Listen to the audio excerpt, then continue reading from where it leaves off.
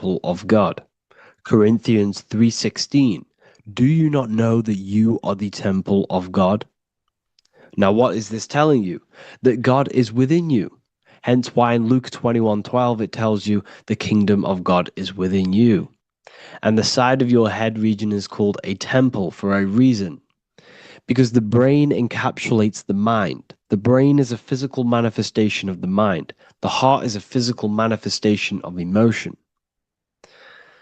So we have these different layers of our consciousness. We have an intellectual, communicative aspect of our consciousness, which we would call the mind.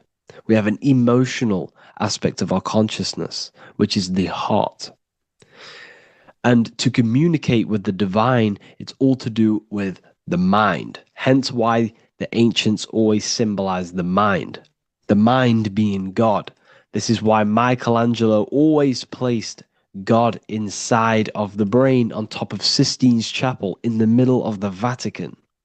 He understood that God is in the brain. God is within you, not outside of you. The church tells you that God is in the sky because they are creating a externalization of the truth to create a business and a distraction so that you don't find the divinity within you, so that you don't find your power. Now you have Adam, the physical man, the physical body, the ego, the lower self. And he is resting. He's not trying to reach to God, but God is reaching because the higher consciousness within you is always trying to communicate with you. It's always trying to wake you up to your divinity. But the lower mind, the lower self, Adam, the physical self, is always in ignorance of truth, always in ignorance, and stays in a materialistic way of thinking, which is the lower animal self. And this is what we call a sleep or an NPC. This is the lower mind of man. But all you have to do is to move your finger to touch God. You have to look within yourself, within the brain, meditate, and you can find God. This is why in the Bible we see many references to the human body and anatomy to truly connect with God. Kings 6:8, the door to the middle chamber was in the right side of the house, which is the right hemisphere of the brain. The middle chamber is the pineal gland, where the seat of your consciousness is, but the seat of your higher consciousness is, the mind. And they went up the winding stairs, which is your spinal column, into the middle chamber, and out of the middle chamber into the third. So they went up the winding stairs. This represents raising your consciousness up the winding stairs. Your spinal column acts as a stairway of consciousness. Depending on what sort of consciousness you are operating in, depends on what part of the spinal column you are using. Because the spinal column ascends and descends consciousness. What do I mean? If you are in a reproductive way of thinking and you're always thinking about sex, you're jerking off all the time and you're always eating, all of your brain's power and your mind's power is being descended into the lower aspects of the spinal column, which represents hell, the physical state of man, Adam, the ignorant state. We're basically living off low-level pleasures like an animal. And the stairway to heaven is your spinal column. They went up the winding stairs into the middle chamber, which is your mind, your pineal gland, and out of the middle into the third stage of consciousness, physical, etheric, astral. When you meditate and you start to raise your consciousness during meditation, you enter the astral plane when you turn off thought. But this is the middle chamber inside of the brain. Here we see another painting inside of Sistine's Chapel of God inside of the brain. This is the brainstem. This is the brain. This is the frontal lobe. This is the back lobe. This is the back lobe. This is the cerebellum. Here's the reptilian brainstem. Here's the claustrum. This is what we are seeing here. Anatomy. Here is another one in Sistine's Chapel in the middle of the Vatican. This is depicting the brainstem. God's neck looks exactly like the brainstem. Here we see a real brain compared to God's neck, because the neck is just below the brainstem. And this is what they are symbolizing, because they knew that God is within you. God is a part of the human body. God is inside of the body, because the body is a vessel for consciousness, for universal consciousness. Inside of you, inside of me, is the same spark of consciousness. And this same consciousness is spread out into every living essence, because everything comes from the one source, the one God, the one consciousness. Matthew 6:22-23. The light of the body is the eye. If therefore thine eye be single, thy whole body shall be full of light. Practicing the single eye. What is this? This is meditation. This is entering within yourself. So the Bible's telling you to practice the single eye. But if thine eye be evil, thy whole body shall be full of darkness. What does this mean? If your consciousness is in an evil way of thinking, if your mind is filled with an evil, negative mind space, then your body shall be filled with darkness, with evil, with negativity. Because negative thoughts destruct the body. Positive thoughts heal and regenerate the body. So he tells you to be, the light of the body is the eye, your consciousness, the inner eye of consciousness, the eye that lets you see. And what do I mean?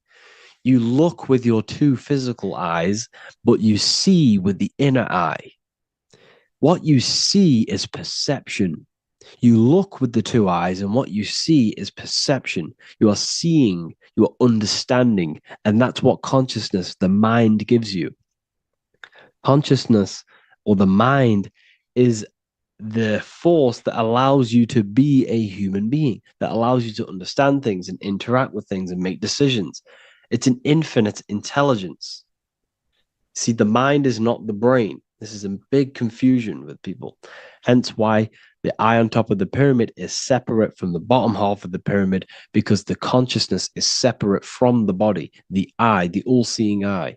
It represents the observer, the eye that sees into this body, into this world, into this. You are the perceiver. You are the invisible spirit within the body.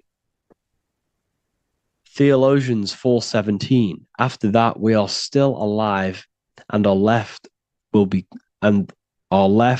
caught up together with them in the clouds to meet the Lord in the air. You don't meet the Lord in the physical air. Okay? This symbolism of the ancient Christian artwork is showing you this is symbolic. These things never happened. There's no man in the sky.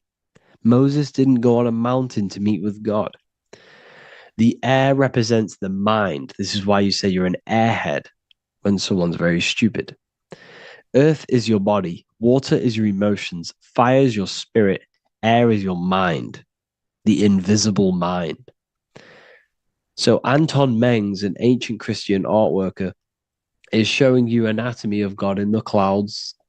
But this is the anatomy of the human body, raising yourself to the mind and turning the mind inwards on itself during meditation. And that's how you meet the Lord in the air. You meet the Lord in an elevated state of consciousness. The air represents an elevated state of consciousness because the air is up. You have to raise your consciousness to meet the Lord in the air.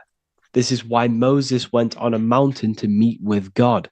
The mountain represents elevation of consciousness, raising the mind up the spinal column, taking all of the mind's attention away from the reproduction and the physical aspects of self and raising it to the brain and turning off the brain and going inward into the air.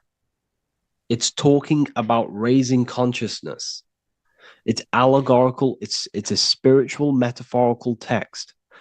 The side of your head's called a temple because inside that where that temple is, right in the middle of where you call the temple, is the inner chamber, the open room, the holies of holies in the Bible, or the land flowing with milk and honey, or Mount Zion. There's so many different names for the brain, or the upper room where Jesus meets his 12 disciples, the 12 cranial nerves in your brain. This is the temple of God. Your body is a temple of consciousness. It encapsulates the consciousness. It encapsulates the mind and soul. John 10:30, Jesus states, I and the Father are one. Psalms 46:10, be still and know that I am God. He's talking about the I am within you, not within Jesus. Everyone refers to ourselves as I. I am God. When you say I, you're referring to the highest aspect of yourself, the aspect that is above all thought, above all emotion, and above all things.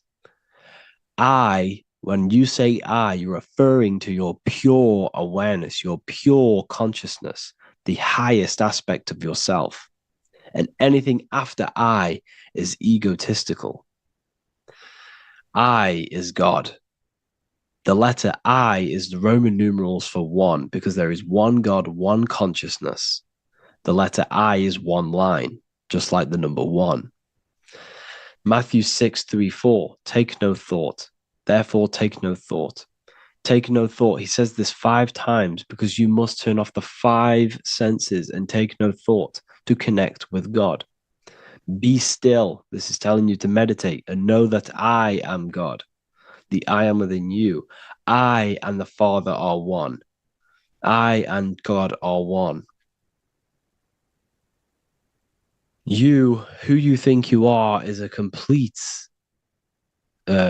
completely wrong. The body is matter. Your name isn't you. Your job isn't you. Your reputation, your trauma, your memories, your friends, family, worries, bills, interests, dislikes, goals, passions, anything to do with the thinking mind is not you. Who you think you are is a part of your thinking aspect of consciousness.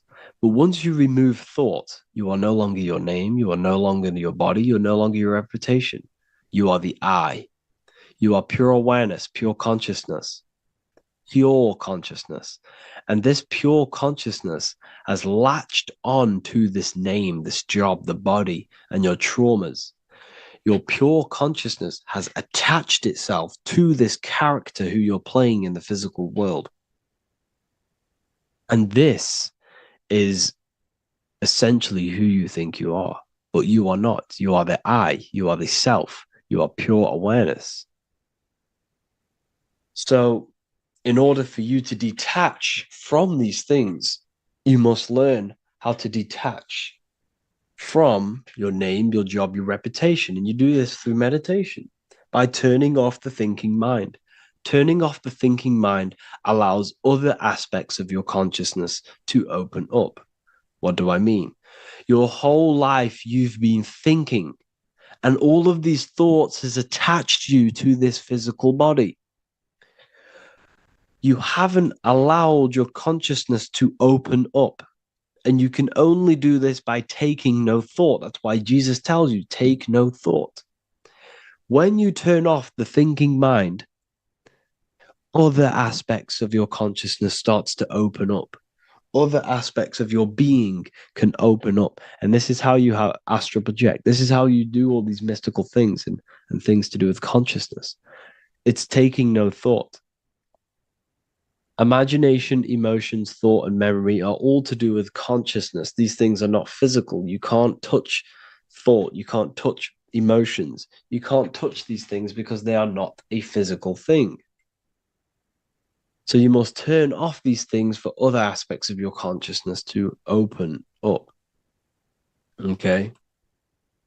So essentially, the Bible is a metaphorical, astrological, numerological, metaphysical, spiritual, encoded text that talks about human anatomy, spirituality, and the true nature of the human experience.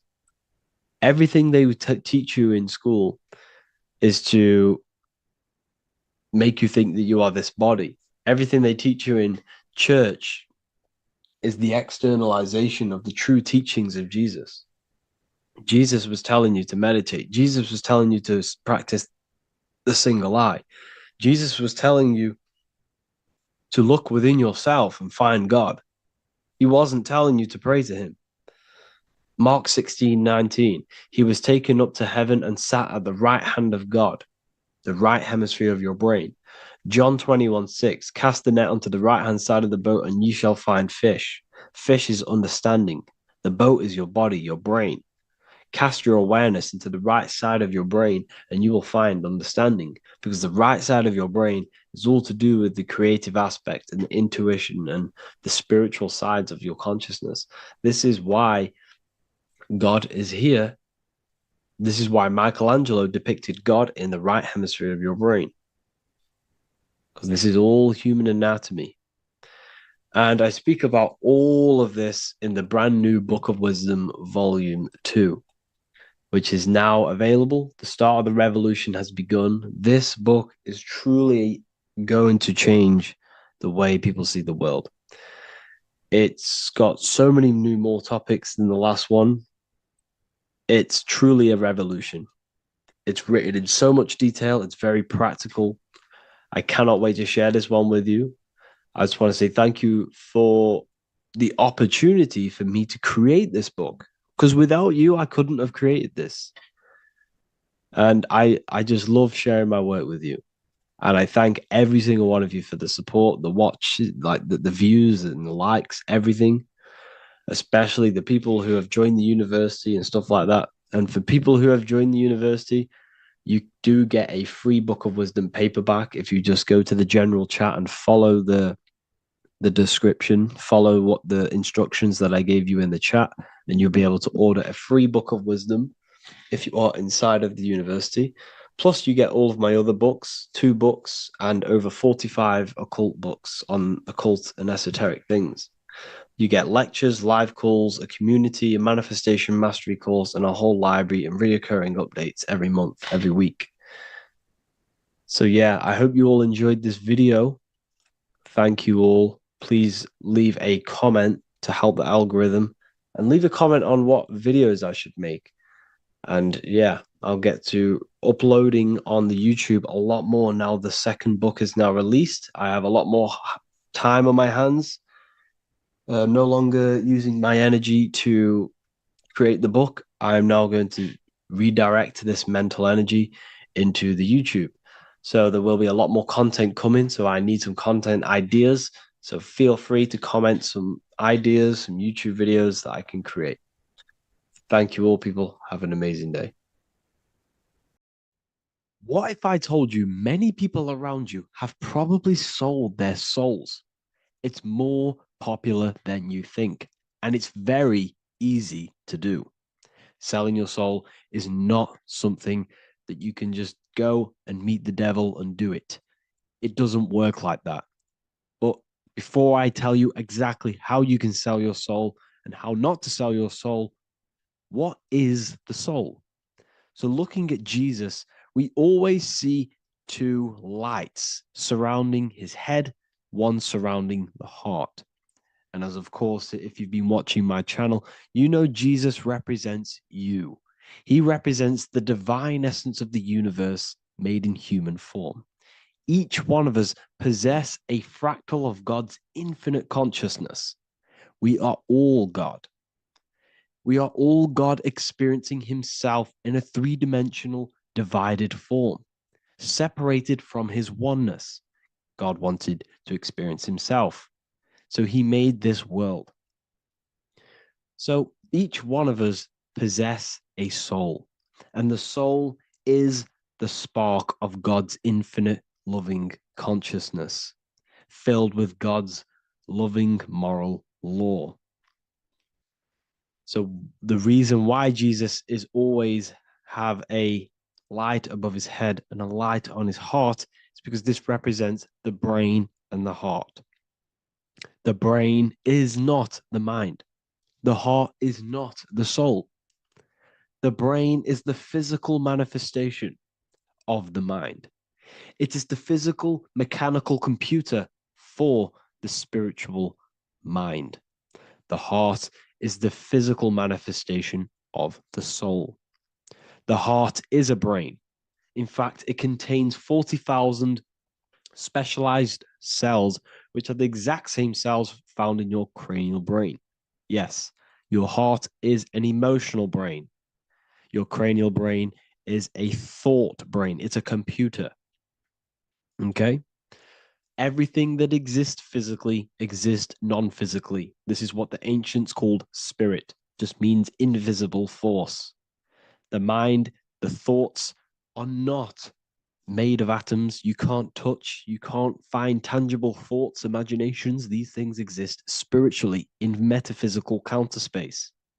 It's the same with your emotions. The emotions are spiritual. They are not physical. You can't touch them. So thoughts are the language of the mind. Emotions are the language of the soul. Sometimes we can become eluded by thought and we can become eluded by emotion. If we are led purely by emotion, we can create illusions in our perception. The same if we rely only on thought. We must balance these two. Okay? So the mind is the creator, the soul is the operator. Every thought we think is being judged by our soul. The soul is the judge. The soul tells you what is right, what is wrong. And even the Freemasons depict this spirit and matter in their black and white checkerboards.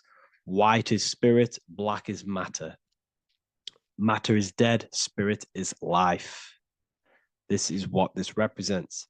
Physical reality is not just physical. For every physical object, for every physical manifestation, there is a spiritual force bringing it into existence. Consciousness brings everything into existence. Before you kick a football, there is a change in your inner consciousness before you take that action of kicking the football. Everything exists in spirit before matter.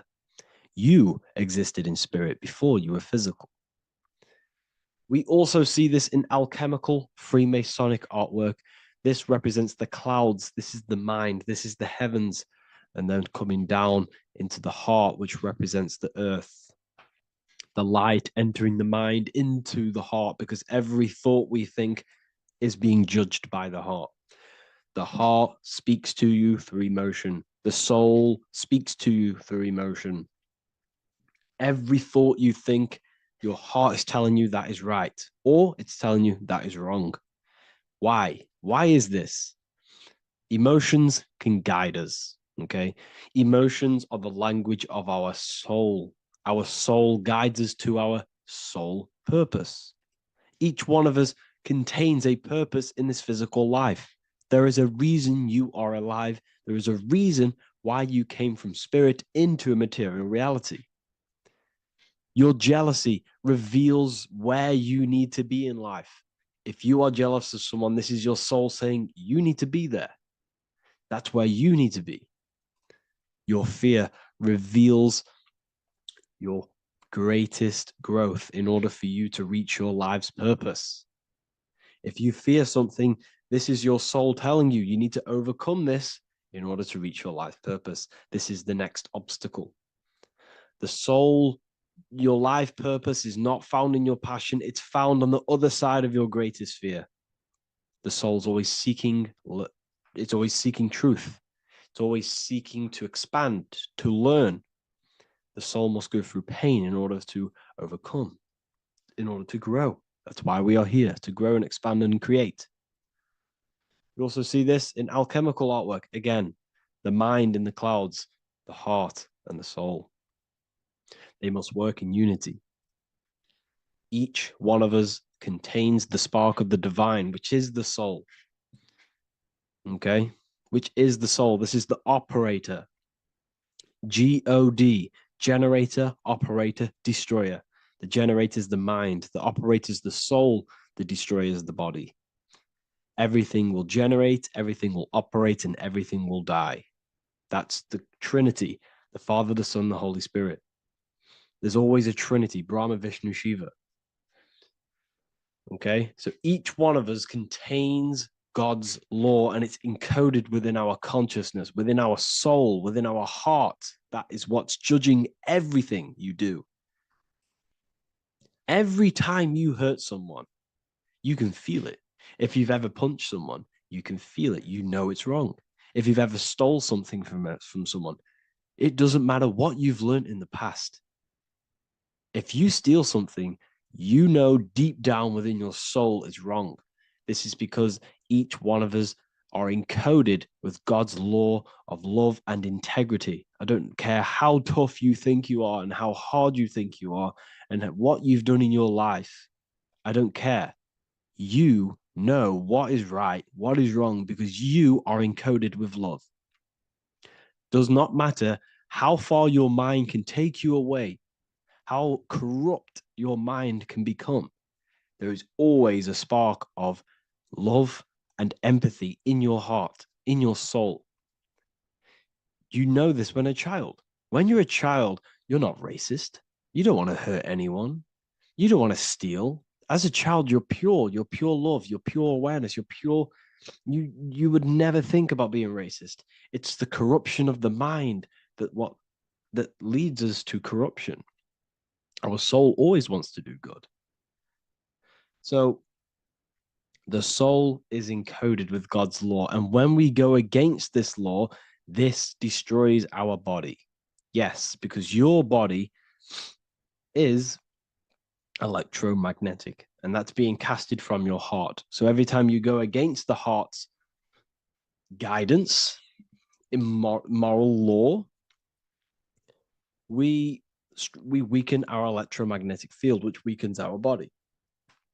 If you've ever looked at someone who's very negative, you can see them. You can see that they are aging quicker. You look at Scrooge, for example. If you ever watched Scrooge, look at how corrupt he looks. That's his heart. You can see the people's hearts on their face. People who do negative things and have negative thoughts, negative emotions, you can see it in their eyes and their face. It's because it corrupts you. It corrupts the body. It ages the body. Goodness is life. Okay. So can you sell your soul? You cannot sell your soul physically. But what you can sell is your conscience. What you can go against is that moral law. And you can exchange physical material things such as money, fame, cars, houses, business, in order for you can exchange that to go against your inner dialogue. For example, these rappers, celebrities, what are they doing? They're not selling their soul. You can't sell your soul to some entity on the astral plane. But what you can do, you can take money to say, I'm going to go against my heart. I'm going to go against my inner moral law. I'm going to take that money and I'm going to do something wrong. It's basically going against your soul. It's selling your soul, selling your soul's guidance of moral law. That's what selling your soul is. And that's what these rappers are doing. That's why they're so sad. You know, this is why all these rappers are on drugs, doing all sorts of things to escape, to short-term escape what they've done. They're going against their inner guidance for money. And yes, short-term pleasure may be happy for now, but in the long run, it will leave you feeling voidless because nothing material can ever satisfy your soul. Nothing. You could gain £1 million tomorrow, guaranteed within 2 weeks, you'd be back to the exact same position mentally, emotionally as before, because nothing physical can ever satisfy you. Guaranteed, if you received $1 million yes, if you received $1 million now, in a week's time, you'd be hunting for the next million because it does not satisfy you. There's a reason why these billionaires don't stop working, because they're so addicted to earning and earning and earning. It doesn't satisfy you. The only way you can satisfy yourself is through Christ consciousness, is through self-love, is through loving thyself, knowing thyself, and becoming balanced internally in consciousness instead of seeking external validation through material things, which end up leaving you feeling voidless. empty inside, and sad and depressed and anxiety. Everyone's looking outside of themselves for validation, when true validation comes from within. True satisfaction, true happiness comes from within, reaching Christ. Christ is a state of being, a state of consciousness that we must cultivate within ourselves, so we can live a happy, balanced life. You can have all these material things when you're satisfied inside, but don't rely on them. Me, I enjoy material things, but I don't desire them. I don't chase them. I don't rely on them for happiness, for validation. You can have big cars. You could have your favorite watches. You could have Lamborghinis. Yes, it's fun, but don't let it give you your happiness. As long as you're happy on the inside, it's okay to have these things. You should seek balance with your inner world and outer world. Okay, so this is what they are doing. Rappers, celebrities, actors, Hollywood, this is what they've done. They've exchanged their inner integrity, their inner law, their inner moral compass for exchange for material wealth, fame, money, and cars. That's what they've done. And power. It corrupts you. They slowly corrupt you. So yes, you cannot sell your soul.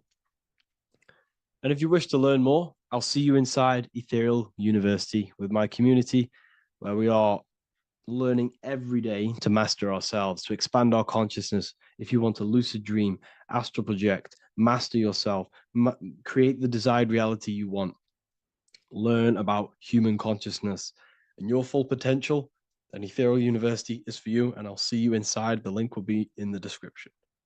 Thank you for watching.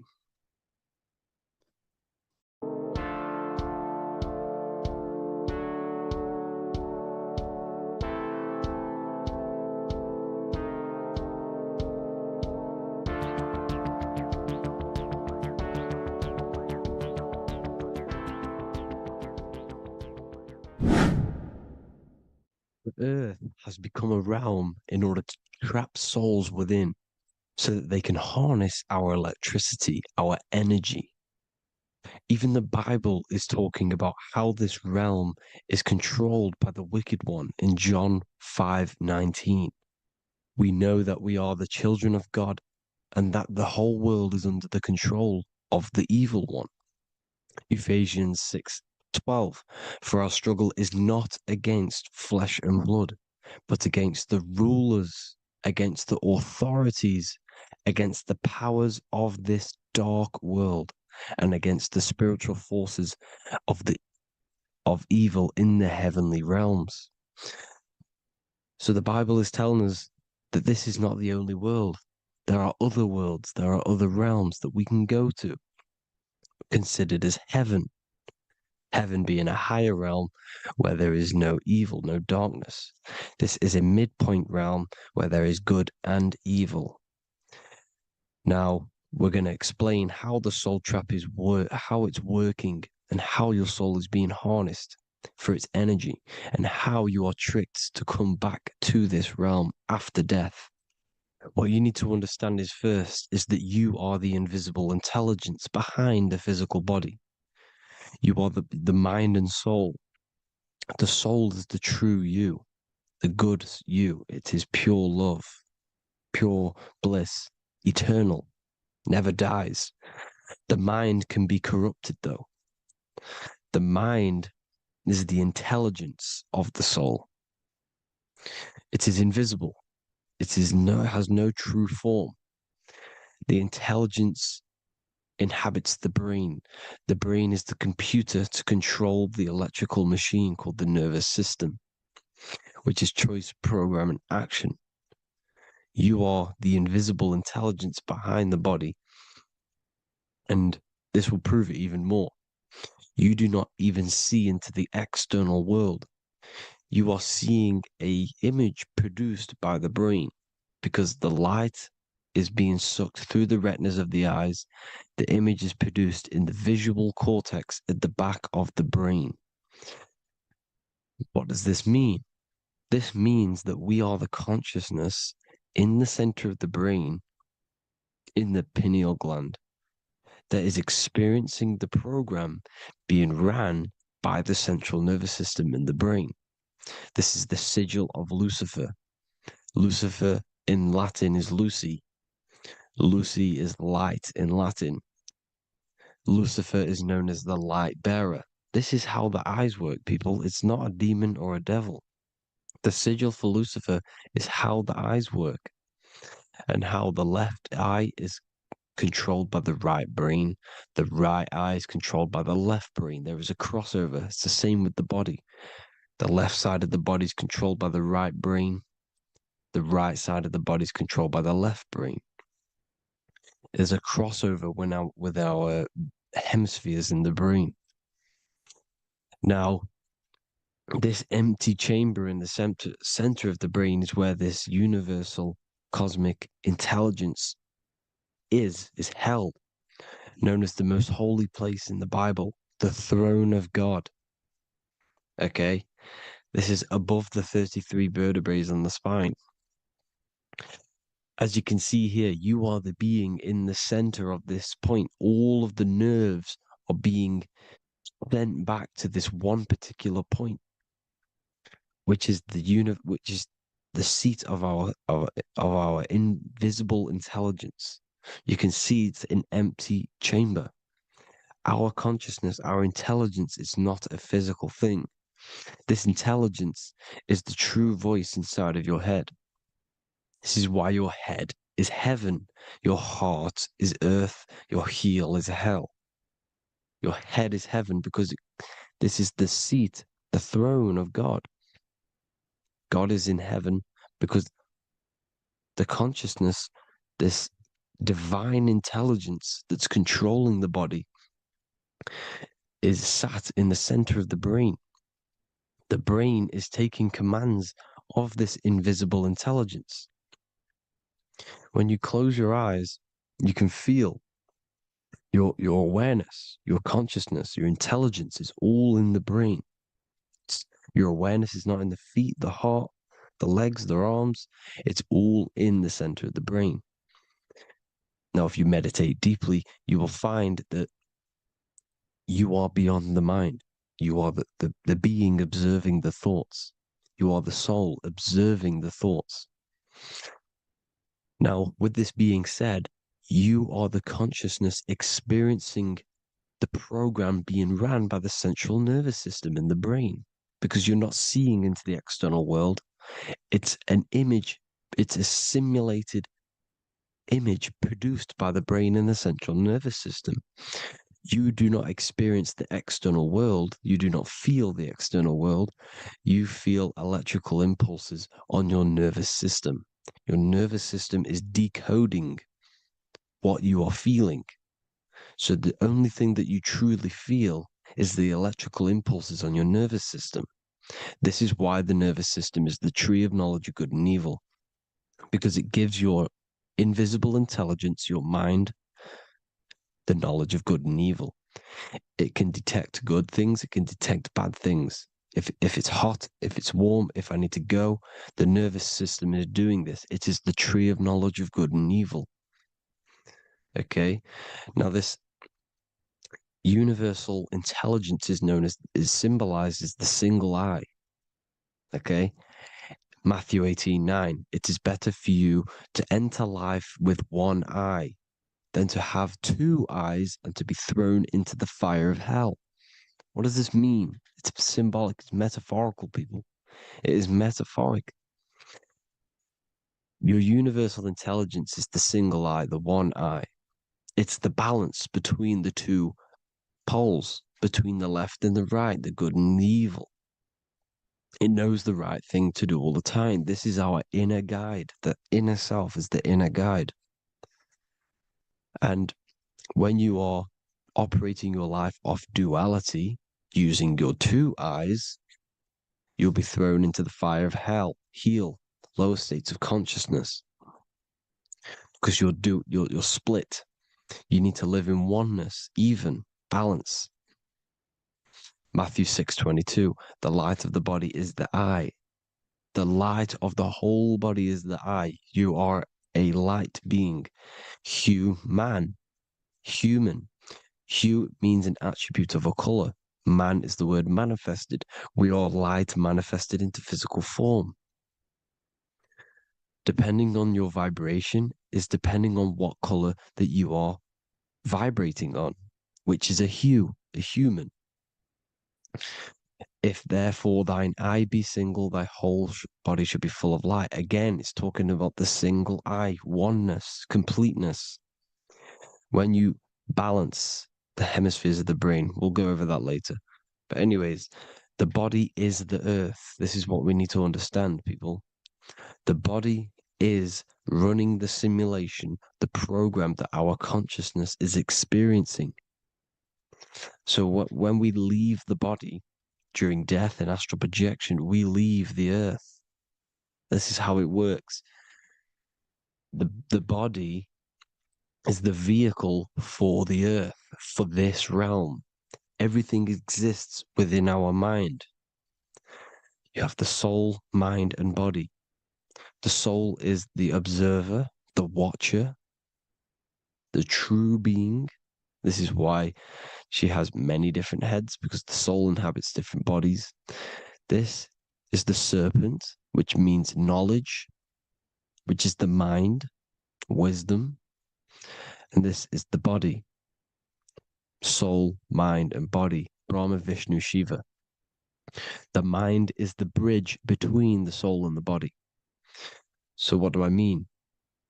When you astral project, you are using your mind to project your awareness, your observing consciousness outside of the physical body. The mind is the projector, projecting consciousness. By using your mind, you can project your consciousness outside of the body, which is known as the astral realms, which is known as walking on water. Jesus was never walking on physical water, people. It's metaphorical. Believing the physical body. The water is the ether, which is the veil between the physical and the astral realm. It's a fluid substance. It's on either side. It's physical and astral. The ether is the fifth element that they hide from us. Why? Because they're trapping you in the physical. They are hiding all of these realms. Etheric, astral, and mental. People think their mind is their brain. It's two separate dimensions. These are completely different dimensions. The mind is way more intelligent. The mind is formless. There is no form to the mind. You can think anything you want. You can manifest anything you want within your mind. It is not a physical object. The physical realm is being controlled by the mind. Everything's being controlled by the mind. Everything exists within the mind. This is why the Egyptian says the universe is mental. So when we project our consciousness outside of the physical, we go to the astral. The ether is the water that Jesus is walking on. This is the veil between the physical and the astral world. The word together has ether within it because it joins the two worlds together, together, the astral and the physical. The word either is ether because the ether is on either side, physical and astral, physical and spiritual, physical and non-physical. In the astral realm, the mind can manifest anything we want. We incarnate to restrict our minds. This is why Saturn, if you go and watch my video on Saturn, how Saturn is this simulation, okay, our minds can manifest anything we want in the astral plane in the click of a finger. However, when we incarnate in matter, we now have to labor for our manifestations. This is why Saturn's known as the great teacher in astrology, because he teaches you a lesson. When your mind incarnates into matter, it's teaching your mind a lesson, the knowledge of good and evil. This is why the Bible says, you shall be gods and know the knowledge of good and evil. when you incarnate here. You have to know the knowledge. You need to know the knowledge of good and evil to become a god. Okay? Now, the square is the physical plane. The triangle's the ethereal plane. The circle's the eternal plane. The circle has no beginning, no end. It's eternal. The physical plane is the square. It's limited. The square is limited. The cube is the geometric shape which gives rise to matter. Now, the term think outside the box has truth in plain sight.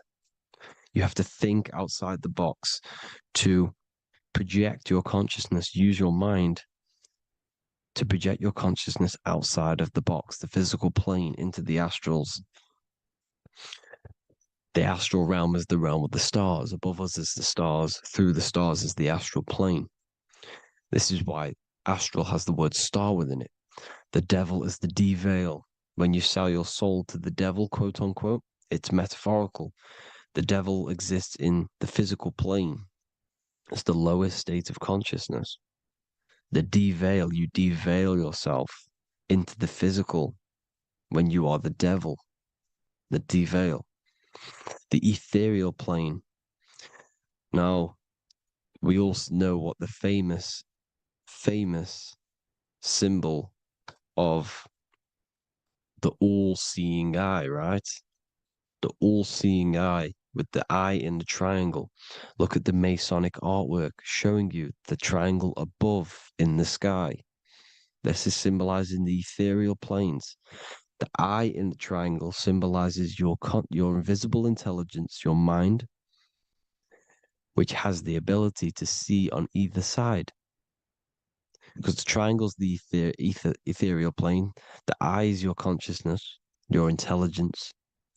And this intelligence has the ability to see in the physical plane and to see in the ethereal planes, in the astral planes.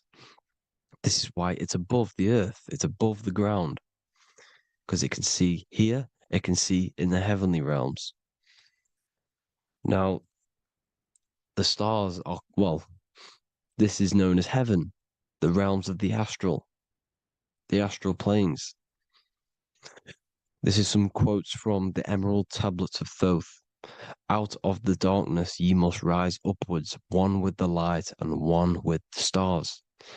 Man is in process of changing to forms that are not of this world. Grows he in time to the formless, a plane on the cycle above. So there's other worlds. The Bible's telling you there's other worlds, there's other realms. Know ye must become formless before ye are one with the light, the astral light above, which shining through the stars. Not of the earth are ye, earthy, but a child of the infinite cosmic light. You are the invisible intelligence controlling the physical body. The body's not you. It's the vehicle that your soul lands in when your mind projects your consciousness into that realm. Free from the body, I flashed through the night. Unlocked at last for me was the star space. Wow, that's powerful. The star space, the astral planes. This is what he's talking about. We are all a star. We descended from the astrals, which is the star.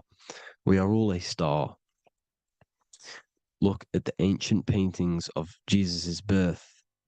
It's the star beaming his consciousness down into the physical plane. Here's another one. Here's some Freemasonic artwork showing you, again, the ether, that invisible intelligence, the eye, manifesting itself inside of here, in the physical realm, where the people are. You see? It's the same here. This is Jesus. Here's the bird symbolizes the Holy Spirit, your invisible intelligence, descending into the waters, the ether, the ethereal, everything. The ether is the base of all physical matter. Here's Truth in Plain Sight. Mr. Bean, the famous TV program in England, in the UK. He begins the program like we all begin the program from falling from the stars. He falls down with a beam of light. And this is truth in plain sight. This is false. The aliens don't exist. They're a lie, alien. But this symbolizes the star beam in our consciousness. And when we die, this star will suck us back up, just like this UFO is doing. It's truth in plain sight. So this is some more Freemasonic artwork, going from duality to singularity. Sun, moon, masculine, feminine. Right hemisphere, feminine, left hemisphere, masculine. The consciousness in the center, the balance point. Here's another more Freemasonic artwork. The two pillars, left and right hemispheres, and the invisible intelligence between the left and right hemispheres, the light of the body. This is why light's coming off it. Because it's light, it's pure light. The blazing star. The stairs go from the checkered board, the duality, up to oneness, in between the sun and the moon, the masculine and the feminine. This is symbolizing going into oneness. What did the Emerald Tablet say? You've got to become one with the stars, one with the one with the self. Balancing the two hemispheres so that you can gain, because when the two hemispheres are balanced, you can gain a more deeper connection with your invisible intelligence. Same with the chakras. When the chakras, the seven seals in the Bible, these are seven seals because when you conquer the seven chakras, when you balance the seven chakras, you then gain a more deeper connection with your internal self because your mind is not filled, it's not being ran, it's not being dominated by these seven deadly sins, the seven seals, the seven chakras. These are seven energy centers which are concealing our true form. Balance makes us have a stronger connection with our true cosmic intelligence. Heaven is even. This is why Jesus is pointing at the heart. The even point is the heart. You got to balance the chakras and live from the heart because the heart is the earth. You're in good and evil. The body manifests the lower and the higher self. The higher self is in the higher parts of the body. Wisdom, intuition, expression. The lower self is in the lower parts of the body. Sex, food, and power. This is how they are trapping your soul, people. Like I said, the mind is the bridge between the soul and the body. So by tricking the mind, not giving it the right knowledge, and keeping the mind stuck in the lower three centers, thinking about power, food, and sex, this is low vibrating energy. It's going to keep your mind addicted to the physical realms. Okay, this is why you need to go even, balance, heaven. Okay, I will explain the soul trap in a second, how it fully works. But I'm telling you all the science behind it so you can understand. When you are doomed, you are domed. This is the dome, the firmament, the firmament, the mind. Ment is mind, firm is firm. A firmament is doomed under the firmament. You must have a loose mind, an open mind to expand your consciousness beyond the stars, beyond the ethereal barrier. You have to vibrate higher than this world. Your consciousness must be expanded more than the physical plane.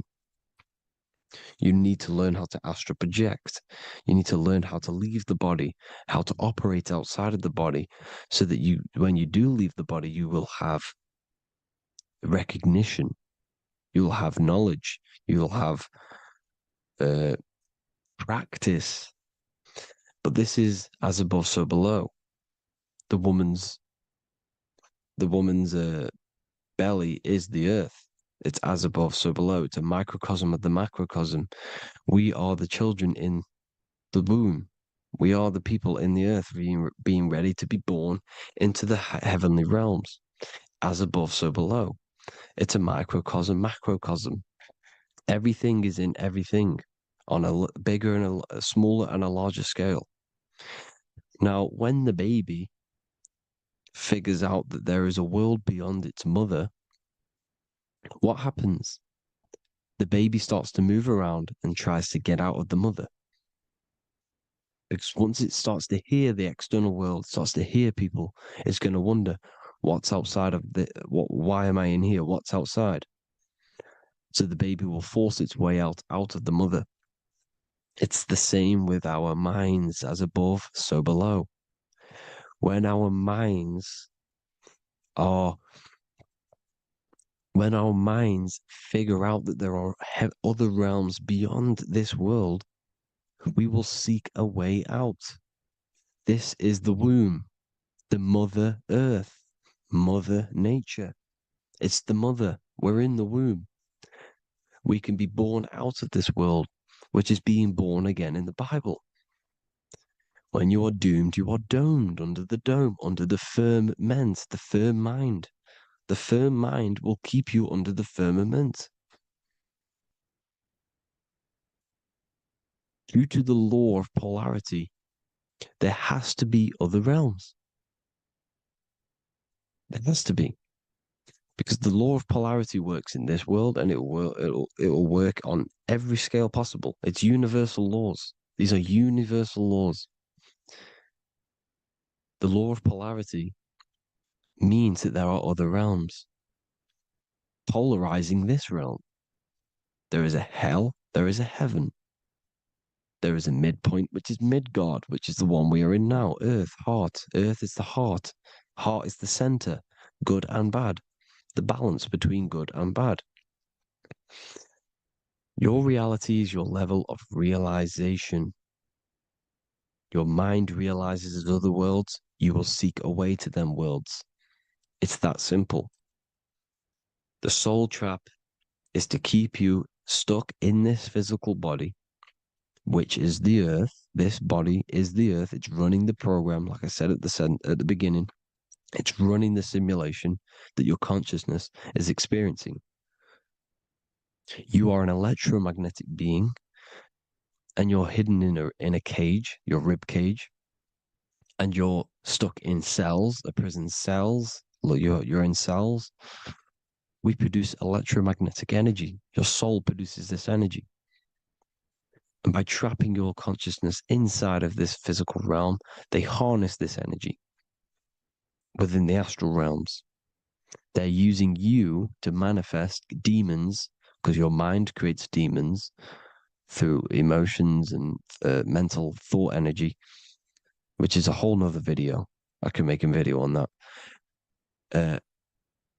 You're manifesting everything for them because they're trying to create a hive mind. This is why they want everyone to believe in one belief system, one government, one belief system, one religion, because they're creating a hive mind. This hive mind will manifest and be summoned within the astral planes, because the mind manifests the astral plane. The astral plane is the realm of imagination. The mental plane is the realm of just thought alone. The etheric plane is the energy. The physical plane is the matter. So all of our minds together are manifesting these demons within these subconscious realms, the astral. Now, how are they keeping you stuck to this realm? Well, when you die and you're stuck in your lower three chakras, okay, when your mind and soul detaches from the body, which is the earth, when you leave the earth, you're still going to have these mental addictions to the food, the sex, the materialism, the phone, the cigarettes, everything. This is why they get you addicted to everything possible. The TikTok, the YouTube, they get you addicted to as many things possible. Because when your mind is addicted to these things, and when this mind leaves the physical body, you're still going to have these addictions. Okay? You're still going to have these thoughts. And you will be manifested into the lower astral realms because you're thinking materialistic, you're thinking negative, because your level of realization was your reality. You were manifesting hell on the earth. When you leave the body, you're going to manifest hell in the astral planes, which means you'll be vibrating on the very low, which will put you in the lower astral realms. So guess what? You're going to come back. You're going to come back into materialism. You're going to reincarnate. Because you haven't prepared for life after death. You must detach from the external world. Okay? Moon is mind. The sun is the soul. The earth is the body. The moon is the mind. This is why we say lunatic. In your mind, you have a specific mood. Moon. Money, M-O-N, is the moon. Money exists in the mind. They get you addicted to the money. The Bible's telling you this. Do not conform to the pattern of this world, but be transformed by the renewing of your mind. It's telling you. Of this world, but be transformed by the renewing of your mind. Who knew that the Bible was this deep? Matthew 16:26, what good will it be for someone to gain the whole world yet forfeit their soul? James 4:4, don't you know that friendship with this world means enmity against God? Therefore, anyone who chooses to be a friend of this world, of the world, becomes an enemy of God.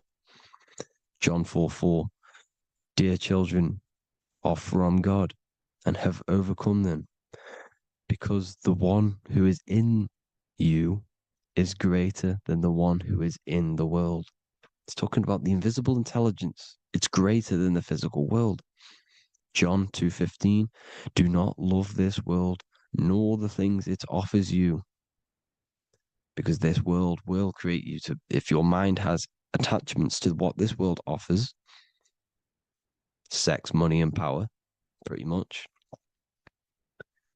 you will reincarnate here. You will come back here, because when you leave the body, your mind will still have these addictions. Do not love the world, nor the things it has to offer you. All of this is in my newly published book. The paperback versions are now available. Finally, for all the people who have been waiting, the Book of Wisdom. All of this knowledge is inside of the Book of Wisdom. The paperbacks are available. There's worldwide shipping. You can get it anywhere, pretty much, any country. My new website, it's amazing. There's going to be some amazing products coming on the new website. But I thank you all for the support. Before I leave, I need to explain what is going on with the soul trap. Like I said at the beginning, the mind's the bridge between the soul and the body. The body's the realm. By tricking your mind with false knowledge, they are keeping your soul stuck to this realm. They get you addicted to all the physical things, and that is it. As soon as you're addicted and you die, you're going to come back. So by tricking your mind, which is the bridge between the realms, they keep your mind stuck within this body. They keep you in physicality. They deveil you, the devil, the deveil. Thank you all for the support, people. If you do want to join the Academy, all the links will be posted below this video for the book, The Academy. Thank you all for the support and have an amazing day.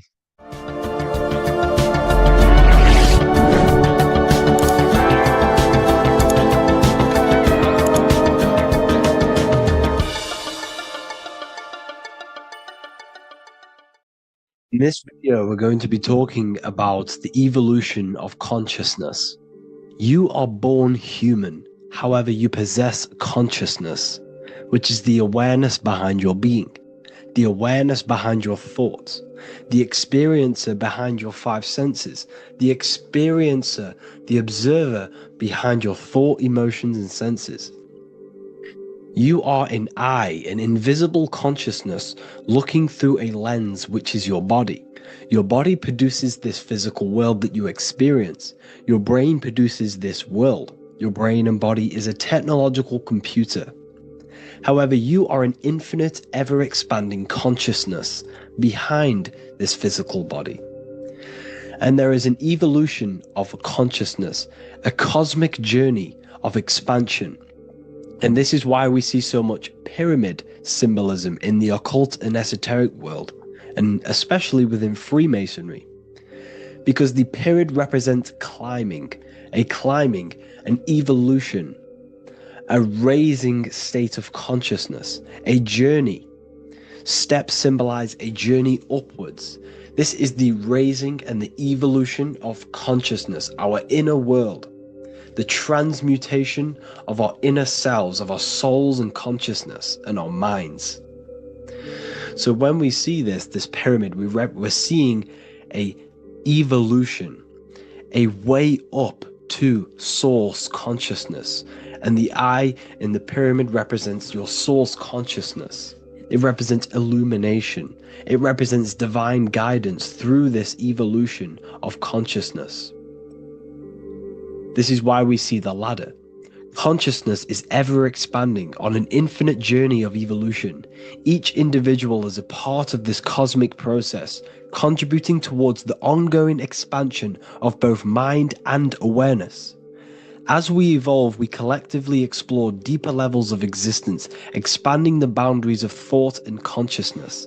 The mind has the ability to expand infinitely into new realms of thought, into new dimensions of mind. The mind cannot be filled up. It is not a physical substance. The body can be filled up because it is a physical thing, but you cannot fill the mind. Therefore, the mind is constantly expanding, ever expanding into new fields of thought. So what we see in Freemasonry, the ladder, is again a journey, an elevation of consciousness. When we are born with an infant consciousness, and as we gain older, we gain an adult consciousness. Our inner world, our inner mind, and our emotional intellect changes and evolves. We are significantly different from when we were very young as an infant. It's because our consciousness evolutes, it changes, it alters like water. So just like this evolution of your own consciousness as growing up, there is consciousness of beings existing in cycles beyond our own. And their consciousness is unimaginably different from ours. They operate on a higher level of understanding and knowing, experiencing reality in ways that transcend our current comprehension. Our minds right now cannot comprehend the highest states of consciousness. There are entities, there are beings beyond our own, existing in higher dimensions of consciousness that we cannot comprehend because they have expanded. They are on a further way up the ladder of consciousness. However, we are all on the same journey. None of us can take the same journey. There is one ultimate goal, reaching source consciousness. However, this is always ever expanding.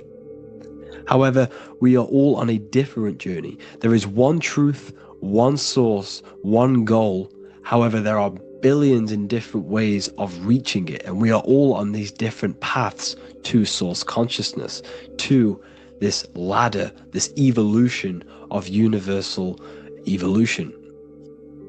Okay? Their awareness is attuned to new dimensions of existence, reflecting a more advanced stage in the cosmic journey of consciousness evolution. So when you take DMT, you are shot into these higher realms of consciousness where you meet these beings who look similar to these images. They are not speaking to you physically. They don't speak to you three-dimensionally through vibration and words. They speak to you mentally. If you have done DMT, then you know this. And if you have met these beings, then you know this. You might have even met some of these types of beings on mushrooms or any psychedelic drugs. Because ultimately, when you take these mind-altering substances, it's altering your consciousness. It's merging your consciousness with the spirit of that substance. And you are essentially attuning your mind to higher dimensions of consciousness. That's why we say we're getting high when we take these substances. Therefore, when you meet these beings on DMT, you are essentially meeting beings who are attuned to higher dimensions of consciousness, and they speak to you mentally. They speak to you telepathically through thought, because the universe is mental. Everything exists within the mind. The way you are now, your physical existence, is a state of mind. Mind, thought creates matter. Spirit and matter are two opposing ways of thinking.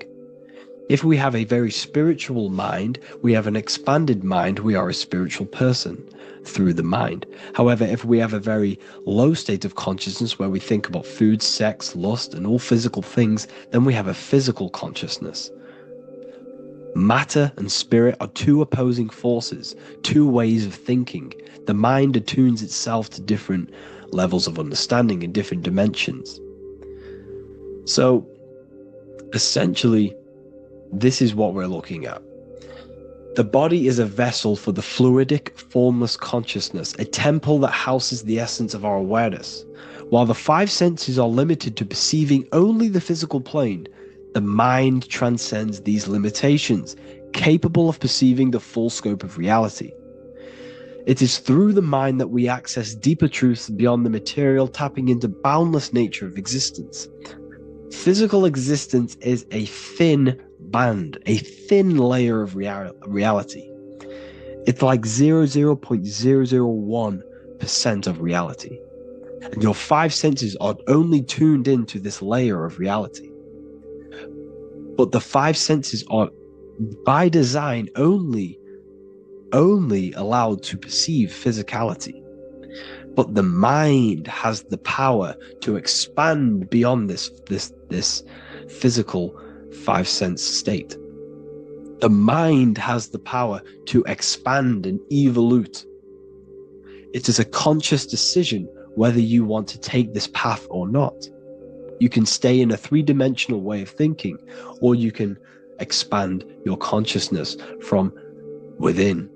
It's not an external journey. There is no God going to save you. You must save yourself. Therefore, behind every single one of these eyes is the same source consciousness. However, we are all different cells in a different journey. The organs in your body, the cells in your body are all alive. They all possess same consciousness, universal consciousness. However, we are all on a different journey of evolution. As above, so below. As the baby is in the mother's womb, when the baby becomes conscious, there is a world outside of its mother. What does it do? It presses and seeks a way out to be born in the other world outside of its mother. It is the same with your consciousness, your mind. When your mind becomes aware that there is realities beyond the immediate surroundings, it seeks a way out. And this is exactly what I'm doing to you now. I am now expanding your mind and telling you there is other ways of reality. There is other dimensions of consciousness which you can access through inner transmutation, through different ways of thinking, spiritualism, and meditating and connecting with yourself and detaching from external things. We can upgrade our consciousness. Your body is a womb. Why Jesus says you must be born again to see the kingdom of God, because you are born physically and then you must be born again spiritually, awakening your inner consciousness. So like I said, as the baby is in the womb, it's the same principle. As above, so below. You were a baby, you were in your mother's womb, and you figured out there is a world outside of your mother, so you seek to weigh out your mother to be born in another world. It's the same now. You must do this now. This is your spiritual evolution. This is the evolution of consciousness. It's ever expanding. When you die, this is a transition. You must learn to not fear death. This is another part of your spiritual journey. You must master death. Therefore, like I said before, the mind has limitless capacity to expand into new realms of thought, continuously exploring uncharted ideas and concepts without boundaries. The mind can ever expand. It can never be filled. It can never ever know everything. There is infinite fields of knowledge, infinite fields of thought. Your current state is just one stage on an infinite pathway. You won't remain human forever. The human experience is a crucial phase where we learn to balance polarities, master the fundamental laws of the cosmos. It is a period of growth and transformation, preparing us for the next stages in our cosmic evolution. The goal is to strive for perfection, yet the true perfection is unattainable. It's like a tunnel, and there is a light at the end of the tunnel. And as you walk through this tunnel, the light is ever moving backwards. You should forever seek to meet that light, but you will never meet that light because consciousness is ever expanding. You should strive for perfection, yet knowing that perfection is forever unattainable. The journey is endless, with each step revealing deeper layers of understanding and experience. The pursuit of growth and expansion is itself the essence of our evolution. You can find all of this knowledge in the amazing book that I have read for years. I have read this book, The Emerald Tablets of Thoth, the Atlantean, by M. Dorial, translated by M. Dorial. I'm telling you now, this book, now that I've told you this, you have some context on the book. The whole book is about evolution of consciousness.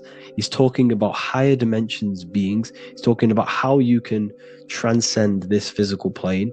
It is truly the most amazing book you will probably read. One of the best spiritual texts you'll see. It's hard to understand, so you must read it over and over again. And the more your mind progresses, like for me, I read this every couple months. And the more I learn about consciousness, the more I expand my own consciousness. And every time I read this book, I pick out something new that just completely blows my mind. Because you can only understand this book to your level of consciousness, to your level of understanding. So now that I've told you all this information, go and read this book and it will absolutely blow your mind. And so will the Book of Wisdom Volume 2, which is now available. I released it the other day. I'm just going to read a page out now. This page is called Spirit and Matter. The Earth is not merely a dense, lifeless rock drifting through space. It possesses spirit, a living essence that animates its form. But what do we mean by spirit? Spirit in esoteric terms refers to the energy, the life force, animating the principles infused in matter.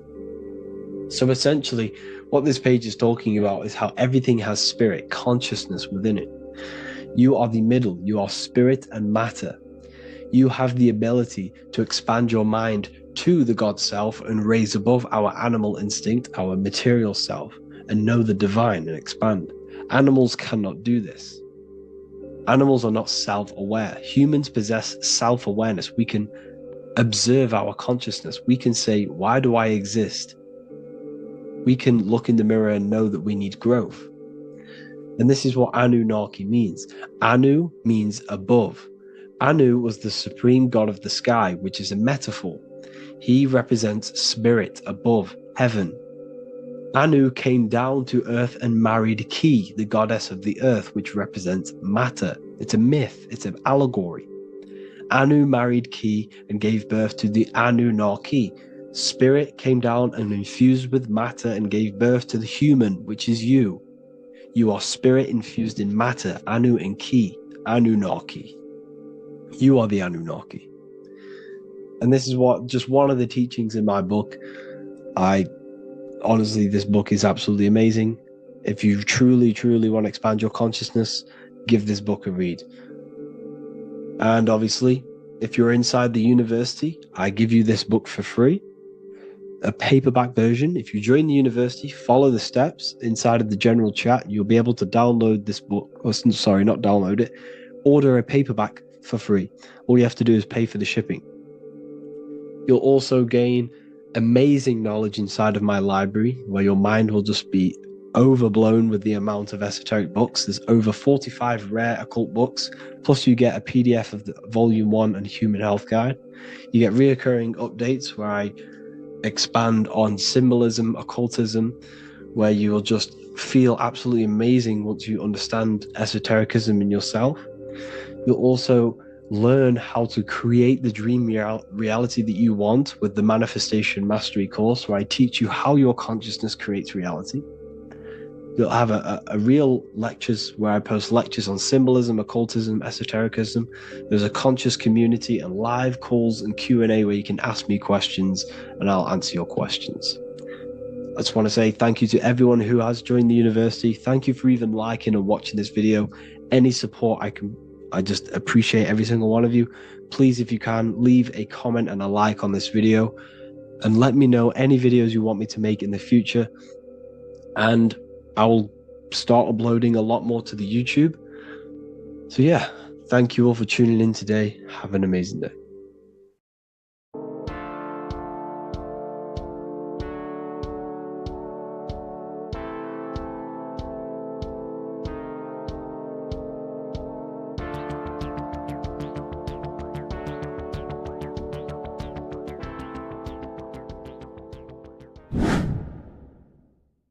What is good, YouTube? Today we're going to be talking about the astral plane and how the cosmology fits into the astral plane. Okay, so first let's go over the astral plane and go over the different layers of reality so that you can understand reality more. You are a multi-dimensional being. You are not in these, you are in all of these realities at the same time. They all interweave into one big reality. But there are different planes, they are different vibrational dimensions, there are different dimensions of reality. The mind is the root cause of reality. We're living in the mind of God. Everything is being thought into existence from the root cause, from the universal mind. This is why the ancient Egyptians said, all is mind. We're living in the mind of God. And we are a microcosm of this mind. This is why we all have the same mind. This mind is the world of thoughts. Now, this world of thoughts is just the thought alone. For example, it is the thought of a chair. But then when you start to imagine this chair and you start to mentally see the chair, you're now manifesting the thought, the singular thought, into some sort of form. So now you're imagining the chair. You're imagining the form of this chair, which is then manifesting into the astral plane. The astral plane is the world of thought forms manifesting. So when you are imagining something, you are seeing into the astral plane. Okay? Your third eye, it is an eye because it sees the astral plane. It is seeing the other side through imagination, through dreaming. Well, we'll go over dreaming later. So the thought of a chair is a singular thought. The imagination of the chair is the manifestation of the chair. And in the astral plane, it's basically the world of all the chairs that could ever exist. So you're thinking of the chair as a singular thought, which is the mental plane. The astral plane is the imagination of that chair, is the thought, the manifestation of it. Depending on the vibrational state of the thought will depend what level of the astral plane it will go to. For example, if you're thinking about a chair to torture someone on it, it's going to go on the lower astral plane. Or if you're thinking and imagining happy things, it's going to go to the higher astral plane. So wherever your mindset is, that we call it a mindset because your mind is setting frequencies to certain things. Thoughts are frequencies. And a mindset is setting your frequency, setting your mind to a certain frequency. So when you set your mind to a certain frequency and you imagine something in that frequency, you're going to match everything in the astral plane that are on that similar frequency, just like you would in the physical world. Because we're all in these worlds right now as we speak, but we can't see them with the two physical eyes. We can feel it though. When you're around someone and you've just met a new person, for example, you can feel their vibration. And if you're not if you're not on a similar vibrational match, you will not get along with that person, or you just won't not get along, but you won't connect with that person because you're on two opposing frequencies, not matching. And this is something that you can't see, you can only feel because it's the astral plane. It exists within the astral plane. Everything in the astral plane is made out of vibrations. So if you do astral project, and if you already know how to astral project, you will see beings and people and things that are on the same frequency as you. This is why before you astral project, you need to sort your vibration out before you astral project, because you are projecting your consciousness into this. It's the mind. The mind is the bridge. It can move between realities. You are a observer. You are a observing soul which observes different realities. And the mind is the bridge between all of these different realities. The mind can choose. If you want to project into the astral, you set your mind to it, you can. Okay?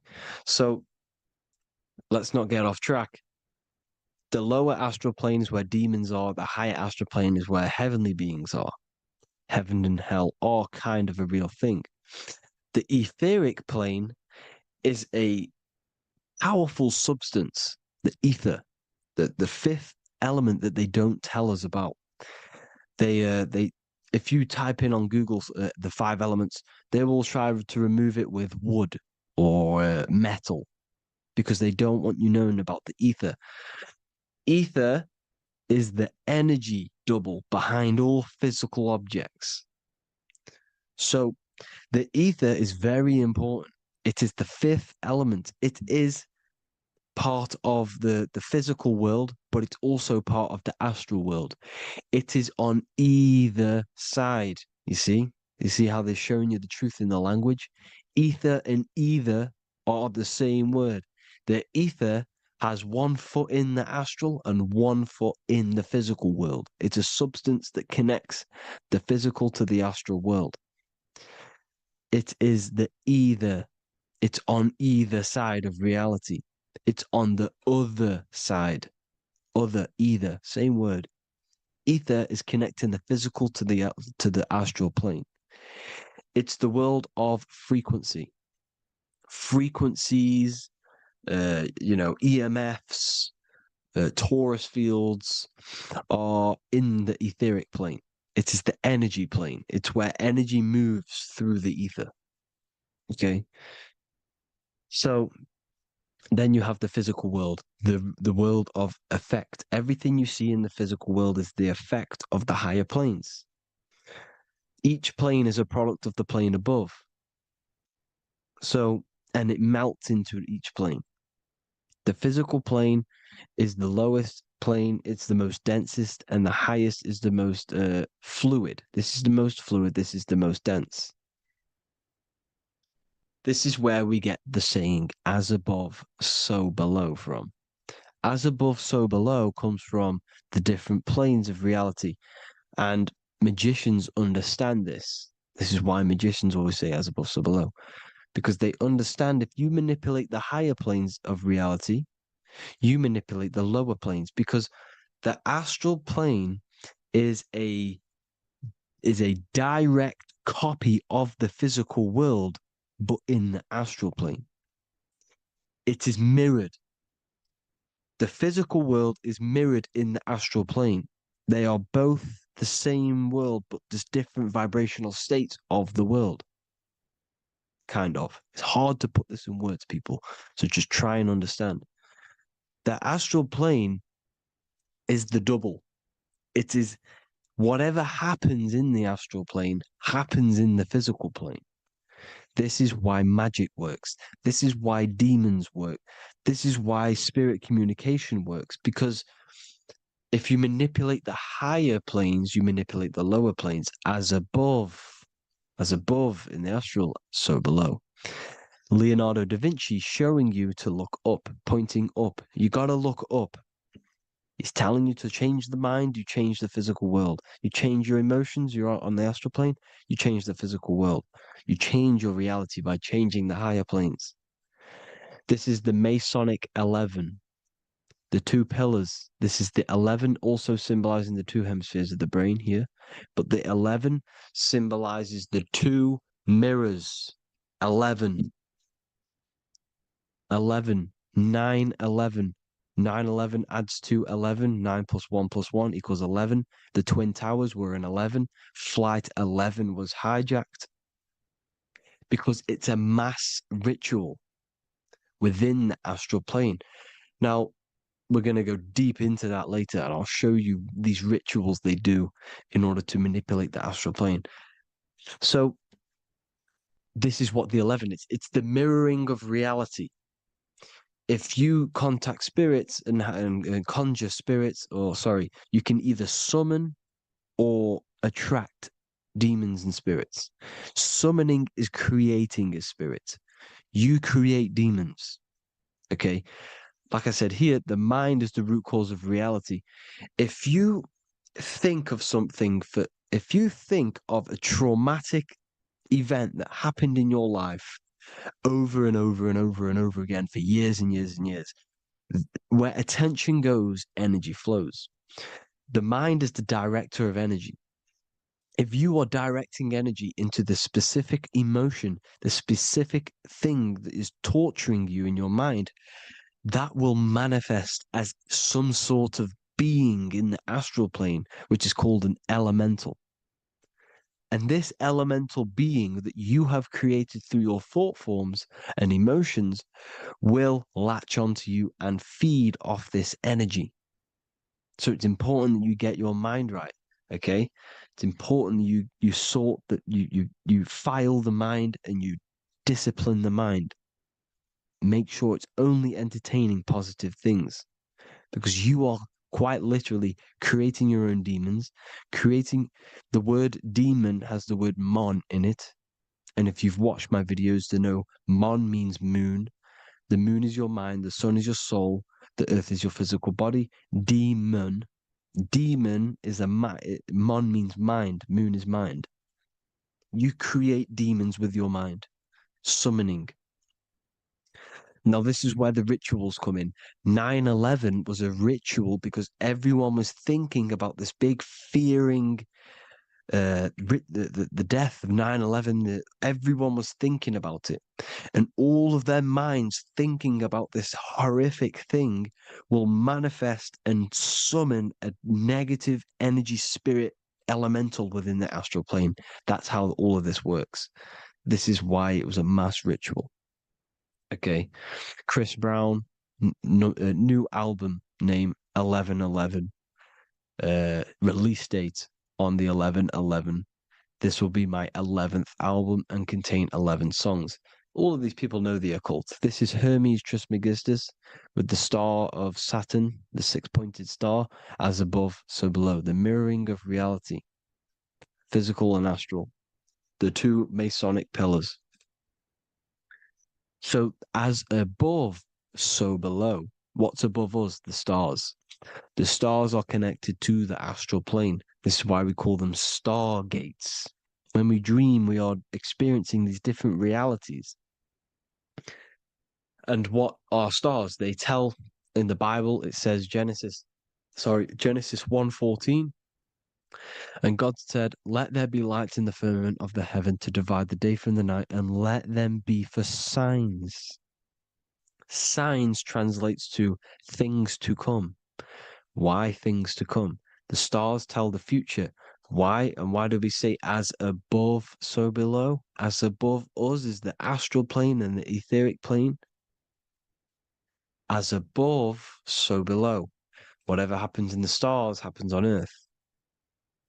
The stars are connected to the astral plane. Above us is the astral plane.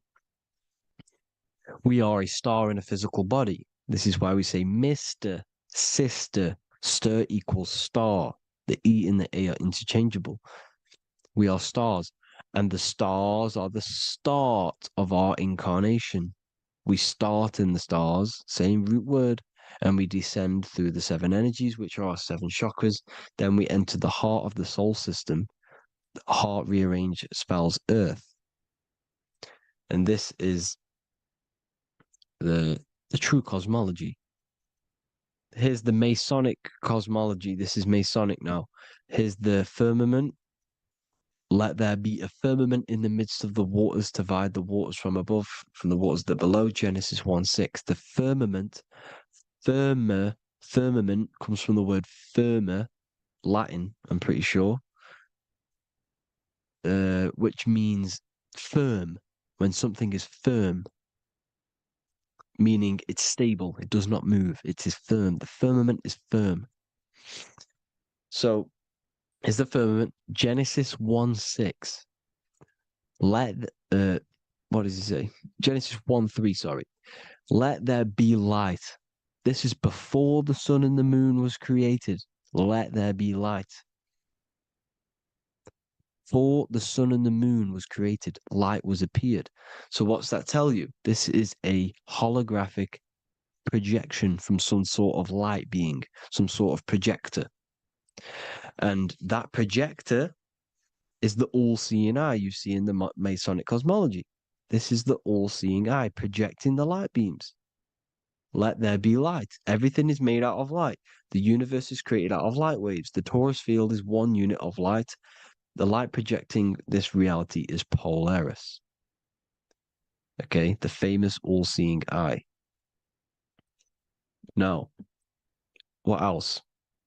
Then we have after let there be light in Genesis 1:16, and God made the two great lights. This is the sun and the moon, electric, magnetic, male and female.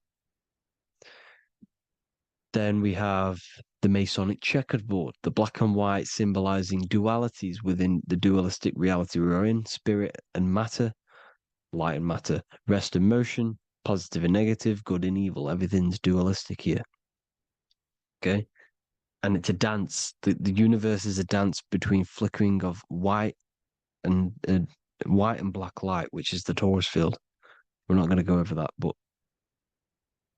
this is all connected to the astral plane. This is the true cosmology. The astral plane cannot work on a spinning monkey ball in the middle of space. Does not work. Cannot work. It's impossible. Okay? Impossible. So even in the Quran, it says, Allah has made the earth for you as a carpet, flat. Quran 15:19. And the earth we have spread out like a carpet, set there on mountains, firm and immovable. It is immovable. In the Quran, it also says 65:12, it is Allah who has created the seven heavens of the earth. The seven heavens, meaning the seven layers of heaven, the seven planets. And Psalms 104:5, he set the earth on its foundations and it can never be moved. Never. So here you see in Isaiah 40:22, he sits enthroned above the circle of the earth, and its people are like grasshoppers. He stretches out the heavens like a canopy and spreads them out like a tent to live in. We live in a tent. This is the tent. The projection of light. Here you see an ancient picture here. Here you see the ethereal barrier, meaning the firmament, the etheric barrier, and here you see his head popping out. Why is his head popping out? Because your head is heaven, your heel is hell. Your head has access to the astral plane. This is why your head is heaven. The pineal gland, when stimulated, has access to project itself, project consciousness into the astral plane. Here you see another ancient picture here with the Masonic Royal Arch, with the zodiac here, the zodiac on the top, arching, because there's a firmament above us. Here's God in the brain. Consciousness is God. Here you see the Masonic Royal Arch, symbolizing the firmament. George Washington above the Masonic Royal Arch. These are the stars. This is Polaris projecting reality. Here's ancient churches with the dome, Polaris projecting reality with Jesus. Disney World is under the dome. The seven layers of heaven, ancient paintings, all depict if you go and look at the ancient paintings, they'll all depict the firmament, the arch above us. This is where we get interesting. The Masonic Royal Arch has the 6-9, which is Cancer, the constellation Cancer, which is 6-9 is associated with portals because CERN is the 6-9. Okay, CERN is opening portals. They're trying to create a portal to the other side. Cancer has the word CERN within it, so there's a link between Cancer and the opening, the firmament opening above us to ascension. Here you see the Masonic art with the Royal Arch and the light and the opening. Here you see the light and the opening. This is the opening of the firmament. Here's the Hebrew cosmology with Sheol, the underworld, and the opening. So Cancer is definitely some sort of portal in and out of this reality. I'm just connecting dots here. Now, we're going to go change a bit now. These celebrities that you are seeing they have not sold their soul to Satan, okay? They have not sold their soul to Satan. Satan is a demonic, low vibrational energy that has been summoned over the thousands and thousands and thousands of years of evil occult arts. So since Babylon was summoning this demonic energy, and this demonic energy in the astral plane will grow and grow and grow. It has no form. It has no physical form. Okay, but you can see it in the rappers. If your third eye is open, you can see clearly that these people are demonic. You can sense the energy that they're manifesting.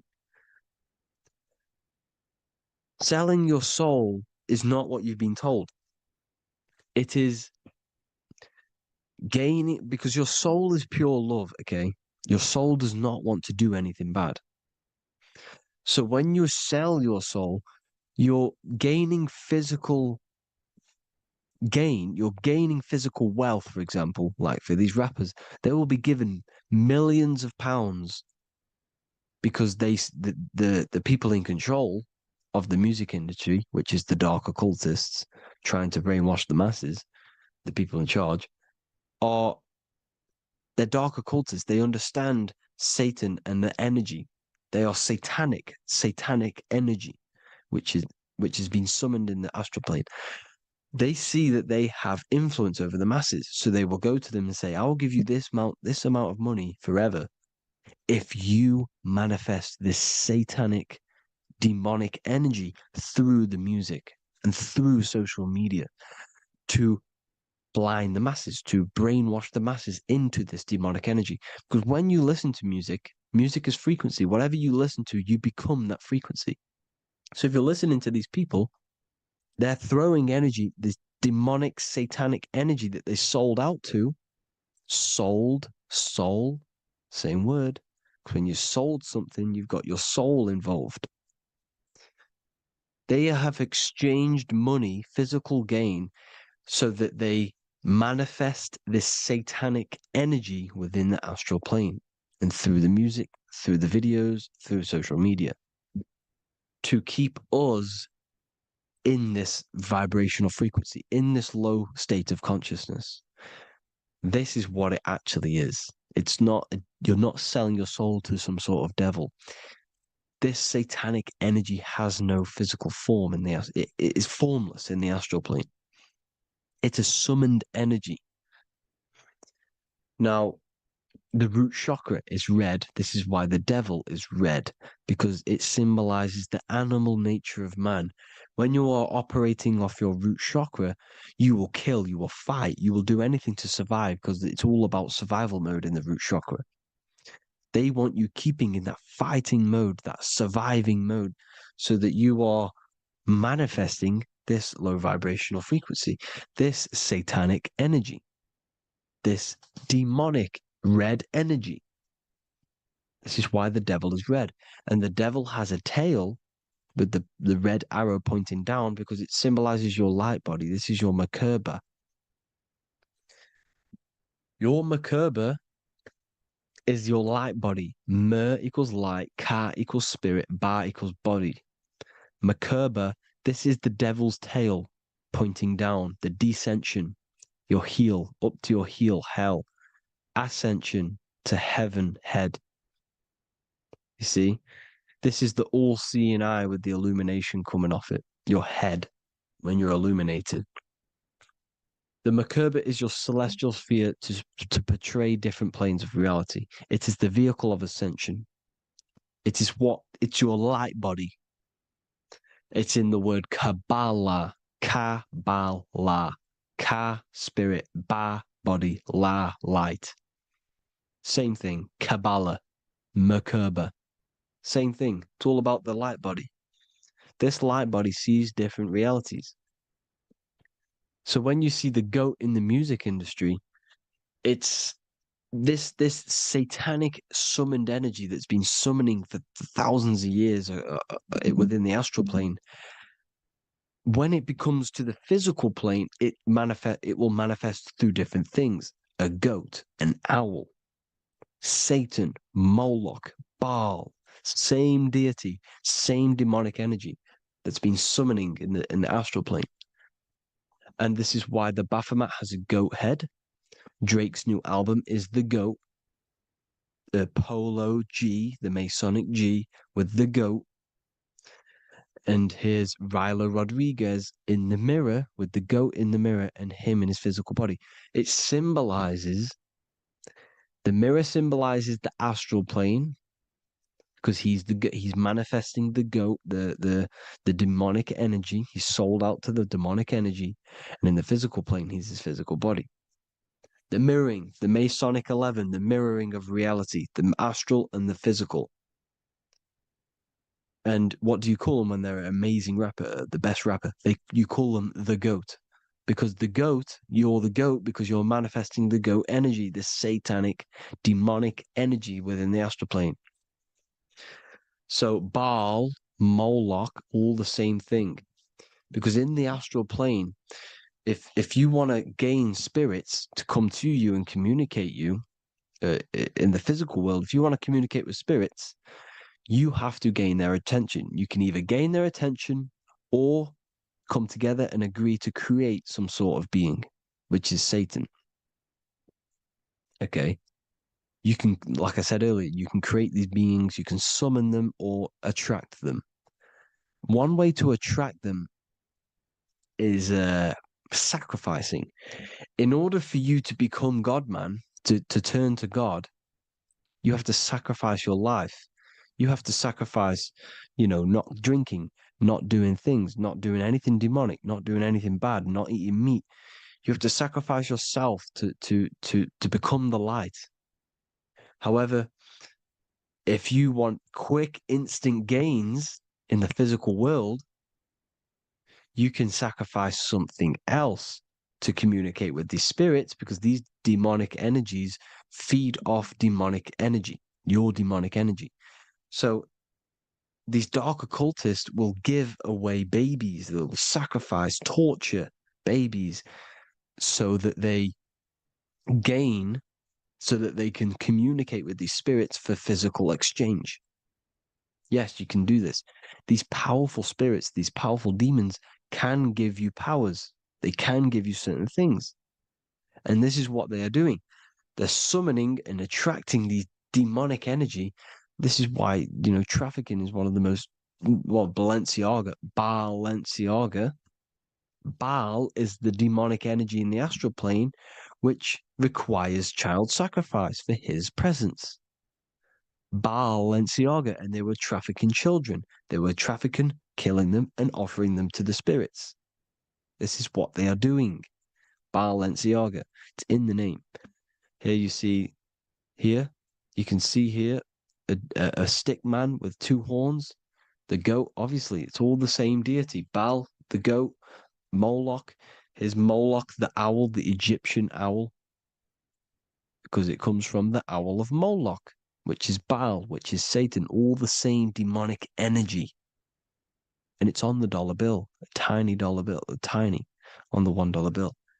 All the same thing. Bohemian Grove, they worship the big owl, Moloch. It's all the same thing. It's all one big demonic energy which has been summoning in the astral plane. And it's trying to take over Earth, the physical plane. That's what it's doing. So I hope you all gained a deeper understanding of the astral plane and what's actually going on in the world. Please leave a comment if you can to help the algorithm. Drop a like if you like this content. And hope you all learned something today. And God bless you all. Thank you all.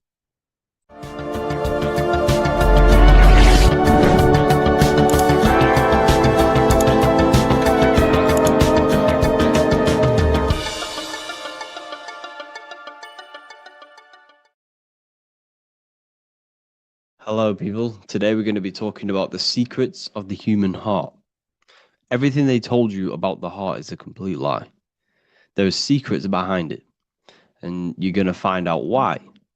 And it's very important that you understand that the heart is not a pump. It's not a pump. They lied about this.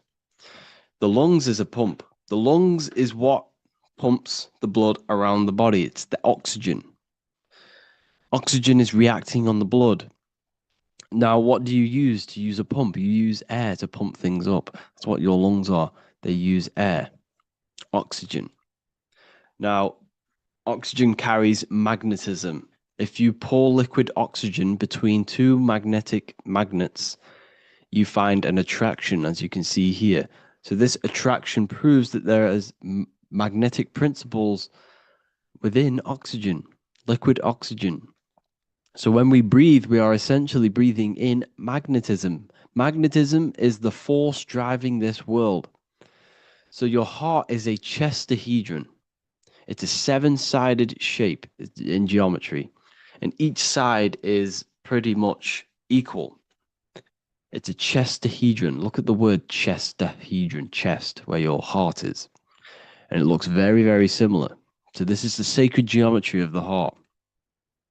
And when a chestahedron is placed in an angle, when it's placed in a box, a cube, it sits at an angle of 36 degrees off center. This is the same angle which the heart sits within the chest. That's why it's called a chestahedron, because that's what the heart is. It's a chestahedron. And when you place a chestahedron into water, it causes a spiral. It causes a vortex motion, because your heart is essentially a vortex generator. So the heart is not a pump, it is a valve. This is where blood goes into. And when the blood goes into the heart, this is what causes it to vortex, because the heart is in a shape of a vortex. Look at the tissues, everything's wrapped around, everything's spiraled. See this here? This is the spiral of magnetism. So all of the valves and the cords and the fibers are all wrapped around each other. It's a vortex. And if you take off the tissue of the heart, you would see this. It kind of looks like the Holy Grail. And this is essentially the vortex spiraling of the heart tissues. And if you unraveled the heart, because your heart is one tissue, it's one muscle. Look at it here. This is a heart unfolded. And it's just spiraled together to create this. That's what the heart is. So the heart's tissues is spiraled here, and the heart itself is all wrapped around each other in a vortex, in a spiral. Because all spiraling is all to do with magnetism. So the heart is a vortex generator. The heart takes blood, so blood enters the heart. The heart charges this blood. It reacts with the heart. The blood is turned into the heart moves through the blood moves through a vortex motion within the heart and then goes back out of the heart. So there is something going on inside the heart which is very, very crucial that we might be missing. So the heart is spiraling blood, and there's a reason why it's doing this. When you spiral something, it gives it more energy. It gives it more frequency, more energy, more force behind it. So by spiraling the blood, it's turning blood into plasma.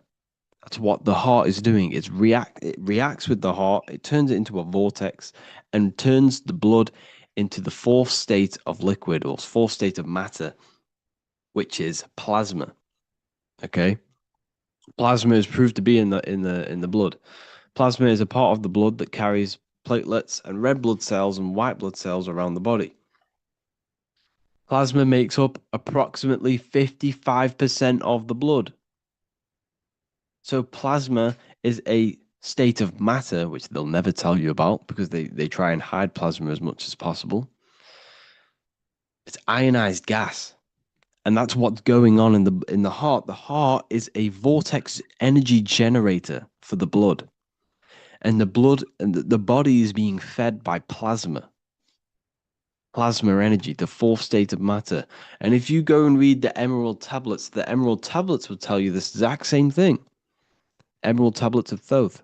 They're supposedly thousands of years old, or it was supposedly written by M. Doriel, who was an occultist. Apparently, he translated them. Either way, he was an occultist. So it's either written by an occultist or it's actually 100,000 years old. In the physical are these channels, the blood which moves through the vortical motion, reacting on the heart to continue its beating. So what is that telling you? The blood moves in vortical motion. It's a vortex. Reacting on the heart. What's it reacting with? There's something in the heart that turns blood into plasma. It reacts with the blood, reacts with the heart. Then it says magnetism, which moves through the nerves paths, carrier of energy to all the cells and tissues. So your body's being fed by magnetism, people. They'll never ever teach you this in school. That your whole body is running off magnetism and plasma. You're literally you are an energy being. When you understand this, you are made of energy. You're running off spiritual etheric energy that you cannot see. They just teach you in school that you're running off blood and oxygen. It's way deeper than this. We're being run by magnetism. Magnetism is the driving force of all creation. Magnetism, which moves through the nerve paths and carrier of energies to the cells and tissues. Akasa, which flows through the channels, subtle yet physical, completing the channels. Personally, I think Akasa is plasma. Okay, plasma is Akasa. Completing the channels. Each one of the three attuned with each other, each affecting the life of the body. So all of these three things, okay, the heart, magnetism, and Akasa they're all working together to create the body, to create the life. Form they the skeletal framework through which the subtle ether flows. So it's telling you ether is real. Ether is the substance that connects the physical and the astral. It's your etheric body is where your chakras are. So your chakras are your etheric energy body. And these energies, these seven energies, is what gives life to the physical form. They feed energy into the physical form. So the ether, subtle yet physical, is charging the body through the skeletal framework. So it's telling you this, and even the word heart has ether within it if you just rearranged A and the E. Put the H on the beginning of, put the H on the end of heart and you get earth. Because what the heart is actually doing, it's taking the energy of the electromagnetic field around us, which is everywhere, that everything is filled with magnetism and electromagnetism. The Earth is a giant electromagnetic torus field, and all of this energy from the center is feeding directly into your heart. Because the center of this Earth is the heart of the earth. The center of you is your heart. And the center of the aura borealis, whatever you want to call it, this energy that's emitted from the center of this earth is feeding directly into you, and your heart is transmuting this energy from the earth to react with your blood, and your blood is then feeding your physical body through plasma. That's what's going on. You yourself and your heart is directly connected to the earth. That's why your heart rearranged its earth. You're directly connected to the cosmos. Everything they do to poison you and give you all this stuff is to keep you disconnected from the universe. You yourself are the universe. Your body is directly in correlation electromagnetically with the earth. So the heart is the balance. That's how you connect with things, through the heart. Okay. You see Jesus with the Sacred Heart, always pointing at the heart. Matthew 6:21, for where your treasure is, there your heart will be also. What's that telling you? What's your treasure, your goal, what you're doing in life?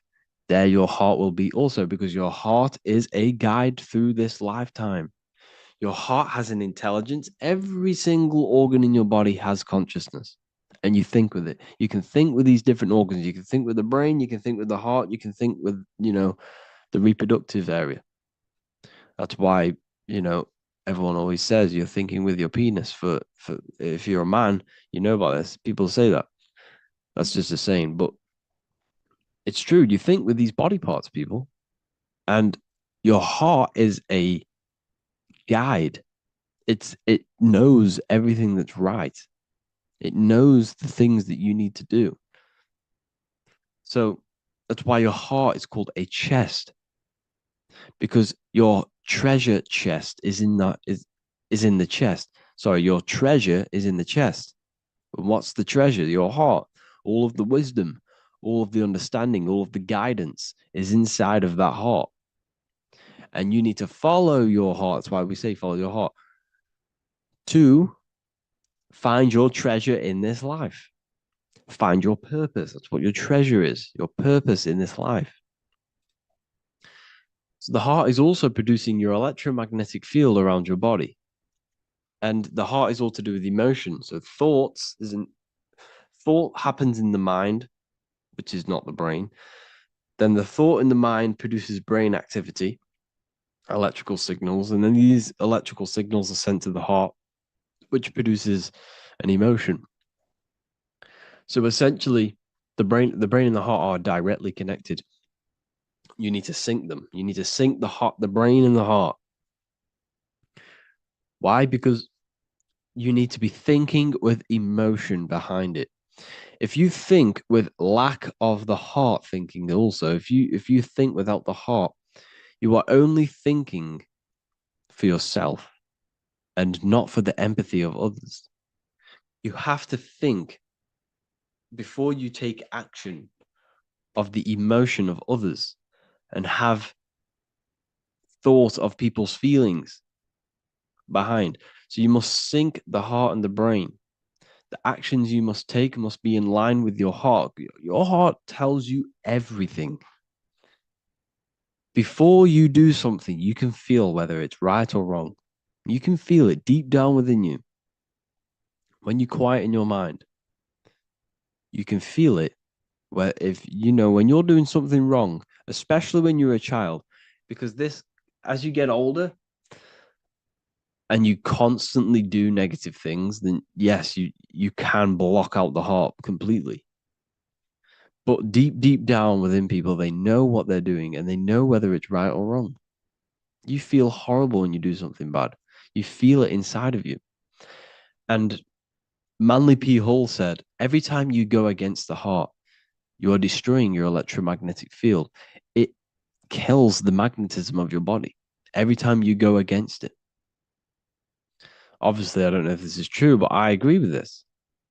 Manly P. Hall was an enlightened individual who understand the anatomy of the body, understand all of the occult things, And essentially, every time you go against your heart, you are killing the magnetism of your body, your cells, and everything about you. Because your whole body is magnetic. You have magnetic attraction all over you. So there's a saying, well, obviously in Christianity, what happens in heaven happens on earth. Well, what happens in the brain happens in your heart. Heaven is the head, earth is the heart. Every thought you think produces an emotion in the heart. Every single thought triggers an emotion. You know, when people say they got a broken heart, because all of that emotion is in the heart. Not in the heart, but in the invisible intelligence behind the heart. You must understand there's a consciousness, an invisible spiritual consciousness behind every physical thing.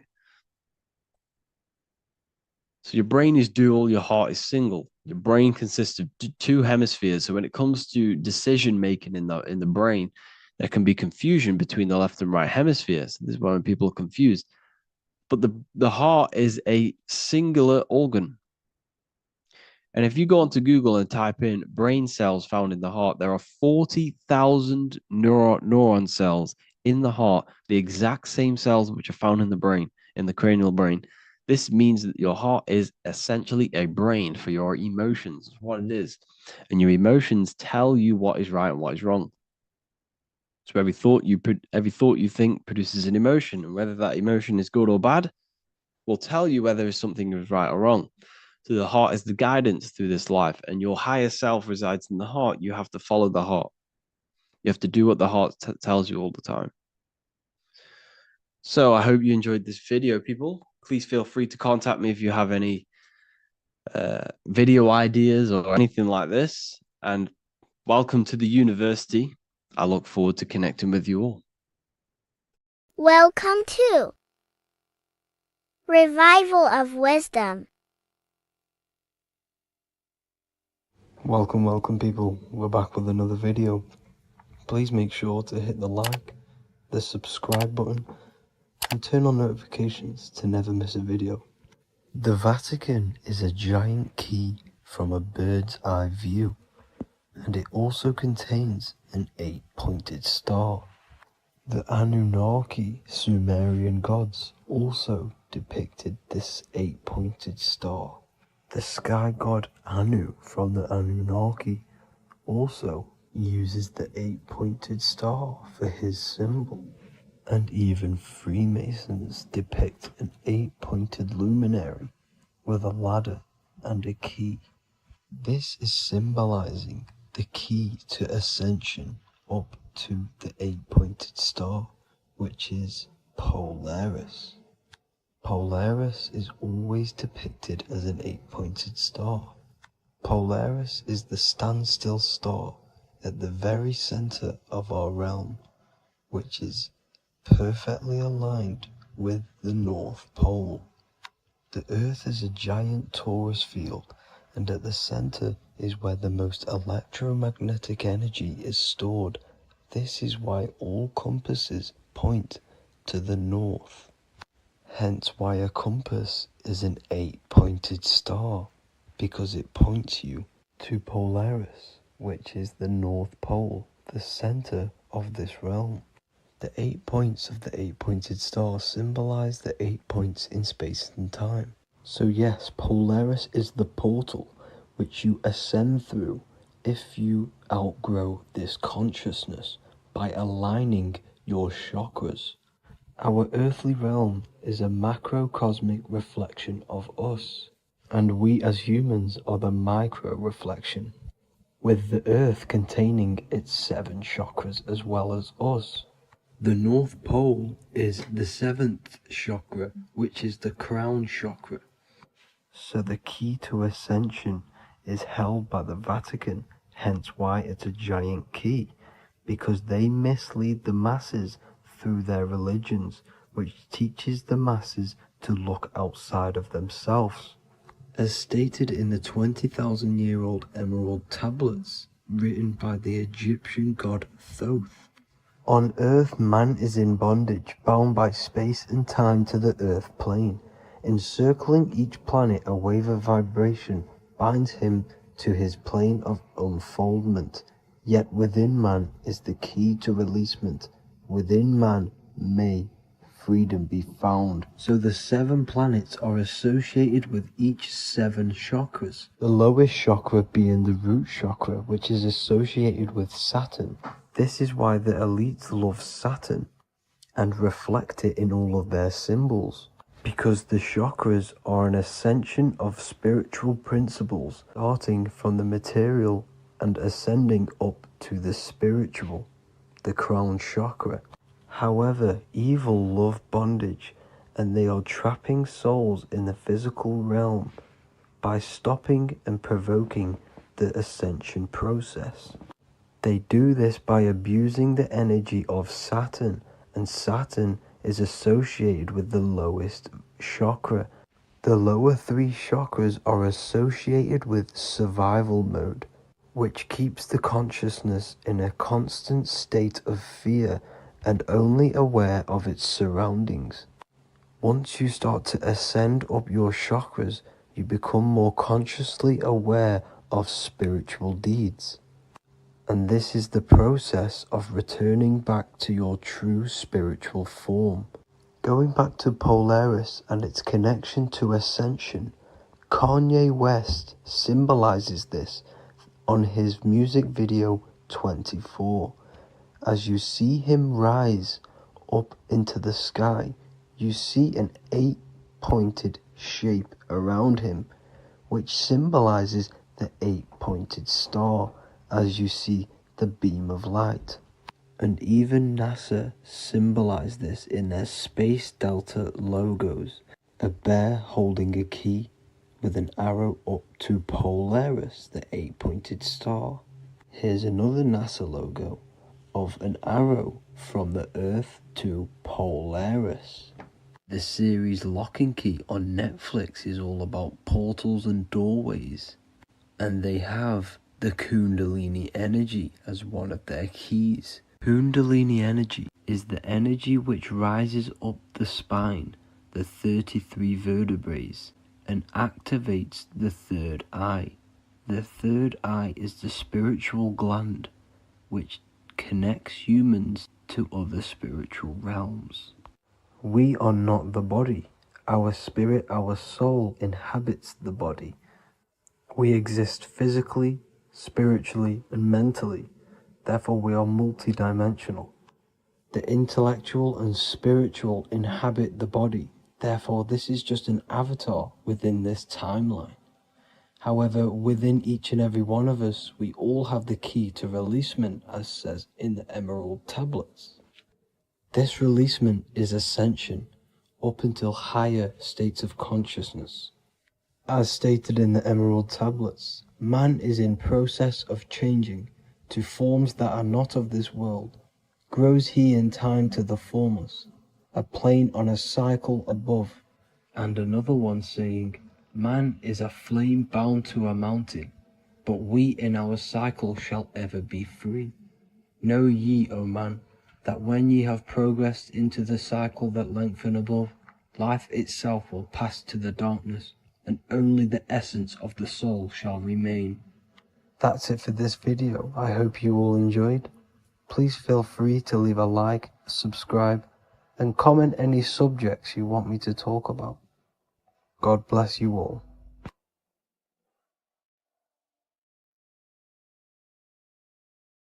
Neo is plugged in on the back of the neck, which is the reptilian brain stem. The reptilian brain is all to do with survival mode, survival state. It's always scanning the environment for safety, whether that's physically, emotionally, or mentally. It does not think. It is instant. For example, do I smack the guy or run off? If something happens to you, like a car's coming really quick to you, you do not think about this. The reptilian brain is the animal instinct that will instantly move your body on the instant reactions. Hence why it's the closest brain to the rest of the body.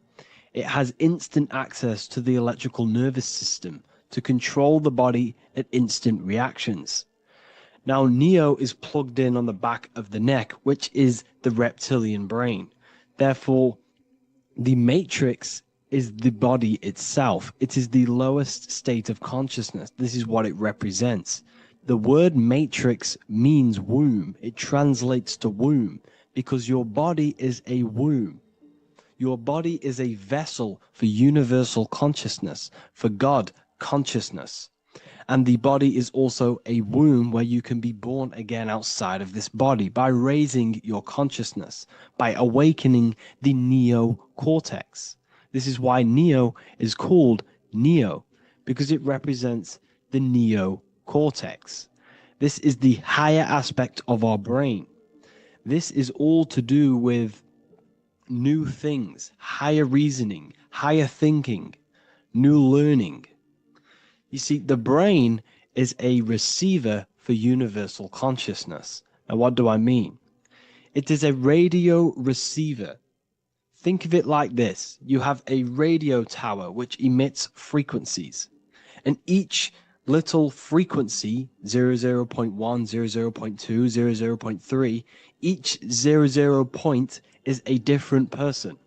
We are all the same universal consciousness encapsulated inside of a different vessel. This is why our body is the temple of God inside of the Bible. Your body is a sacred temple of the divine essence of the universe. However, consciousness is controlling this physical body. And I'll show you this diagram here. Consciousness consists of imagination, emotions, thought, and memory. All of these things are not physical. They're not made out of atoms. You cannot think with atoms. If I split open your brain while you are thinking of a cheesecake, I would not see a cheesecake.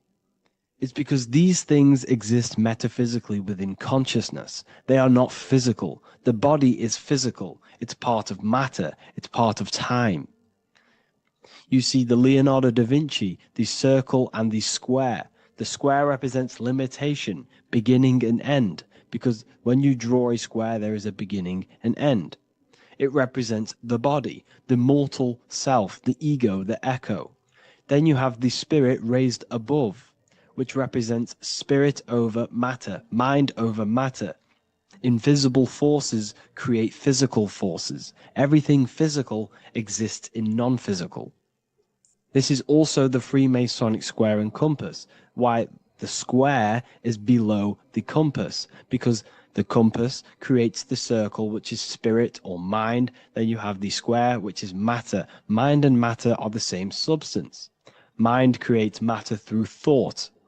Everything in this physical universe manifested through thought. Everything began as thought. So you are spirit and matter. You have a material body and a spiritual body. And you are right in the middle. This is why humans are very, very important. Because we have an animal nature, the reptilian brain, and a higher consciousness, the neocortex. And we must awaken out of the matrix, which means womb, which is the body. And Neo is waken up from the lower self, the reptilian brain, and moves into the neocortex. Because the brain is a radio receiver for consciousness. Now, what do I mean? I went over this before. Your consciousness is controlling the brain. The brain is a computer. And when our consciousness, our imagination, our emotion, our thoughts, and our memories are all contributing towards just survival things, food, safety, fear, all of these things, and our consciousness is locked into a survival state, we are using the reptilian brain. We're no longer thinking. You don't think with the brain, but the consciousness is thinking, which activates the different parts of the brain. When we think for higher reasoning, we use the neocortex. It stimulates the neocortex. When we think about survival, we're using the reptilian brain. So therefore, when Neo wakes up, he wakes up to the higher aspects of consciousness, which is only utilized by the neocortex, by learning new things and expansion of the mind and expansions of consciousness. Okay? So the whole matrix is to keep you designed, well, the whole matrix is designed to keep you in a survival state, in the three-dimensional awareness. They want you constantly scanning for safety, scanning for food, scanning for emotional safety in relationships and other people.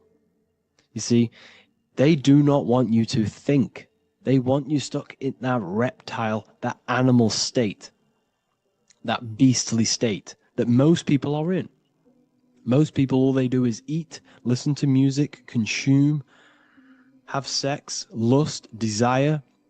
This is all the reptilian brain. So when we say the world's being ran by reptilians, it's symbolic. There is no physical reptilian humanoid beings controlling, manipulating human consciousness. We are all the same consciousness. However, there is a corrupted state of consciousness running this world. And this consciousness worships the physical plane, and they control the physical plane. So by doing that, they keep you stuck in a reptilian way of thinking, the animal state, to keep you stuck in the lowest state of consciousness. Now, this is the god Osiris, which represents the reptilian brain. None of the Egyptian gods ever existed. They are all symbolic for the brain and anatomy of the human body. Osiris represents the reptilian brain. As you can see, this anatomy compare to the brain stem and Osiris statue found in Egypt.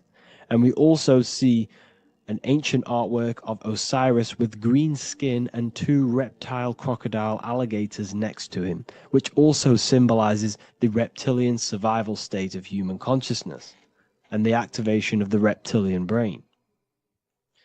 This is what it symbolizes. Now, this is what the Matrix is all talking about. It's talking about the awakening, the expansion of consciousness. The word divine is dive in because you connect with the divine by diving inward. There is no man in the sky going to save you. You must connect with the self. Know thyself. Truth comes from within. All of these things I'm telling you comes from within you. I'm just pointing it out. All of this is self-realization. A lot of people say, well, what are my sources? My sources is knowing thyself, observing thyself, using the neocortex of critically thinking, sitting down and thinking about yourself and having deep realization of yourself. You can realize that your thoughts are not of this physical world. It's quite simple. The brain does not think. The brain does not imagine. The brain does not hold memory. All of these things exist in consciousness, the one consciousness, but we are all fractal, infinite parts of. This is the eye on the triangle, consciousness being given down to the rest. This is separate. Consciousness is separate from the rest of the pyramid. The pyramid is your body. Neo is the one consciousness. This is the Egyptians symbolizing the one consciousness giving Ankh, which is life, to all the different life forms. However, you can see that the central sphere is giving a big Ankh to the humans, because humans, like I said, possess the advanced consciousness, an advanced brain that allows us to turn above our reptilian animal self. For example, we can go against our reptilian lower animal nature and turn to our godly nature. Animals cannot do that. They are stuck in instinct. They are stuck in a reptilian animal way of thinking and operating. Everything they create is to survive. We can turn against our lower nature and create for amazing things like buildings, architecture, technology. We can use our creative consciousness for anything we wish, not just survival needs. And it's the same with your spiritual journey. You can raise your consciousness beyond this animal state that they try to keep you in through fear, consumption, food, and the reptilian brain. We must awaken, start to think critically, and awaken to our divinity. Because the mind, the consciousness within you has infinite potential to expand. There are infinite fields of knowledge that you can explore. The mind can never be filled. It can never ever be full of knowledge. It always expands, and that's why you are alive. That's why you are part of this universe. That's why the science always says the universe is always expanding, because the universe exists in your mind, and the mind is always expanding into new fields of thought, new fields of knowledge and information. And that is your whole sole purpose of expansion of mind and expansion of consciousness and the exploration of the mind of God. We are living in the mind of God. You are a thought in the mind of God. You must awaken out of this body. This is why Jesus says you must be born again to see the kingdom of God. You must be born again. You must raise your consciousness beyond physical limitation and awaken to your divinity. And this is pretty much it for this video. I hope you all understand this, that this is all symbolic for consciousness.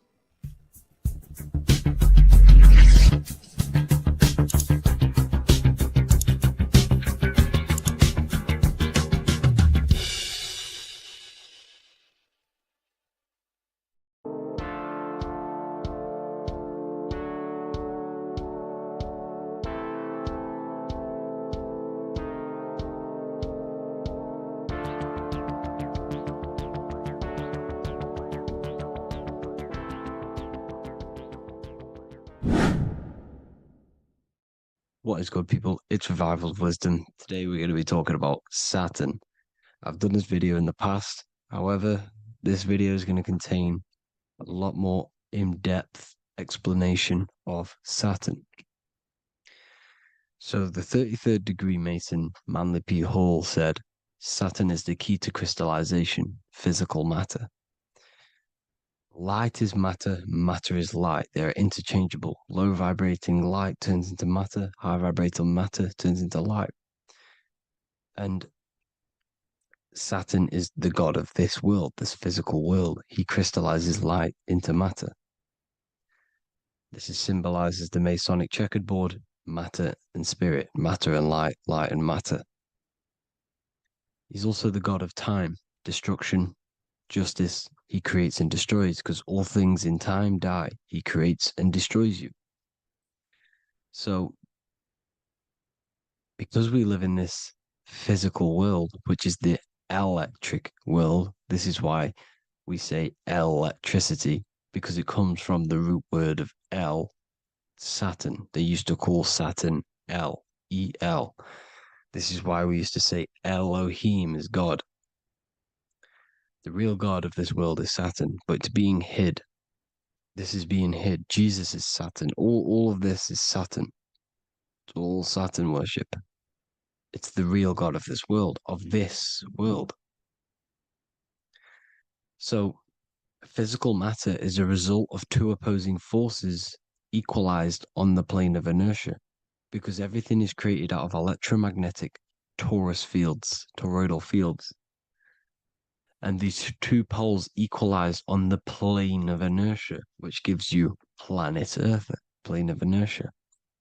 The plane of inertia is what Saturn is. It's the ring around the center of the plane of inertia. Thank you to Walter Russell saying, physical matter is a result of two opposing forces on the plane of inertia. This is what Walter Russell says, so please check out his work. He's got many books, many books on light and electromagnetism and stuff like that. So I advise you to check him out. So the torus field gives you the binary code 0 and 1, the female vagina and the male phallus. This is the code for this world. Saturn crystallizes physical matter. Now Saturn is the most outermost layer of the 7 layers of heaven, where it says in the Quran, it says, Allah, it is He who created the 7 layers of heaven. Saturn is the outermost layer. He's the top. He's the most high. So when we say the most high, we're referring to Saturn. He's the most high before the firmament, before the stars. So Saturn is the god of this world. He's the Lord of the Rings. He wears the crown. The crown is the rings. Crown, Kronos. So The planets are luminaries, they are lights, they are beings, they are energy, conscious energy. And we're in the heart of the solar system. Saturn is the outermost layer. He is the one of this world. He's the god of this world. Now, on the North Pole of Saturn, you have the hexagon. Add up all the sides, it creates the six-pointed star. Or it can be created as a cube. The cube is very important. The six-pointed star is very important. 6 points, 6 triangles, 6 side, 6, 6, 6. Black cube adds up to 6 in gematria. Now, what did I say in the beginning? Saturn crystallizes the physical world. He creates physical things out of light. You are a light being. This is why we say human. Hue means the light spectrum. Hue, man, we are light manifested into physical forms. Human. And we are incarnated through Saturn. Satan, same thing. The number of the beast is 666, and the 666 comes from the 6.6 triangle, 6 sides of Saturn, 666. We are all known as carbon-based life forms. Carbon, the atomic structure of carbon, is 666, 6 protons, 6 electrons, 6 neutrons. We are materialized into our physical bodies through Saturn, through the number of the beast. These bodies are the beast, it's the animal. The divine, the Christ, is the consciousness within, because you're a physical, spiritual being combined into one, hexed into one. Hexagram. This is a hexagram. You're hexed into physical matter, spirit and matter, light and dark, combined into one. Now you contain of the mark of the beast, the mark of your body. Your body's the beast. It says in the Bible, Satan, who is the god of this world. This world. There are many different worlds, but this world is run by Saturn, and it says that in the Bible. Saturn is Satan. It's the same thing. And look at the crown of thorns are wrapped around the heart. The soul is in the heart. The mind is in the brain. The soul is wrapped around the rings of Saturn. You're wrapped in physical matter. This is what it's showing you. This is symbolizing the rings of Saturn wrapping you. And the cross on top is the cross of the cube. The cube, the black cube of Saturn, unfolds into a cross. So Satan, who is the god of this world, Corinthians 4:4 in the Bible, Satan, who is the god of this world, has blinded the minds of those who don't believe. Saturn blinds your mind because the god of this world materializes you, and he blinds your mind when you incarnate into physical matter. When you enter this soul system, not the solar system, you hit Saturn first. He materializes you. And look at the symbol for Saturn. This is the symbol for Saturn. All of the planet symbols are created out of the Holy Trinity. The Earth, Moon, and Sun. Body, mind, and soul. The sun is your soul, the moon is your mind, the earth is your body. Your body's made out of the 5 elements. The sun is your soul because the sun is life force, gives life to everything. Your sun is a soul. Your soul is the sun of your body. The moon is the mind. The moon is the moon of your body, the mind of your body. Intelligence. So all of the symbols of the planets are created out of these. The Saturn symbol is created out of the Earth cross, matter, and the moon crescent, moon, mind, matter over mind. This is why Satan, who is the god of this world, has blinded the minds of those who don't believe. He blinds your mind. Look at the symbol, it's showing you. The Saturn symbol is matter over mind when it should be mind over matter. So we descend into a soul system, into our 666 Saturn carbon suit bodies, and we are matter over mind. Then we have to move up the spine to go back up to spirit, to mind over matter, where you manipulate your own reality. Now look at this. It creates the number 5. 5 is the number of change. You're moving from this side of the number sequence over to the right side. You're moving from the spiritual into the physical world. You're incarnating into the 5 elements, the 5 senses. So the cube, the black cube of Saturn, is another major symbol. Very important symbol. Here you see the cube, and the color black is associated with Saturn because Saturn's associated with death. He creates and destroys, light and dark. Death is associated with black, spirit, because you can't see spirit, which is blackness. So the black cube is black because Saturn rules the nighttime, which is dark, blackness, and he rules the winter, which is death, blackness. So Saturn is the black cube. Cubes have 6 sides: up, down, right, left, back, and forward. Cubes are 6-sided. Everything is 6-sided inside of this creation because you're incarnating, you're materializing, crystallizing into the cube, the world of the cube. Everything's a cube. Everything's got 6 sides.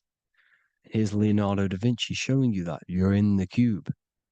Leonardo da Vinci did this famous painting. You're in the cube, you're hexed into physical matter, where you're incarnated into the 3rd dimension, the 3-dimensional world, which is a cube, 3D. And black cube adds up to 6 sides of the black cube. The Kabbalah means cube god in Arabic.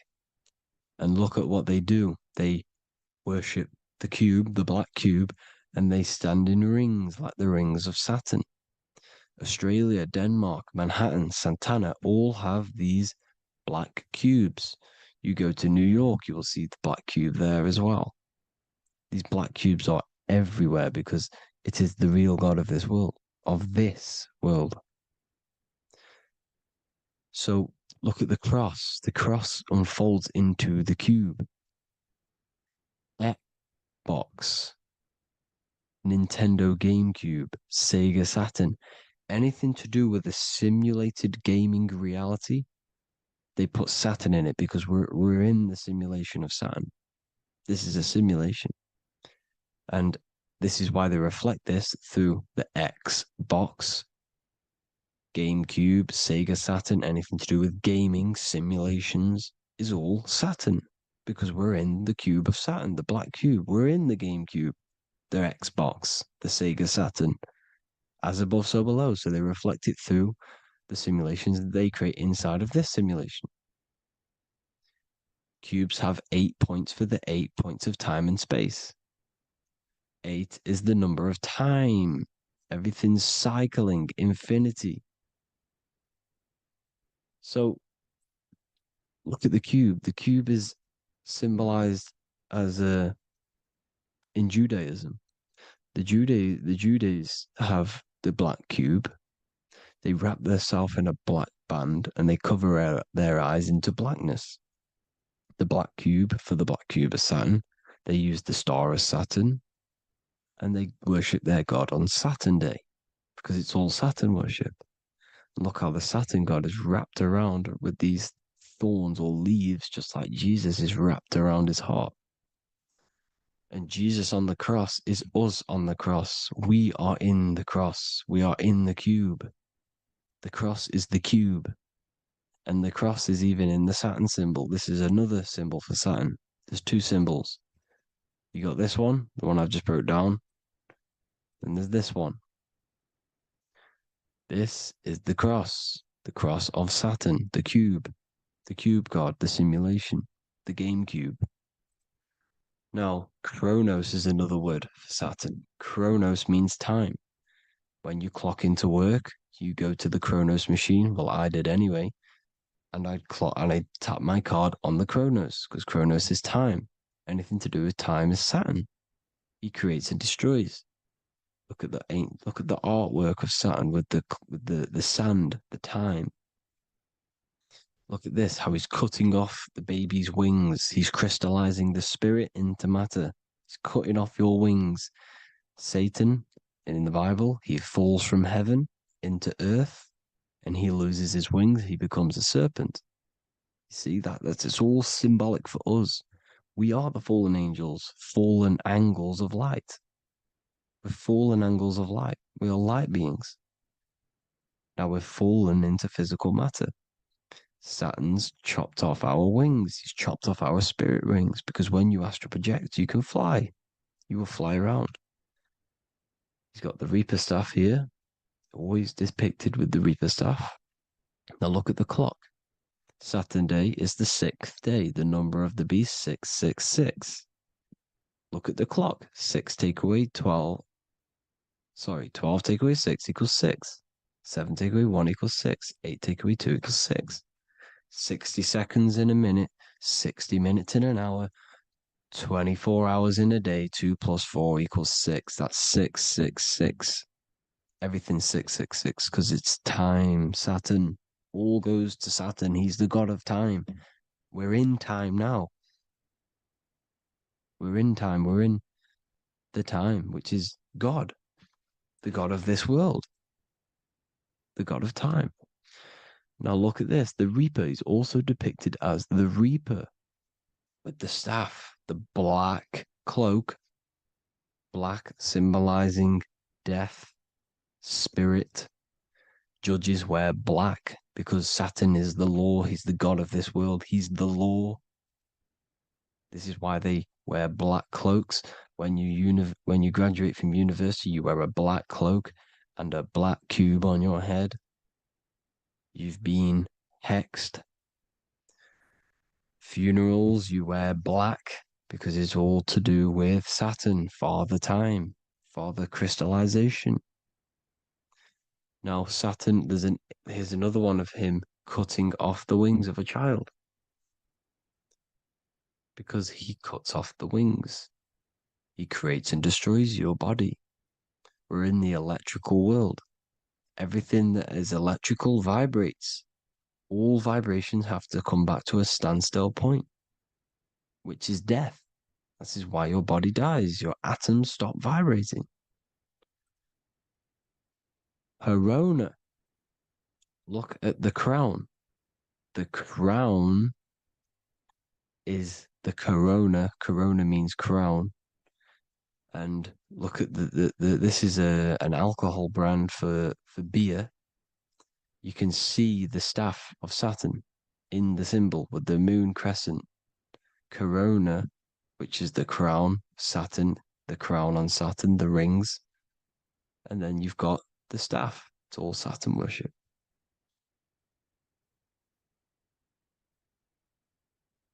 Is the black cubes of 9/11. 2 black cubes. This was a ritual for Saturn. It's all ritualistic. And look at the Star of David, the Star of Saturn. It's not the Star of David. Creates IXXI, the sigil of Saturn. IXXI means 9/11 in Roman numerals. 9/11. It's all a ritual for Saturn, and they have the 2 black cubes of Saturn. Now look, XX. There's more symbolism of Saturn now. We're going deeper. XX is more symbolism for Saturn. The sigil of Saturn is XX, as above, so below. Same with the Star of David. You split it in the middle, as above, so below, as above, so below. XX, this is a Knights Templar Cross of Lorraine. XX, Knights Templar, High Order of Masonry. They all worship Saturn. Well, Saturn's the real god of this world. X Eon with the XX. XXL magazines, which is all to do with famous rappers and stuff like that. When you die, you put XX on the eyes because it's Saturn. He's the Reaper. Is Jesus with the XX crown with the thorns around his heart, around his soul, with the cube on the top, the cross cube.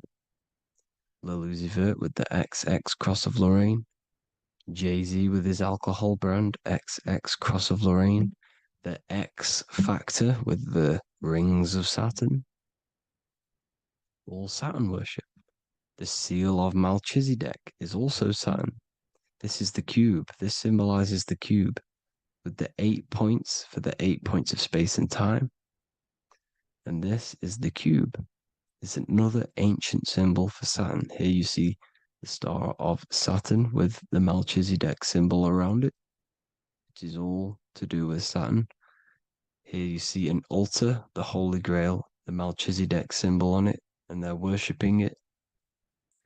This is why we wear rings, wedding rings for the rings of Saturn. It all goes back to Saturn. Earrings. The 8-pointed star of the ancient Sumerians is all Saturn. It's all Saturn. So the ancients, the symbols of Saturn goes on forever. It's in all of the major corporations. You can see it everywhere, the rings of Saturn. Toyota is an obvious one. Internet, Nike, Target, Sega Saturn. It's all Saturn worship. All Saturn worship. Because he is the real god of this world. Here's Kanye West's album with a Saturn here. Here's Michael Jackson's album saying X, escape. There's the X again. The X, escape. You have to escape this reality. Maybe that's what he's pointing at. Here you see it on the dollar bill. The star of Saturn. Here you see it again on the dollar bill.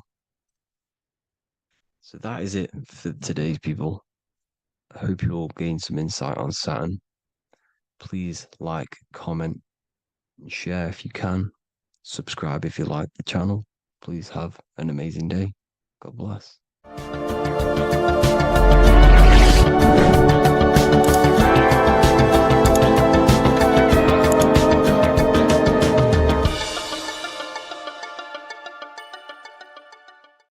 Geometry. This is the study of nature, of the codes, the mathematical codes behind physical reality. So today we're going to be going deep into geometry and the true esoteric internal geometry, the geometry that no one really talks about, and how geometry relates to human consciousness. So essentially, what we must understand when it comes to geometry, the basics of geometry is everything is vibration. And this vibration is vibrating on a certain frequency.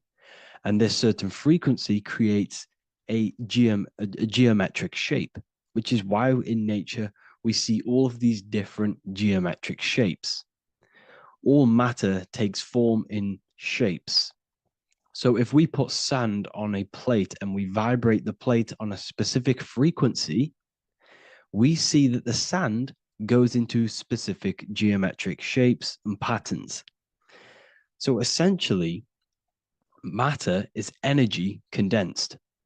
It's energy vibrating on a low frequency, vibrating at a certain frequency. So matter is condensed energy.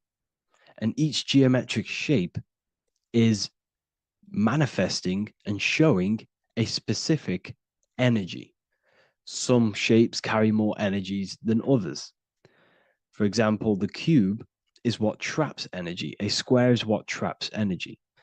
So geometry and the flowers are basically how energy manifests itself into physical matter.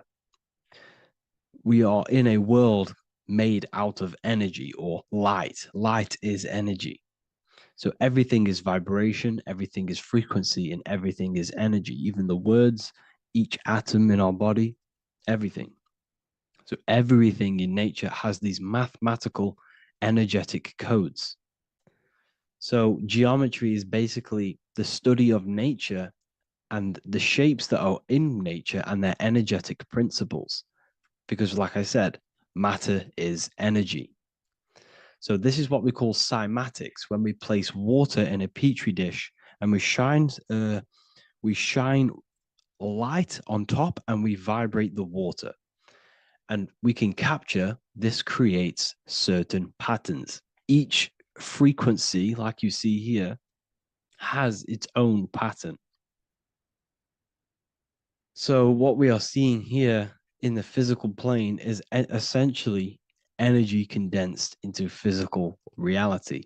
We see it in the turtle. We see it in every single form in nature. Now, external geometry and normal geometry, we normally get taught that this is God's way of creating physical reality, which is essentially true. However, it's far more deeper than that. Far, far, far more deeper. Okay. So, what geometry truly is, it's not God's codes to reality. What we must understand is what the brain truly is. And what we must understand is that we are not in the world. We are not in the universe. The universe is us ourselves. And the world is produced by our brain itself. Okay. So the way you must understand how the brain works, so what you visually see, so geometry is to do with what we visually see. And what we visually see is heavily connected with our eyes, which are an extension of the brain. The eyes are the brain. And essentially, how we see is energy enters the eyes, and each eye goes to the optic nerve. And this energy is transferred into electricity, which travels to the back of the brain, to the visual cortex of our brain. And this is where the image is produced, what we see. Therefore, the world outside of us is truly inside of us. It's a projection from within the brain. The brain is an energy condenser, a decelerator, an energy decelerator. Everything outside of us is basically formless energy. It is formless energy vibrating at a certain frequency. So, what the brain is, it's sucking in this energy, this light, and turning that frequency, that code, that light code, into a physical reality. It's condensing the energy and turning it into a visual image inside of the brain. Therefore, everything outside of you is not what it looks like. Everything outside of you is basically energy, infinite energy. And our brain is condensing this into a physical reality and projecting it outwardly, which you experience your visual field. Okay. And the ancients knew this. So this is basically called the sigil of Lucifer. Lucifer is known as the light bringer. Lucifer in Latin means to bring the light. This is the sigil of Lucifer, which shows the visual field and the brain. We also see this in the Google Play symbol. It's a powerful symbol showing you the visual field, which is basically a symbol that tells you that reality is inside of the brain. The brain is what produces reality, but consciousness is not produced in the brain. The brain is essentially a consciousness downloader. It's a computer and it's a reality simulator. The body is a simulation of physical reality. You are inside of the body experiencing the body simulation. The body produces this reality. It's a piece of technology.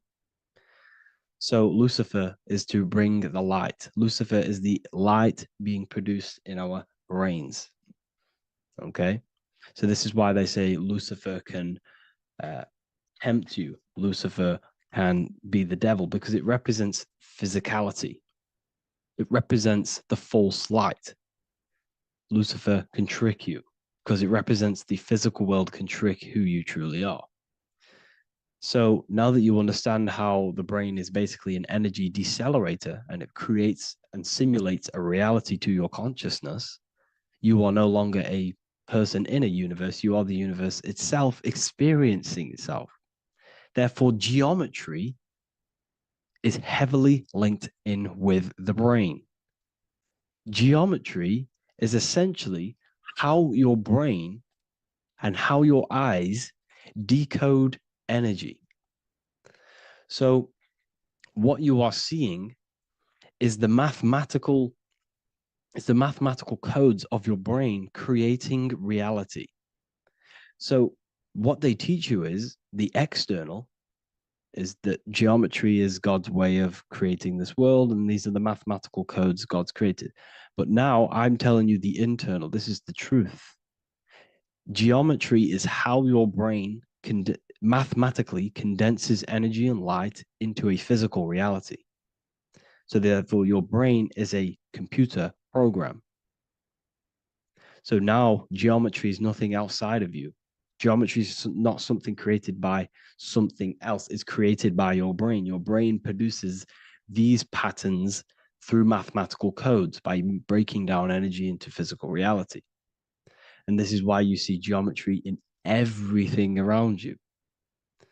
This completely changes your view on geometry. It's in your ear, it's in your face, it's in everything. Geometry is everything. Okay? So now that you understand this, now, as we were talking about the visual field earlier, the ancients knew about this. The ancient Egyptians knew about this. We can see this symbolism inside of the casket, the Egyptian casket. See, this crossover represents the visual field. This represents the back of the brain. This is the left hemisphere, the right hemisphere. And now some of the most simplest teachings in geometry is that straight lines are masculine and curved lines are feminine. And we even see this in the human body. The feminine human body is curvy and the masculine human body is liney. And even with the genital reproductive area, we have a line and a curve. 0 and 1, the binary code of all creation, 0 and 1, because that's basically all that exists. Nothingness and one, nothingness and God, nothingness and consciousness. That's all that exists. Now that I've told you that, the basics of geometry and the line and the curve and the feminine and the masculine, what do we have here? You see this stick here? This is a curve. And what's the right hemisphere? The right hemisphere is the feminine, the feminine energy, the feminine aspect of our brain. Then we have a straight line. This is straight lines. Now this represents the left brain. So the Egyptians are showing you the left masculine brain and the right feminine brain because of the curve and the straight line. And this is the visual field, the crossover. So there's a crossover in the brain. The left eye is connected to the right brain. The right eye is connected to the left brain. Okay, so the left eye is connected to the right brain. The right eye is connected to the left brain. The solar and the lunar. So, like I said, everything outside of you is basically energy. Your body is basically a holographic avatar, condensed energy produced by your brain. There's nothing actually outside of you. Your 5 senses are electrical threads of light. And when you touch something, this is basically electrical signals in your nervous system, which are reporting back to the brain. Therefore, what you touch is actually, you're not touching. The feeling that you feel when you touch something is not the true feeling. That's your nervous system you're feeling. You're feeling your nervous system in the brain. It's electrical signals to your brain. So the 5 senses do not decode, well, what you're experiencing as the 5 senses is not outside of you. This is your brain interpreting electrical signals. You don't experience the world, you experience your nervous system and your brain. The nervous system is an extension of the brain. So this is the truth. This is not woo-woo spirituality. This is true consciousness science that I'm teaching you here. Okay? So nothing is truly outside of you. It is a universe. You yourself are the universe, the fabric of the universe itself. The only thing that exists outside of you is essentially energy. That is it. And your body and your brain condenses this energy into reality. So when we look into architecture, why is architecture, the ancient architecture, so important? Because what did I tell you at the beginning?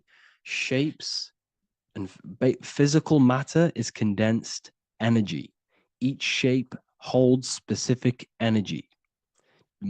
Some shapes hold more energy, emit more energy. Some shapes condense energy. Some shapes transfer energy.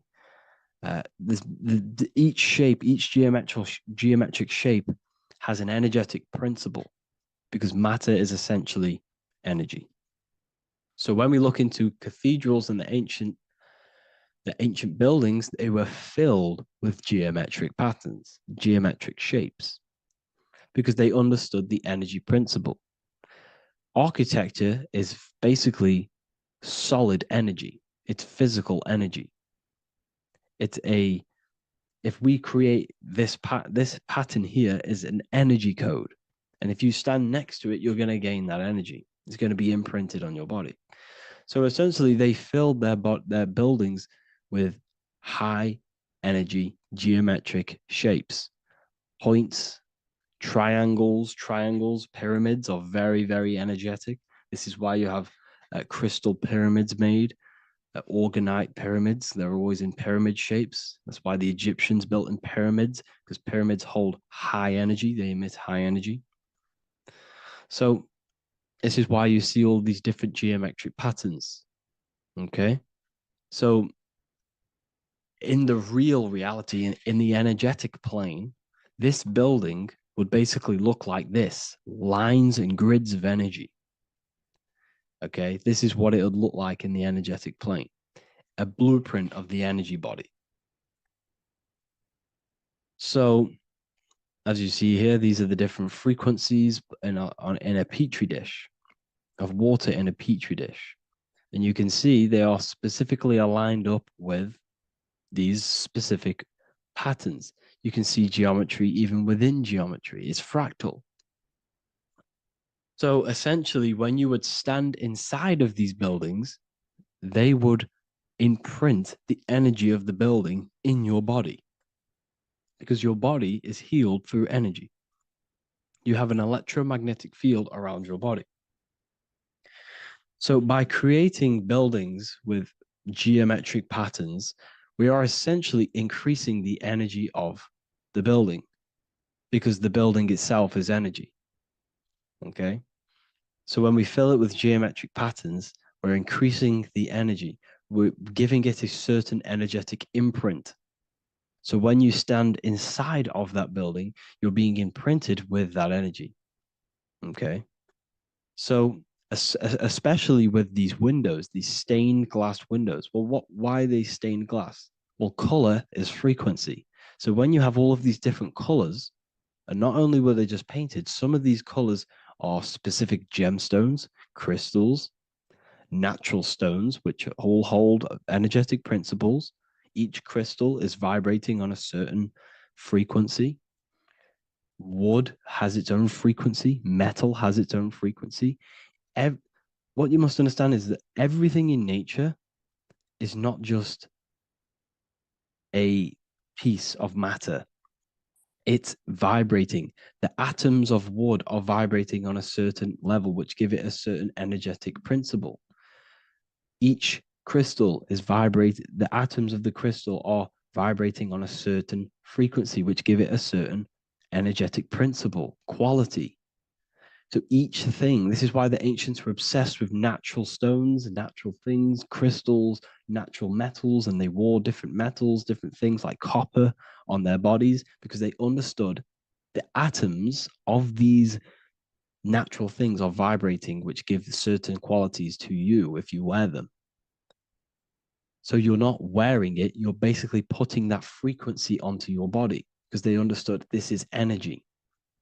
If I put copper on my body, I'm not putting copper on the body. I'm putting the frequency and the energy of the atoms onto my skin. And that frequency of them atoms are going to vibrate my skin, that frequency, and heal my body. So this is why this is so important. So each building is an energetic code. Okay. So when you stand in these buildings, it can heal your body. This is why when people walk into these ancient churches, they feel like they've met God. They feel a certain way. They feel so amazing when they enter these churches. They feel holy, for example. It's not because God's there. It's not because these man in the sky dwells in these holy places. It's because the energy of these buildings affect our consciousness. They increase your energy. They raise your vibration. They heal your body. They heal your cells. They imprint the water in your body, especially with these stained glass windows. Like I went a bit on a tangent there, but these stained glass windows were encoded. Well, they use different gemstones, different lights, different colors. And when the sun would shine through this window, well, what's the sun? The sun is light. Light is energy.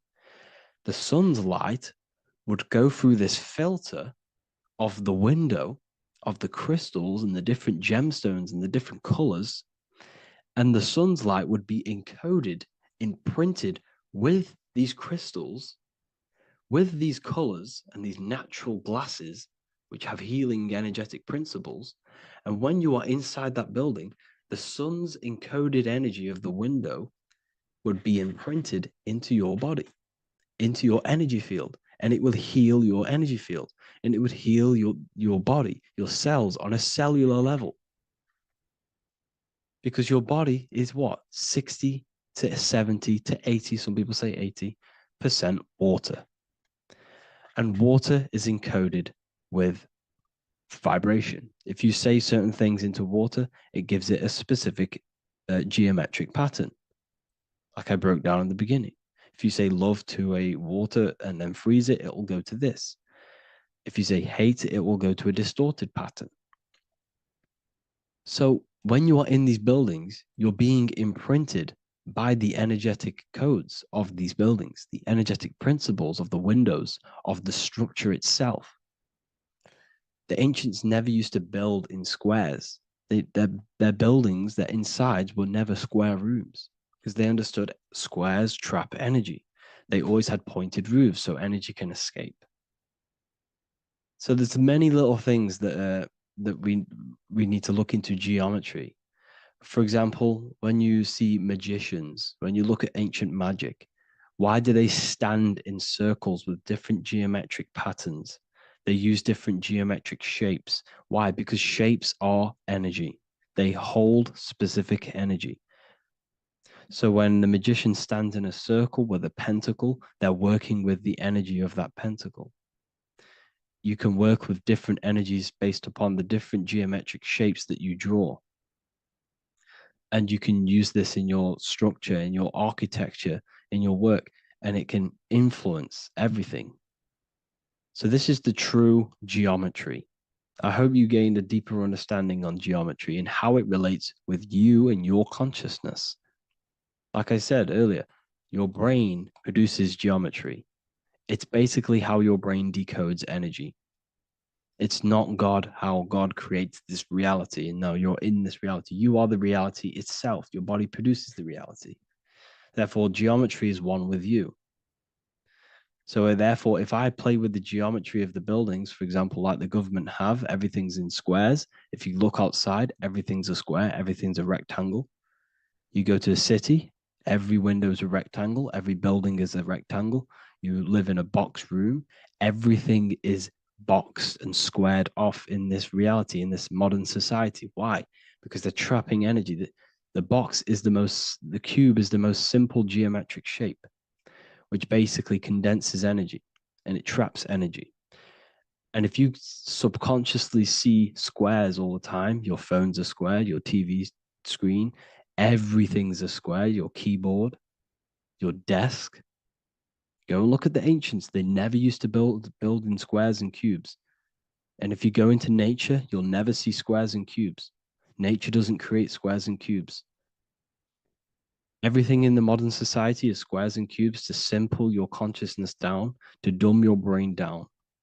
So the ancients built very, very complex structures. Why? Because they understood what we see affects our brains, because our brains decodes reality and creates reality. If you see a sophisticated building, this is going to give you a sophisticated mind and raise your IQ levels over time, subconsciously. I'm not saying if you look at this building, you're going to become smart. I'm saying if every single building in your environment, ment is mind, mental, every single building in your environment was this complex and complicated, it would increase your IQ on a subconscious level. It'd make you more complex, make you more intelligent. So they've dumbed everything down. They've dulled everything down. Look at everything. Everything is being dulled down. So anyways, I hope you all gained a better understanding on this. If you want to gain more occult knowledge and esoteric knowledge, make sure to read the Book of Wisdom, Volume 2. If you're inside the university, you can get this book for free. Go to the general chat area and follow the instructions, and you can order yours for free. truly life-changing stuff. Because the issue is with the world is that no one really understands who they are, what they are, and why we are here. That is the issue for people's depression, for people's wrongdoings. They don't understand who they are, what their emotions are, what their mind is, what their body is, what reality is. This book gives you that. This book gives you the sense of understanding, the sense of well-being that will give you a better life because you understand life and what life is. And if you truly want to take your studies to the next level, we have the Ethereal University. This is the place for truth seekers where you can connect with like-minded people so you don't have to feel insane, because not many people think this way. I've been there when people, when you wake up and not many people around you are thinking the same way, and you start to feel a bit insane and you can't really talk to people about these things. That's why I created this, so you can connect with people and learn at the same time and become the best version of yourself by understanding truth and knowledge. If you join, you'll gain access to free live calls every single week, every single Saturday morning. We do live calls. You can ask me questions and all sorts. So make sure to leave a like and a comment, and thank you all for tapping in.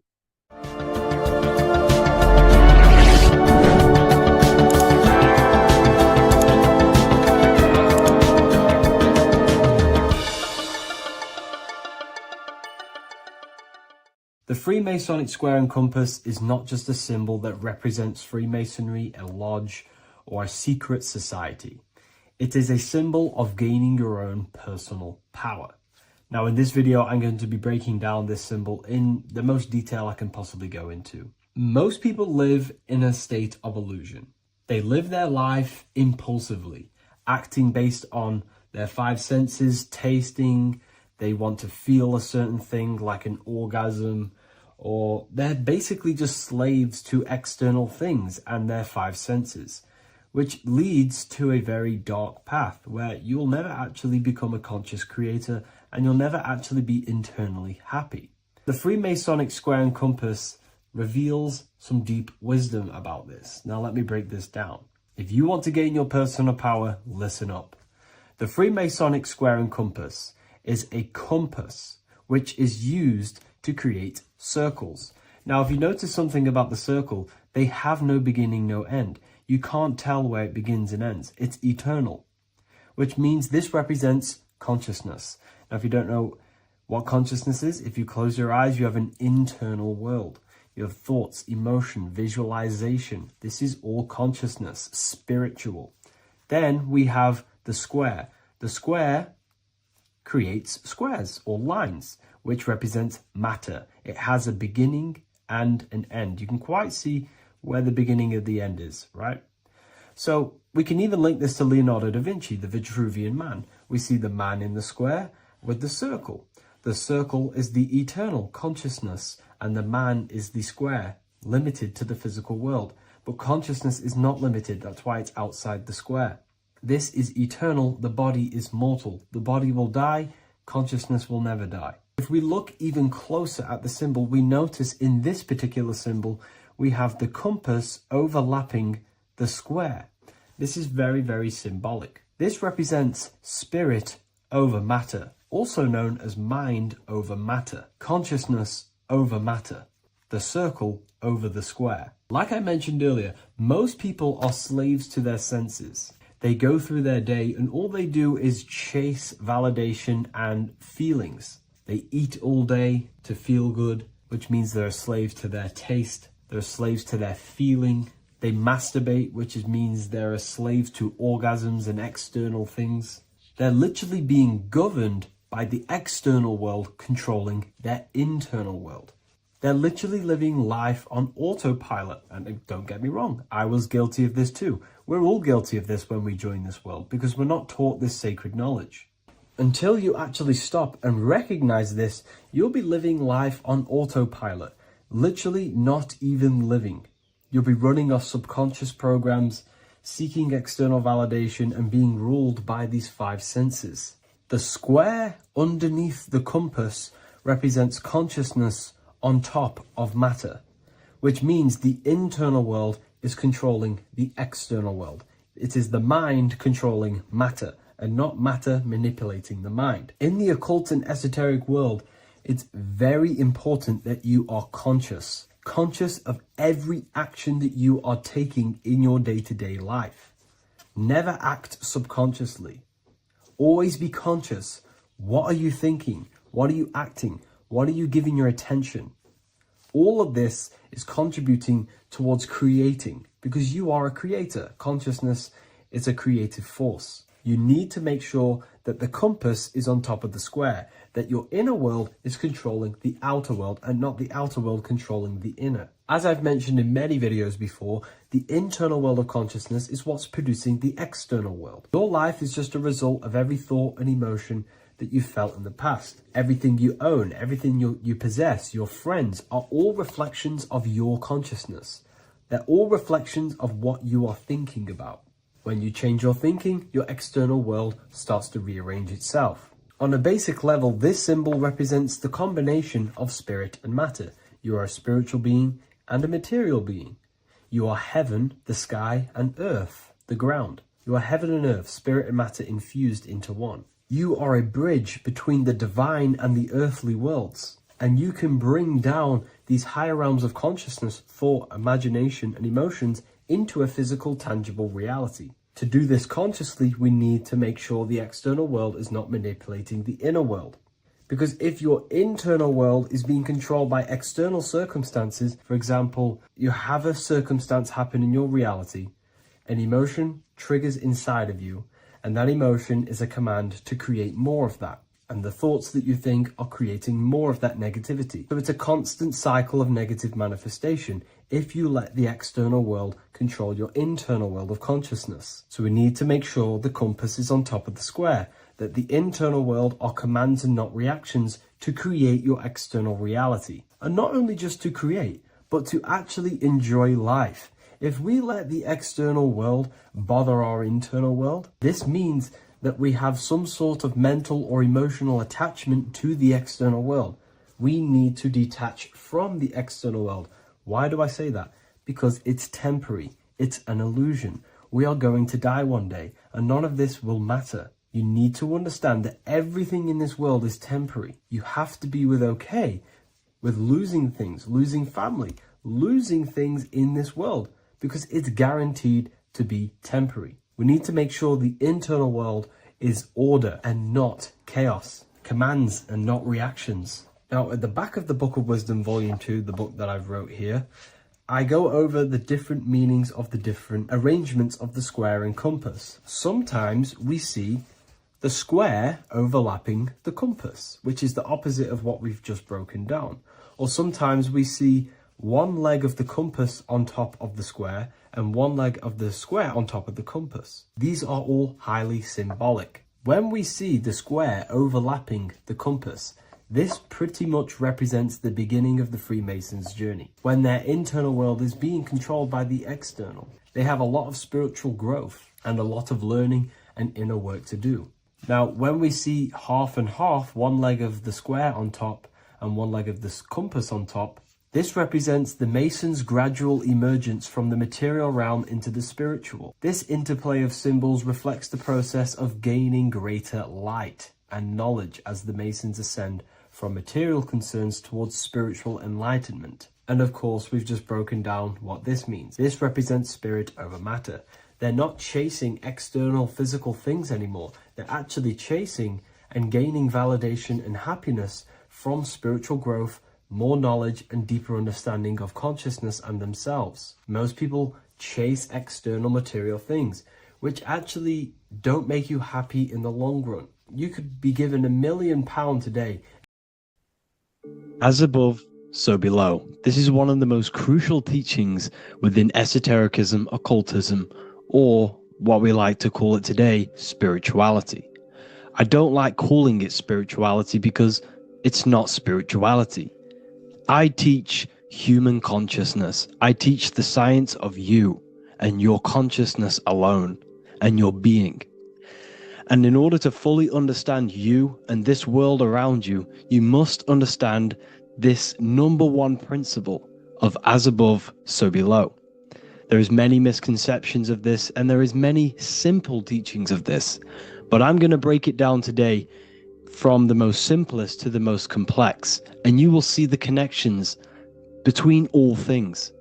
This is the most important lesson you could ever learn, and I'm going to teach it you today. So what you must understand is, with the term as above, so below, it applies with everything you see in this world and about yourself. We have something called the macro, which means the bigger scale. On the bigger scale, we have the whole earth. If we look down from the sky on top of rivers, this is what we see. We see this tree pattern. Then on a smaller scale, we see trees have the same pattern. Then we look even closer. We're going smaller and smaller into the leaves of the tree. We see the same pattern.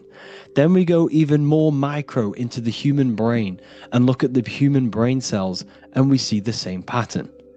This is proof this is a fractal universe, and everything is in the micro is reflected in the macro. As above, so below. As within, so without.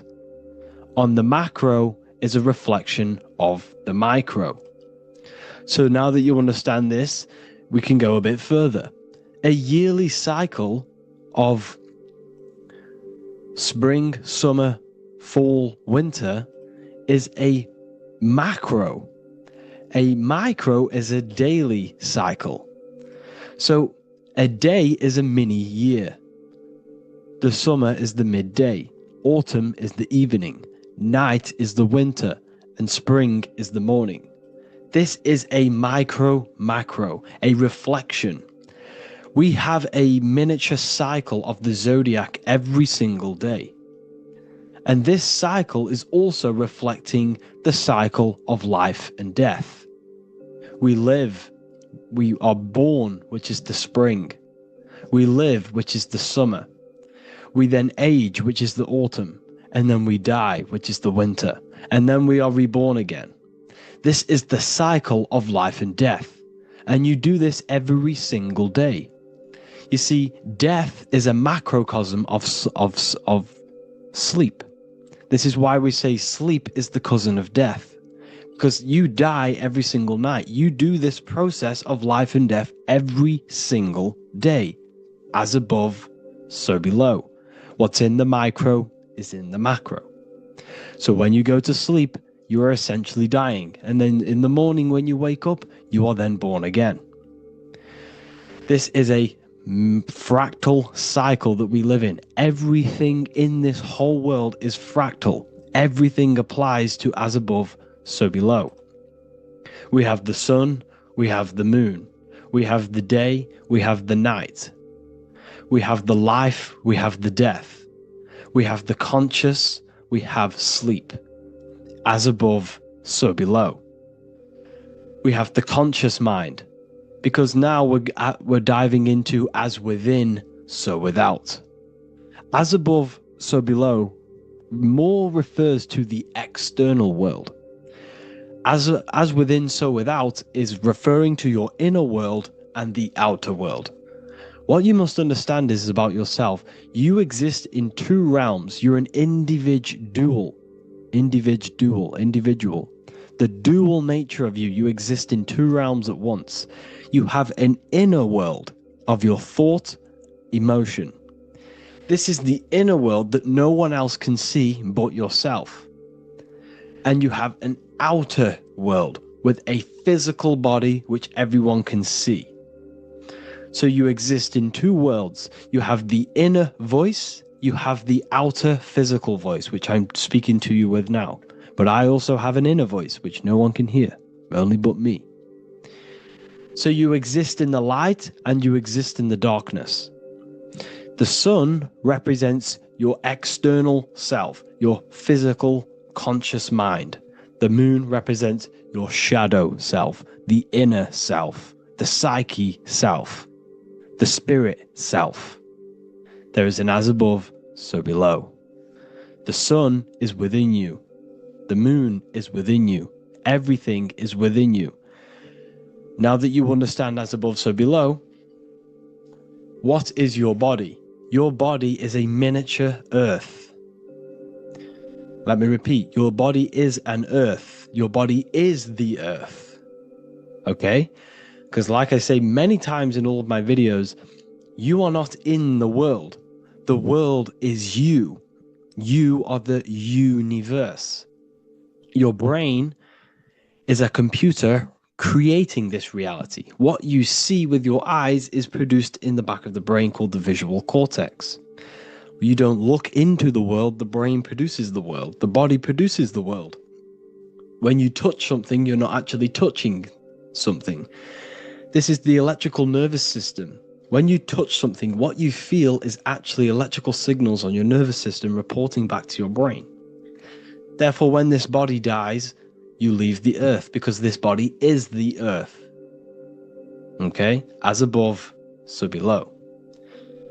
You have the mental plane, the astral plane, the etheric plane, and the physical plane. This is essential for understanding reality and the teaching of as above, so below. Everything in this material plane began in the thinking mind. For example, the microphone I'm speaking into, the phone you're watching this video off, or the laptop or iPad. Where did this begin? It didn't begin in the factory. The first ever place this item begun was in the mind of an individual. The invisible realms of mind is where all physical things and physical items begun. Essentially, this physical plane is the effect of the thinking mind. This world is the world of effect. It's the world of outcomes. When you see something, it is already manifest. It is already being manifested. It is an effect. And in the effect of the cause, which is the thinking mind. Therefore, the mind creates thoughts, which is the mental plane. Then after thoughts creates imagination, which is the astral plane. These two are spiritual. They are non-physical. So spirit kind of means non-physical. Then you have the physical planes, the etheric and the physical plane. As above, so below. What happens in the mind is manifest on the physical plane. Like I said, the phone that you are holding, it was a thought, and then it brought down into a physical reality. As above, so below. You change the mind, you change your reality. Your environment, the word environment has ment in it because your environment is mental. So now that you understand this, so what is the world around you? The world around you was created by the mind of God. It was manifested through God's thought. So you are living in the mind of God. You are a thought in the mind of God. God thought you into existence. But like I said, we are all fractals. Everything is fractal. If God exists, this means that you are God, as above, so below. God created you through the thinking mind, and he gave you a thinking mind. So God created the macrocosm. God created the macro, the whole world. He designed the whole world, the sun, the stars, the moving. He designed this. But then he gave you the thinking mind to design your own life and create your own life in his world. You are a microcosm of God's macrocosm. Just like God thought you into existence and the whole world into existence, you are a microcosm thinking your world, your reality into existence. You see this now? Everything is a reflection. Everything is a mirror. Everything is fractal. So in order for you to change your reality, you must change these higher planes. Your thought and imagination are the two key aspects of creating physical reality. Every object you see around you was begun in these higher planes of the non-physical, and they were brought out of spirit into physical matter through the thinking mind and physical action. So now we're going to get a bit deeper. The brain is not the mind. Now that you understand, we have spirit and matter. As above, so below. You have a non-physical side of reality and a physical side of reality. The mind is the spiritual brain. The brain is a physical manifestation, a physical effect of the mind. The mind uses the brain to operate in the physical world, and it's the same with the heart. The soul manifests itself physically through the heart. The heart is a physical manifestation of the soul, of the emotion, thought and emotion, the mind and the soul, the brain and the heart, heaven and earth. So you have the inner world and the outer world, the spiritual, non-physical, and the physical.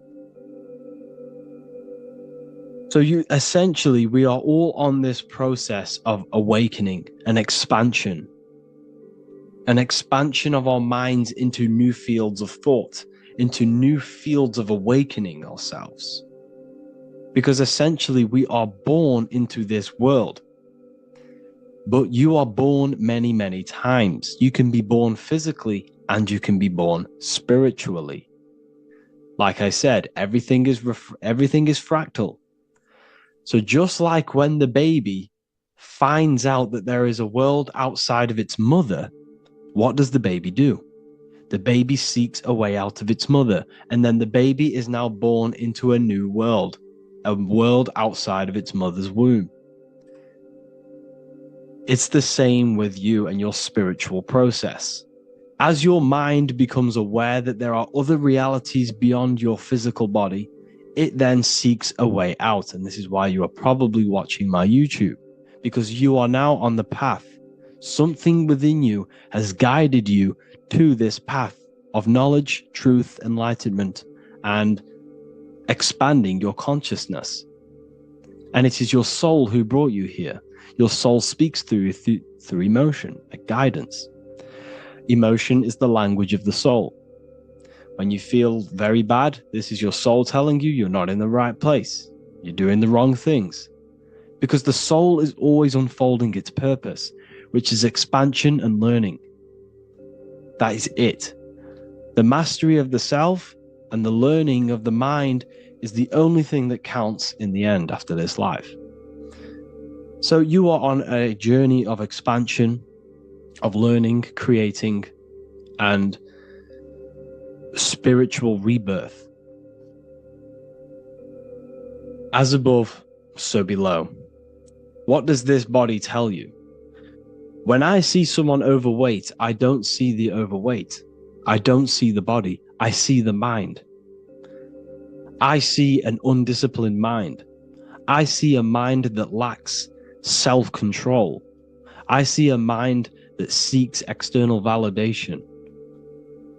That's what I see when I see an overweight person. I don't see his body. I see the result of his mind. Because what does the Bible tell you? You shall know them by their fruits. It's the same saying as above, so below. You shall know them by their fruit. The fruit is their manifestation. Your body is a direct correlation and manifestation of your mind. Your inner world projects your outer world. As within, so without. As above, so below. Now, what do you see when you see this man's body? I see discipline. I see strength. Mental strength, not physical strength. I see mental resilience of pain. Because all of this man's mental energy has been manifested physically within his muscle. This body is a direct manifestation of this man's mind's pain and suffering. And it shows discipline. This is why people instantly respect you if you are in shape. You walk into a room and you are in shape, people will instantly give you respect because they know that you are mentally disciplined.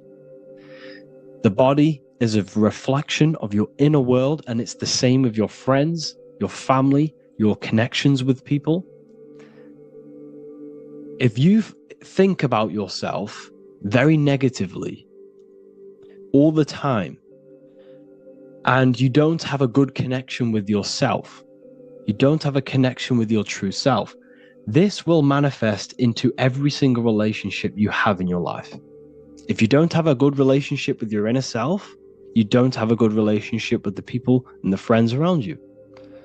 Because as within, so without. If you think negative about yourself, you will only pick up the negative in other people. If I think very highly of myself and I think very happy and good things about myself, I will then see the good things in other people. Because it's as above, so below. As the inner world is, so is the outer world. It's the same with your life circumstances. Your life is a direct correlation of every thought you thought in the past. If you possess millions of pounds, millions of dollars, this is because you have thought this into physical reality. You live the life you are deserved. You live the life that you manifest through your thought. If you live a very poor life, this is a reflection of your mind. This is a reflection of what you have thought into physical existence. Because like I said, everything begins in the mind, as above, so below. And this is even present within the body. So where is the head? The head is at the very top of the body. And where does all manifestation begin?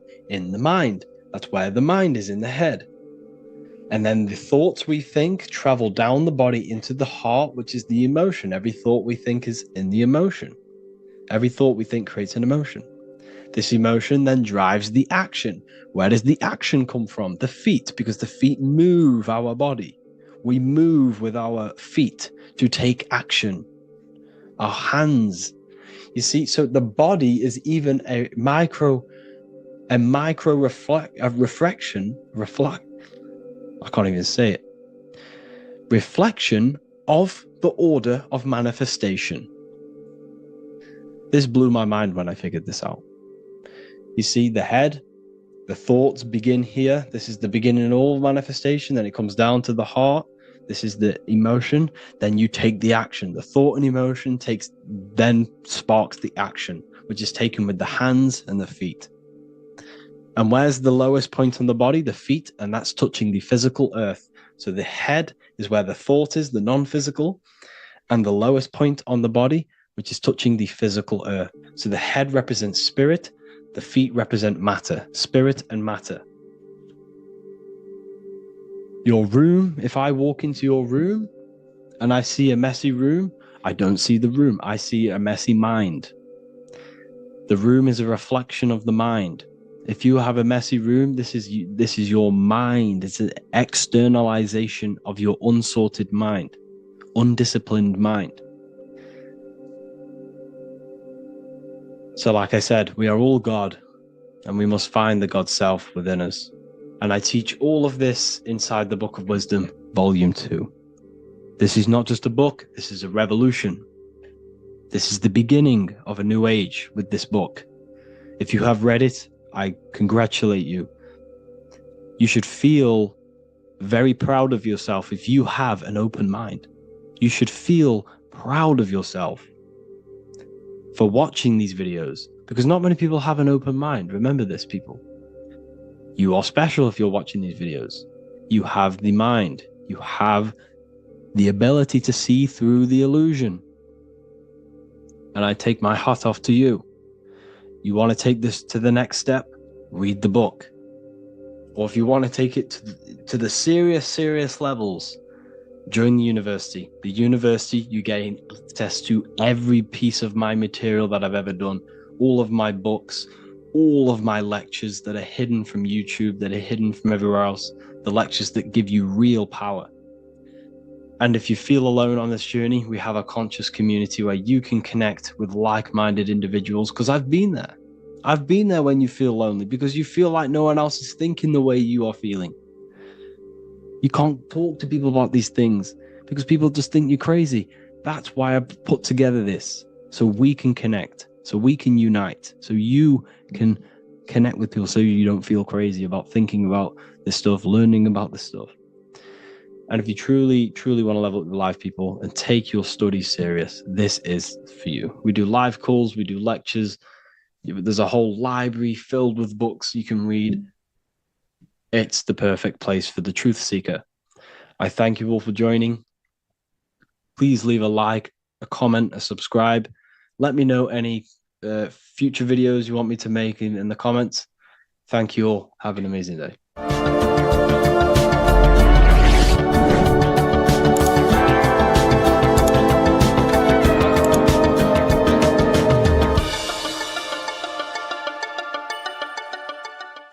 This isn't just spiritual fluff. Your words are vibrational commands that teach your subconscious what to believe and what to create in your reality. Now, I'm not going to sit here and tell you how words are these vibrational things that create reality. In fact, they are. However, the power of words does not hold in the vibration of the word. Yes, it has a little effect on plants. Yes, every word is a vibration that speaks to every cell in your body. However, this is not the main power of words. The main power of words is restructuring your consciousness and invoking energy inside of your own consciousness. I'm going to go over these two in detail for you. Your life is an externalization of your consciousness. Your belief system, your internal world, are building blocks to create your external world. What you believe in is how you see reality. It is the filter that you see to see reality. If you want to change reality, you have to change your consciousness first. There's no point trying to create a change, a manipulation in the external world, because it won't last very long. You have to restructure your inner temple, your inside world of thought and emotion. For example, your external reality is an externalization of every thought you thought in the past. Your life circumstances are just a result of every thought you thought in the past. You become what you think about. So if we can control what we think about, we will control who we become. Words are a powerful way to restructure your subconscious mind, which will then restructure what you think about. For example, if I said the word chicken all day long, I'm going to be thinking about chicken all day long. The words we repeat enter our subconscious mind, and our subconscious mind molds our conscious mind of what we are consciously giving attention to and thinking about. And that becomes our emotion. Our emotion becomes the energy, the charge behind our action. And all of this creates who you are and your reality. If you want to create a change in your external world, you need to repeat the end result as in an affirmation. I am abundant. I am disciplined. For example, if you're trying to stop a certain addiction, don't say, I am going to stop smoking. Say, I am disciplined. By saying discipline, the subconscious mind accepts the word discipline and not the word smoking. If you repeat smoking, I am not smoking, your subconscious mind will just pick up smoking and then do more smoking. So if you are trying to create discipline in your life and trying to stop something, say, I am disciplined. The reason for this is powerful because you're conditioning your consciousness. You're conditioning your subconscious mind and filling it with the word discipline. And I'm not going to say do this a certain amount of times a day or do this in the mornings.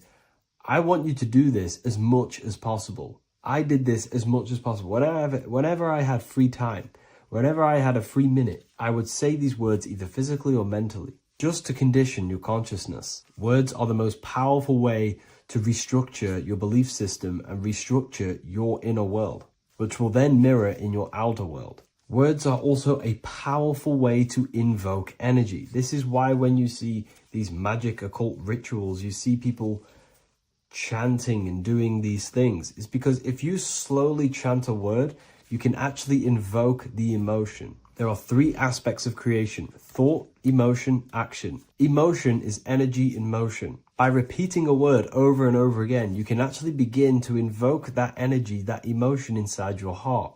And you can start to feel the reality as if you are already living it. And this is just another powerful way to condition your consciousness to become a certain thing before you have it. This is what magic is. Magic is all to do with reprogramming the subconscious mind, aligning the subconscious with a certain belief or reality, which will then produce an effect in our thoughts, our emotions, and our actions, which will then create that reality. So if you want to create something in your life, literally just repeat, I am something. I am is referring to your consciousness. I am is the highest aspect of you.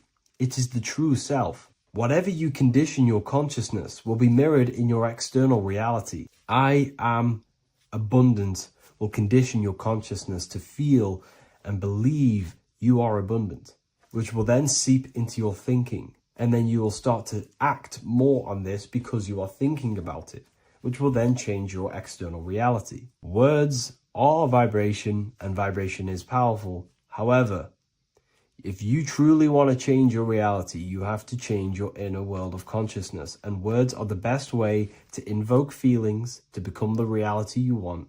And words are the best way to condition your consciousness to a certain belief or a thought. And by doing this, you're actually creating a root cause. The cause is your consciousness, your mind, and you have to restructure the mind to create that reality. Words are a great way to restructure your consciousness and create reality. If you are struggling with the internal chaos, if you are struggling with emotional chaos, if you are struggling mastering your mind, or if you are isolated from your high intelligence, because intelligent people are not welcomed in our population today. I have created an amazing space, Ethereal University. Check it out. I'll leave all the links below. And I'll see you inside, where you can learn everything you could possibly imagine about occultism, esotericism. I'll see you inside.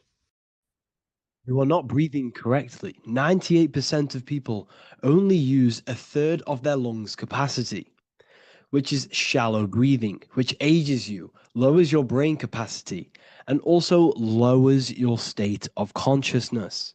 So it's essential that you breathe consciously on a day-to-day basis, because this is what truly elevates your consciousness. I am going to give you the key for you to raise your consciousness just through breathing alone. Such a simple thing, but yet the most effective way for raising your state of consciousness and becoming more spiritually and mentally advanced. So tune in for this video, and I'm going to show you exactly how to do it and the symbolism behind breathing. Air is more than just air. It carries electromagnetic energy. So now I'm going to give you the science behind this spiritual truth. This invisible force is what sustains all physical life, providing the life force energy essential for existence. Electromagnetism. Everything is fed off electromagnetism. Your body is an electromagnetic battery. Now, we can prove that air carries electromagnetism just by doing a simple test, a simple scientific experiment, by getting liquid oxygen and pouring it between a north and south magnetic pole, two polar opposite magnets. We see that the liquid does not fall straight through it.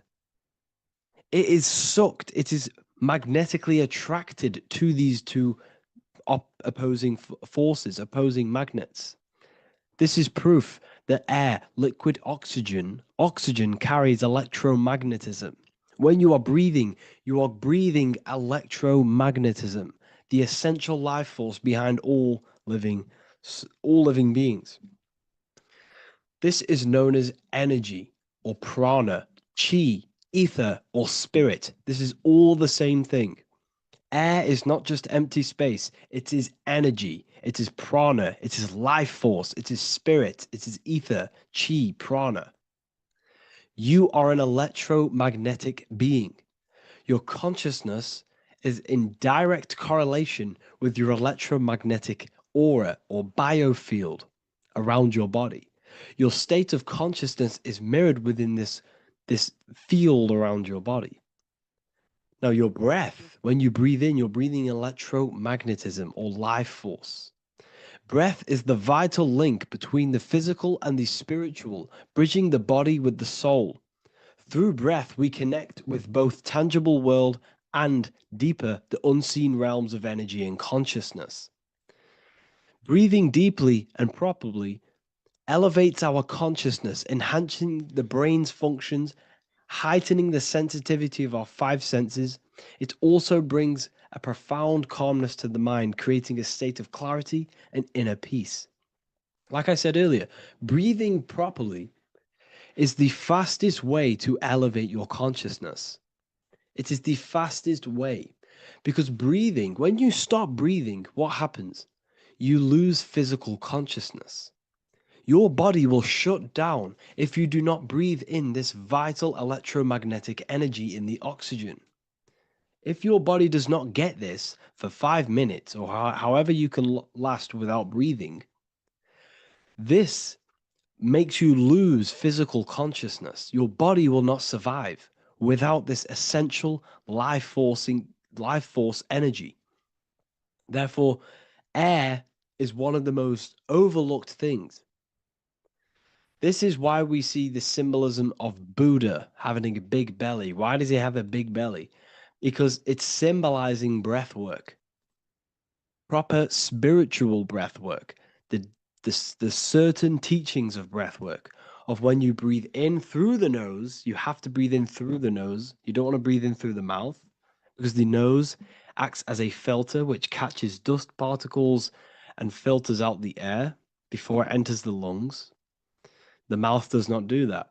The nose is for breathing inward. We breathe in through the nose, and when we breathe in, we breathe into our belly, not our lungs. When we breathe into our belly and our belly expands outwards, we are then moving this energy down from the nose down the spinal column. And when we breathe back out, the belly goes in, which is raising the energy up the spinal column, back out through the mouth. This is the true way of breathing, because when we breathe, we are moving energy. We are moving electromagnetic energy. When we breathe in through the nose, the energy travels down the spinal column. And when we breathe out, we are raising this energy back up the spine, some of it going out the mouth, and some of it reaching the brain, activating dormant brain cells in the brain. But when we breathe, we need to make sure we are using 100% of our lungs' capacity, because the lungs is what transforms this special energy into consciousness, physical consciousness. So this is why Buddha has a big belly. It's not because he was fat. It's not because he was overweight. It's symbolism. It's symbolism of breath work. So try this. Do this for 2 minutes while you watch this video. Breathe in through the mouth as hard as you can until you no longer can fill any more air into your lungs and belly. Breathe it into your belly, not your lungs. And breathe out through the mouth. Do this for 5 minutes or 2 minutes, however long. I promise you, breath affects your consciousness.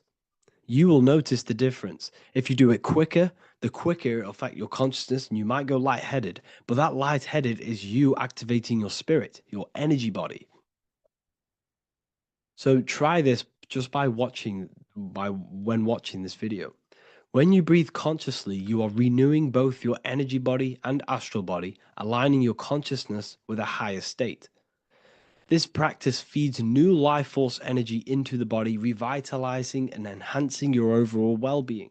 Like I said, your brain requires the most amount of oxygen. When we have shallow breathing, this is reducing the brain's capacity. Because when we are not breathing properly, which 98% of people are only using a third of their lungs capacity, we are essentially only using a third of our consciousness, because your breath is directly correlated to your consciousness, your state of consciousness. When you breathe in through the mouth, out through the mouth, out in through the nose, out through the mouth, consciously and deeply for 5 minutes, you will notice that your senses are more powerful and sensitive. Your brain is quicker.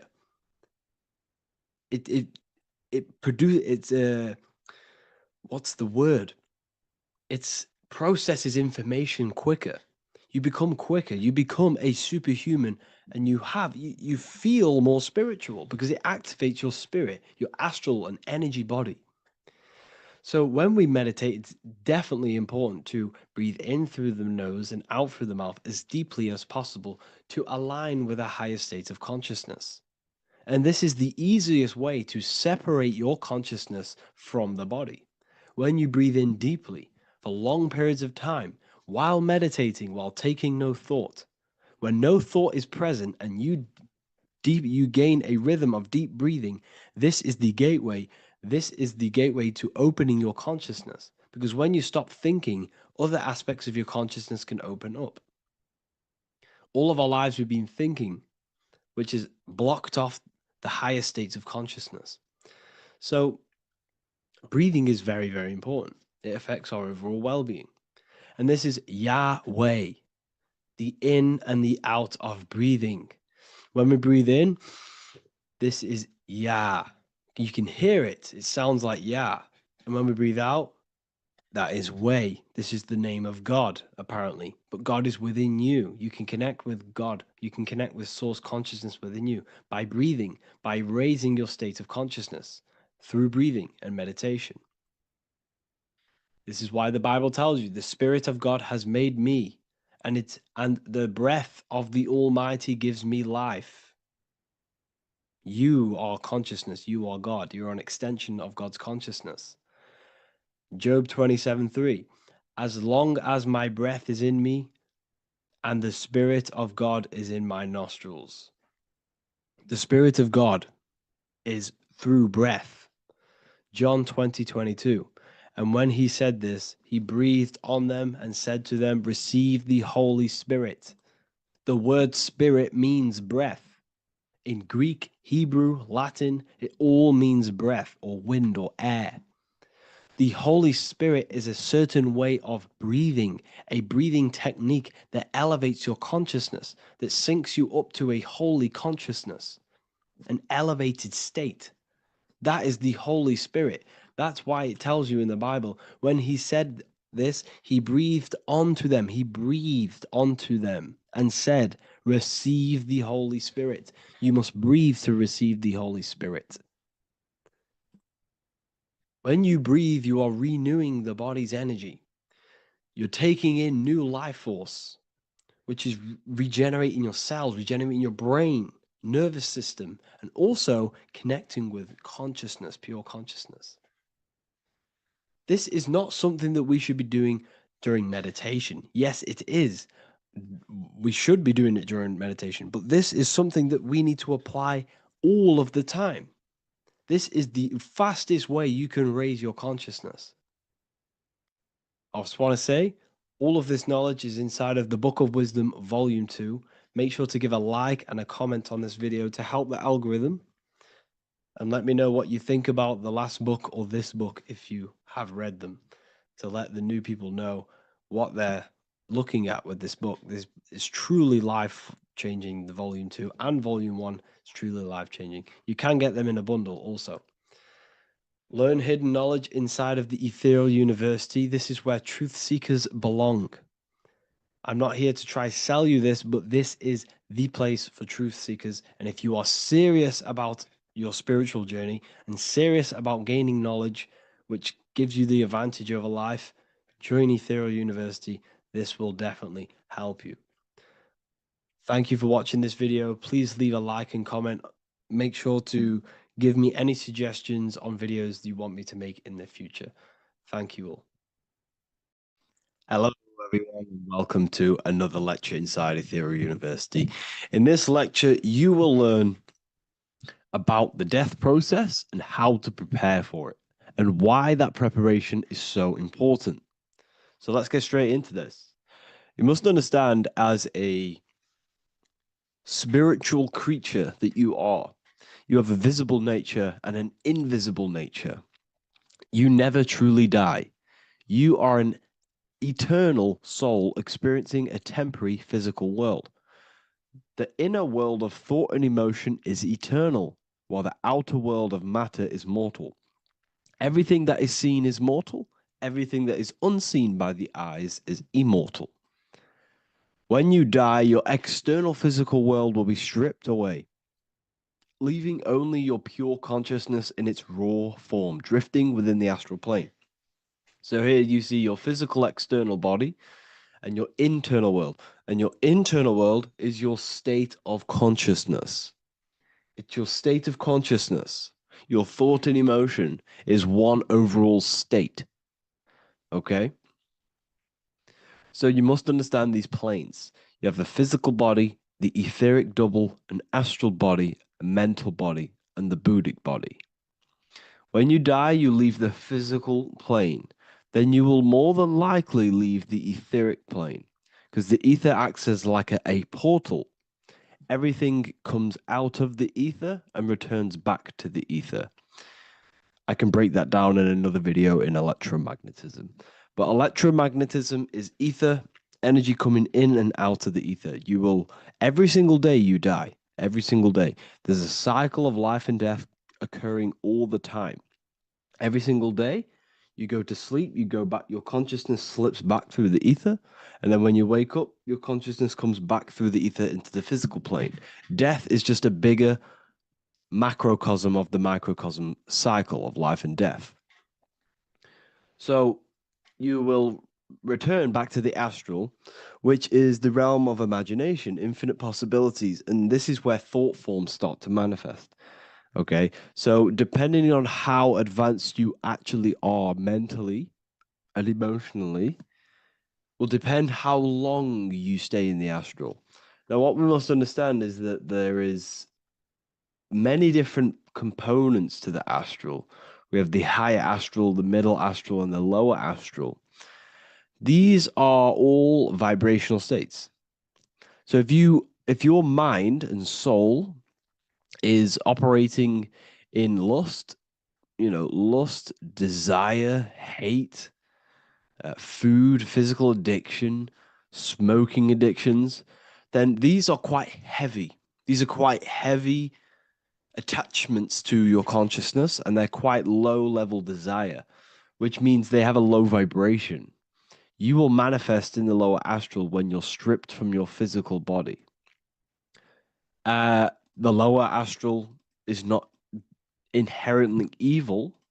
However, there's just low vibrating things going on there. Low vibration does not mean evil. Okay. So just like bad doesn't mean evil. Okay.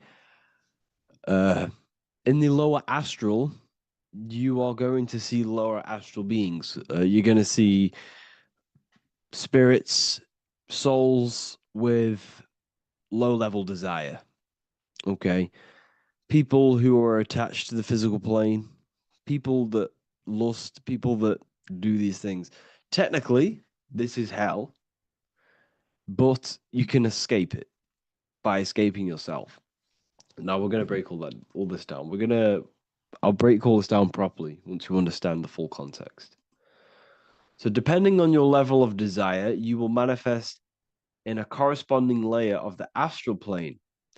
If your mind is still attached to the low physical desires, you will find yourself in the lower astral realms. But if you have few desires and have detached from the worldly attachments while you are encased in a body, then you will rise into a higher or middle astral plane, mainly the middle. Okay. The higher astral plane is very formless. So as I broke down here, this is, well, the physical plane is the lowest dimension. This is the most form, the most matter. It's quite heavy. The higher you go, the lighter it becomes, the more fluid, the more formless it becomes. So you see here it says denser down and lucidic up. So this is more lucidic in these higher realms. This is more dense in the lower realms. So this is why the ancient Egyptians were always talking about, I'll show you this. This is showing you death. So first of all, we have Anubis, which represents death. Here you have the heart, which represents the soul. And here you have a feather. And this is a scale. You see how this is a balanced scale? So what this is symbolizing, this represents death. This represents your heart, and this is a feather. So when you die, your heart must be as light as a feather, which means your emotions, your soul, should have no attachments to the world. It should be light. It should be detached. This is why the word light and light are the same. Light is in heavy and light is in very bright. Because when you're less attached to the things, your soul shines. You're authentic. You're light. You're very bright soul. and you have no attachments. Your light is not heavy. So you must detach from the worldly desires. We have to detach from the smoking, the food. This is why we should fast. Smoking, this is why we should detox. We should also meditate. We should also be able to sit with ourselves for long periods of times. Okay, I'm going to break all this down properly. But that's why the Egyptians show you the symbolism here. Okay. So you're stripped of your material body. So that state of consciousness you're in right now, your inside world, if you shut your eyes, that state you're in, that is what you're going to experience when you die. Okay. And you're going to be manifested into the astral. In the physical plane, you can mask or hide almost anything. But in the spiritual realm, you cannot. The astral body, your thoughts and emotions directly shape your spiritual body, your astral body, revealing your true inner state. So your desires that you can hide in the physical plane, your emotions, your thoughts, you can't hide any of that in the spiritual plane, in the astral plane. That will directly shape who you are, your color of your astral body, and your astral body as a whole. So here we have Kim Kardashian. If you could see this lady's astral body, you would run so far that you would be horrified for the rest of your life.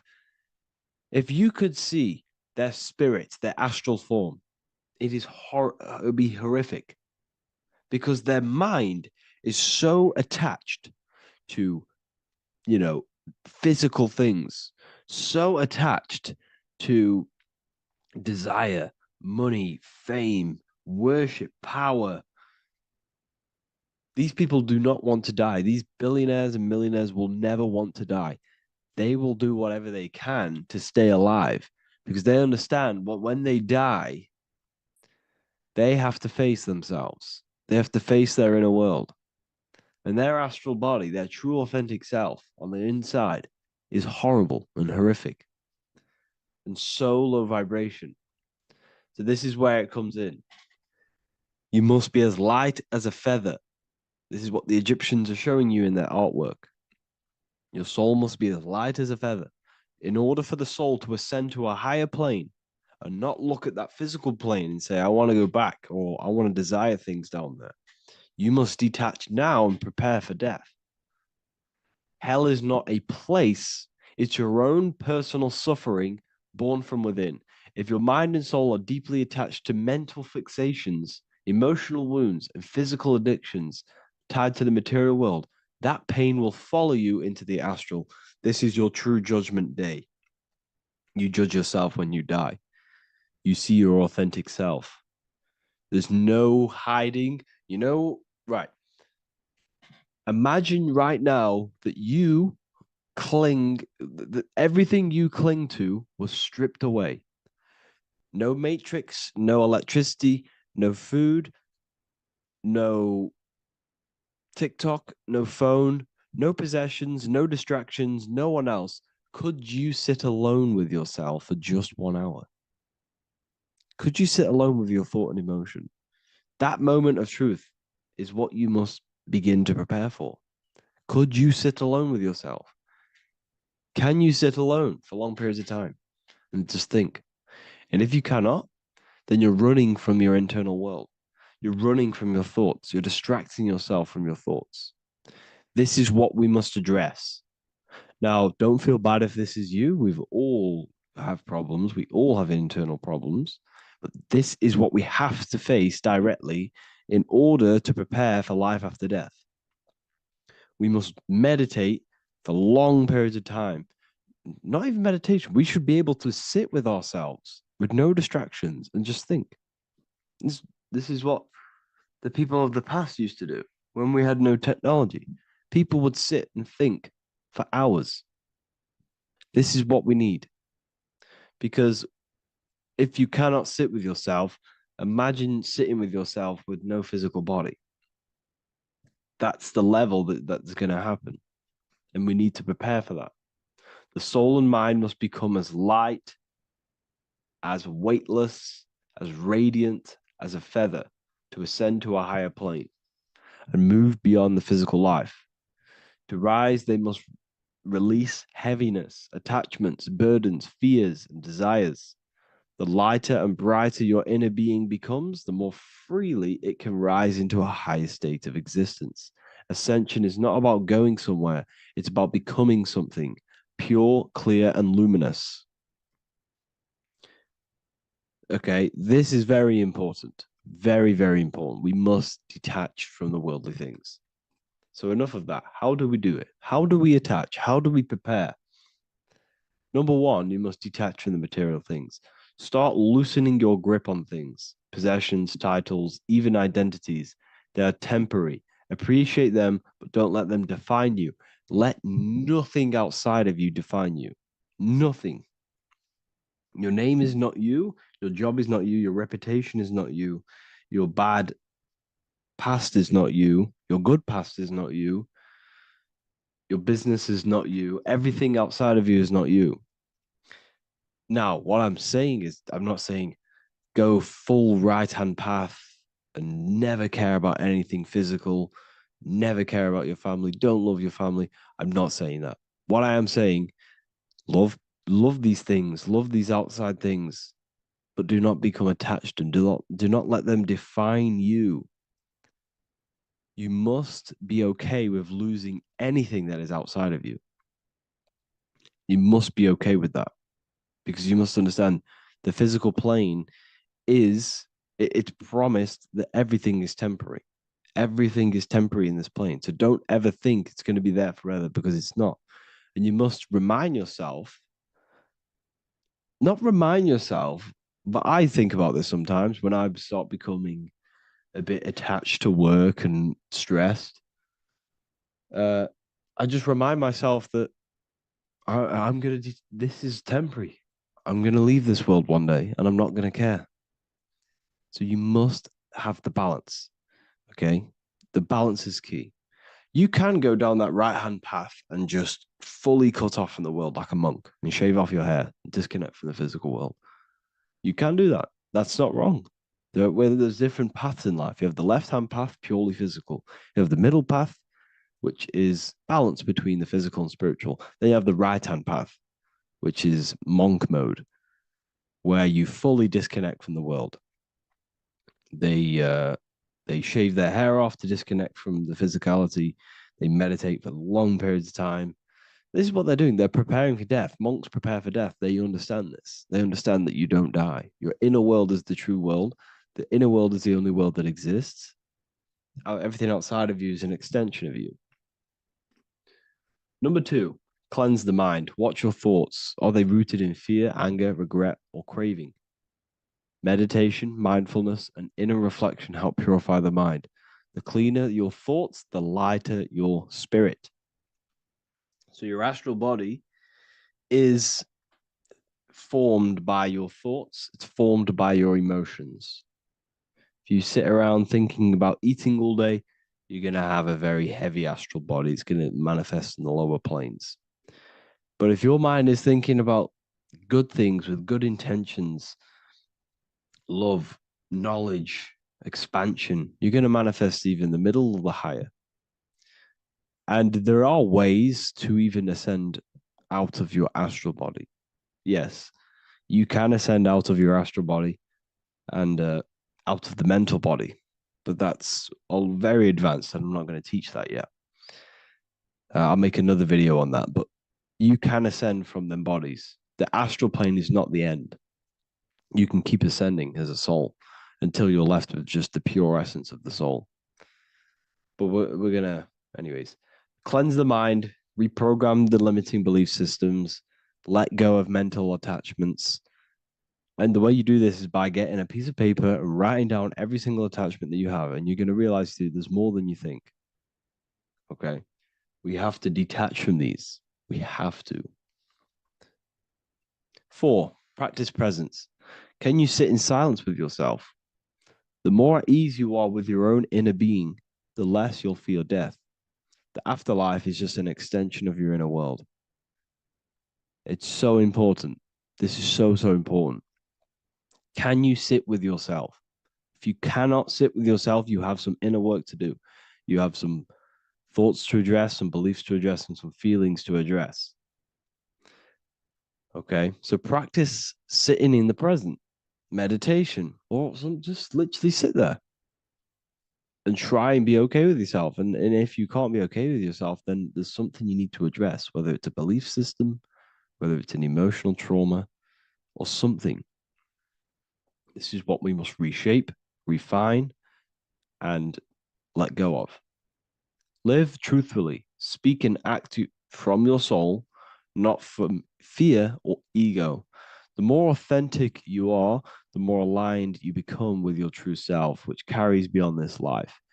The ego is your mind's perception of itself while being incarnated in this world. It's been shaped by your experiences, your thoughts, your beliefs, and your emotions. So your ego is basically this false thought form that you've created.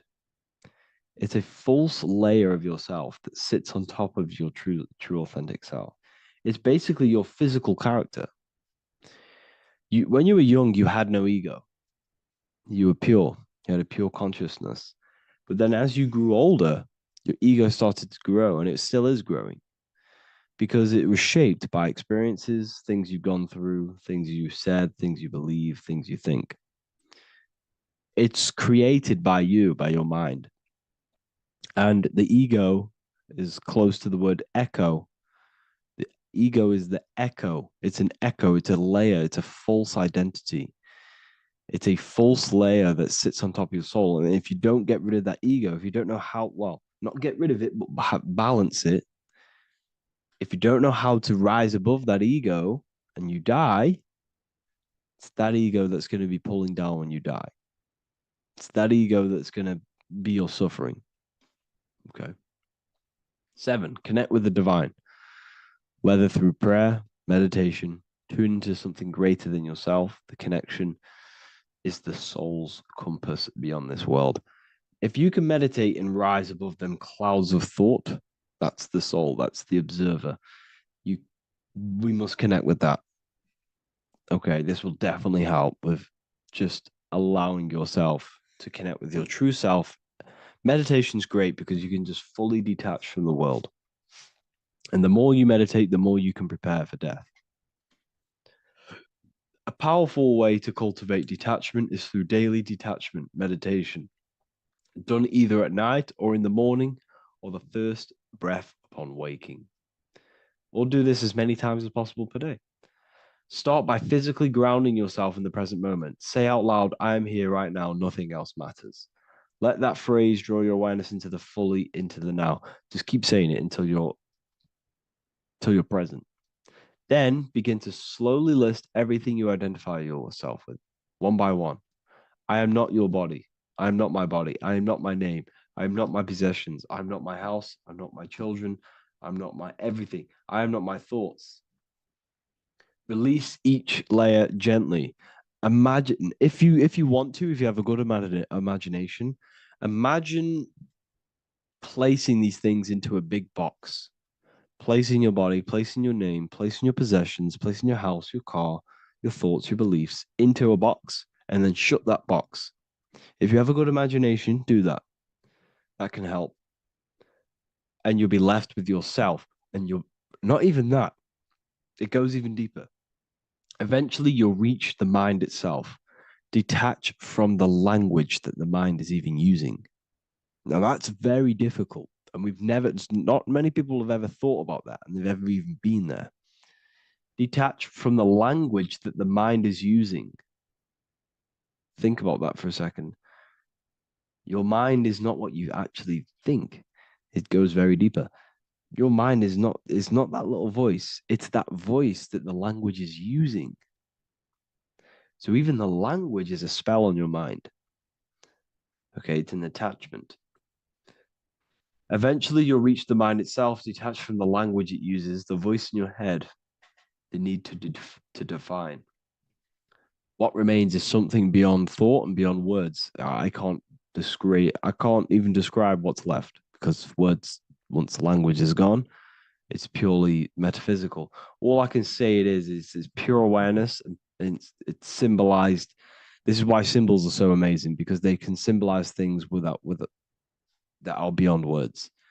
A flame, it's just a flame, and you won't be able to understand that until you've been there. It's just a flame. It's pure cause. Words can't describe it. You'd have to experience it. Connect with this essence daily. This is truly who you are. So this is a great way to detach. We can do these detachments every single day during meditation. This will definitely help over long periods of time. Of course, you're not going to be ready tomorrow for death, but just try and prepare for these things. This is the whole reason people used to meditate. It's the whole reason why people do these spiritual practices, because they understood that this plane is temporary and your soul moves on from this plane. And you'll never truly believe in the soul until you experience it. So I can show you these things, but you must go out and experience it. The soul is real, but you won't understand unless you cast off everything else. Okay. So I hope this video helps. It's a very deep video. I'm going to be making more of these stuff, of more self-mastery. And of course, we've made the self-mastery section now. So I'm going to start filling up this place with lectures. And I think it's a great time to start this, because a lot of people have been asking on how to master yourself, prepare to death. So hope this video helps. See you in the next one. So depression doesn't actually exist. And in this video, I'm going to show you how depression is actually a choice. And I'm going to give you some solutions on how to deal with it. And this is probably going to change your life forever just by doing this alone. Okay. So the first thing you need to understand about depression is that it exists in your conscious mind. It exists in your thinking mind. So what is inside your thinking mind? You have your body, your name, your reputation, your trauma, your memories, your family, your worries, your interests, your bills, your passion, dislikes, goals, right? Most people identify their lives with this. They identify their lives with their thinking mind. They think they're their name, their job, their reputation, their memories. But this is not who you actually are. Who you actually are is the observer of that. What happens if you stop thinking? What is left? You're left with unconditioned consciousness. You're left with the self, which is what we refer to as I. We are the consciousness, not the thinking consciousness. You are not these labels. You are not your thoughts. You are not your job, your name, your reputation. Okay? And the reason why I'm telling you this is because it's very important, is that we are something beyond this body, beyond this name, beyond our thoughts. We are the consciousness. So depression exists inside of the thinking mind, the conscious mind. Okay? So if you want to get rid of depression, you must learn how to escape the thinking mind. And not only just escape, but that's step one. In meditation, you do meditations, right? We sit still and we have to learn how to control the mind and turn off the thoughts. And when we turn off the thoughts, depression goes out the window, because there's no thought present in your mental field of consciousness to be depressed. Okay? You must understand, who is the one suffering from the negative thoughts? Who is the one suffering? Your mind is not suffering, because the mind is producing the thoughts. Your body's not suffering from the negative thoughts. You are suffering. And who is you? You are a soul. You are that feeling. You are that person beyond the thoughts, beyond the feelings, beyond that. You are the one experiencing. You are that. Meditation gives us the ability to turn off the thinking mind. This allows us to escape our thoughts. Okay? And it gives us, over a long period of time after meditation, you'll be able to turn this switch. And this switch will be able to turn off your thoughts. And by doing this, we will be able to control our conscious mind directly by the hand. So when you notice yourself gaining them negative thoughts, we can then turn off the switch of turning off the conscious mind and rising to our authentic self and knowing the thoughts are just illusions. Now, let me tell you something that's very powerful. Most of your thoughts are coming from beliefs. Most of your feelings are coming from beliefs. So if you have a feeling of lack, this is coming from a belief that you don't have much. If you are feeling alone, this is coming from a belief that you are alone. So what we must do is restructure ourselves. We must restructure the subconscious mind, and we do this in many different ways. We can do this with meditation. We can do this with visualization, visualizing our desired reality as if we are living it. We can do this with affirmation. Now, a lot of people think, oh, I'm trying to speak something into existence with affirmation. No, you're not using vibration to try and change reality with what a lot of these new age people will teach you. Vibration, your words will not have much an impact on reality. That's the truth. But what they do have an impact on is reprogramming and recrafting and refining your mind. If you repeat, I am wealthy all day long, your subconscious mind, that word will be lingering inside your subconscious, and you will start to mold that into your conscious. You'll start to be consciously thinking about this. Most of your thoughts are coming from your subconscious. So if you want to get rid of depression, you got to figure out the trigger. What are you depressed about? What are you feeling? What are the beliefs that are making you feeling and thinking this way? And that's what you must restructure. You must restructure your subconscious mind through visualization, meditation, and affirmation. You do these all the time. You do these every single day, and you will slowly, if not surely, restructure your subconscious mind. While by doing the practice of meditation, you'll gain the off switch as well. Sometimes depression comes from not living in your authentic self. You're not doing the things that your soul is telling you to do. We all know what we should be doing at all times. I don't care what you have on. We all know we should be doing something. We all know that we have there's a higher aspect of our mind that tells us, oh, we need to be doing this, but I'm actually sat here on my phone. Oh, I shouldn't be eating this, but I'm doing it anyway. There's always that higher voice. And that is the voice that has to be connected to. And when your body's not acting out the voice of the soul, then the soul becomes sadder, and suffers more and more and more. There has to be a connection between the soul, the mind, and the body. They have to work in unison. Okay? So I hope this video helps with depression, with whatever you're going through mentally.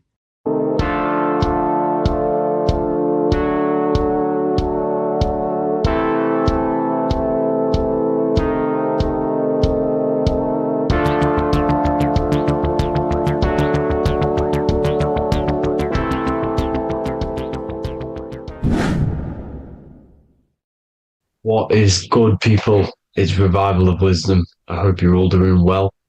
Now, this video is how to raise your holy oil or your Kundalini. Let's get straight into this. So this is a monthly cycle. Every month, when the moon is in your zodiac sign, this oil is released. Now, the moon is in control of monthly cycles. For women, it's the menstrual cycle, and as well, this holy oil cycle. The moon changes sign every 2.5 days and passes through the zodiac signs in 27 days. So the moon tells the day, the sun tells the time, the stars tell the month.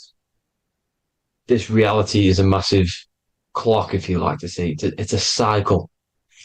Okay, the moon controls the night, emotions, water, fluids, and the mind. Okay, so this oil is produced in the claustrum. It's produced in the claustrum, which is here, right? This is where you get Santa Claus from. Now, the claustrum is at the center of the brain, and it is next to the pineal gland and the pituitary gland. Once it starts in the claustrum, this is the holy presence. This is the present that Santa gives to us, Santa Claus. And it goes to the pituitary gland and the pineal gland. And what's connected to the pituitary gland and the pineal gland is the Ida and the Pingala. The Pingala is the pineal gland's nerve, which is the honey, which is the positive charge, electric. And the pituitary is the Ida nerve, which is the magnetic charge. This is the milk, the land flowing with milk and honey. This is the brain, the heaven, heaven, okay? And it travels down the spine using these two nerves, these electromagnetic charge. And this is what the ancients symbolized with the two serpents wrapped around the spinal cord, the Ida and the Pingala. And this travels down to the sacrum or the solar plexus. Okay. So once it's here, okay, the spine is an elongation of the brain. So the spine is pretty much the brain. It's an extension of it. And it's kind of a microcosm of how we descended from heaven to physical reality, to physical matter, which is our consciousness has done. Our consciousness has descended from heaven into physical matter, and this is a microcosm of it. Okay. So once we're in the sacrum bone, this holy oil, like I've just explained, this holy oil starts in the center claustrum, goes down the chimney to the sacrum. This is the sacrum, the solar plexus, and drops the present off at the sacrum. Now, once we're at the sacrum, we need to raise our vibration to take this oil back up the spine. Okay. And the River Jordan symbolizes this in the Bible. King Herod wants to kill Jesus in Nazareth, which is here, this is the River Jordan, is Nazareth. He goes to be born in Bethlehem and then goes back up to Nazareth, to Joseph and Mary. Joseph and Mary, the pineal gland and the pituitary gland. The Bible is huge symbolism. It's all metaphors for this sacred process which goes on inside of your body. You are the Temple of Solomon. You are the Holy Land. The Holy Land is your brain. Once this oil is at the sacrum, you need to raise your vibration in order to take it back up. Once this oil has gone back up to the pineal gland, it activates the crystals which are wrapped around your pineal gland. Your pineal gland is this tiny little beam here. This is the claustrum. This is the pineal gland. And it's wrapped in crystals. And when this oil travels back up the spine by raising your vibration, back to the upper room where Jesus met the 12 disciples, or the 12 cranial nerves in the brain, and it activates and it turns on this pineal gland. And once it's turned on, it illuminates all the cells and the nerves in your brain and turns them all on and activates the higher God man, the God consciousness, Christ consciousness. And it regenerates the whole body. This is the secret to regeneration. It regenerates all the cells in the body. And this is how the ancients lived for thousands and thousands of years, as talked about in ancient texts. They lived for hundreds and thousands of years because they knew this secret. And this fluid, this brain fluid, the secretion, or the Christos in Greek, which means gold, because this is the alchemical process from turning lead to gold. Your body is the alchemical furnace. Now, the ancients knew about this center of the brain because they symboled it. This is the Eye of Ra, and it's the brain. And this is what's wrapped around our consciousness. Our consciousness isn't wrapped around the brain. The brain is built around the consciousness. We are the consciousness. You don't have a soul, you are the soul. Okay? Now, the head, heaven, hell, heel at the bottom of your foot, that's hell. Head is heaven and hell. Simple. Now, the pineal gland produces DMT, which is dimethyltryptamine, which is known as the spirit molecule.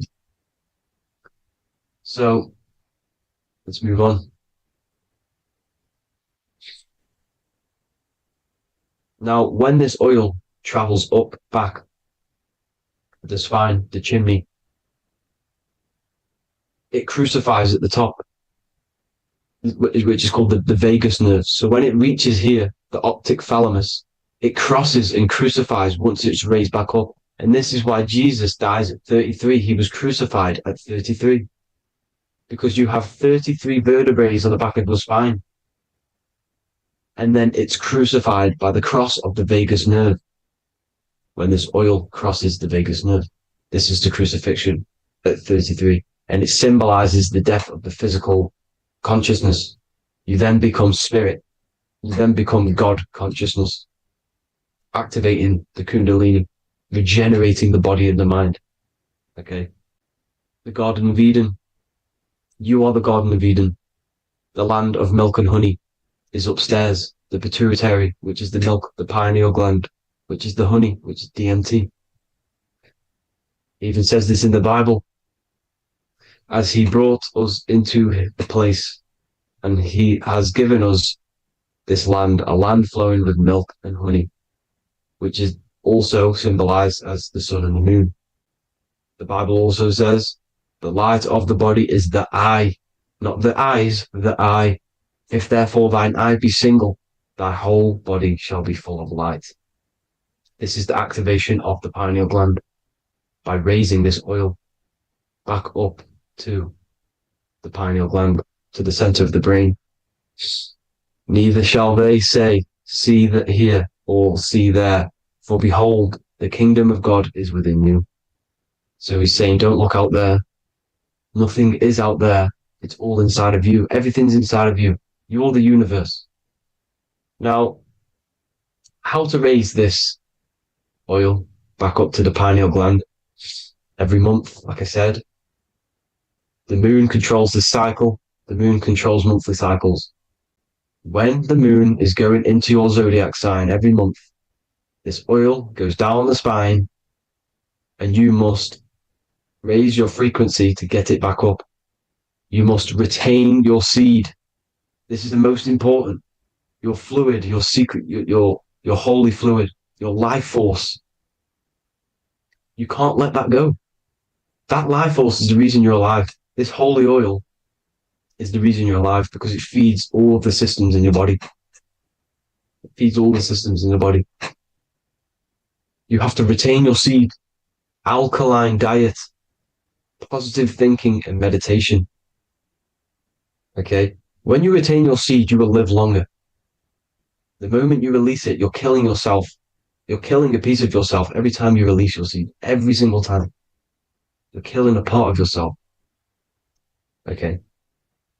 Now, this could be why this could be the illumination, the single eye on the Illuminati's symbol, the Freemasonic symbol, the illuminated eye, the triangle, which could symbolize the body, mind, and spirit, but the eye illuminated. Now, in the Bible, it talks about the two trees, the tree of knowledge and the tree of life. The tree of knowledge is the tree of good and evil, which is the most important system in your body, which is the nervous system. The nervous system, the most important. The tree of good and evil. And the tree of life, which is the cardiovascular system. Now, this oil, when it's released every month, feeds these two systems, and these two systems feed everything. Now, it's important you understand that. Okay? The ancients knew all of this knowledge. The Bible's telling you this knowledge. But it's in a metaphorical way. You have to understand the context behind it so you can read it properly. Now, eating of the tree of life, which is when it talks about in the Bible, eating from the tree of life is actually symbolizing a bad diet, ejaculation. Because you're eating from these two systems. You're killing yourself with a bad diet. You're killing yourself with an ejaculation. Okay? So, that's important to understand. Now, this is Jacob's ladder in the Freemasons. Jacob's ladder, which is the spinal cord. It's the stairway to heaven. And this is Jack and the Beanstalk, when he goes up the beanstalk and finds the golden egg in the grey clouds. The grey clouds symbolize the grey matter in your brain. Now, the Garden of Eden talks about the 4 different rivers in Garden of Eden. As we see here, the North Pole map, the ancient North Pole map, because the center of the earth is the center of the torus field. Everything's the torus field. Atoms are torus fields. Everything's torus fields. You are the universe.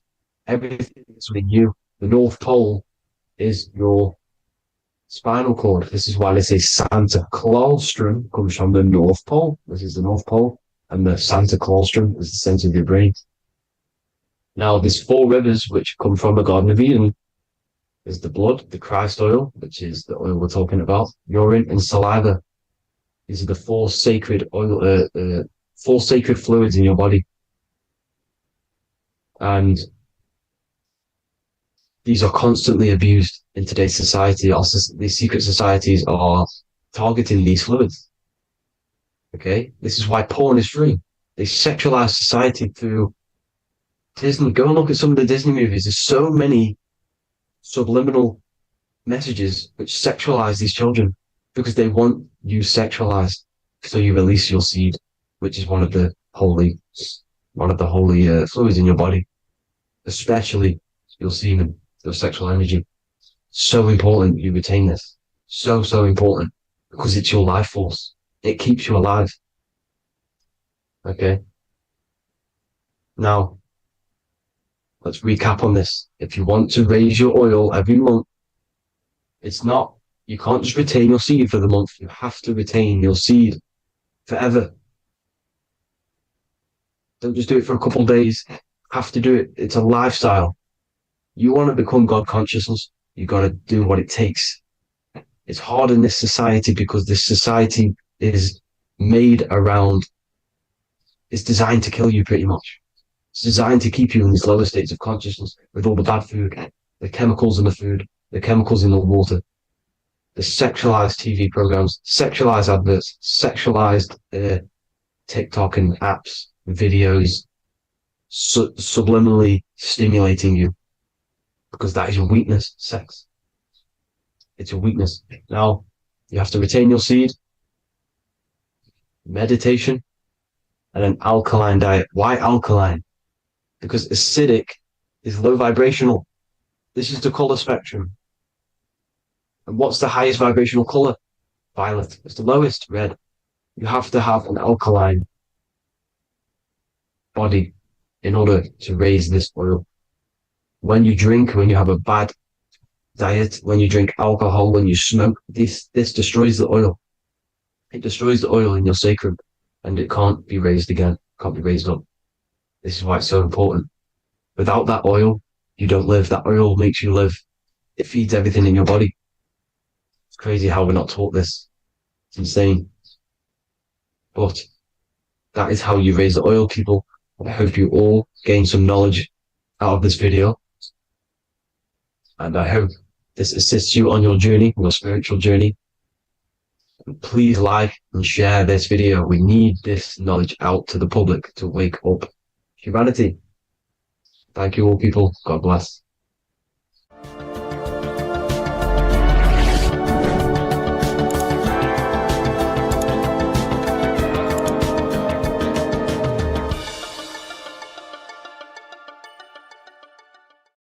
Hey everybody, welcome back to Living Life with Miss Faye. And today I thought I would talk about the Book of Wisdom because to me, this is information that should be in every household. And you really shouldn't pass this by because information like this may not be out here forever. But this information is so important, especially for you today, because so many things have been hidden from you about the world, about our living in the world, about our own existence. So many things have been hidden. And these books, the Book of Wisdom, this is book 1, and this is book 2. and they both are jammed with hidden knowledge. Now, I realize, I have been promoting this material for some time because I wholeheartedly recommend that this material should be in everybody's home. Your children should be exposed to this material because when they go to school, they're taught one thing. They're taught to be, not to be free thinkers. They're taught to be followers in school. And this information goes into why that happens and why the system keeps you in the dark. All right. And also your religion has a lot to do with it. Now, even in your religion, a lot of things have been misconstrued, and some of it is just downright lies that have been told to you. But in this material, it tells you exactly what's going on. It really does. And it tells you the meanings behind a lot of the artwork that we've seen, and the beautiful figures and the way that the chapels are painted. There's a meaning behind all of that we are not privy to. But this information reveals it. These people have really dug deep into finding the truth. And I am a truth seeker. So I am all about finding out the truth. Now, in book 1, it's an overall summary, and it really opens your eyes about a lot of things. Look at this. Know thyself. Do you really know who you are? Do you really know who you came from? Do you really know how powerful you are? The powers that be don't want you to know that you have power. They want you to live your life in fear, number one, because when you're fearful of everything, then it's easier to control you, easier to manipulate you. And people look at it. When you go to school, what are you taught in school? You're taught to follow instruction. You're taught a skill to work for someone else. You're not taught to work for yourself. You're not taught to think for yourself. You're taught to obey orders. People, you're bigger than that. You're more intelligent than that. And this book of wisdom will help to open your eyes. You're not stuck in a life that you have no control over. In book 1, it talks about man is God made flesh, and it tells you why that is. We're all a part of the God source. That's how we were made, being a part of it. And a lot of us don't know that. We just think we're just out here flapping in the wind, and that's not true. It talks about the influence that the moon has over our lives. In a full moon, you realize that there's a lot of activity that goes on during the full moon because it energizes people. It energizes, and a lot of times there's a lot of crime that goes on because people are energized. They don't know what to do with that energy, but they're being affected by the moon. And it tells about Saturn and what Saturn has to do with your religion and what Saturn has to do with our existence. Okay? This book goes into all of it. And what it does, like I said, book 1 is more of an eye-opening summary of it all. And it says here, this discerning wisdom doesn't merely offer easily assimilated insights. It serves as a guide, illuminating the intricate threads weaving between our essence and the cosmic expanse. It provides an abundance of information to facilitate the evolution of your mind, your body, and your soul. This is genuine awakening. The author is Harry B. Joseph, and I know a lot of you, if you're on social media a lot or whatever, you've probably seen where he'll tell you some inserts from these books. And volume 2 is a more in-depth look at it. So if you want to go really deep, then you want volume 2. Now, one thing in volume 2 that I thought was interesting, of course, everything in here is eye-opening. But I wanted to bring this one to you because it's about the significance of sex. It says sex is a sacred ritual that transcends the physical realm and also takes place in the astral plane. So, you know that saying, as above, so below?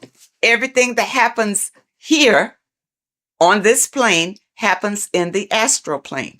So when you have sex with someone, you have bonded with them in the astral plane. And that's why you can't just walk away from a sexual experience and not have the energies from that person, because you have shared energies during this sexual ritual. And really, that's why it's better to wait until you are married to have sex and not have casual sex with all sorts of people. Because even here it says, casual sex, often driven by superficial desires such as greed, lust, and monetary attraction, tends to vibrate at a lower frequency on the astral plane. Now, what does that mean? If your casual sexual experiences are vibrating on a low vibrational astral plane, well, what's in a low vibrational astral planes? Demons, low entities that will attach to you, because that's where you are. They will attach to you and make your life miserable. You see, that's one way how we get these entities attached to us like parasites, because of casual sex. You got to be careful of that. And the only way that you can break the tie from a casual sex is through a spiritual awakening. See, when you have casual sex, these entities feed off of that energy. That's why they attach to you so easily. This is what you need to be aware of. And a lot of you don't understand why your lives are in the toilet. It's because of the things that you are doing and the people that you are interacting with. And if you had this material beforehand, then you would be aware and able to guard yourself from a lot of heartbreak and disappointments in your life. Because once these entities attach themselves to you, they're not bringing you any good. They're going to bring you harm. Okay? And devastation. You don't want that. When sexual activity is engaged from a place of love, deep passion, and high vibrational energy, it fosters a protective and positive atmosphere. Protective and positive. When you engage in a sexual experience and you both love each other, it's genuine love. Okay? That's what you get. Not when somebody's fooling you and tricking you and making you think that it's love. And as soon as you've had sex with them, now they disappear. Now they have nothing to say to you. Now they'll tell you that they didn't want to get involved. You know, they're not looking for a relationship, that sort of thing. But no, that's still low vibrational, because you didn't wait until you got to know the person. Just had sex with them. Don't do it. And when you have a love-based connection, elevates the energy, creating a shield against negative influences and ensuring that the experience aligns with higher spiritual principles. Okay? And that's what you want. See, this book goes into everything. And it goes into the foods that you should be eating, the foods that you shouldn't be eating.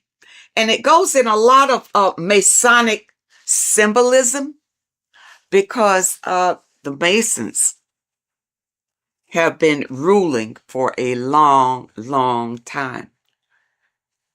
And we're not aware of it. It just passes us by, because we are in survival mode. And the powers that be have put us in survival mode. We hardly have time to just enjoy our lives because we have to work for the elites. Work hard for the elites, you see. But if you have knowledge and understanding about how they maneuver and how they manipulate and control you, it will help you to improve your own life. In this book, you will discover more than just knowledge. You'll unlock the mysteries that lie beyond the veil of the ordinary. Dive deeper into the cosmic currents that flow through the universe, guiding your mind, body, and spirit toward a higher plane of existence. People, you don't realize how powerful you are because you have been dumbed down from the time you got here and made to believe you don't have any power. There's an external God that you must pray to for forgiveness of your sins, for anything that you desire in your life. You pray to that God, and that God will deliver it to you. Now, has it happened? Have you received all that you desire from the God that you have been worshiping? If not, maybe you need to know the truth about things. Maybe you need to look deeper into things. Now, it also talks about symbolism, and symbolism is everywhere. But many times we don't understand what the symbolism is. And we see people doing these mantras, and we think, is evil what they're doing. What they're doing is calling in power from the entities that are around them, because they understand that we are all energy. And they do these mantras to bring in energy, whether it's for confidence, whether it's for strength, endurance, or whatever. That's why you see a lot of celebrities doing these mantras that you think is evil, because you don't know, because your mind is closed and you're living in fear of everything. You don't understand, but you see them progressing and doing better and better and better and doing all these evil signs. These signs are not evil, number one. They're not evil. They have learned how to manipulate energy to their benefit. And you don't know how to do it. That's why you need the information. You need the information to learn how to manipulate the energy that's already here to better your life. The first book will open your eyes to it. When I first got this, I tell you, when I first got this book, I was so impressed by it. I bought my people a book, sent them a book, whether they can understand it or do something with it or what. But I think it's so important just to have it in your home, because somebody is going to pick it up and this information will resonate with them and put them on a path of enlightenment. And those of you who have your book, spend a little time every day reading and understanding, because there's so much information, even in the first book, that it will take you a while to go through, where you can understand what it's saying in every page. The advertisement on social media talks about this book. He goes through some key points, but don't think that he's covering all of this information. It's too much information to cover in a 1 or 2 minute stint, but it's information that can change your life. This is the thing, people. It's worth every penny. Even if you don't have much, you don't have much. You need to save enough to get these books. Get both of them. You see, I got both of them. Start with this one. If you never dug into this kind of information before, start with this one. This tells about the black cube. These things are in the world today that you don't know what it means. You don't know anything other than what your leaders have told you about it. Well, who's to say they're telling you the truth about what it is? Okay? It's all here. Okay? All here.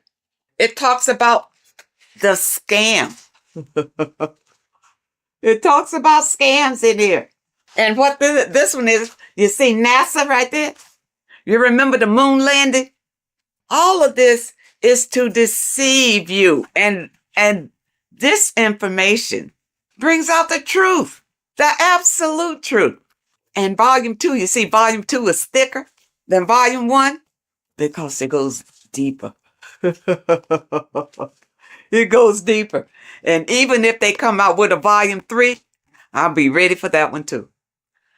This one opened my eyes to so many things that I had questions about, as far as heaven, hell, the gospel, the Bible. For a long time, I just rejected the Bible totally. I rejected it because the stories in the Bible didn't really make sense to me. It really wasn't logical. Going through this material, I realized that the Bible is written in parables. All right. It's like morals to a story. It's like lessons that you learn from the stories that they tell. Okay. Because think about it. In the Bible, it says that, the apostles wrote these chapters in the Bible. During those days, those apostles couldn't even read or write. So how they write that? Okay. But from whichever documents that they pull certain information out and put the Bible together. All right. But the Bible, and I'm going to use this little slogan that I heard that I really like. The Bible is basic instructions before leaving Earth. It's not for you to take the stories literally. It's to take the meaning behind the story and apply it to your life. And because many of us have not read the Bible, and many of us have. The Bible is written in a way it's hard really to understand. That's why you go to Bible study, so somebody can tell you the meaning of it or what. And most of the times when you go to Bible study, they don't know any more than you do. They haven't ventured out into research to know exactly what those scriptures mean. In this information, it goes through it. It goes through your scriptures and tell you what it really means. Okay? And it leaves no stone unturned, really. And it opened my eyes so much to the Bible until now I can embrace it. I can embrace the Bible because I understand that these are stories for you to learn from. But you got to understand the meaning and what it means. For instance, water is emotions. Okay, it's not just water. It stands for something. It stands for your emotions. The light is the Christ energy. The Christ energy is light. And we all want to embrace the light. All right, so people who follow the Bible, understand the Bible, understand what the Bible really is. Don't be deceived by the interpretation of the stories. Many of the interpretations that you are given is to put you in a subjective role, a slave than a master. Puts you more in a slave role if you take those stories literally. And that's why you're not encouraged to go out and look for other information, especially in your religious institutions. They don't encourage you to venture out for other information because they'll tell you the information. Just keep coming here. We'll tell you all you need to know. You see, but I understand about religion because I was raised Christian. And the thing about it, even when I broke away, it took some strength because your mind, you have a mindset about it. Being raised as an infant in the church, that's all you know. Every Sunday, you go to church. Yeah, you go to church. Your body is used to going to church. But then when you decide, well, no, it's not working for me. I'm not, my life is not changing. My life is the same. You know, I just come here on Sunday, maybe to be entertained and maybe not, but it's really not worth it. And then you listen to your pastor or whoever is delivering the message. And what he's doing is giving you the spiel that was given to him in theology school. That he's doing. He's giving you the interpretations that he was given. That's all he's got because he hadn't done any research on his own. He didn't know any different. You see? And there are many people out here who feel like ignorance is bliss. I know you've heard that. Ignorance is bliss. No, it's not. Especially in today's world with so many changes coming down the pike and fear is leading it. Fear is right in front, leading all these changes down the pike. And fear is leading it so that you won't buck against it. So that you will be so afraid, you'll just hold on tight and hope that you come out okay on the other end. But if you get this material under your belt, it will give you strength and a way to grab the power that you have inside of you so that you won't feel desperate and you won't feel afraid. You'll feel empowered. And that's what we all want. That's why I feel like everybody should have this material in their home. Everybody. And your kids should grow up reading this before they go to school and their little minds be manipulated to believe whatever the system wants them to believe. Because really, they're just grooming them to be little worker bees, to be worker bees. You see? People, you have the right. You have the right to be the master of your own reality. But if you don't know the information, you don't know where your power comes from and how to use the power that you have, doesn't mean anything. All you got to do is open yourself up to new information. That's all it takes. And your life could change drastically by just the information that is revealed in these pages. And it's I tell you, it's funny because years ago, I guess I was, I was in the Christian faith when I ran across information from one of the folks who contributed to this material. And when I heard him talking about it, it resonated. Something he said resonated in me. And I never forgot it.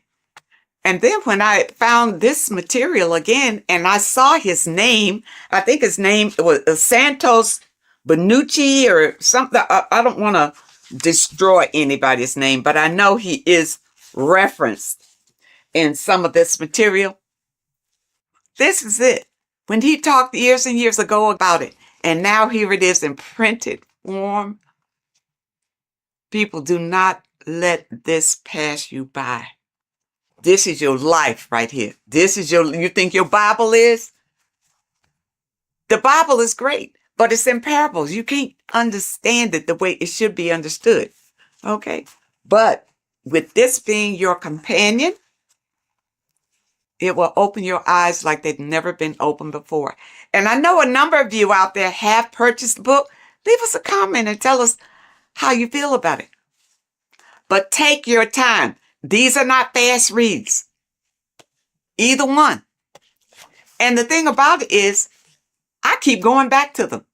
It's not the kind of material you read one time, put it aside and forget about it. You put this on the coffee table and read a little bit all the time because it reinforces your soul and helps you to manifest the life that you desire. Okay, people?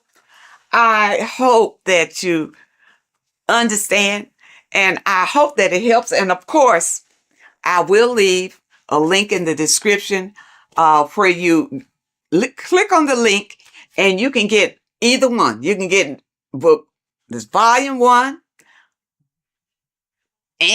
or you can get volume 2. And the volume 2 is in hardback. You know, when I first got it, it was in the soft cover, but I love hardback. So I have this in the hardback too, because the hardback I absolutely love. And because the books that I purchase, I want to pass them on to my people when I'm gone. They mean something. Stop wasting your money on stupid magazines and crap that doesn't mean anything. You buy a book, buy one that's going to change your life. Oh, and also, when you click the website, you'll notice that there are courses on there that you can sign up for those of you who want to go really deep. And also, there's a PDF on food. And I'm waiting for them to come out with the book on that. I don't want a PDF. I want the book. And once they come out with the book on foods that you eat and foods that you don't eat, I will be the first one to get that one. So I encourage you to add these to your library. This is the best material that I have found to date that opens your eyes to what life is really all about, and also opens your eyes to who you are and the power that you have to create your own reality. I thank you so much for joining me today, and I really hope to see you next time. You're living in 4 planes of existence right now, but most people are only aware of one. And that's why they feel lost, disconnected, and stuck in cycles they can't explain. If you don't understand the blueprint of reality, you'll keep trying to fix the physical, while the real causes lie in the unseen dimensions that you have direct access to. You must understand that the universe only exists in the mind. Everything is a projection of consciousness. Therefore, consciousness produces everything. Our internal world is consciousness. Our external world is this physical body, physical world. Everything is an externalization of consciousness. For example, this was a thought. Now it's made physical. But before this was invented, it was existing in someone's mind, in consciousness, invisible. Then it was made manifest, made physical. So everything in this physical plane is the effect. The cause is consciousness, mind, the mental plane. So now I'm going to explain these different dimensions of consciousness. You don't just exist in this physical plane. The physical plane, in fact, is the lowest plane there is. It's the illusionary plane. So first of all, we have the Buddhic plane. This is the nothingness. So think of it like this. Absolute nothingness. If you turn off thoughts, There is nothingness. This is the void. And out of the void springs infinite potential, which is the mental plane. Now, your mind has no limitation.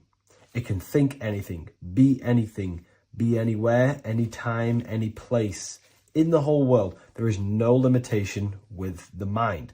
This is the realm of infinite possibilities. This is the realm of thought. Thought is a dimension, information and thought. To go a little bit deeper on this, there are pockets of thoughts, what we call in the occult fields of thoughts. Your mind does not think thoughts, it receives them. Your mind is like a radio. Whatever the mind is tuning into, setting its mindset, setting your frequency or setting your mind, you will receive thoughts based on that set, whatever you set your mind to. So there are pockets of thoughts that we penetrate in the mental plane. The mind is the mental plane, the infinite possibilities. This is the spark of creation. This is where all things begin to manifest as an idea in the mind as a thought. So if you want to gain certain information, you need to meditate or do thought exercises where you are penetrating that dimension of thought, that pocket of thought. For example, if you want to find a way on how to make financial wealth, you would use your mind, set your mind on wealth and money and think, close your eyes and think about that specific topic and see where your mind takes you. And you will expand your mind into different pockets of thought and gain information. So this is the mental plane. This is how you can use the mental plane. You can use the mental plane to do this. Then we have the astral plane.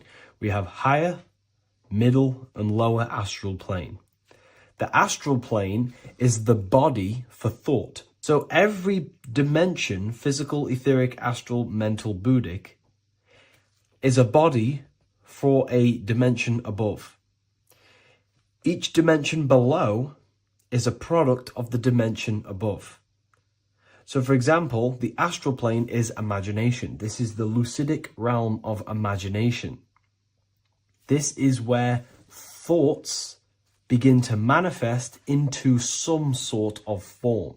It's not a physical form because this is physical, but imagination is a lucidic form. It's not really physical, but it's there. It's a projection of light. It's astral matter condensed by the willpower of the mind. So depending on the vibration of that thought will depend whether it manifests in the higher astral plane, middle astral plane, and lower astral plane. If you think about more material things and visualize material things, this will manifest on the lower astral plane because material matter is low vibration. Now, that does not mean it's evil. That does not mean it's bad. Okay? It just means low vibration just means more material. But if you think and imagine more spiritual things, this manifests on the higher astral plane.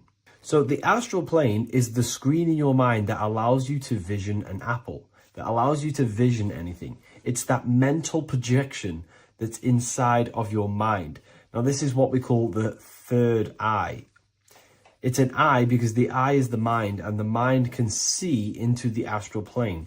It perceives this spiritual world, this lucidic realm that we have access to. This is where also infinite potential takes place. This is the realm of spirits, demons, jinns, whatever you want to call them. Spiritual entities exist in this because this is where thought forms manifest into form. This is where thoughts create bodies. Think of it like this. The mental plane is a thought of a chair. The astral plane is the imagination of that chair and all of the different possible chairs that could possibly be. The etheric plane is the energy double of that chair. And the physical plane is the physical chair. So as you can see, the higher we go up, the more formless and lucidic it is.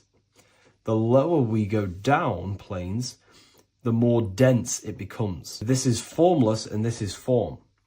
Everything manifests through this process. This highlighter is down here in the physical plane, but the idea began in the mental plane. Everything begins in consciousness before it creates a physical body. It goes through this process. Therefore, if you want to start to mold and create your own reality and create things in your world, you can use these planes to your advantage. You can use your mind to do mental thinking exercises by closing your eyes and expanding your mind into a different pocket of thought to gain wisdom, gain information, gain downloads. The way you do that is simply get into a meditative state, close your eyes, pick a topic that you want to think about, and see where your mind takes you, but always remain centered on that topic. And you can do this for maybe an hour or two or half an hour, and your mind will take you places where you will unlock information. You can even use this to make decisions in your life. Think of the topic and see where your mind takes you. You'll gain information. This is how you use the mental plane for ideas. The astral plane is imagination. You have to reconnect with your imagination very vividly. Your imagination, your consciousness is infinite. It's not a three-dimensional plane. It's an infinite plane. You can think and make form anything in your consciousness, in your imagination. You can think anything and you can imagine anything in the most vast details. You just have to reconnect with your imagination. I have a free book on my website. I'll leave the link in the description. It's an ebook. It's called Activating the Inner Eye. This is going to help you reconnect with your imagination. It's a practical guide on how to imagine. So once you know how to use the mental plane and astral plane, thought and imagination, you pretty much need to use the physical plane to take physical action with this physical body that you have and start to manifest these desires you have in the higher planes. Now, it's very important that we master the mind, because the mind is the very fabric of reality. We become what we think about. Your life is a product of every thought you thought in the past. It is the mind that directs the flow of consciousness. And wherever this consciousness is flowing is what you will create in your life. Consciousness is the most potent force in the universe, and the mind is pretty much the universe in a microcosm form. It is infinite potential. And your mind will continue to expand into new realms of thought forever and ever and ever. You are eternal. You are not this physical body down here. You are consciousness. Literally dreaming that you are in this physical body. So everything begins with the mind. We need to be conscious of the thoughts that enter our mental field of consciousness. There is a level of self-awareness that you can reach where you can become conscious of pretty much every single thought that enters your mental field. Now, we have over 7,000 thoughts a day. You can gain such mastery over your mind where you can become conscious of every thought you think. And that is when you gain superior power. Because when the mind is fully under control of self, you can direct the mind's potent force into a specific goal. Most people's minds are dualistic. They want something, but their mind is thinking something else. They have limiting belief systems. They have the little voice that comes in and says, you can't do this, you're a failure. That is a fractaled mind. The mind needs to be singular. It needs to be on your team and not an enemy. Do not let your own mind take away your power. Your mind should be on your team, giving you power, giving you the best possible thoughts and the best possible beliefs. When the mind is in this condition and on your team and not taking away your power through the destructive thoughts, it becomes a potent, powerful force used for manifestation to create anything. And the way we get the mind on your team is through constant meditation to learn how to control the mind and turn it on and off. Subconscious reprogramming through visualization, affirmations, cultivating emotions associated with your goal. All these three ways we can reprogram the mind slowly over time so that it becomes powerful and becomes on your team and doesn't give you negative contradicting thoughts. When the mind is fully aligned on one thing, it can create massive empires and things in your physical reality. So I hope this video helps, and I'll see you in the next one. You don't just have a physical body. You have a physical, mental, spiritual, and emotional body. Each one of these aspects are a body of its own. Body does not just refer to a physical substance. You have a mental body for thinking. an emotional body for your emotions, a spiritual body for your energy in your astral form, and a physical body to encapsulate all of these. Each four of these aspects are essential for the human experience and essential to balance. Now, today we're going to be syncing the four aspects of your consciousness with the four seasons and the four elements and how this ties into the Bible. So we have four physical elements. We have 5 elements in total, spirit being the most important, but spirit is pure invisible. We have 4 physical elements. We have air, fire, earth, water. Air and earth, earth and water are feminine. Air and fire are masculine. Air and fire are active. Water and earth are passive. The air corresponds with the mental body of consciousness. This is where your intellect, this is where your communication, this is where your thoughts, intuition all comes from. This is the mental body of consciousness that allows you to think, allows you to process, figure things out, and have intellect and gain knowledge. This is your intellectual aspect of your consciousness, located in the head region. We have a fire nature, a spiritual nature. This is our astral body. Our astral body is all to do with the subconscious realms, the higher realms of consciousness. This is the body that allows us to be free from the physical body. Our spirit is more of our energy. Water is our emotional body. This is what allows us to feel things, that allows us to gain intuitive feelings of conscience. So emotion allows us to understand what is right and what is wrong. When we feel something bad, we know that this is wrong. When we feel something good, we know that we are doing good. Emotions are a creational force that allows us to feel certain things to bring them into existence. Our emotional body is a creational force and should not be reactive, and it should be controlled. Most actions are stemmed from emotions. Actions bring thought into physical existence. Emotions are the driving power. They are what drives your actions. The thought, then the emotion, then the action.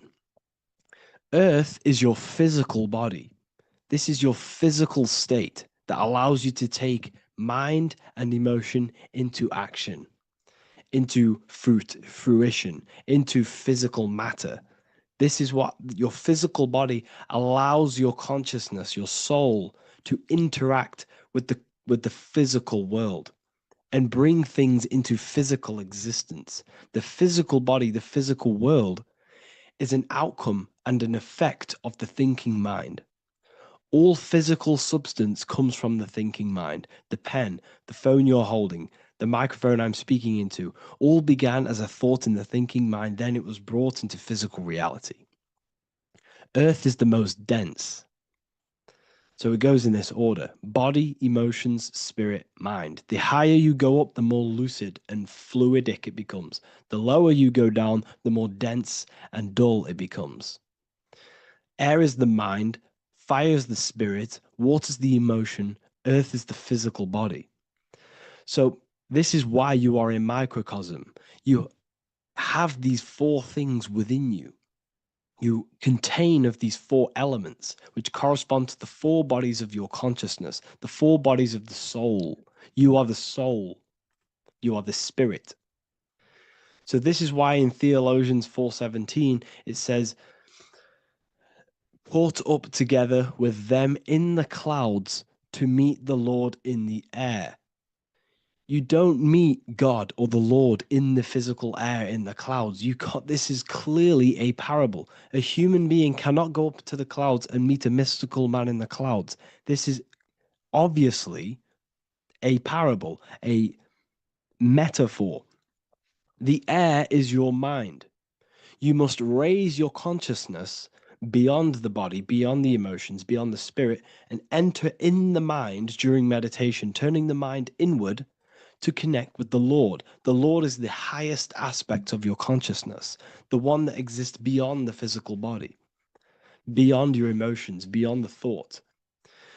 So you meet the Lord in the air, in the mind. The mind represents the air. This is why in America there's a saying called an airhead. You're an airhead. This means that you are stupid, or you don't think, or you have nothing in your mind. You have nothing in your head. When someone's very stupid, you call them an airhead, because air represents the mind. The air is elevated. The air is invisible. The mind is totally invisible to the human eyes. It is a metaphysical substance. In fact, it's not a substance at all. It's so fluidic. It's everywhere. The mind can be everywhere at all times. It can be anything. Nothing is impossible within the mind. Now, this is synced with the 4 seasons. The 4 seasons represent the 4 aspects of human consciousness, the 4 bodies of your consciousness, the 4 bodies of your soul. The sun is your soul. Okay, and the sun travels around 4 seasons. Summer, when the sun is the most hottest point. Autumn, when the sun starts to move away from the hottest point. Things start to die. Then it goes to winter. This is when everything dies. This is when things enter in within itself. This is when darkness occurs. Then spring. This is the reignition of the sun. This is when the sun starts to bring back the warmth back to the summer. You have 4 seasons which correspond to the 4 bodies of consciousness. Fire is the spirit. This is when you are passionate. This is when you are taking action. This is when you are fiery. The sun is blazing. You're taking action. You're very passionate. You're very spirit. You're in the spirit. Autumn is water, emotion. This is when you start to become very reflecting. This is when you start to feel emotional, because in autumn there's lots of water. This represents the emotional body of consciousness. Winter is the mind. This is air. Winter, what happens in winter? Everything enters within itself. The leaves die, the trees die, everything dies and goes within. This is the mind. The mind is the darkness, remember. You close your eyes to enter within the mind. The winter represents meditation. In the winter, what do people do? They stay inside of their house.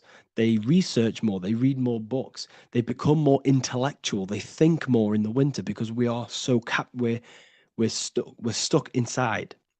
So we're more reflective. We're thinking more. We're more communicative. We're more intellectual. In the spring, this represents the earth, the body. This is when we start to come out of the mind and we awaken to the body, and things start to grow again. The plants start to grow. The earth is growing again and reborn again. This is the body. This is when you become more active in the spring. And then the summer, back to the summer, we then take action on these thoughts and these thoughts that we gained over the winter. Essentially, this is just a massive cycle. And this is a daily cycle also. The nighttime is the winter. The morning is the spring. The midday is the summer. And the evening time is the autumn. This is a microcosm.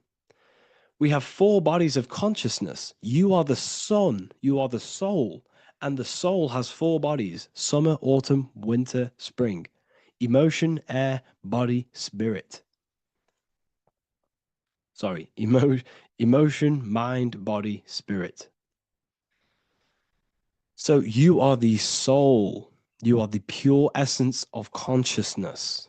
The sun is your soul in the heart. And the seasons are inside of you because you are a microcosm. Okay? You are a microcosm. The word sun is son. The Latin word for sun is sol, which is soul or solo, because the sun is solo. It's on its own. You are the soul, and the soul has the 4 different bodies of consciousness. So before we move on any further, if I've blown your mind, please, if you can, leave a like, a comment, a share, and a subscribe. Let me know what videos you want me to make in the future. Please drop a like. It definitely will help me. You are a microcosm of the macrocosm. Man is a miniature universe that goes through its own cycles. The seasons of the summer, winter, spring, and autumn do not occur merely outside of him, but within him as well. The summer is within you. You feel different in the summer. You feel different in the winter. You feel, depending on the body of consciousness, it's your soul's interacting with. So the sun in the sky is your soul inside, and the sun goes through these cycles, which is affecting your bodies of consciousness, because the cycles represent your bodies of consciousness. Now, this ties in with the Bible. This is why we have 4 Gospels. This is why Matthew, Mark, Luke, and John are always seen with the 4 different zodiac sign animals or symbols. So you always see each one of the Gospels. If you just type in on Google Matthew, Mark, Luke, and John, type in ancient pictures, paintings, or pictures of them, and you will find these 4 zodiac signs are always standing with each one. Taurus, the bull; Leo, the lion; Scorpio, the eagle. An old symbol for Scorpio was the eagle, and a man for Aquarius. Here you see very, very ancient paintings and artwork. Here we see Matthew, the man, Aquarius. Here we see John, the Scorpio. Same here. We also see it on the tarot cards, on the world card. We see the 4 fixed zodiac signs. Here we see it as well. These are called the 4 fixed zodiac signs. Now, when we look at the zodiac, we're no longer looking at the sky, because what you must understand is as above, so below. What is above you is inside of you. What is above is what is below. What is outside of you is within you. The zodiac is inside of you. The zodiac revolves around the sun. The sun is your soul. These are different energies of your soul. Like I said earlier, the 4 seasons are the 4 bodies of your consciousness. And in each body of consciousness, you have these different energetic energies that you can work with. Okay, so this is the true astrology. This is the true astrology, the internal esoteric astrology. You can't find much information on this at all. Very hard to find. So what we're looking at are the 4 bodies of consciousness. Obviously, when you look in the middle of each, when we look in the middle of each season, spring, the middle of spring is Taurus. The middle of winter is Aquarius. The middle of autumn is Scorpio. The middle of summer is Leo. These 4 signs are known as the 4 fixed signs. Okay, Scorpio is fixed. It's the middle of autumn. Scorpio is a water sign, emotion. Aquarius is the air sign, the mind. Taurus is an earth sign, the body. Leo is a fire sign, the spirit. This is why we see Matthew, Mark, Luke, and John with the 4 fixed signs of the zodiac, which represent the 4 bodies of consciousness. Leo, the spirit, fire. Luke, Taurus, earth, body. Matthew, Aquarius, air, mind. John, Scorpio, water, emotion. Each gospel is depicting Jesus and showing Jesus in each gospel. Each one of these gospels is showing and depicting Jesus according to the different body of consciousness. In John, this is when Jesus starts to turn water into wine. Water is emotion. Wine is transmuted emotion. This is when he does miracles with his emotions, water into wine. Aquarius, which is Matthew, air, the mind. Inside of the Gospel of Matthew, this depicts Jesus as an intellectual person, A person who's communicating and using his mind, his mental body a lot inside of the Gospel of Matthew. Go and read it, and you will see this. Luke, Taurus, Earth, the body. Luke shows and depicts Jesus according to the body of consciousness, the physical body. He shows Jesus as a human, being a human being, helping people physically and helping people's physical needs, like giving away food and doing all sorts of good things for other people. Leo, Mark, inside of the Gospel of Mark, this shows Jesus as a spiritual teacher, a passionate person who is taking action. Each gospel is showing Jesus according to the different body of consciousness. And Jesus represents you, the sun. That's why it's called the Son of God, the light of the world. Jesus represents your soul, and your soul has these four gospels, the four bodies of consciousness, the four fixed signs, the four elements, and the four seasons. These things all correspond to your consciousness. So this is Leonardo da Vinci showing you the exact same thing. Jesus is the I am, the sun, the soul, in the middle, on his own. Luke, spring, earth, body. There are three people in each group. There are four groups, and there are three people in each group. 1, 2, 3. 1, 2, 3, 1, 2, 3, 1, 2, 3. Fall, winter, summer, spring. These are according to the four bodies of consciousness. Here we see Aries, which rules the head region. He's on the head of the table. Gemini, he's holding up the two hands because Gemini rules the two hands, the two arms. Gemini is the two twins, which is the two arms and two hands, and the two lungs. Here we see the beginning of summer, which is Cancer. You see the big knife here. Cancer, him here, this gray-haired guy, holding a knife for the crab. Cancer, they pinch. You have a knife, symbolizing the crab. Leo, the middle of summer, showing dominance. The sun is very dominant. He's got his elbow on the table, showing dominance. Virgo has no Adam's apple. Cancer here is pointing at this woman's neck, saying there's no Adam's apple. This is Virgo, the virgin, the only woman. Jesus, the sun. This is Libra, the balancing. He's holding his arms out, balanced, showing the balancing of the sun. Because when the sun enters Libra, the sun is balanced between winter and summer. So it's balanced. This is all astrology, but this is internal. Okay. This is Ezekiel's vision. Ezekiel had a vision in the Bible, and he saw the face of a man, the face of a lion, the face of an ox, and the face of an eagle.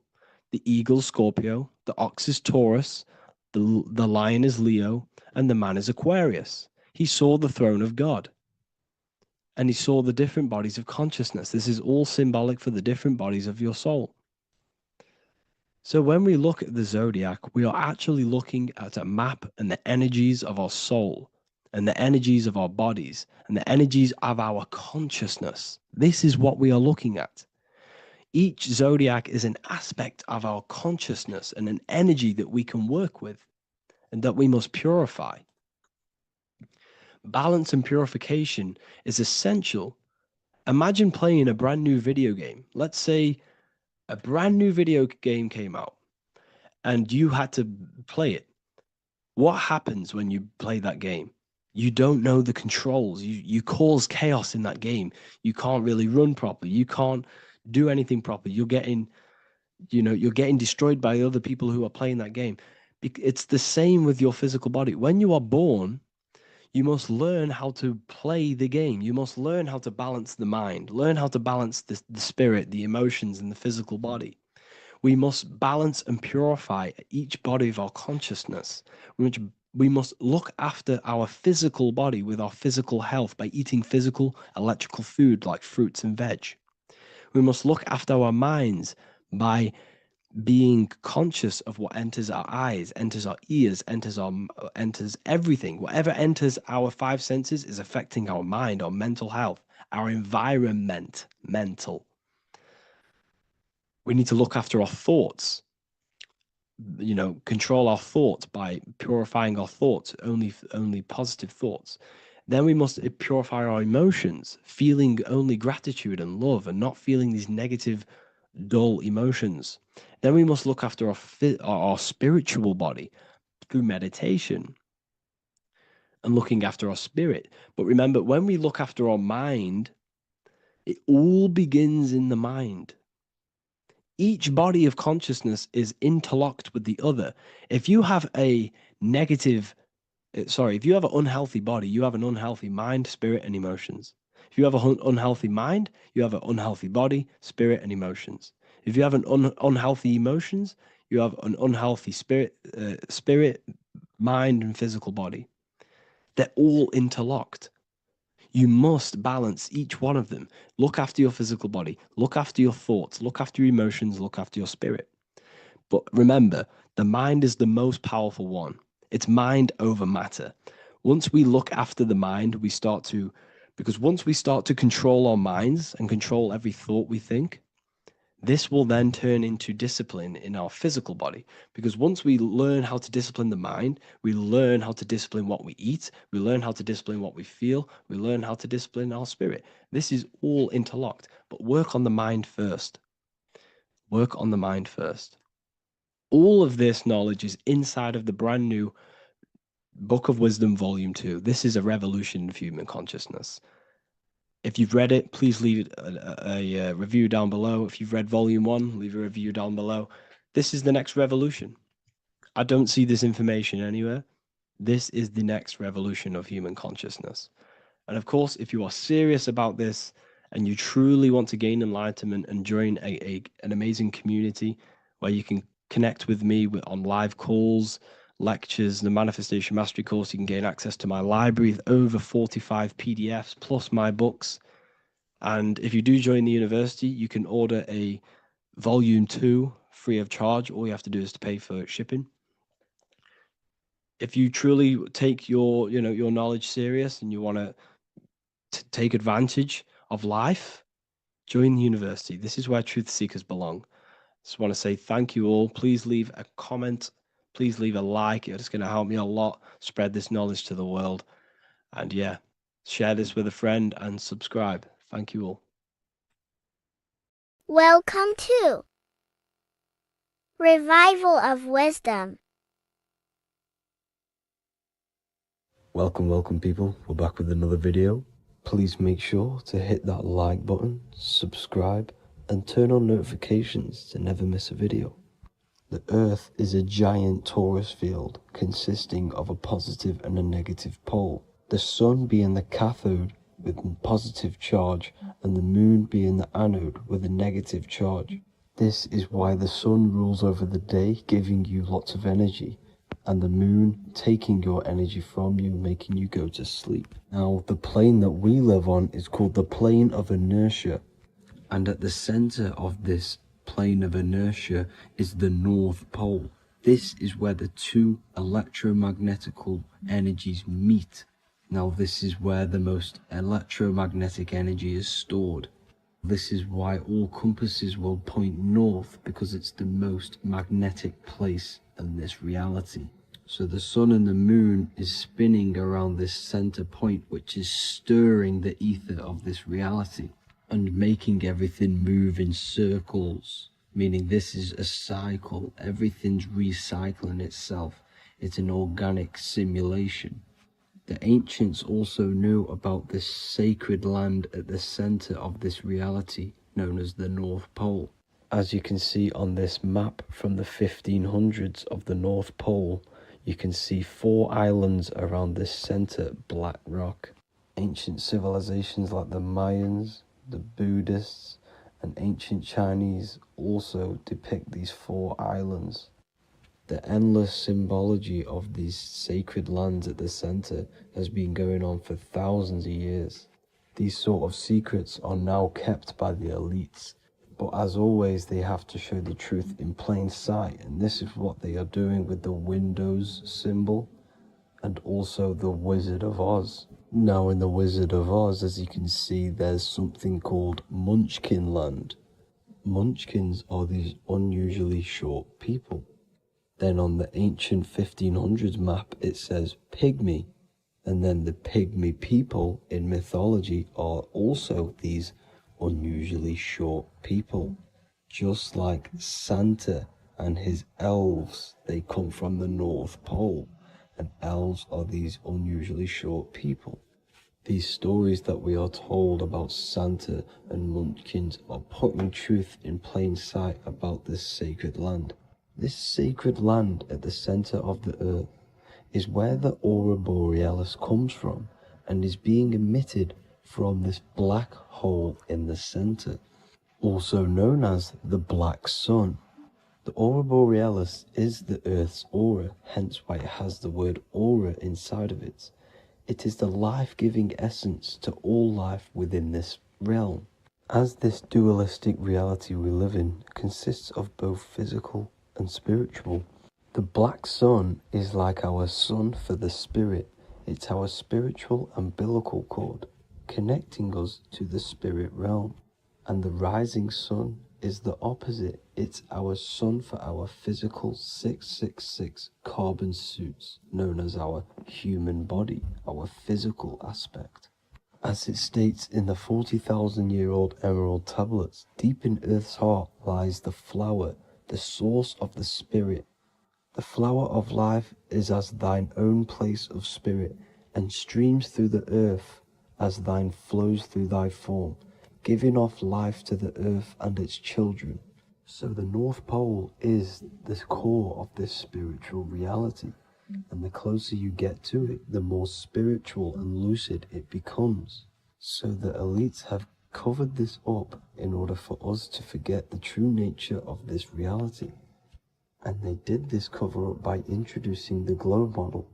Nicholas Copernicus was around in the 1400s, and he introduced the globe model. As you can see, he is a Freemason. He depicts himself with a globe and a Masonic compass in all of his paintings and portraits. Galileo was also a Freemason, as you could see in all of his portraits with a globe and a Masonic compass. He was also a massive part of introducing the globe model after Nicholas Copernicus. So yes, the globe model was a spiritual and political move to gain more control over the masses. After the globe model was then introduced, they introduced the theory of evolution by another Freemason, Charles Darwin. See how these two theories go hand in hand? They both degrade humanity, and they make you confused of where we actually came from. By hiding the true form of this divine creation and hiding the true power of each and every one of us, they maintain control over the masses. Now this is order out of chaos, known to be the 33rd degree slogan of Freemasonry. Now this is the Masonic cosmology, and as you can see, you have the checkered board for the duality, the 5-pointed star for the 5 elements, the 4 corners for the 4 pillars, the all-seeing eye, which is Polaris, the sun, the moon, and the 7 stars. So even Freemasons are taught the flat earth cosmology and the true form of this reality. Now the true nature of the sun, the moon, and the earth is shown and reflected through the Masonic compass. The Masonic compass is the sun, the moon, Polaris at the top, and the black sun at the bottom. It makes sense why all the scientists who introduced the globe model all used the compass and the globe together, because it's truth in plain sight. As I explained in my other video, all Freemasons have to take the oath, so it goes to show, why are we all learning these theories from Freemasons who can't talk about certain topics that they learn about? Why should we believe their theories when they're holding back the real truth about this reality? Now going on to NASA. NASA means to deceive in Hebrew, and they are also funded by the government. They are not a private company. The old owner of NASA, Werner von Braun, on his grave has the Bible verse Psalms 91. The heavens declare the glory of God, and the firmament showeth his handiwork. Now why would the owner of NASA put this on his grave. Seems a bit suspicious to me, alongside with the NASA astronauts are all Freemasons. And not to mention the countless mistakes they've made on their live videos in space stations, the moon landing, and the CGI footage of the Earth, which is obviously photoshopped. Just by tricking the masses that they live on a spinning ball, the elites gain the perception of the masses. Not only does it hide the divine creation we're inside of, it hides the divine spark within you. It hides the creator, the source. And by believing in space and we live on a spinning ball, it makes people come to the interpretation of that we are a coincidence and we do not have any purpose. And of course this is false. When you come to realization that we are all a divine creation and we can create our own divine life in this reality, life becomes more sacred and you start to enjoy little things. The elites want you to believe everything exists only in the five senses. They want you constantly looking outside of yourself because they know that will keep you on lower states of consciousness. Now this brings me to our next point. By tricking the masses into the heliocentric model, the elites started to advertise aliens in the movies, in cartoons and magazines in the late 1940s. Now this is subconsciously programming us about aliens and extraterrestrial threats, which then they can use to their advantage. And this is something called Project Bluebeam. They are more than likely going to fake an alien invasion to push this 2040 agenda, which is for one government and one ruling currency. That's it for this video, guys and girls. Hope you all enjoyed. Please make sure to leave a like and a comment. God bless you all. Religions were made to hide the truth about yourself, God, and the universe. You see, religion teaches there is a God separate from you. He created the universe separate from himself. They did this to truly disconnect you from consciousness, from God, and from yourself. Now let me explain. It's going to be very difficult to understand this from a left hemisphere dominated perception. The left hemisphere sees everything individual. The right hemisphere sees the whole. For example, if you're walking through a woods, the left hemisphere sees individual trees, leaves, twigs, and branches. The right hemisphere sees the interconnectedness of the whole woods. We've been trained our whole life to be trapped in the left hemisphere, to think logically, scientifically, with evidence. This way of thinking traps you in illusion, division, and separateness from everything. Plus, in science, they teach you the universe exists outside of you. You exist in a universe, and the universe exists whether you exist or not. This is completely false. You are the universe experiencing itself. There is only one person in the universe. There is only one awareness in the universe, and that is God. That is your consciousness. Not your name, your job, your reputation, your thoughts, your beliefs. That is not God. God is the infinite awareness that you are, the alertness, the essence of life. You are an individual. You have a dual nature, an inner world, consciousness, and an outer world, this physical body.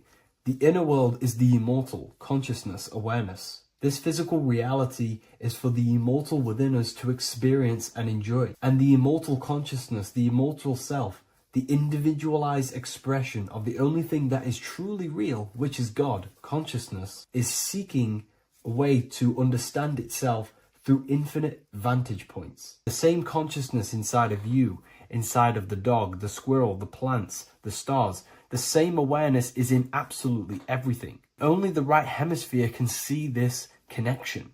The universe is one mind separated into the infinite bodies and life forms. This is why scientists tell you that the universe is forever expanding. It's truth in plain sight, because the universe is the mind, and the mind is always seeking more vantage points to understand itself. And the mind is always expanding into new realms of thought. The mind cannot be filled up. It does not exist in space. However, human awareness, human consciousness is very sacred. And the reason why I say that is because humans possess a two-way consciousness, unlike a dog, an animal, or a squirrel, for example. The dog looks in the mirror. It is not aware of itself. It doesn't look in the mirror and see that it needs to improve something. However, humans, we can look in the mirror and say, who am I? Where do I come from? And I need to change this aspect of me. I'm lacking in this area. Dogs do not have this awareness. They function only on their immediate surroundings, on survival and instinct. Human awareness is special because we have the ability to reflect on the self. We can question our consciousness. We can question, who am I? Where do I come from? And where am I going after this? The human mind has no limitation. We can surpass our animal nature and rise to a godly nature. This is the whole purpose of reaching Christ consciousness, which is just an ideal consciousness where we have control over self and we know who we truly are. Humans have been given the tools to awaken. Our five senses are locked only to perceive the physical world, but the mind holds the gateway to understand the unseen aspects of reality. The mind holds the secrets to the universe and consciousness. We just have to study ourselves to understand God. We are all individualized aspects of consciousness. There is only one pure consciousness in the universe, but we're fractaled into infinite life forms, experiencing this consciousness in a different form, molding this consciousness into individual egos and individualized consciousness. Me and you are made of the same fabric. However, I have thought different things, believed different things, experienced different things, which has conditioned my consciousness to be my own individualized aspect of God. And that's what makes me, me, and you, you. God is the creative power within us to turn thoughts into physical reality, to create things. We are a creator. Each one of us is a miniature earth, creating and building in this physical 3D reality. Our consciousness holds power over the 3D reality. We can mold it and create anything we wish. However, we have been conditioned to live like an animal, living in our animal nature, eating, surviving, lusting, and these low-level desires keep us trapped from figuring out our creative power. This is why the ancients always depicted God inside of the brain. Even in ancient Christian artwork, William Blake, Anton Raphael, all depict God inside of the brain. Why is this? Because God is our creative power. The spinal column acts as a type of ladder of consciousness. If you just think about sex and act on sex, eating, consuming, and living in a survival animalistic state, then your consciousness is functioning on the lower end of the spinal column, where your reproductive organs are and your gut organs are to consume food. In order to activate the God within us and to us to truly know God, we have to be aligned with the God consciousness. We have to unlock the God within us so we can truly actually experience God and understand it. However, God exists beyond our personal consciousness, beyond our human identity. In secret societies, satanic rituals and satanic societies, they are seeking a way to escape the human identity through ritual work, meditation, and trance-like states. A trance-like state is like the state that you enter just before you fall asleep, where there is no thought present in your mind, because you are not the mind, you are the observer, you experience the thoughts. And when we escape the human identity through rituals, meditation, or trance-like states, we can actually experience beyond the veil of this material world. However, satanic rituals do this in a negative way. Satanic rituals include ways to make the human mind tap out by pushing the human minds to the limit through pain, suffering, and even torture, to allow the mind to pass out so you can temporarily pass on the veil of the physical world and escape the limitations of the human identity and the human thinking mind. Now, you do not have to do it this way. You can experience the divine and beyond your human identity through many different ways, such as deep, deep meditation, rising above your thoughts, and setting 3 alarms, one for 6 a.m., one for 6:30, and one for 7:30. And when you wake up at these times, what you need to do each time you wake up is allow your mind to stay awake but your body to fall asleep. And you will enter this trance-like state. And you can gain ideas, experience lucid dreams, and maybe even astral project. All of these rituals in secret societies and satanic societies is all about escaping the human identity and experiencing the divine planes beyond the physical. To wrap all of this up, this is all about consciousness. Consciousness is the infinite awareness of the universe, just fractaled into separate bodies. And this consciousness is seeking a way to understand itself in infinite angles and vantage points. And religion was made to cut off your connection to the divine planes beyond this world and beyond your self-identity. Therefore, if you want to know God, you have to study the attributes and qualities of God, such as geometry, numbers, consciousness, the mind, the subconscious, human anatomy. All of these things are aspects of God. We have to study ourselves and study nature so we can see God. God is the infinite awareness of the universe. If you love this video, please leave a like and share it with a friend. I'll leave a link in the description for the Book of Wisdom, Volume 2.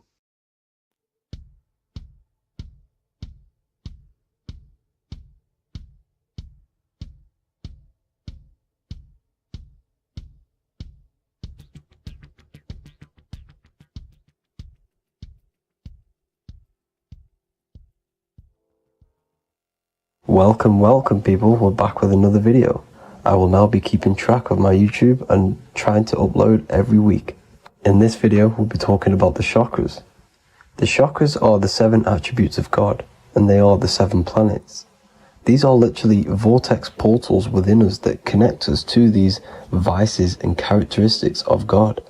Each one of these energy centers are a spinning wheel of energy which controls the cells and organs in that particular area of the body. For example, it's literally a mini brain for that area of the body. Each chakra has a vice which you need to turn to a virtue in order to climb up through the system. They work like a stairway system. You have to go through each chakra in order to unlock the one above. This process is turning matter into spirit as you descended from spirit to matter. Saturn is Satan, that's why it's the lowest chakra, and that's why the devil is red, because red is the lowest vibrational color. When you are in these lower states of consciousness, you are in your animal nature. This is your physical side of your nature, and you are mainly being driven by your animal instincts, or your ego. Moving back to your higher self or your spirit self is not an easy process, it takes a while. However, with discipline, consistency, and motivation, you can achieve this, and this is what the ancients called Christ consciousness. Once you have achieved this, it is basically a state of mastery of the mind. You no longer lust for the lower animal nature things. Now, let's start with the root chakra. This is located at the base of your spine, and you can feel this chakra by tensing your anus. This energy center is in control of your survival needs, your vitality, stability and security. Now, if this chakra is unbalanced, you will feel insecure, fear, anxiety, unstable, low self-esteem, anemia, over or underweight, and constipation. In order to balance this chakra, you need to feel grounded, embodied, stable, calm, centered, a sense of safety and trust in yourself and the world around you. The next chakra is the sacral chakra, which is located around the belly button area. You can feel this chakra just by sucking in your belly. This chakra is to do with relationships, self-worth, creativity, empathy, and most importantly, sexuality. This is the most important one in order to start to raise your vibration overall, is giving up the over-sexualized nature. In order to balance this chakra, you need to come into harmony with all the toxic relationships that you have. Get rid of the fear, the anxiety, the isolation, and 100% get rid of the over-sexualized nature. Lust is one of the most lowest vibrations you could possibly feel. It is literally manifesting hell. In order to work on this chakra, you need to feel self-worth. You need to do creative things, empathy, healthy relationships, and 100% being confident. The next chakra is the solar plexus. This is to do with personal power, will, metabolism, eating, happiness, and your self-esteem and self-identification. You can feel this chakra just above your belly, below your ribs, and you can suck in this area. If this chakra is blocked, you will feel lack of confidence, difficulty in manifesting your desires, low self-esteem, misuse of power, misuse of dominance, weak will, and shame in yourself. Biggest one for this chakra is overeating, as it's to do with metabolism. If you are overeating, you are literally unbalancing a lot of your lower chakras, not just the solar plexus. In order to work on this chakra and balance it, you want to have a positive self-identification. You want to feel happy, a happy self-esteem, effectiveness to people, not overeating, and a strong willpower. Now for the heart chakra, one of the most important chakras. Chakra is to do with love, understanding, trust, hope, openness, compassion, balance, and forgiveness. The most important because your heart is the tree of life in the body. It is the center of the toroidal field. It is the most powerful chakra. Your heart is 5,000 times stronger magnetically than your brain.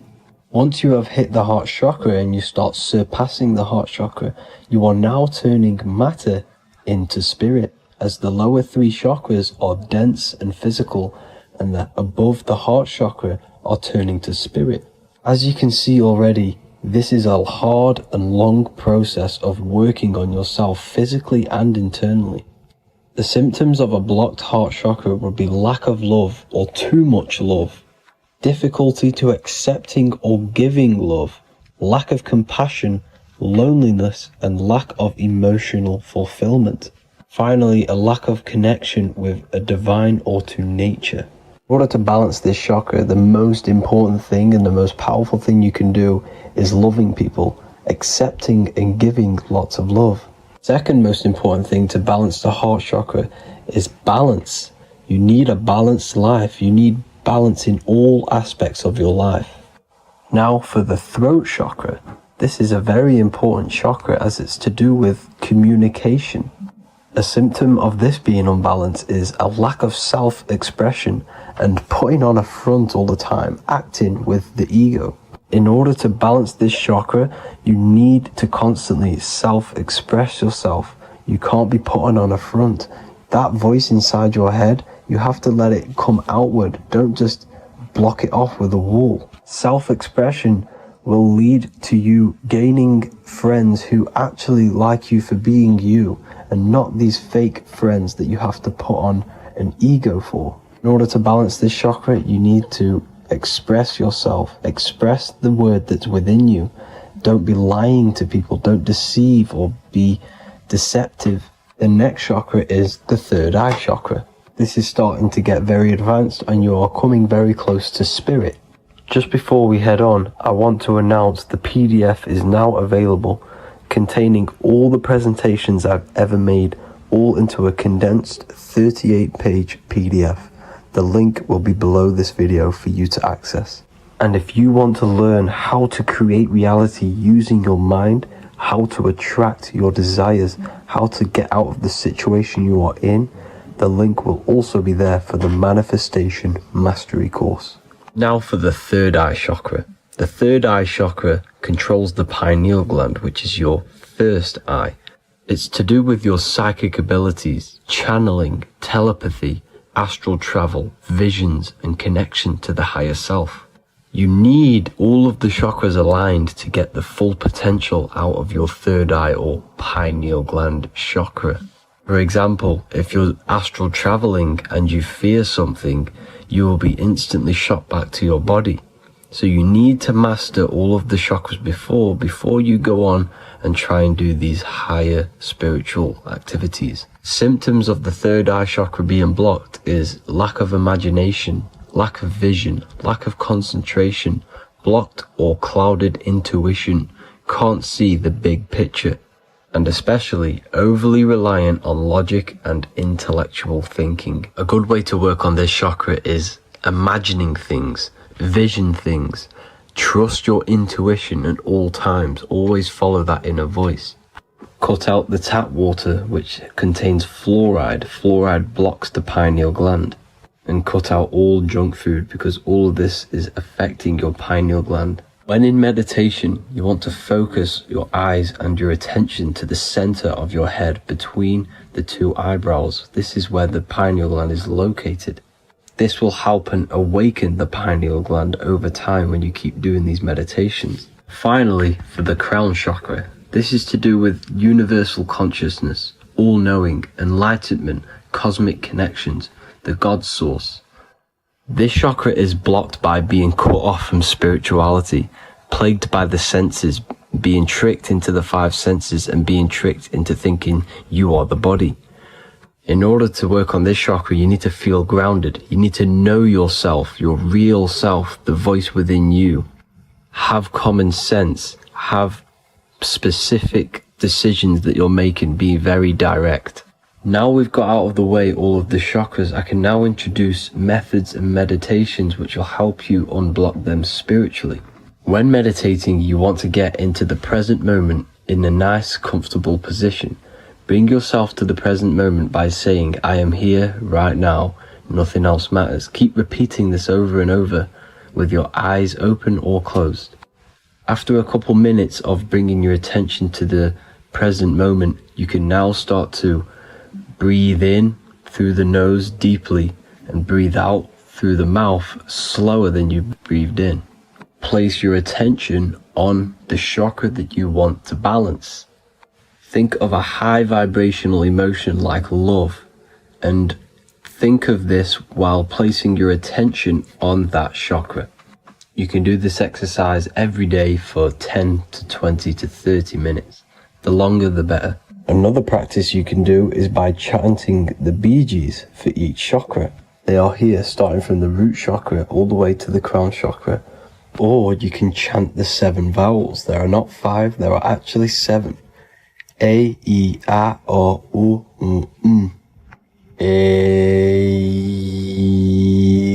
I, O. This is the proper way of pronouncing the 7 vowels. These are so powerful because these are the only things that exist. It is literally the sound of God. By pronouncing them right, you can actually create a lot of power within you and align your chakras. That's it for this video, people. I'd appreciate a comment and a like to help the algorithm. I appreciate you all. Love and light.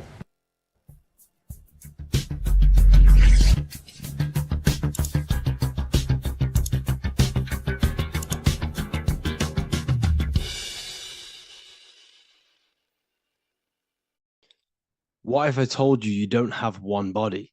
You in fact have 4. There's a secret hidden right in front of you, and most of you overlook it.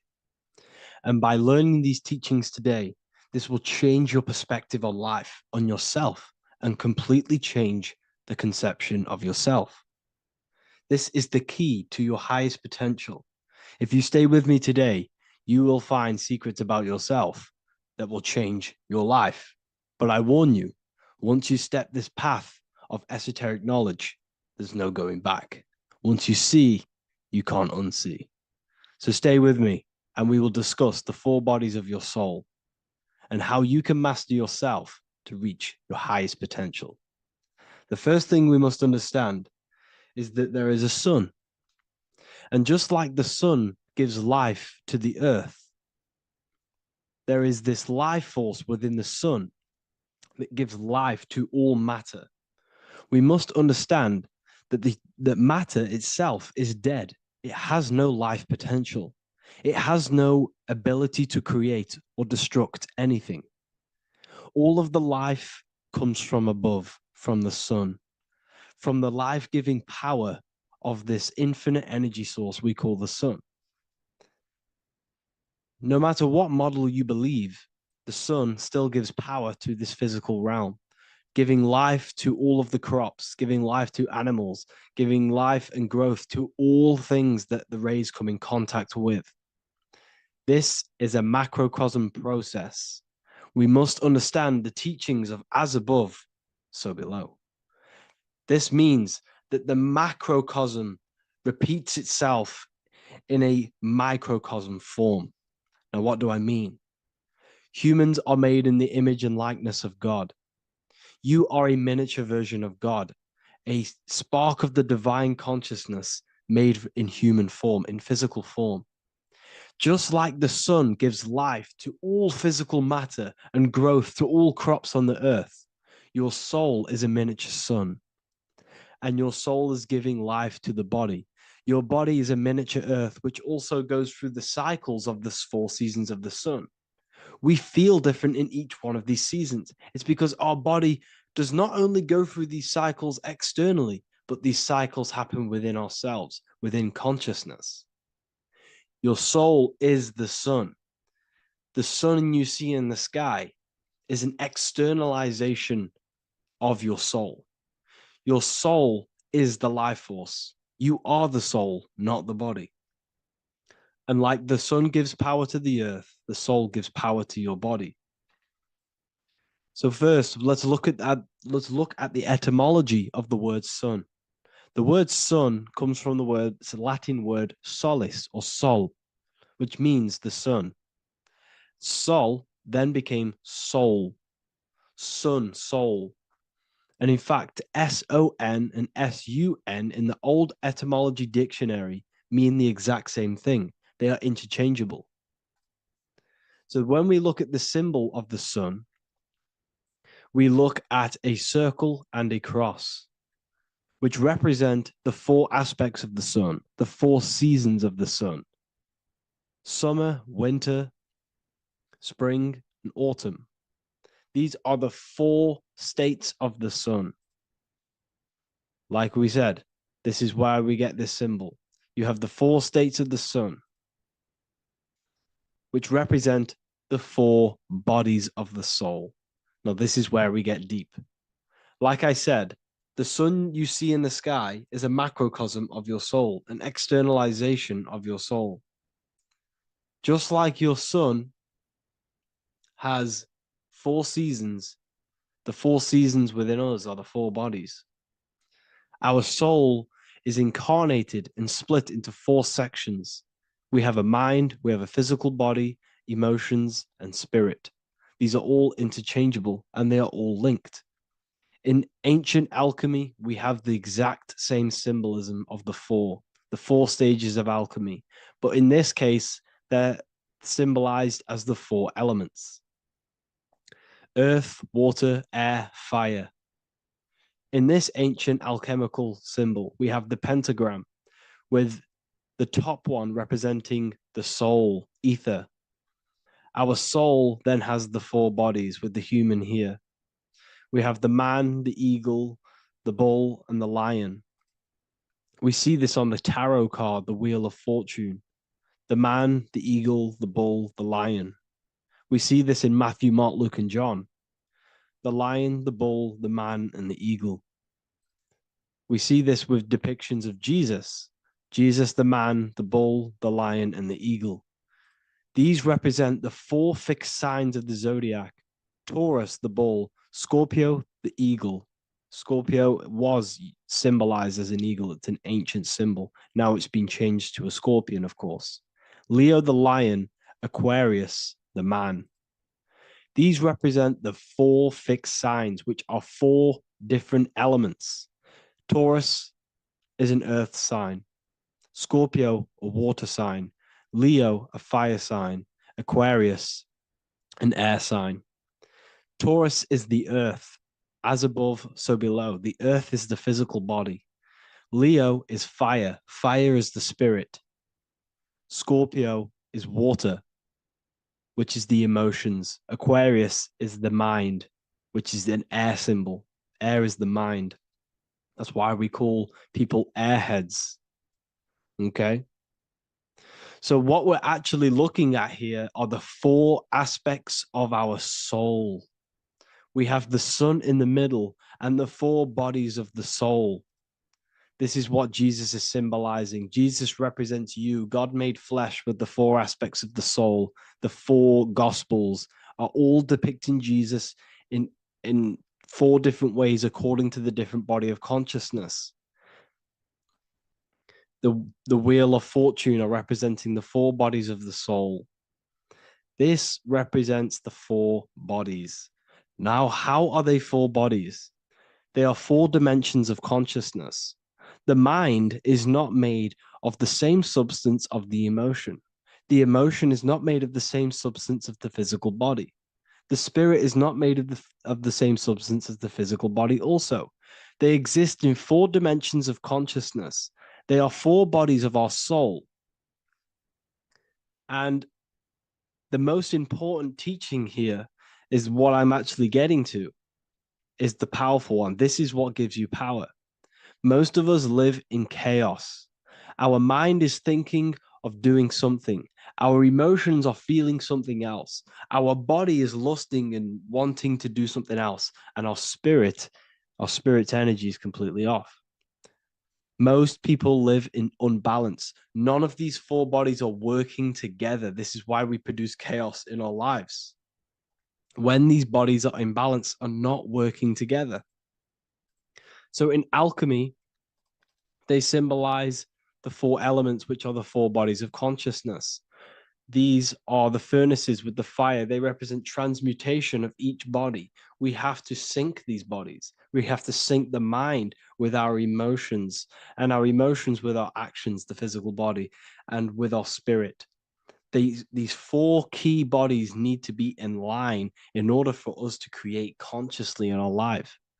Because each one of us is a creator, a miniature version of God, creating our own earth, creating our own material reality. And in order for us to create consciously and with effect and power, we must have these bodies unified so that we can create consciously and not create chaos. So this is very, very important. And this is a secret teaching found in all ancient societies. But this is what the hidden symbolism of astrology actually is. The sun is our soul, and the 12 zodiacs are 12 aspects of our soul. And we have the 4 aspects of the 4 main bodies. This is what we're looking at. We're not looking at the sky. We're actually looking at aspects of ourselves, aspects of our soul that we must master and transmute in order to become our highest potential. So I hope this makes sense. And it may take a while for you to fully understand this, but the key knowledge in order for you to understand any of these teachings that I've gone through today is the major, major teaching of as above, so below. What is above is below. What is within is without. Your inner reality projects the outer reality. What is inside of you is outside of you in some form or way. Whatever trees, whatever roots that go down will always shoot up.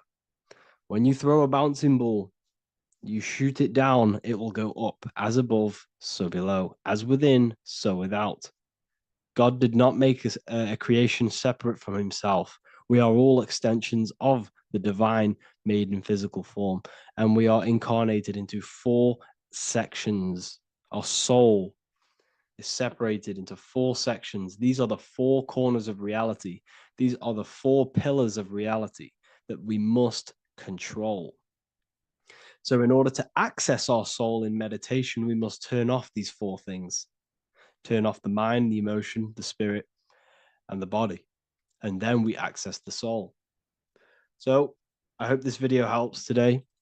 And you can learn all about this in the Book of Wisdom, Volume 2. This book is a revolution in consciousness. I do not recommend everyone reads this book. This book is only for people who are serious and want to transform their lives. This book is a book that will change the scope you see reality. It will change your perspective on yourself because you will resonate with this. This book does not just give you information. It gives you a sense of well-being. It gives you truth, and you will find your power from this information.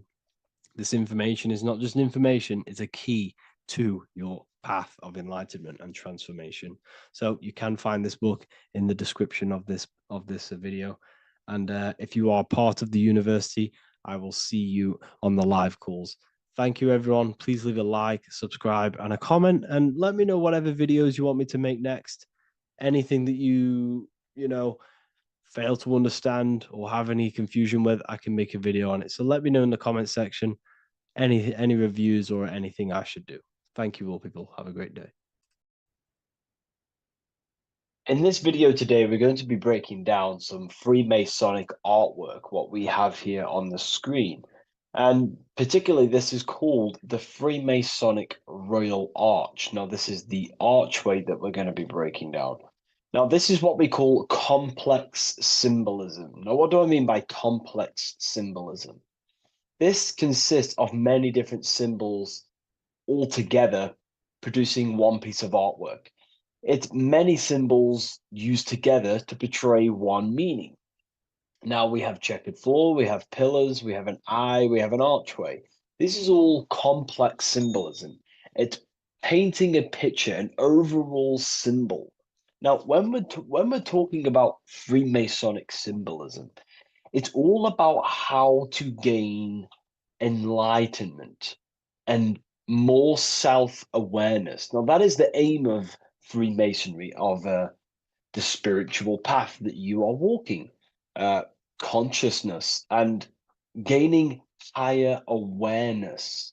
Because this is the eye. The eye is conscious. The eye sees, it perceives. It's about gaining more consciousness, more light, more awareness of yourself, understanding of your power, the power of the mind, the power of yourself, the power of the body.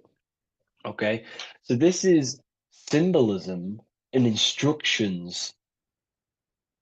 These symbols are hiding instructions on how to gain higher awareness, which is symbolized as light. Okay, so when we look at this image, the thing that stands out the most is that we have these two pillars. We have a left and right pillar.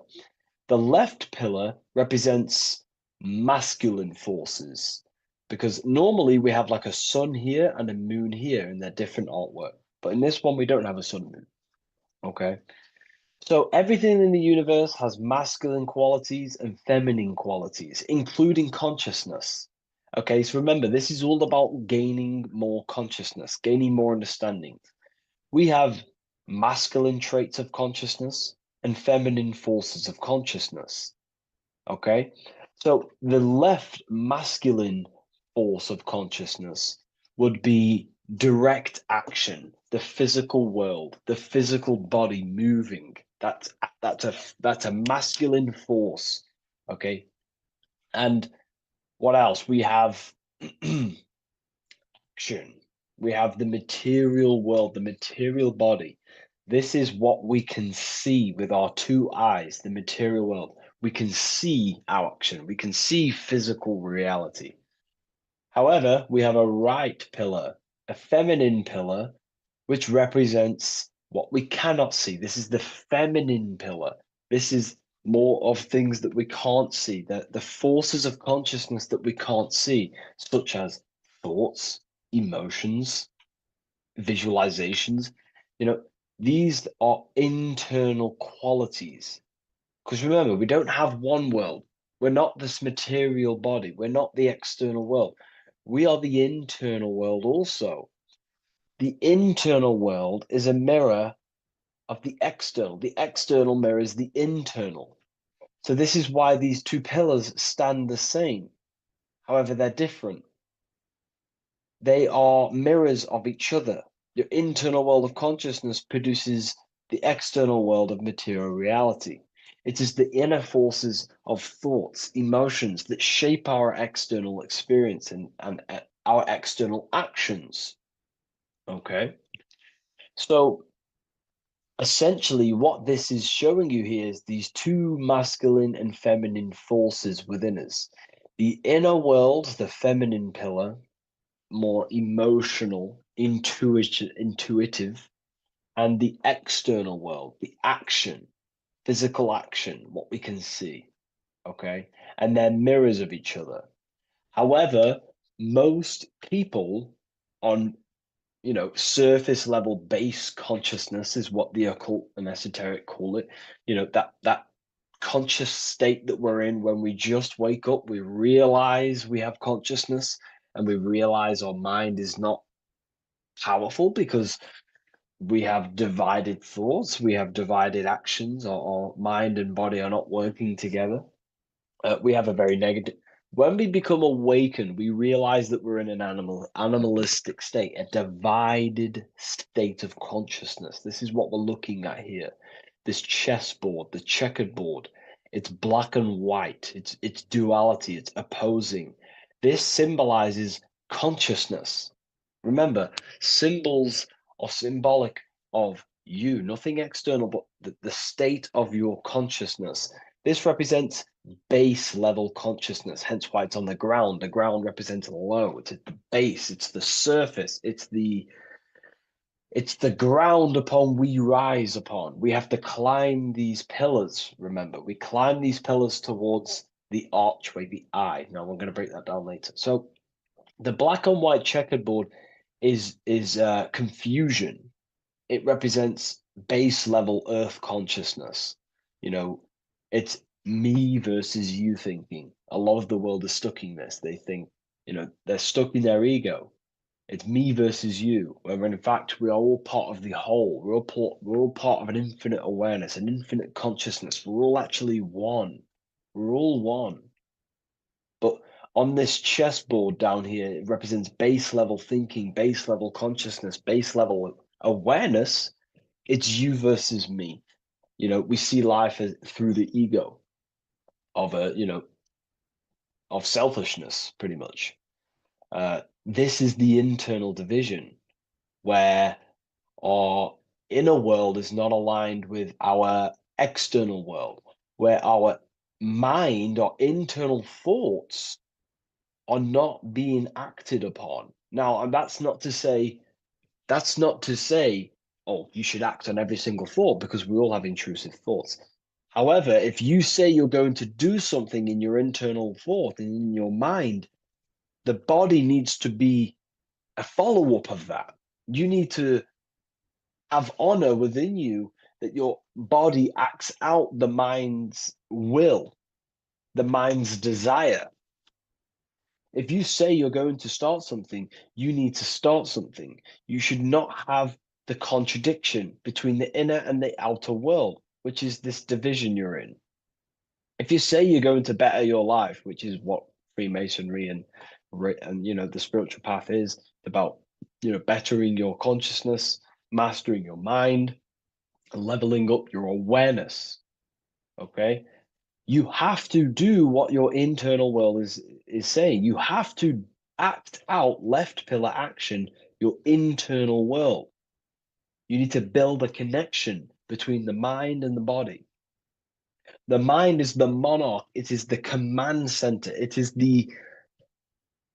it's above all forces. The mind is the force the body needs to obey.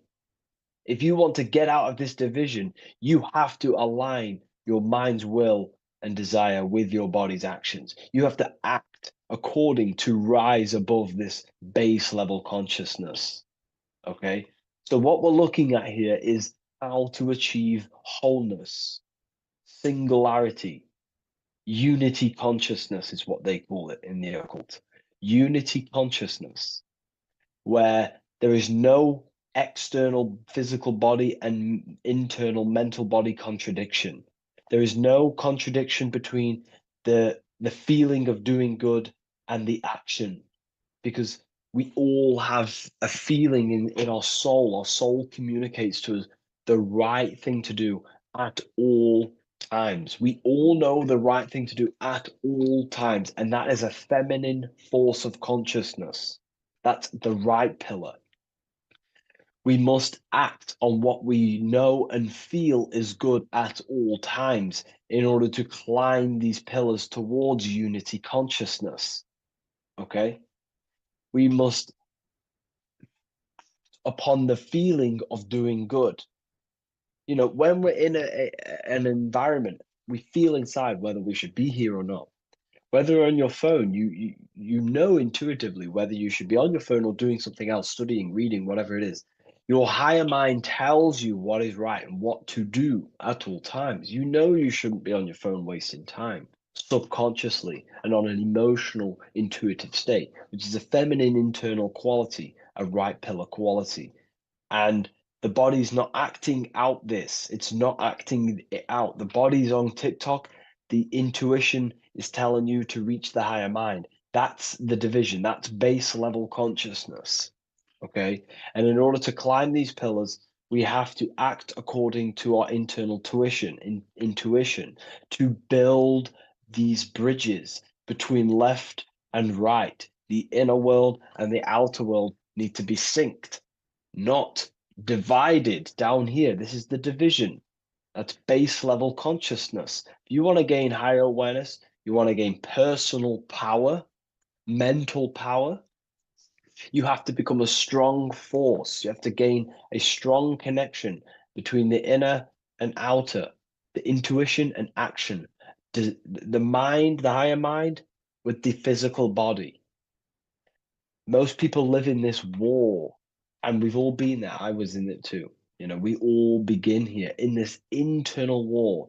It's the same war between Jesus, Satan, Horus, Set, day, night, good, evil. That's the war between the mind, the body, the higher mind and the body, the intuition and the body. There needs to be bridges built between the two so that you align the left pillar with the right pillar to gain higher wisdom, higher awareness, higher powers.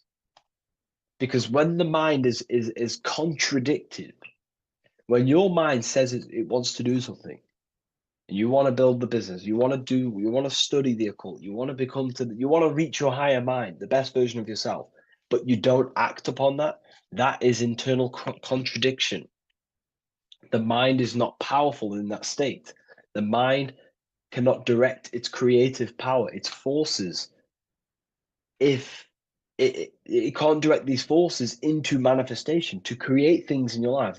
You know, as you are aware, if you've watched my videos, you are a creator, you are a co-creator, a spark of the mind of God, and you are here to create and expand. In order to use the power of your consciousness, the power of your mind, the forces of your mind correctly, and to direct it with force, direct it efficiently, you have to align the inner and outer world, building the bridges to gain higher awareness, to gain higher power, to find out more about yourself and why you are here. Because remember, we're all being guided by our intuition. That is the true spirit guide. I don't like saying spirit guide. Spirit guides are not real. There's no force outside of you guiding you. It's your own soul guiding you through intuition, through emotional communication, the feeling of goodness, the feeling of what is right. Down here in division, you don't understand right from wrong, light or dark. But when you awaken, you start to understand right from wrong. You gain higher awareness. And this is what you need to act upon to climb these pillars, to align the left with the right, the inner and the outer, the masculine with the feminine, the action with the emotion.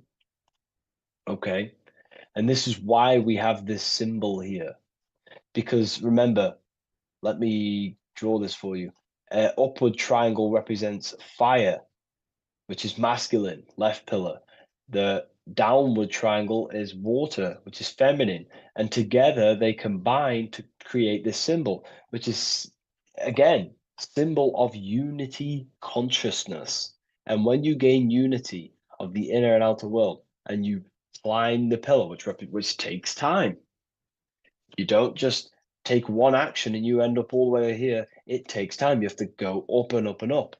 Then you build the bridge between the left and the right, the inner and the outer, and you gain power. This is the unification. This is why these two angels are holding hands here. They're unifying, they're holding hands, they're working together. This is symbolic of the collective consciousness also. Our life is shaped by the collective consciousness. We need to work together. The elites are using this symbol as chaos. It's a symbol of chaos, internal division, chaos. And they keep us divided. They keep us on the chessboard. Why? Because we're weak on the chessboard. When you have chessboard-based consciousness, you're manipulated by the people who have higher awareness of the mind. You see, life is a mental game. Life's a mental game. We live in a mental universe. Life is mental. Okay? And the ones who use the mind more, the ones who know about the mind more, win the game. It's throughout history. You know, you can moan about this, you can whine about this, and it's okay. But this is life at the end of the day. The ones who know the forces of consciousness, The ones who know the mind always rule over the ones who do not. You know, we can moan about it. I used to moan about it. However, it gets you nowhere. This is the game we're in. This is the situation we are in. We have to learn how the mind functions. And if we do not, you will be moved by the chess master, by the people with higher awareness, and you will be stuck in division, you versus me, light versus dark, racism, division, all just division tactics for us to be manipulated. Because we're not working together, that's when we're easy to be manipulated. So in this state down here, you're easily manipulated because you don't know how your mind functions. You have a base level awareness. You live to survive. In fact, you're not living. You're just experiencing. Okay. You don't question whether you have consciousness or not. You take consciousness and life for granted. Okay.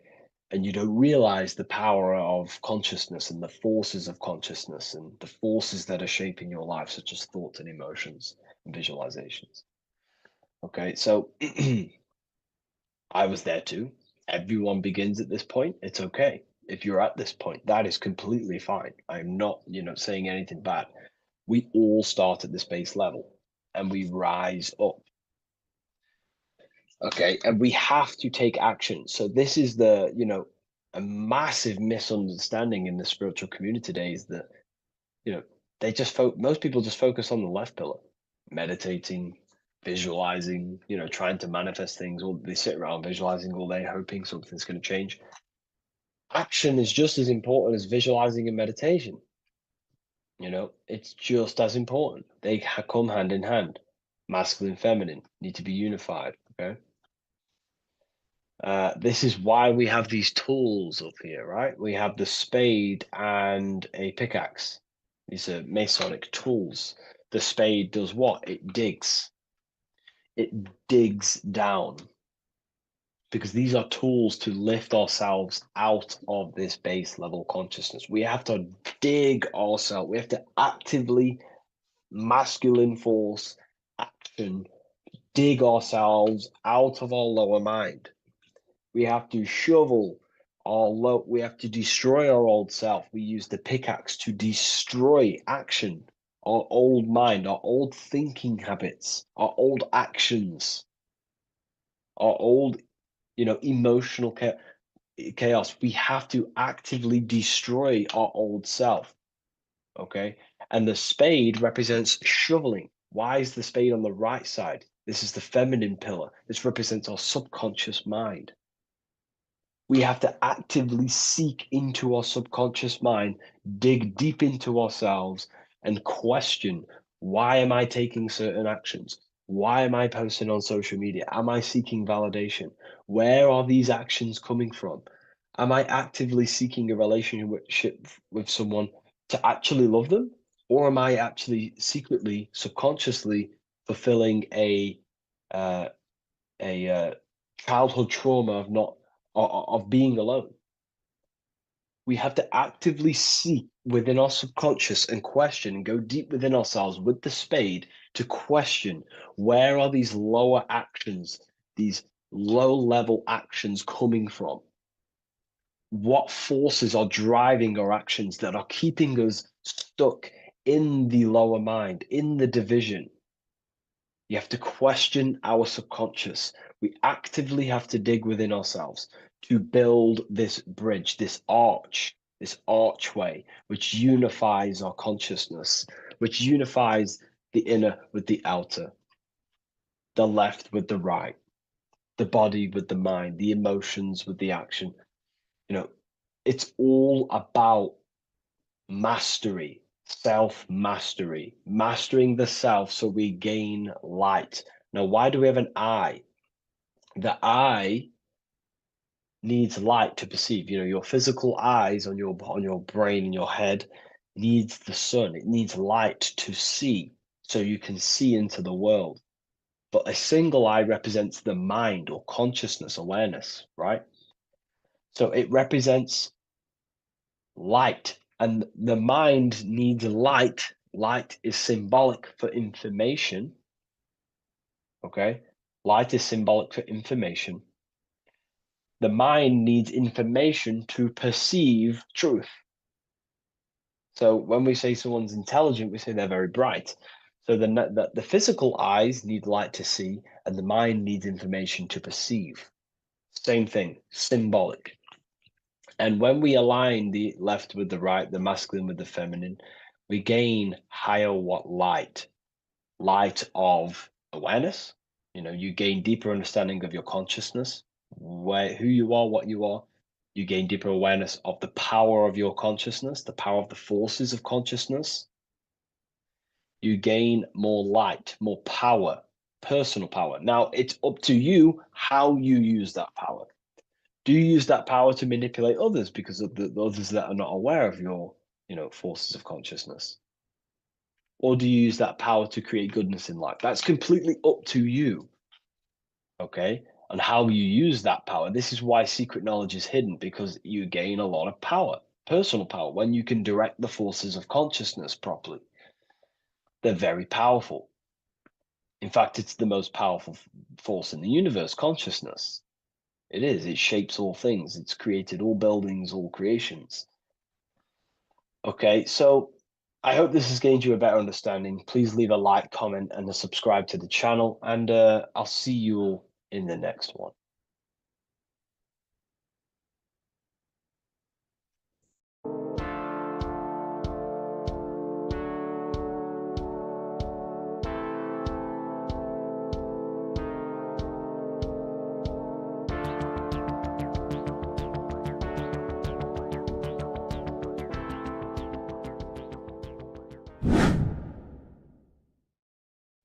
What is up, people? How are we all doing?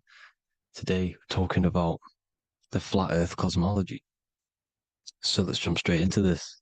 Please drop a follow and leave a like to help the algorithm. So we live in a torus field. Everything's made out of torus fields. And every torus field has motion. It's what it is. It's the motion of energy. And every torus field has a center, which is the black hole. It's a womb of creation. It's counter space. Now, this is why the North Pole is magnetic, because the center of this torus field is the most magnetic part, the strongest part of the field. So this is why all compasses will point you to the center. And the Earth's magnetic field is spread across the whole of the Earth. And it's spinning, as you can see here, it's like a tornado at the center. And this tornado is the force which is spinning the sun and the moon around us. You got the sun, the moon, Polaris, just like in the Masonic cosmos here. The sun, the moon, Polaris, the all-seeing eye. Now we'll get into Polaris a bit later, but the sun is the magnetic force. Sorry, is the electric force, because every field is electromagnetic. Now, the sun is electric. It's positively charged. It's gonna give you energy. It's feeding energy. The moon is more magnetic energy, which is taking your energy away from you.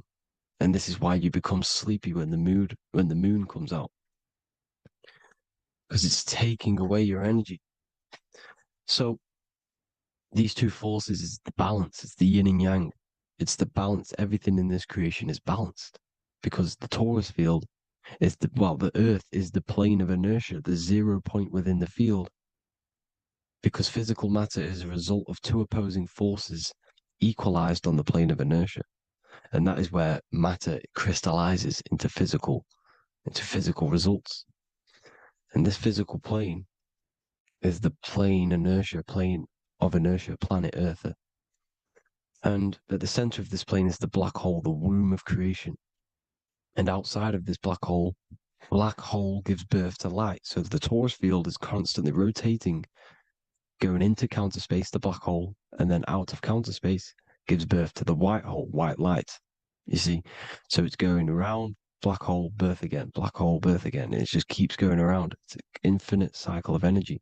And this is where the infinity sign comes from. This is the motion, this is the force which is creating everything to spin inside of this circle. Okay? And it's making the stars spin. It's making the sun and moon spin around us, around this center point. Now here you see Horus and Set. Horus and Set putting their feet inside of this dome. This is the royal arch, the arch of the dome above us, which is like you see in the Masonic cosmos, the royal arch of Freemasonry. This is the dome above us, the firmament that the Bible talks about. You see, they're putting their feet in because Set symbolizes the moon and Horus is the sun. Horizon, Horus. Horus is rising, the sun. So they're both putting their feet around the center magnetic pole, which is the pole, North Pole. And above the North Pole, you have Polaris, the pole of electromagnetic energy. You see? And this is how we get the sun and the seasons. Because the sun, for us, when it becomes summer, it's on the Tropic of Cancer. Then it spirals outwards, going out and out and out, then goes to the Tropic of Cancer, Capricorn. That's winter for us. Then it comes back in and creates summer again. So it's constantly spiraling around this center magnetic North Pole. You see?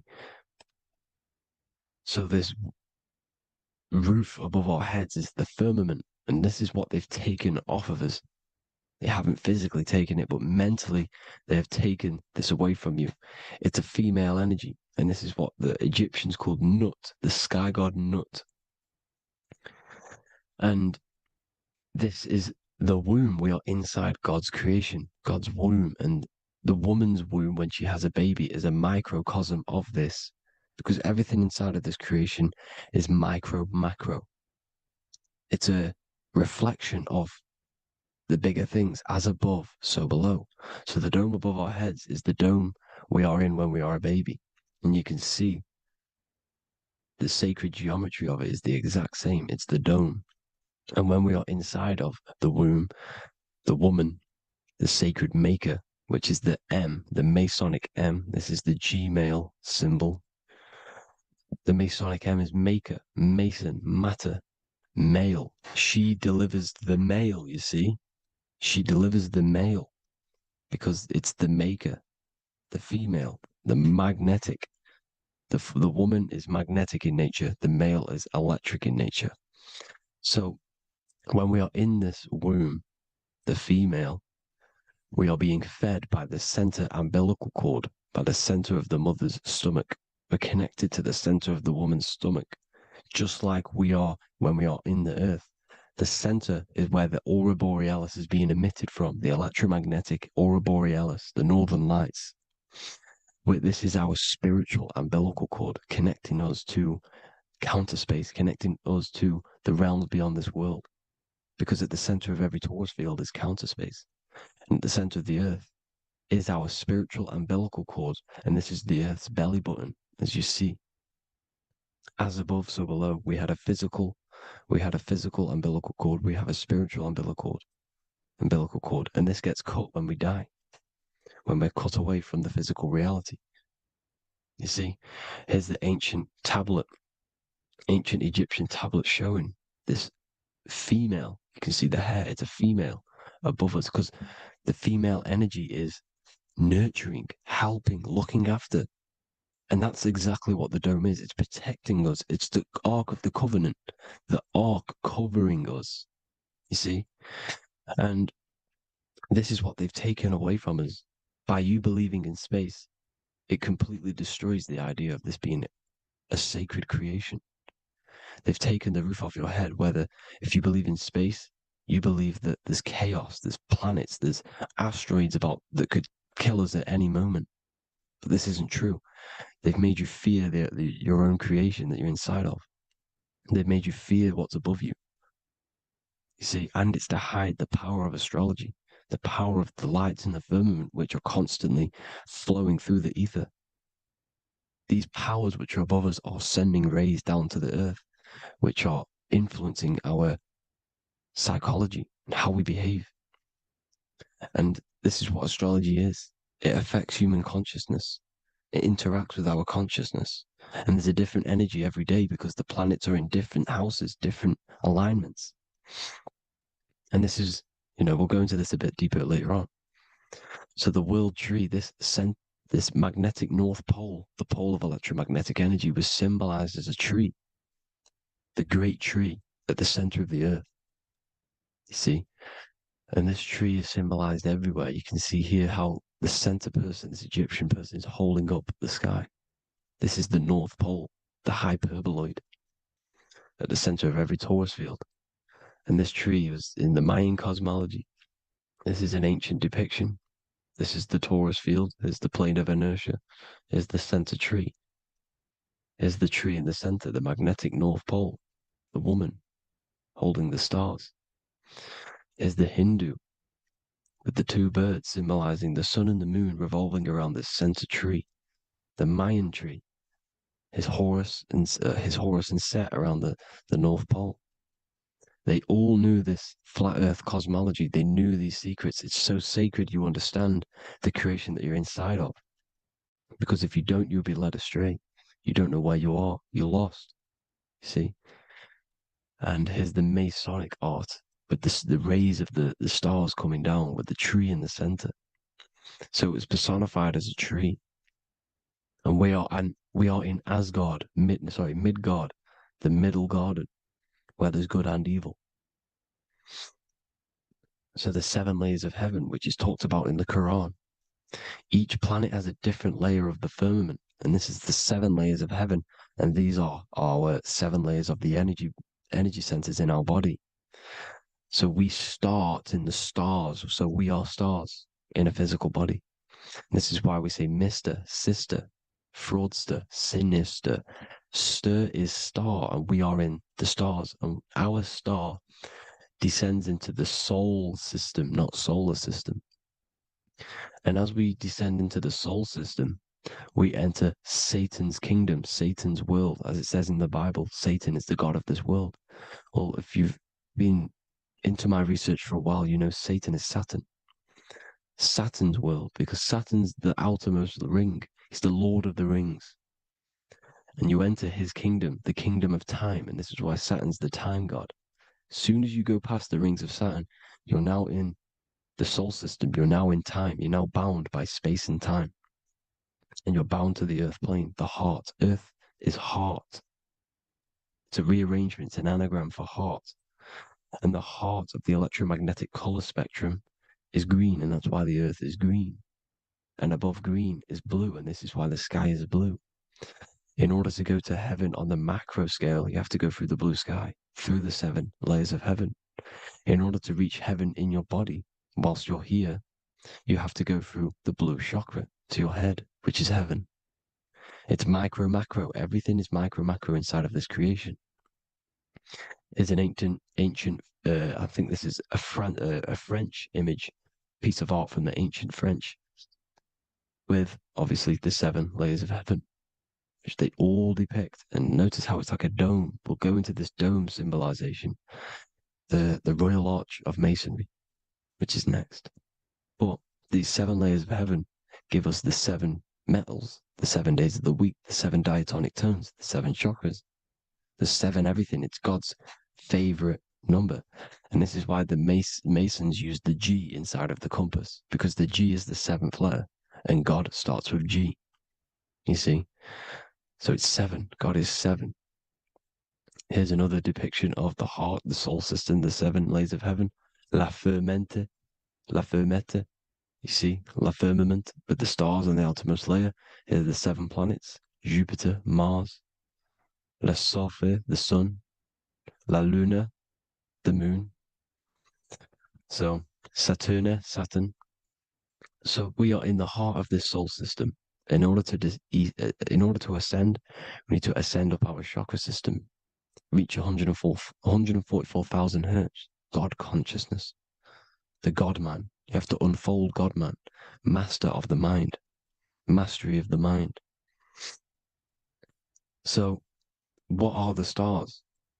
The stars make everything unique. The stars are constantly rotating around the center, magnetic North Pole, the tornado at the center, which is stirring everything. It's stirring the ether. The center is the ether, and the 4 elements are born out of this ether.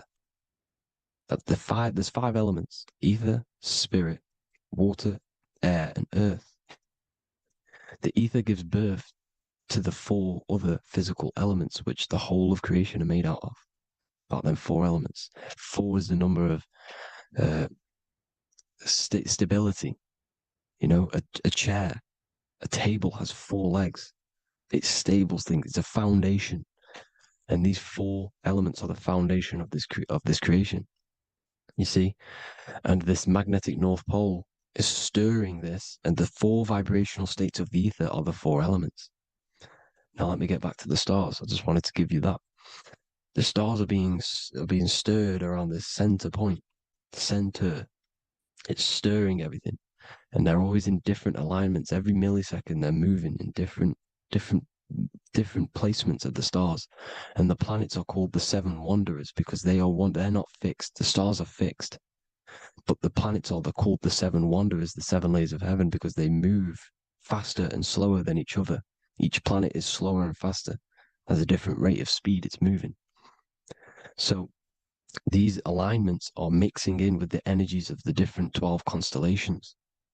And this is why you have a unique characteristic. You have a unique look, a unique energy, a unique personality. This is because when you were born and you took your first breath, that energy which was in the ether, because the ether is all around you, and energy travels through the ether.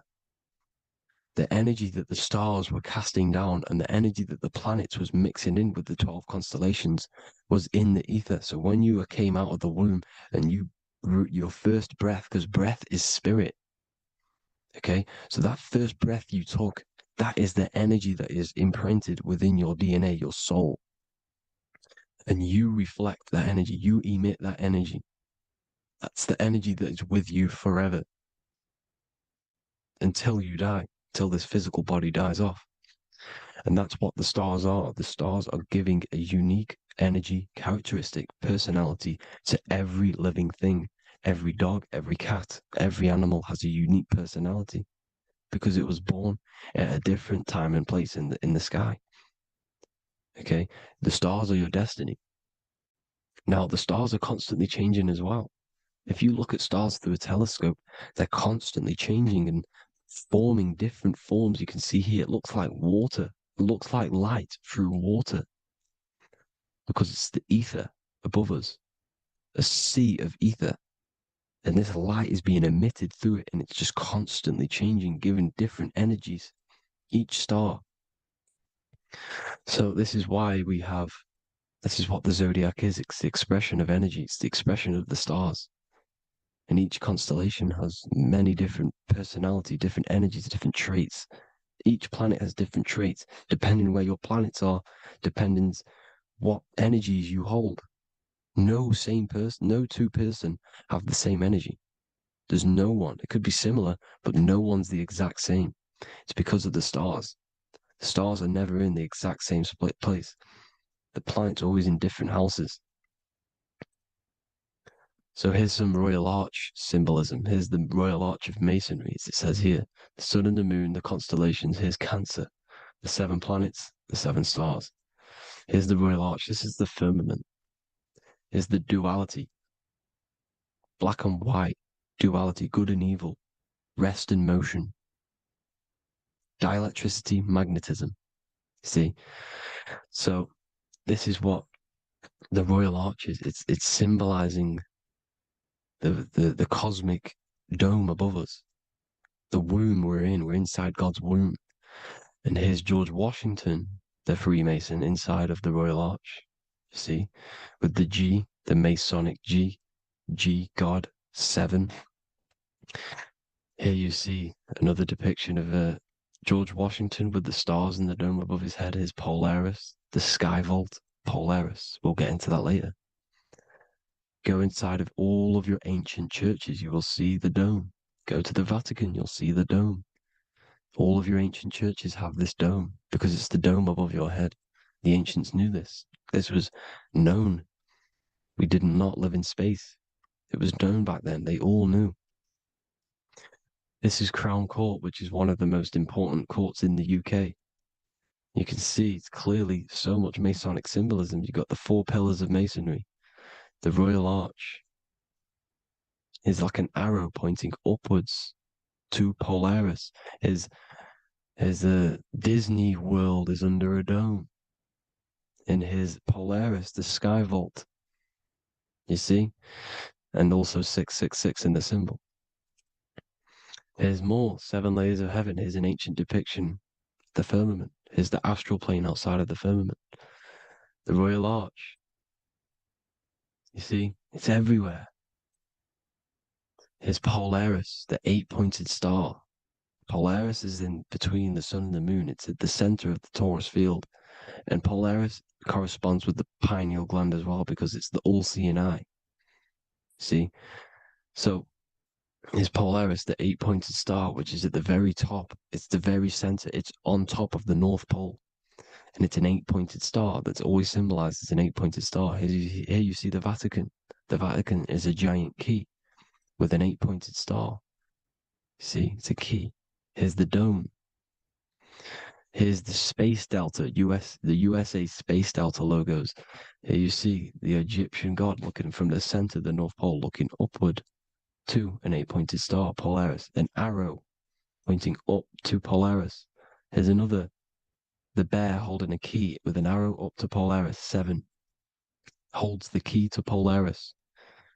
Here's an eagle holding a key above the North Pole to Polaris. Polaris, and here's another one. There's another bird, like a dragon, holding a key to Polaris. Because Polaris is definitely something to do with leaving this creation. Okay, maybe, I can't say for sure, but maybe it's to do with ascension, and this is why the Vatican hold the key to the 8-pointed star. And this is why the space, well, we all know space is a lie, but they're showing Polaris and its sacred symbology. Maybe it's to do with something leaving this creation, going to another. Here's some North Pole symbolism. As above, so below.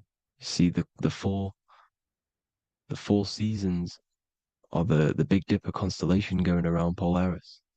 This is Polaris, this is the Big Dipper constellation, and this is the swastika. This image gives us the swastika, because all the symbols we use are created in nature. They're created somehow in nature. This is how we get them. As above, so below. This is the map of the North Pole with the 4 rivers, looking like the Big Dipper constellation. It's the Masonic, here's the ancient cosmology with the 4, you see the 4 islands, Mayan cosmology, 4 islands. This is the alchemical symbol for Earth, 4 sections. The windows, because the center of the North Pole is a window to another dimension. The 4 lucky 4-leaf clover, which is supposed to be lucky. It's truth in plain sight. And here's Hitler looking at 2 flat Earth maps. So this swastika has been used for thousands of years, thousands and thousands of years. And it's symbolic for the most sacred land on this plane, the North Pole. Shambhala. Do some research on Shambhala, people. It's a it's a Hindu mythology about the sacred lands at the center of the earth. And it's known to be full of enlightened beings. And it's all symbolized at the center. You can see their paintings of Shambhala. It's all at the center, the North Pole. And it's known to be the most godly place ever, because it takes you to a portal to the higher places. And maybe this is something to do with Polaris, connecting you to this sacred land at the very center. But anyways, people, thank you all for tapping in. Hope you all learned something. Have an amazing day. Please follow, subscribe, like, all the links in the description for the courses, the PDF. Please have an amazing day. God bless.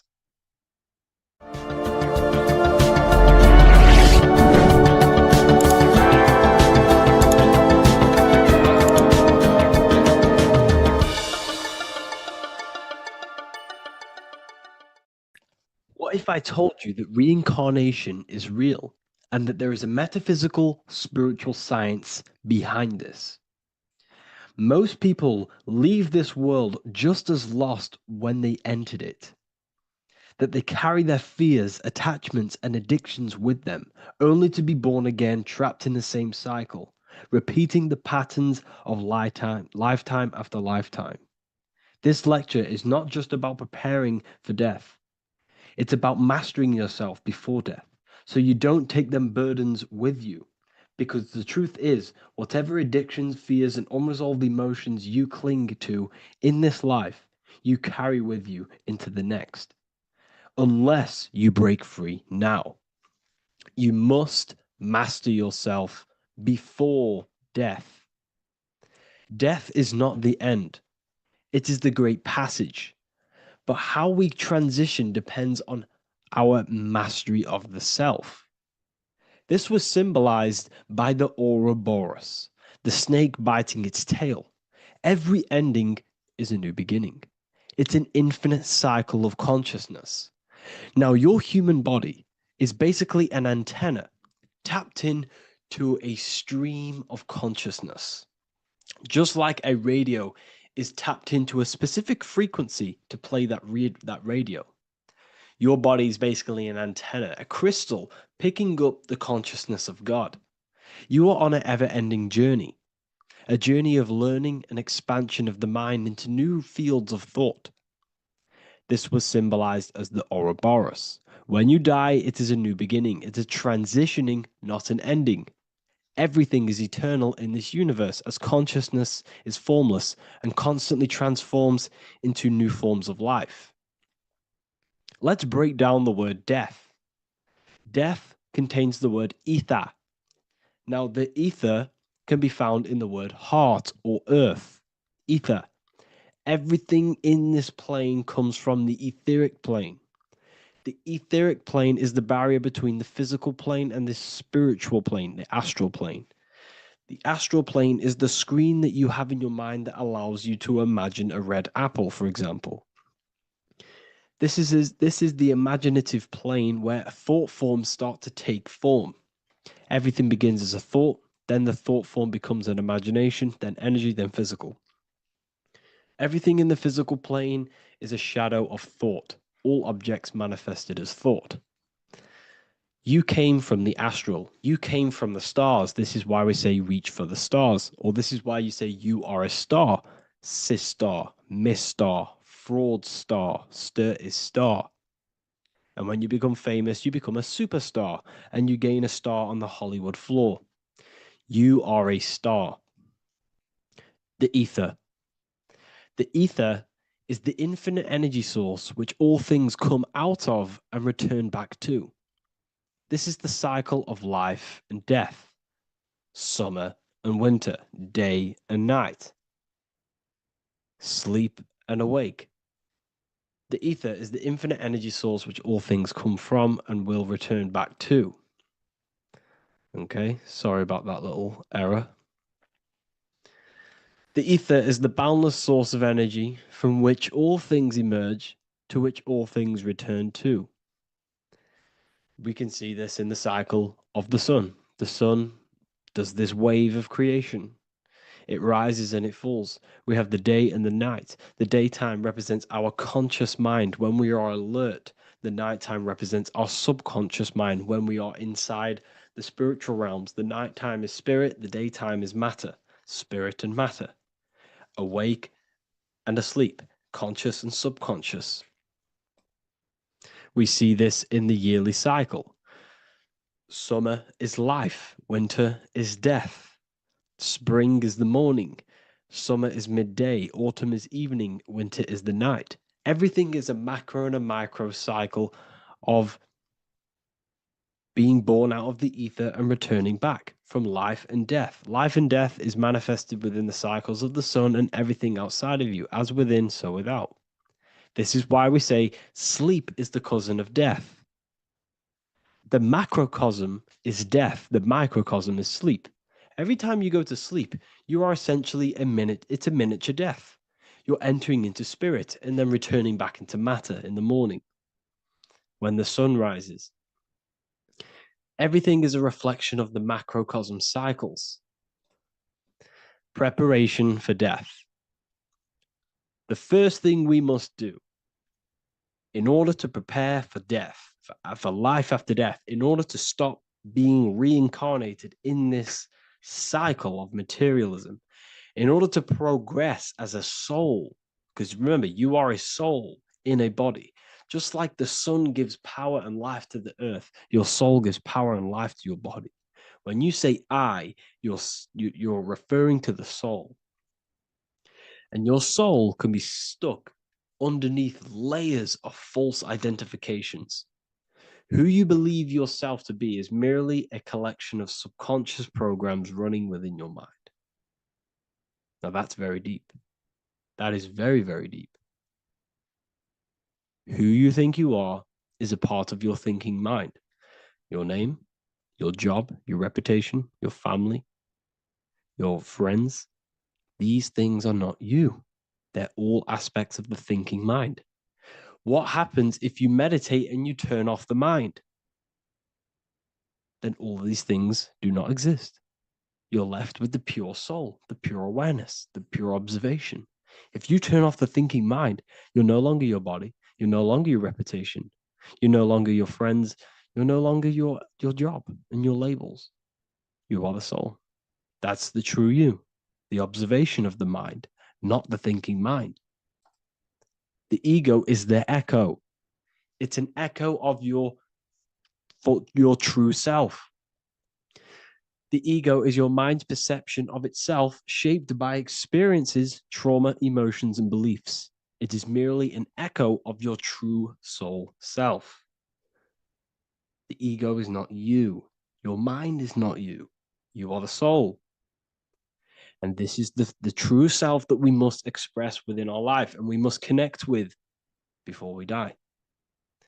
Because when we die under the echo, under these false layers of the emotions, the traumas, the experiences, the addictions, the emotional attachments, when we die underneath all of this, when we don't know our true self, the soul is still hidden.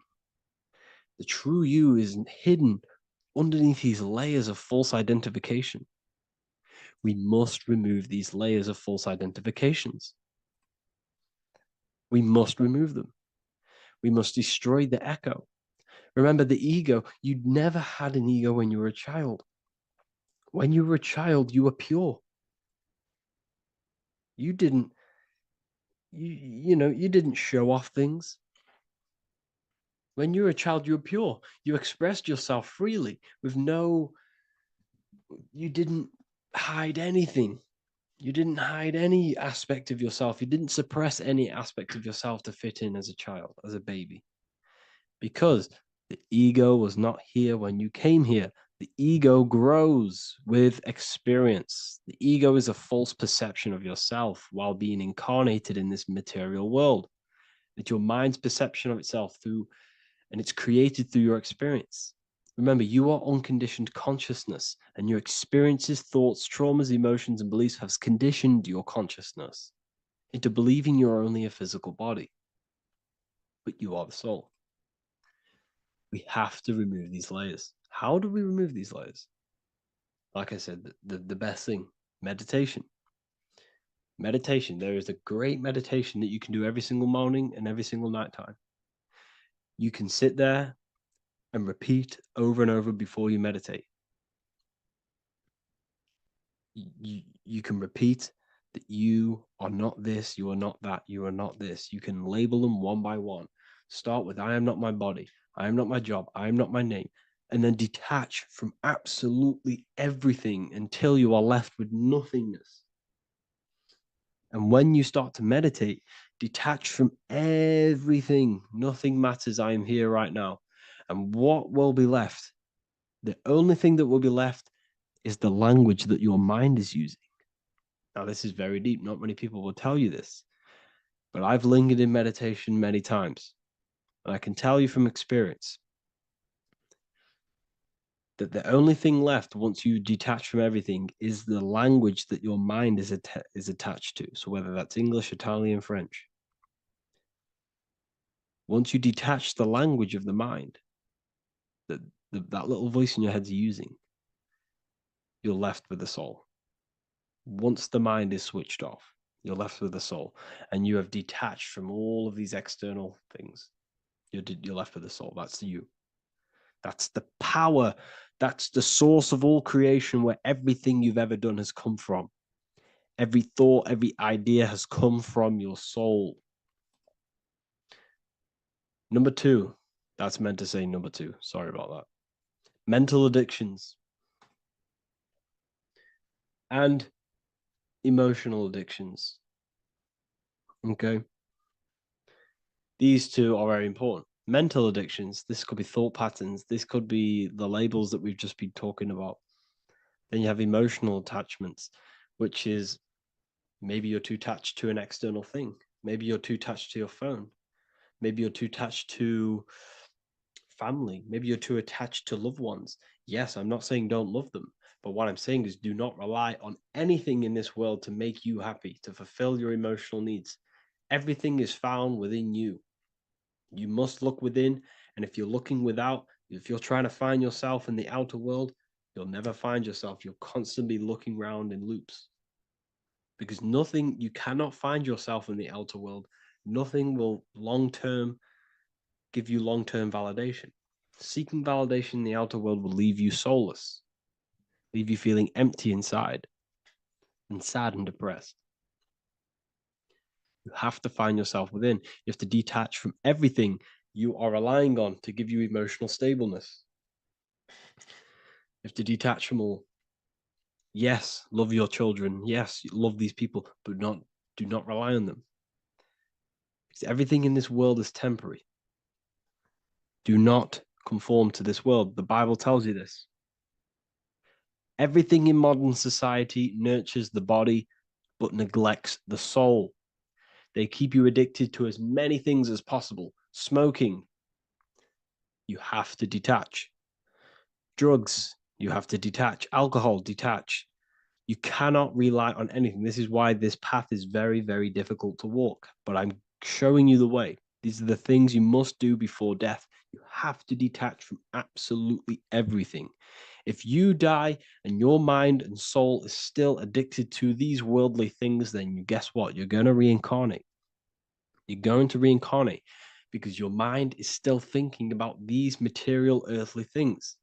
And if you are operating in that vibration, you're going to project that vibration and come back here. You have to detach. You have to master the soul and master the mind. Like I said, the matrix is designed to keep you addicted to as many things as possible. Your phone, food, smoking, drugs, alcohol, clubbing, all of these things. Everything in society is made to trap your soul and reincarnate in this world. That's why it's very, very, very difficult to walk this path. Very difficult.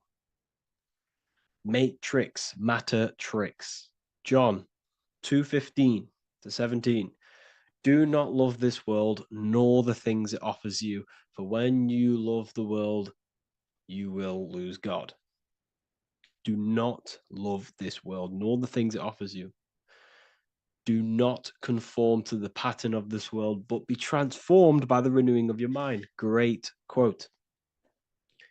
Do not conform to the pattern of this world, but be transformed. Let this world transform you. Learn from this, expand from this, but do not be mentally and emotionally attached. Okay? What good will it be for someone to gain the whole world yet forfeit their soul? Like I said, everything in the Bible is telling you the truth. You just got to read it correctly. This is spirituality.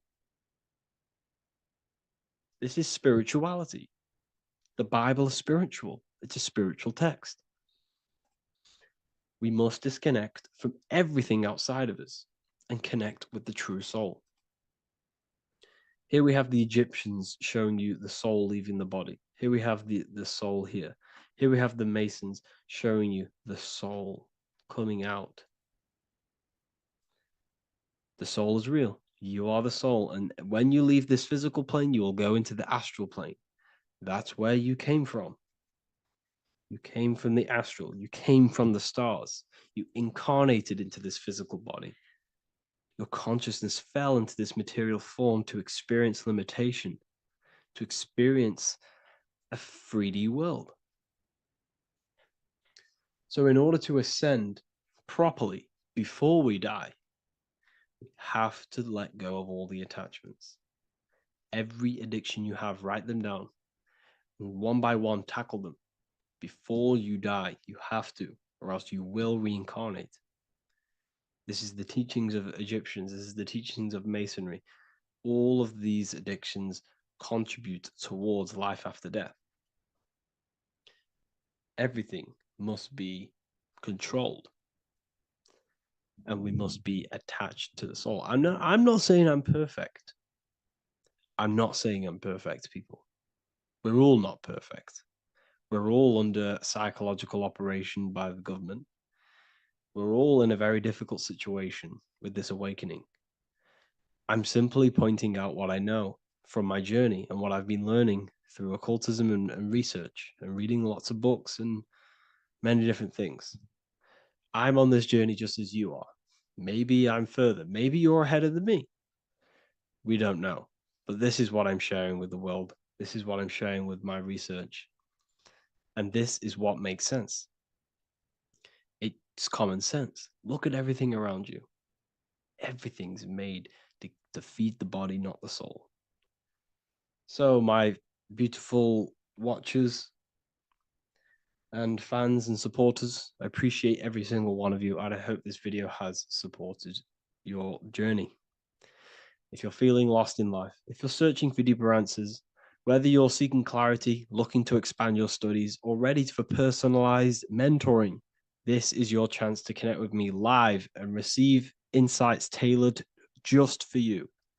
Start your path to self-mastery and enlightenment inside the world's best esoteric school. Your journey starts now. Tap the link in the description if you want to join Ethereal University, or feel free to check out my books. I thank you all, and I really appreciate for 100,000 subscribers on YouTube. I love every single one of you. Make sure to drop a like, a comment, and subscribe to the channel if you're new. Let me know some ideas for, lectures, anything that you want to know. I can make lectures on them. Just drop it in the comments. I appreciate every single one of you. Take care.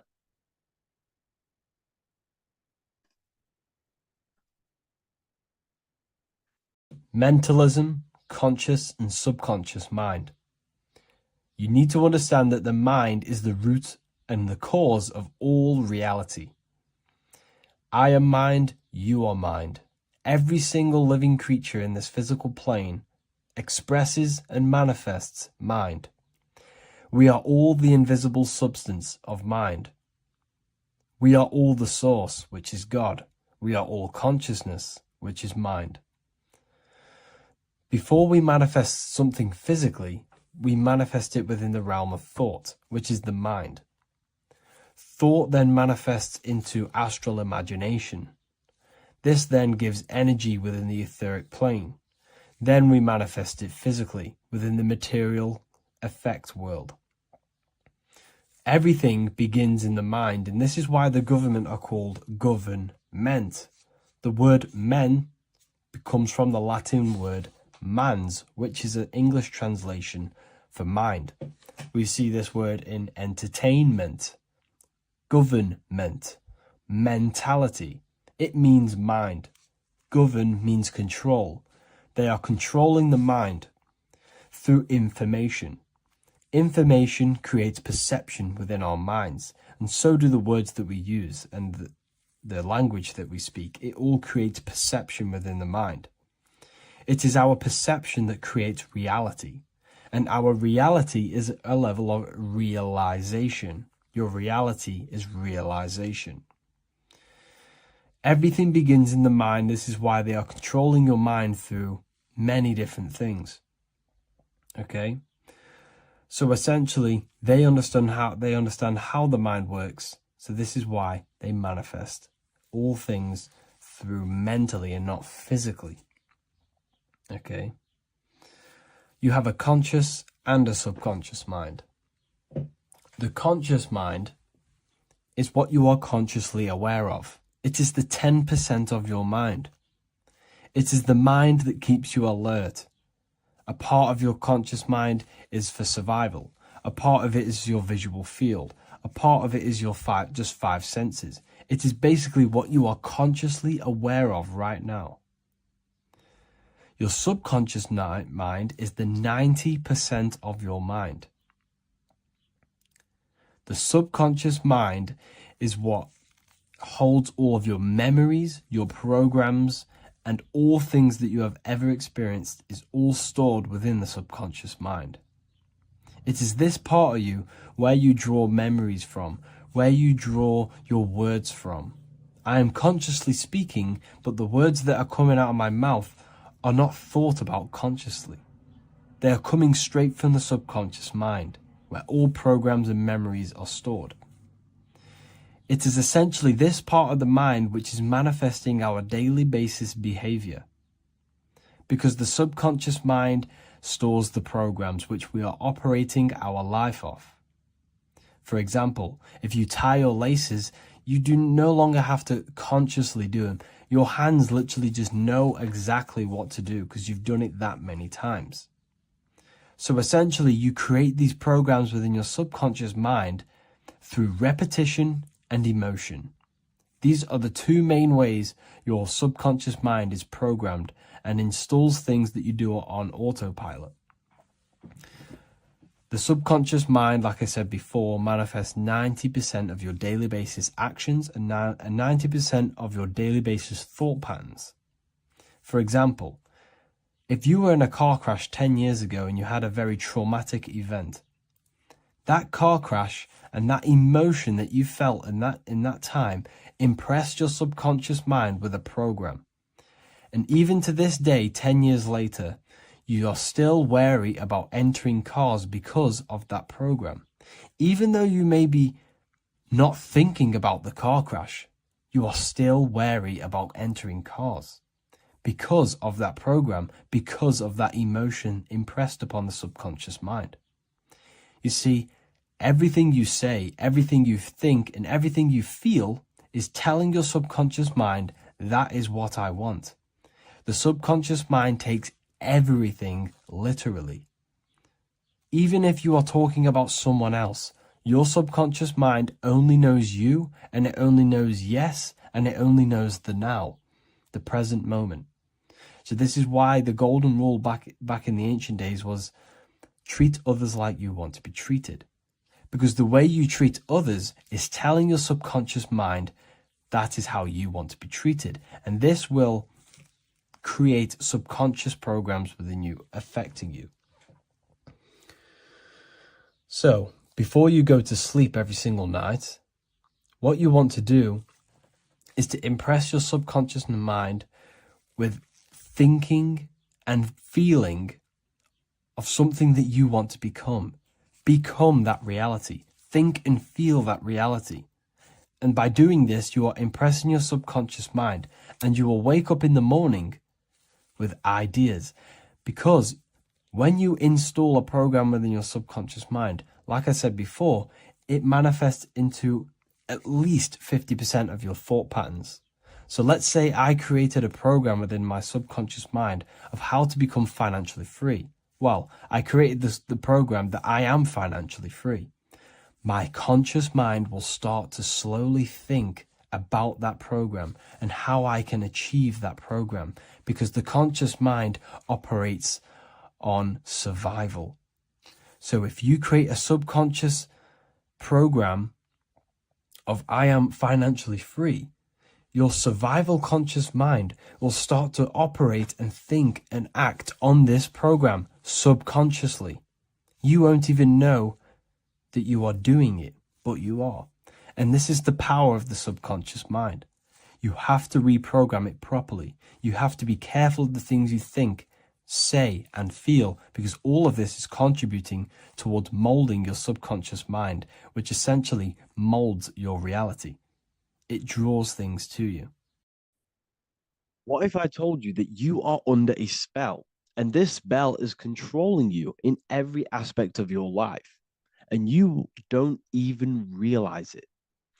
Spells are not what you've been taught.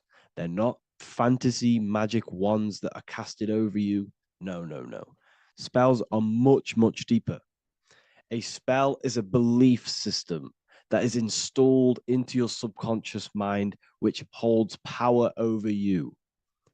Okay? If I install a belief into your mind and that belief holds power over you and controls you, that is you under my spell. A spell is a belief that someone has installed into you. Okay? You have a subconscious mind. The subconscious holds power over 90% of your daily basis behavior, thought patterns, and overall emotional state. Because the subconscious is the back end of our mind, the mind that we don't really have access to. It's the shadow self where all of our programs, all of our memories, all of our traumas, all of our everything that we've ever experienced is recorded and kept in this vast database called the subconscious. Now, the subconscious is the 90% of our mind. We are only aware of 10% of our mind, which is the conscious mind, which is what you're using now, what you're consciously aware of. But there is a subconscious mind that holds power over your conscious decisions, and you don't even realize it. For example, as a child, you had a very, very traumatic event happen. Let's say as a child, you were not loved enough by your parents. And this feeling of you not being enough for your parents and feeling alone as a child implanted this seed. And this seed was planted by your emotions, a strong emotion. And over time, as you grew older into an adult, this seed grew and grew and grew. And what this seed grew into is you being very needy, you always seeking validation from others. Okay. But you taking this conscious decision 10 years down the line actually stems from this hidden cause within your subconscious mind, within this little feeling, this seed inside your subconscious where you don't feel like you are worthy. So this results in a conscious decision of you seeking validation from others, being very needy from others. Okay. This is what the subconscious is. The subconscious holds power over us.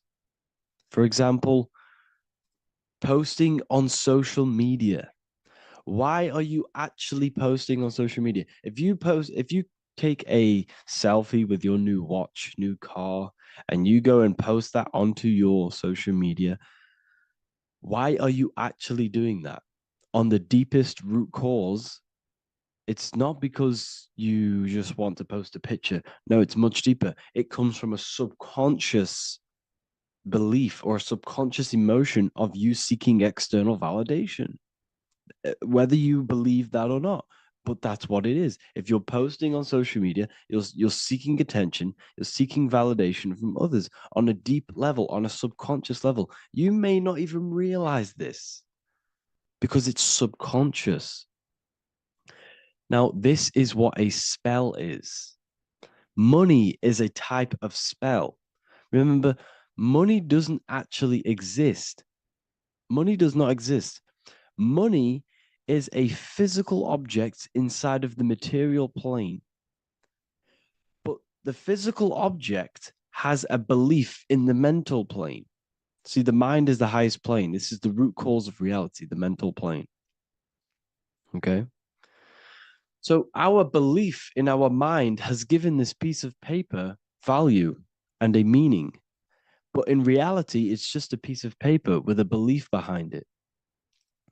But this subconscious belief behind this piece of paper is controlling your daily basis behavior, is controlling your emotional state and controlling your life without you even realizing it. Without you even realizing that it's all an illusion. Money does not exist. It's the belief that gives the piece of paper a power.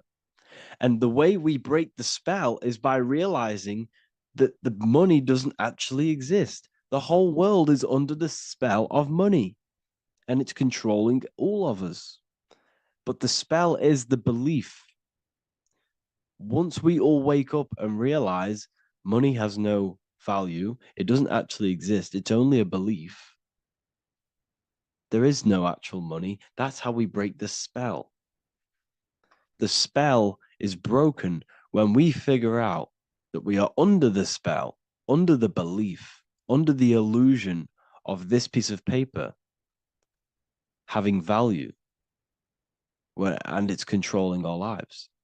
That's why the word money has mon within it. Mon is moon, and the moon represents our hidden aspect of our mind, our subconscious, and the sun represents our conscious mind. So you have two versions of yourself.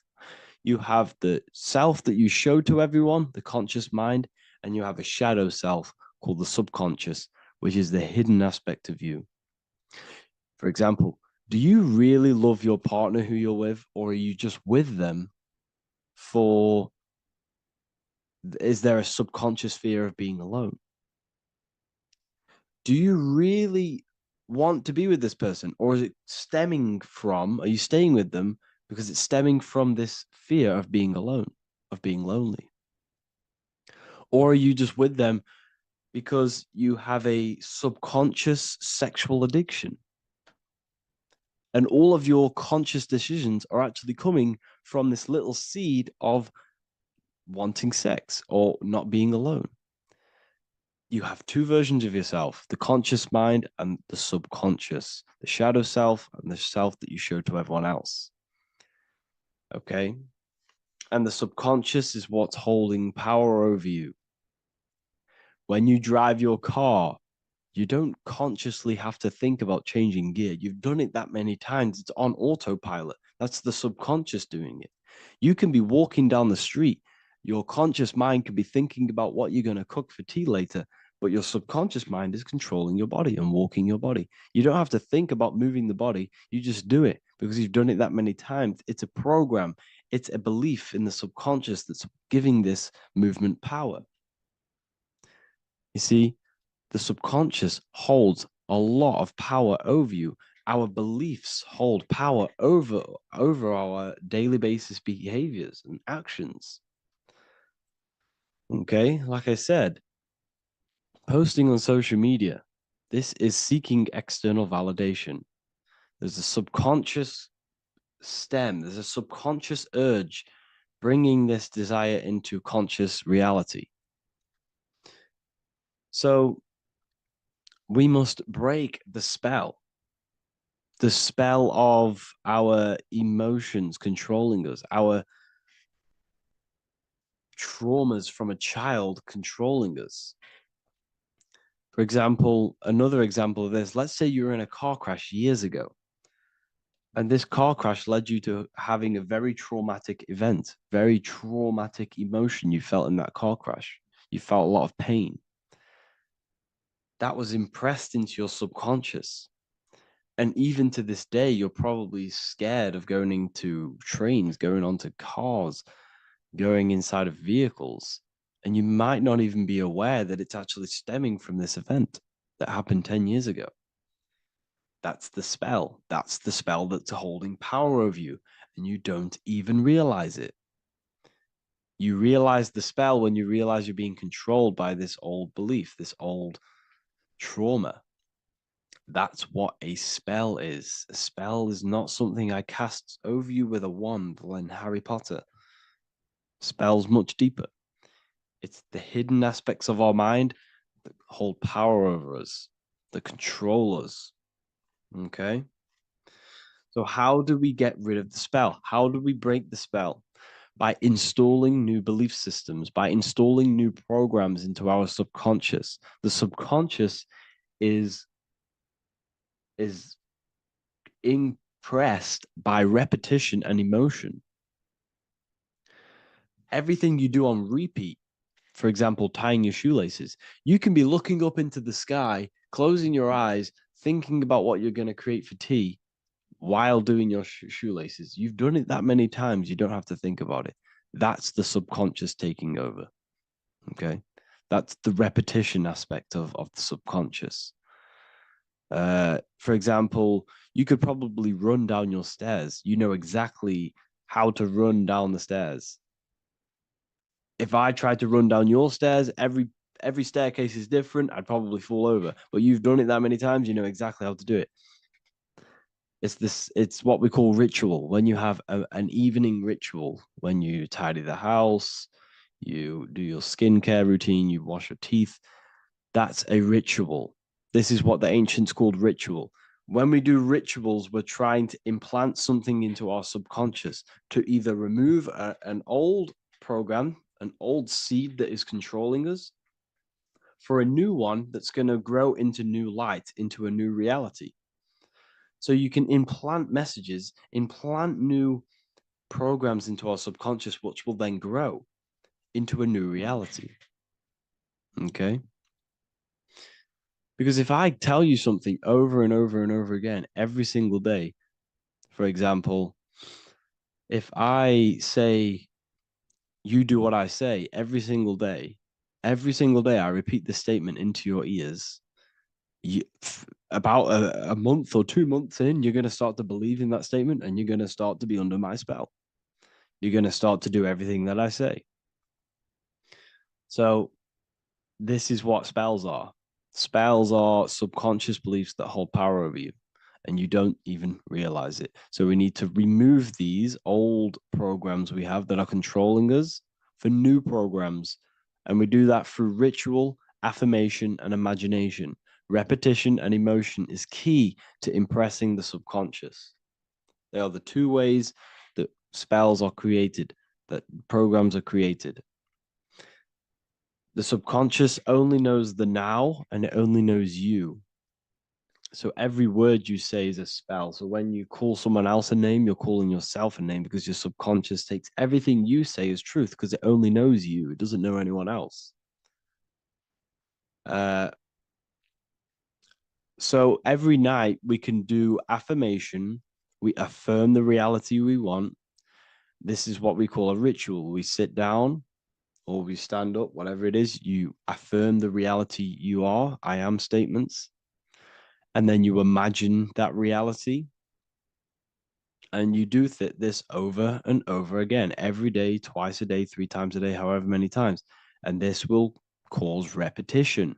This will install a new belief system into your subconscious, which will then start to show in your external reality. It will start to put you under a spell of the new program. For example, if I install into my subconscious that I believe that I am rich, every single night I affirmate that I am rich, I am wealthy, I am free. And then I do a ritual. I start to imagine this reality. Every single night, I do these two things on repetition, and I start to feel the reality and imagine the reality. Over time, I'm going to start to believe that I am rich, that I am free, and I am wealthy without having the physical reality. And what this will do is that it'll implant a message deep within your subconscious mind. It will plant the seed of this belief. And this belief over time will grow into 90% of my thoughts, 90% of my actions, 90% of my words. My words, my thinking will change due to this new belief. I may not even realize it, but I'm looking for more opportunities to make money. I'm speaking to more people because of this belief that I've installed. This belief has triggered new ways of thinking. My mind, my conscious mind, is now only operating to fulfill this belief. And my conscious mind might not even be aware of it. You won't even realize that you're manifesting this belief of being rich. And that's how it happens. You implant the belief within your subconscious. You implant the spell into your subconscious, which will then gain control over you. So we need to make sure we're removing the negative spells, the negative programs that are controlling us, for new regenerated ones, for new ones that are going to create new realities, a better life. Okay? You don't want negative traumas, negative seeds controlling you and growing into your life. If you don't cut them off, they will continue to grow and grow and grow. Your anxiety will get bigger and bigger and bigger. Your depression will get bigger and bigger and bigger. But it's all actually stemming from one belief system or one trauma. Okay? So this is important. Everything in this physical plane is an effect of the higher planes. It's a shadow of the mind. Everything we think, all physical objects began as a thought, then an imagination, then energy, then a physical reality. So we must change the mental plane. We must plant seeds into our mind to change down into our physical material life. It's about manipulating this higher plane so we can create change and effect in the physical external material plane. That's what magic is. This is what spellcasting is. This is all what it is. It's not fantasy. This is the manipulation of the higher planes of consciousness, which your mind has access to. You have access to these higher planes. Okay? This is exactly what I teach in my university. I teach different rituals. I teach specific rituals to get rid of certain things, certain belief systems. I teach all different rituals, all different ways for you to create your own reality and live the best reality you want. We also have all of these different courses. We have Activating the Inner Eye. This will teach you exactly how to lucid dream and activate your inner vision of imagination. We have the Sexual Alchemy course. This will give you the power of transmuting your sexual energy into creativity. We have electromagnetism studies. We have esoteric exchange, an exclusive live call that we do every single week, and I connect with all of the students. They can ask me questions, can speak with me one-on-one inside of these live calls. We have the real numerology section. We have the health section. We have a lecture section. Look at all of these lectures we have on occultism, symbolism.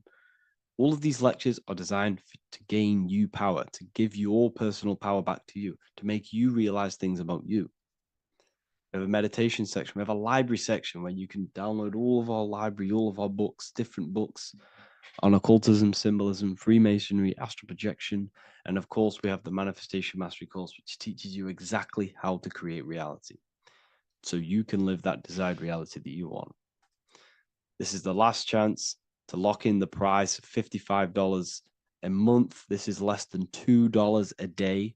You can really level up your life because the price is going to increase as the value of the university increases, because there's a new symbolism course coming out. And if you join now, you'll get this course for free, because obviously when this course releases, the price will go up.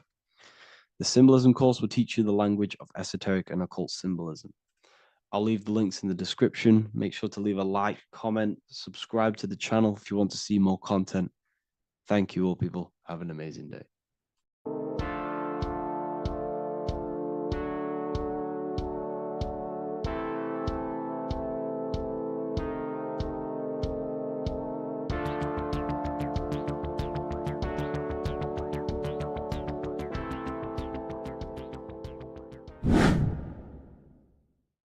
Hey people, how are you all doing? It's Revival of Wisdom. And today we're going to be talking about your birth certificates and how we are slaves to a system and how they have trapped us into this system. Okay, so the first thing you need to understand about this system is there are two types of laws. You have the law of water, which is Admiralty law, and the law of the land.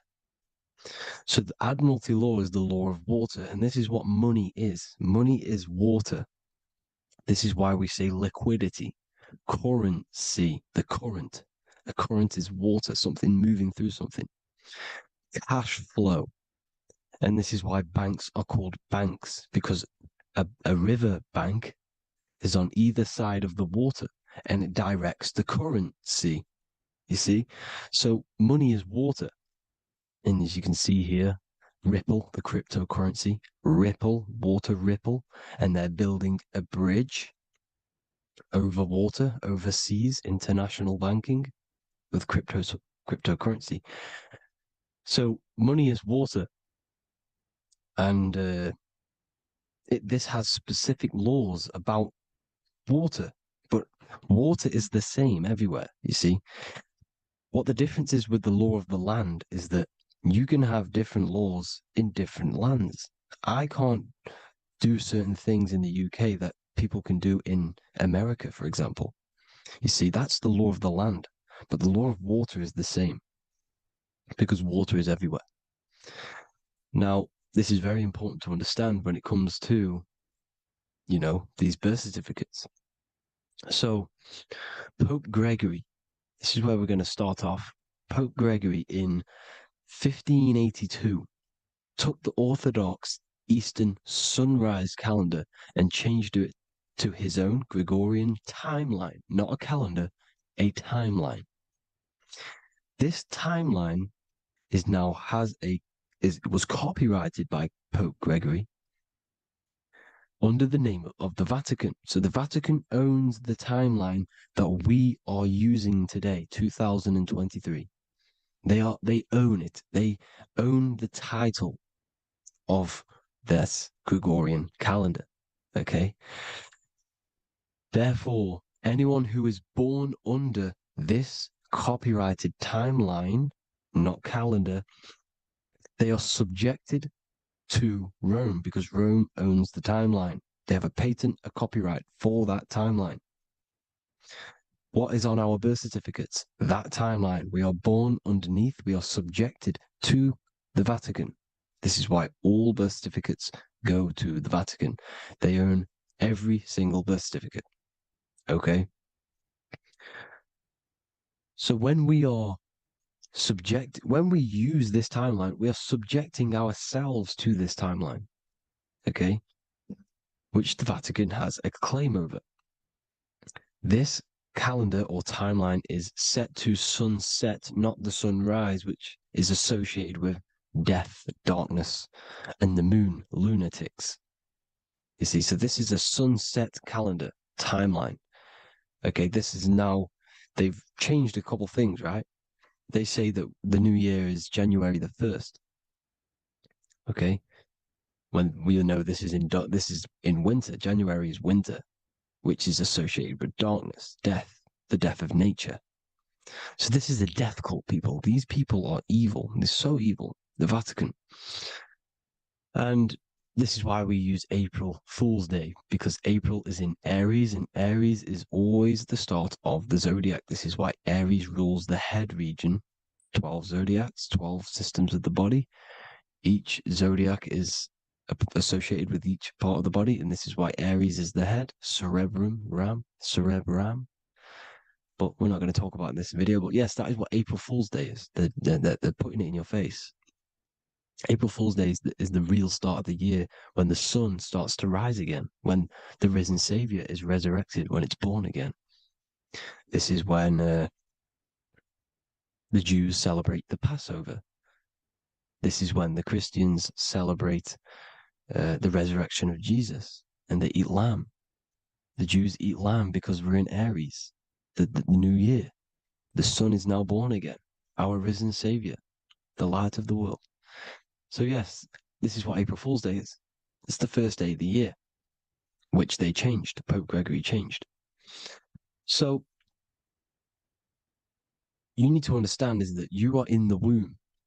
You are inside of a ship, because every ship, literally a ship, every ship is female. This is why they say she delivers the product, because she does deliver the product, you, the baby. Same thing with a ship, they deliver products. They are a she. And when they pull up to the bay, like you can see on this picture, they're pulling up to the bay. This is now called the birth canal. The ship is now in birth on paper. Okay, this is law. And when they pull up, they tie up to the bay, and now they get a certificate of manifest certifying all of the products which are on the ship and what they are bringing into that nation. Okay, so you're bringing in this many of that, everything's on the certificate of manifest. And this certificate as manifest is also your birth certificate, because you are traveling through water when you are in the birth canal of your mother, because you are in water when you are in the womb, and you travel through the birth canal. And when you arrive, you get a certificate of manifest with the name, how many, the quantity, that's your birth certificate. Okay. And this is what it is. We are a we're not a corporation, but we represent a corporation. which is your name in full capital letters. That is your cooperation.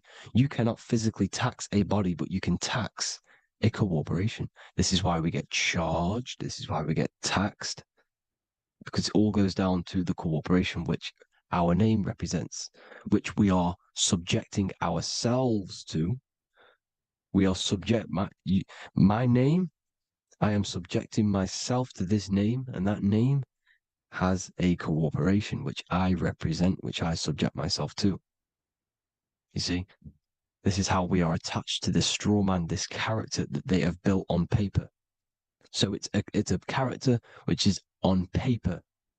This is what we represent.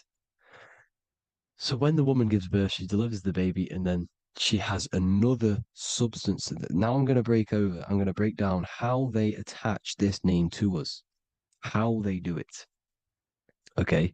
Our mother is carrying us the product in the womb, the water. And it goes, for example, it goes from the United Kingdom into a state-owned, corporate, federal-owned hospital, which is government-owned. She does not declare the package when she enters the building. Aha, so keep that in mind. When she delivers the package in the federal territory, she does not declare the package either when she leaves. Therefore, there is no evidence that we exist when we arrive. On paper.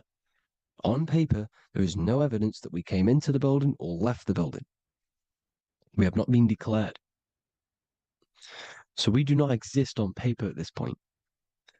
When the woman gives birth, she delivers the baby, and then she has another substance, which is called the afterbirth material. Okay? This afterbirth material has the same DNA as our physical body, with the body, mind, and spirit. Okay? This is how they get this cooperation. Hold on. The afterbirth material does not get claimed by the mother nor anyone. Therefore, they salvage that substance, because we are under the Vatican. Every state is all Catholic. Your birth certificate is Catholic. No matter what religion you think you are, every single birth certificate is Catholic, because we are subjected to Rome. All roads lead to Rome. Rome runs all of this. Okay? We're still under the Roman Empire. Okay? So Rome are Catholic, and they believe in salvation. This is how religion comes into this. This is how they use religion to get this. So they salvage the afterbirth material, and they claim it, and they salvage it and give it and charge it to Rome, and they give it a name. Here's the legal term: born alive. Here's what it says: each product of such birth is considered live, born, and fully recognized as a human person. So each product of such birth, so that could be anything, the afterbirth, the person who actually comes out, the baby. So your afterbirth, which we do not take with us, we take the baby with us. They keep that in the hospital. They collect the afterbirth, and they salvage it, and they give it the name, which it is us. We are a representative to that afterbirth material, which they put the name on, they claimed, which is subject to Rome. So we are walking around our whole lives as a representative to that claimed salvaged afterbirth material, which the federal state have. Okay? We are under the Catholic Church, Vatican. Therefore, the afterbirth material is a child of God. See? On paper, therefore, they believe in salvation and salvage the afterbirth material. This material has no mother or father. The state pick it up. It becomes a war to the courts and gets charged to the state. So we are a representative to that character they salvaged, because it is the exact same DNA as you. Subject is the name or the title, and the matter is the physical aspect left behind in the hospital, which represents us. You see? So now we're moving on to unum sanctum. Unum Sanctum was in 1302, a very, very important year. Very important year. Unum Sanctum says this is basically how they claim everyone in the world. So the Vatican had all this power, all this gold, all these people under them. They need to get a claim for them so then they can rule over them and make them slaves. So what they did, they created Unum Sanctum. Pope Boniface VIII did this. And it says, the spiritual man judges of all things, and he himself is judged by no man. The spiritual man, keep that in mind, unless he invent like Manichaeus, two beginnings, which is false and judged by heretical, since according to the testimony of Moses, it is not in the beginnings, but in the beginning that God created heaven and earth. Furthermore, we declare, we proclaim, we define that it is absolutely necessary for salvation that every human creature to be subjected to the Roman pontiff. So they are claiming us in Unum Sanctum, and it's in the vaults in the Vatican. They will put a spell on it because they are sorcerers, they are magicians. They put a spell on it, they lock it up, and whatever goes on that piece of paper goes. And this Unum Sanctum is claiming all of us. So what does it say in the beginning? The spiritual man judges of all things, and he himself is judged by no man. The spiritual man, the man with the body, mind, and soul, the first baby that comes out the birth canal. That's you, your body, body, mind, and soul. You have the Christ, which is I am, which is grace. Grace means here now, in the present. You have the Christ, which means I am. Therefore, you have a soul. If you can say I am, you have the Christ. You have a soul. But a creature can be anything with no soul. You see? So no man can judge the man with the soul. However, as it says in the second part, we proclaim, we define that it's absolutely necessary for salvation that every human creature to be subject to the Roman pontiff. So they are subjecting the afterbirth, not the man with the body, mind, and soul, but the afterbirth to the Roman pontiff, to the Roman Catholic Church. We are the ones who are claiming to be the afterbirth material, which is our birth certificate, which is our representative. We represent that because it is our DNA. This is how we are stuck. We are stuck because we represent this DNA, which is on paper, recorded. You see? So we, being untaught, uneducated in these subjects, we are subjecting ourselves to this system, to this slavery, because we just want to live. We just want to live happily, just peaceful. Think about it. Where's all this coming from? Where's all this war, all this killing, deaths coming from? We just want to live. It's coming from the Catholic Church, these evil death cult, which has subjected us, which has used us as slaves, and we are still slaves, and it's just going to get worse and worse and worse. So this is how we have subjected ourselves to be the slaves to this system.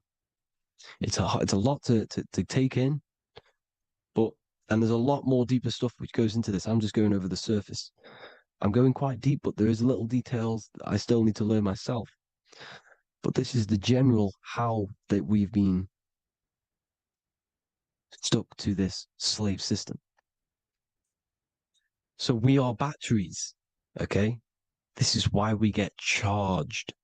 When you go in a court, you get charged, okay? Because you're a biological battery. This is why cities look like motherboards, because we are feeding energy to this matrix. Okay, when we look outside of ourselves, when we give power to so-called Jesus Christ, worshipping idols outside of ourselves, where attention goes, energy flows. We are feeding the matrix with energy.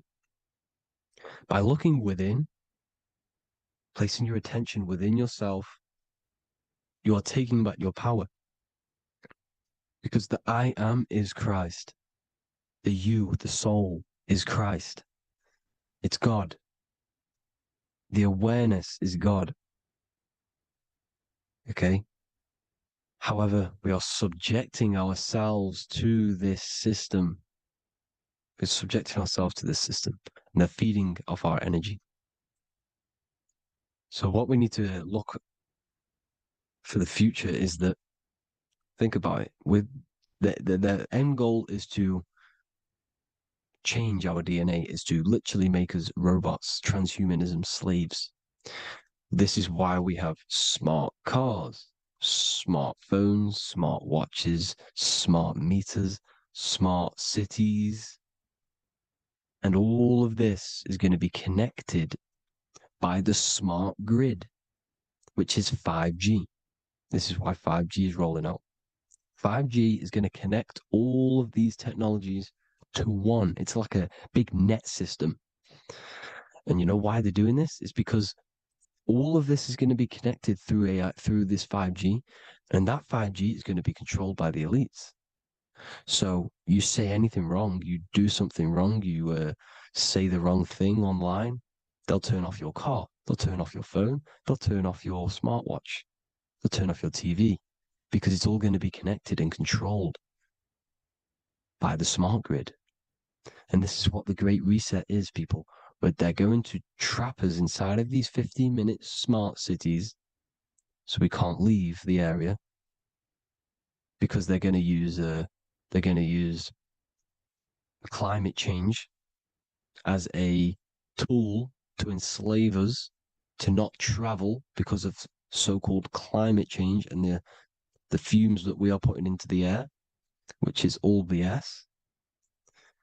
They're doing this to push these new cities, to push all of it. But listen, they're trying to get inside of your body. The only way they can do that is to get you addicted and using this technology. First, they got on the body with the smartphone. Well, first of all, we use the technology. We get used to it with it in our hand. The next step for them was to get on the body, which is the Apple Watch, as you see down here. They have now successfully got onto the body. The next thing is to get inside of the body. This is the brain chip. You see how they've slowly lured their way in, slowly got you addicted to this technology, got you dependent on this technology. And what they're going to do is that they're going to mold society to be dependent on the brain chip. So in order, for example, if you want to go and pay for food, you're going to have to get a chip to pay for the food, because it's all going to be digital money. And that digital money will be connected to the chip, and you will need the chip to pay for things. You see? So this is how they're slowly transhumanizing us.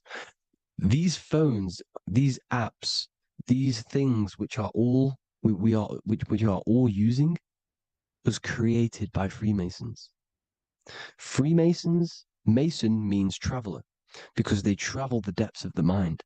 They understand human consciousness. They understand the brain. They understand the mind. By the deepest root cause, they understand it. This is what Masonry is. It's the occult. So these technologies is designed by these people. This is why they're so addictive, because they understand how it works. They understand how to get people addicted, because they understand human consciousness, the brain, the body, and the mind. So this is the advantage Freemasons have over us. And these secret societies, which have gone through the orders of Freemasonry and progressed onto these secret societies, which are the evil side, because I'm not saying Freemasonry is evil, okay?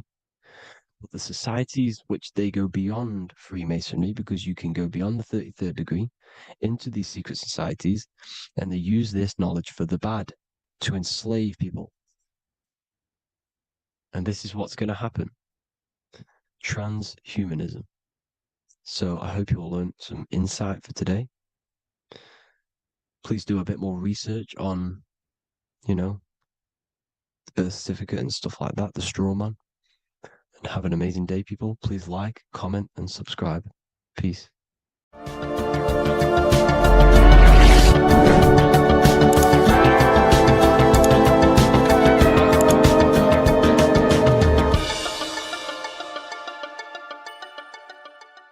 Welcome to Revival of Wisdom. What is good, people? Is Revival of Wisdom. We're back with another video. Today we're going to be talking about the importance of Saturn and the occult. Let's jump straight into this. So Saturn is the god of the earth, right? It's the time of God, change, destruction, physical matter. He creates and destroys, because the energy of Saturn is the key to crystallization.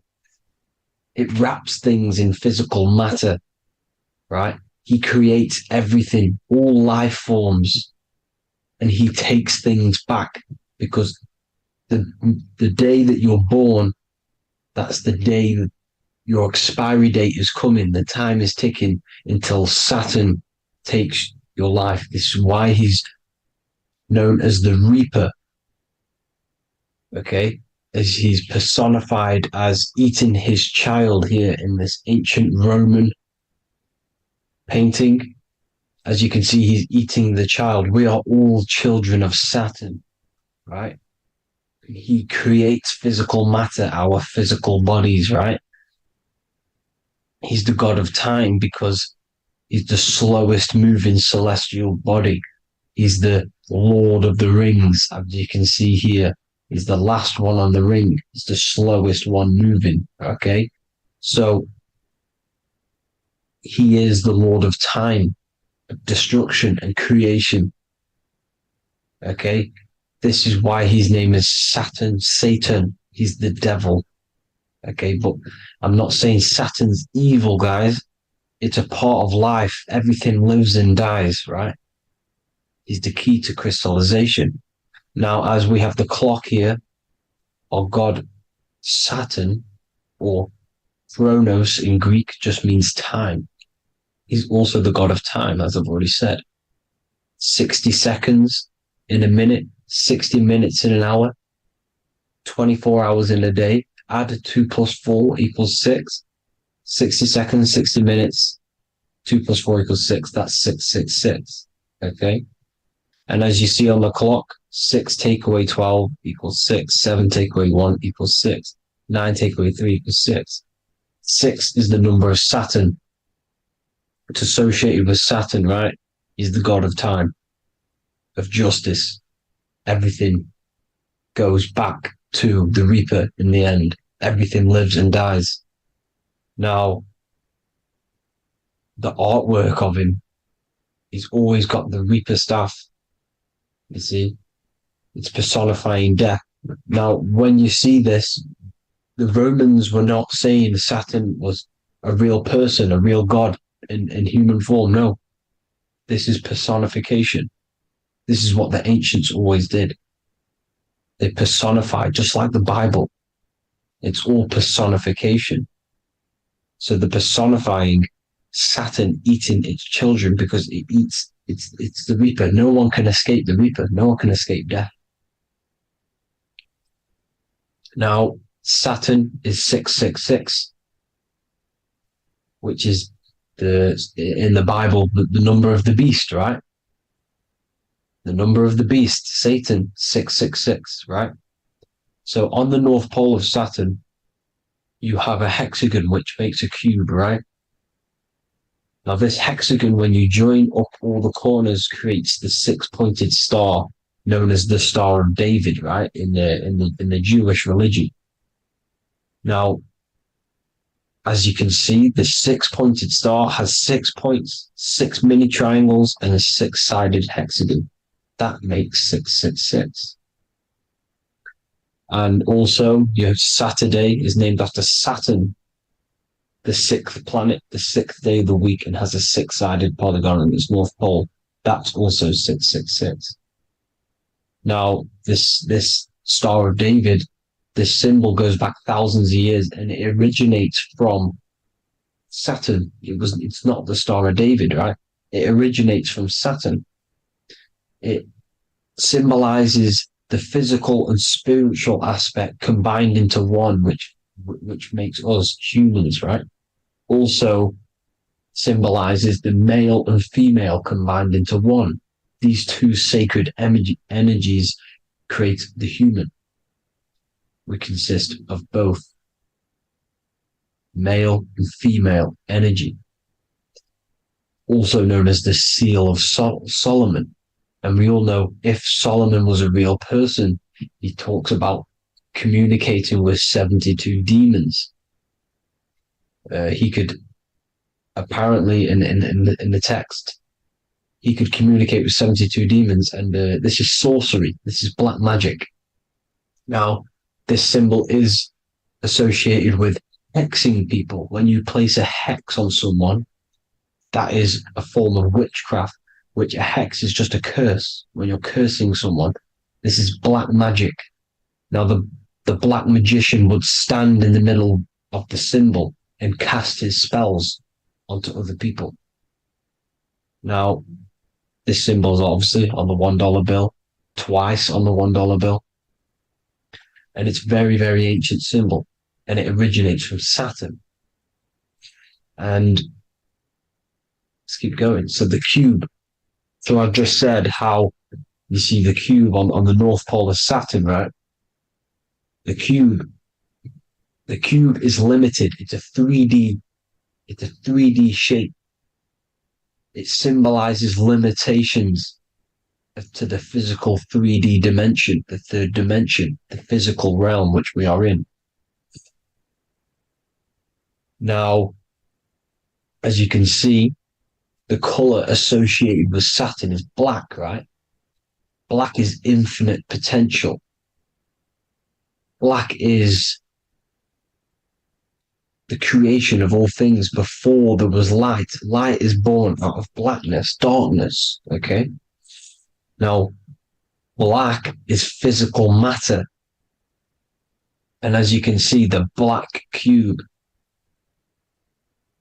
black symbolizing physical matter, the cube being limited, as the physical realm that we are in is limited.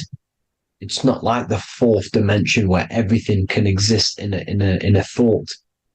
The third dimension is limited, right? And this is what Saturn is. It limits you to the 3D 666.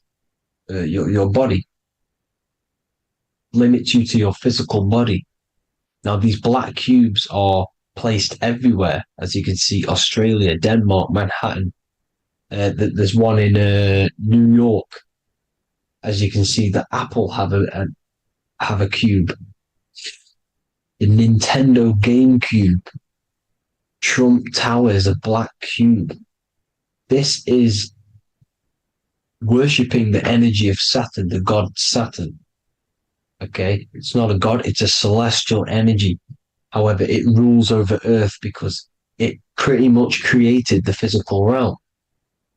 Now, as you see, when you go to a funeral, you wear black, a black suit symbolizing Saturn, which is the color associated, black. And as you see in Mecca, they walk around the black cube in rings. As you can see here, they're stood around in rings, like the rings of Saturn. The Mercedes symbol. You probably wouldn't notice that, but yes, it's Saturn. And when you graduate from university, you wear a black cube on your head. This is all symbolizing Saturn. Okay. Now, as you can see, the Jews here have a black cube on their third eye whilst they pray.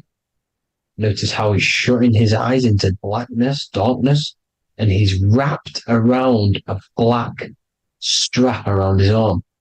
This is symbolizing the wrapping of physical matter, of how physical matter wraps things into existence.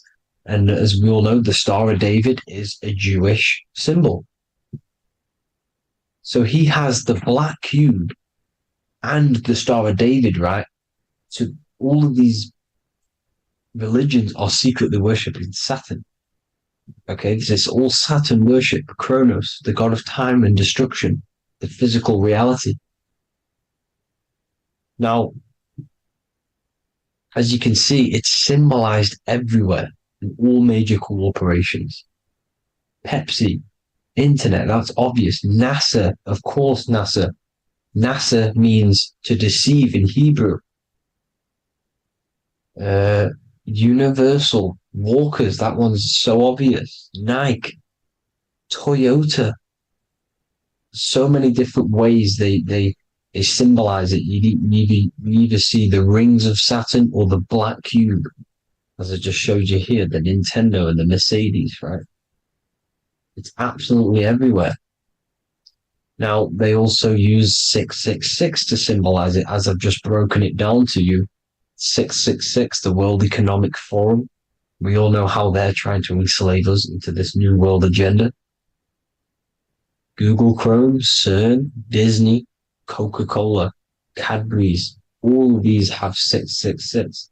Now, every UPS barcode has 666. And even www. Is Hebrew for 666, as you can see here. Monster. It's the same Hebrew letter. It means 666. Drake, 6 God. That's his God, Saturn. Why? Because they love physical realm. They love the physical dimension, the third dimension. Because they can rule here through riches. They can build an empire here. It's not like the fourth dimension. They don't want to ascend. They want to stay down here in the physical realm. Okay? Now, this is why they're cloning. They can move their consciousness into other clones to live forever. This technology exists. This is why they love the third dimension. As you can see, all of these sellouts here, Drake, Leonardo DiCaprio, you know, all of these people doing 666 because this is their God. This is their God. They love the physical realm. They sold their souls for wealth and fame in this physical realm. So why would they leave? You see? Now, this isn't all just evil, okay? So you have 7 chakras, right? You have 7 days of the week, 7 solfeggio scale notes. These are frequencies, the solfeggio scale. Now, it's called the Saturn moon matrix because the moon symbolizes your mind, because you're created out of the Holy Trinity, which is body, mind, and spirit, right? That's the triangle, the equal triangle, body, mind, and spirit. Now, the 3 main celestial bodies are Earth, Moon, and Sun. The Earth being your physical body, the Moon being your mind, and the Sun is your soul, hence why it's called solar. It's a solar soul. Now, these symbols are alchemical symbols. So when you're doing alchemy, you use these symbols to obviously symbolize what we're talking about. Now, as you can see, these are all the symbols of the planets. Of Saturn is created out of the moon on top, the moon on the bottom and the earth on top, as you can see here. You see? And this creates the number 5. Now, with the moon being your mind and the earth being your physical body, this is mind over matter, because the earth is your body's matter. This is matter over mind. You don't want to be matter over mind. This is low states of consciousness. You won't be mind over matter. You see, to manipulate matter, to create your own reality. Now, obviously, we all know Saturn is associated with the lowest chakra, which is the root chakra. This is to deal with your animal instincts. When you're down here, you identify as the physical body. You don't know anything spiritual. You're pure a physical, you have a pure physical mind. You don't believe in anything spiritual. This is survival mode, consumption, They want you trapped down here, which is matter over mind. They don't want you to create your own reality, which is mind over matter. You see? Now, that's what Jupiter is. Saturn is the moon on the bottom and the earth on top. But Jupiter is the moon on top with the earth on the bottom. That's mind over matter, you see? So these chakras are an ascension process from spiritual, from matter, physical matter to spiritual. This is the ascension. This is the stairway to heaven.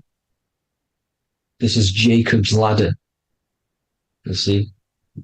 Now, the number 5, which is obviously associated with Saturn as well, which create the symbol for Saturn, created the number 5.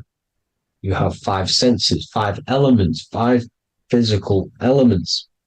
As we all know, Saturn crystallizes everything into physical matter out of the 4 elements. 5 fingers and toes, 5 points of man. Okay, the number 5 is the number of justice.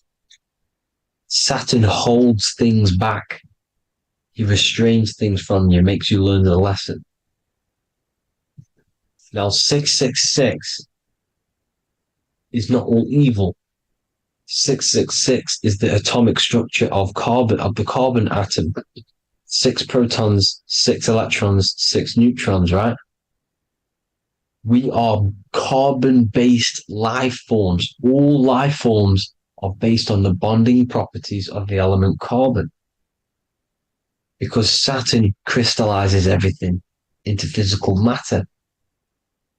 Now, the Masons symbolize this with the checkered boards. They have the black square, which is obviously matter, as I just said, the black cube. And spirit is the white square, because white is eternal light. White and light, you see. Black is physical matter. Now, this is what we are. The point of our soul is to transmute from matter to spirit, but these are interchangeable. This is the constant cycle between spirit and matter, spirit and matter. High vibrational matter turns into spirit. Low vibrational spirit turns into physical matter. You see? Now, we are carbon-based life forms. This is what 666 is, the number of the beast. When I say we, the physical body is the beast.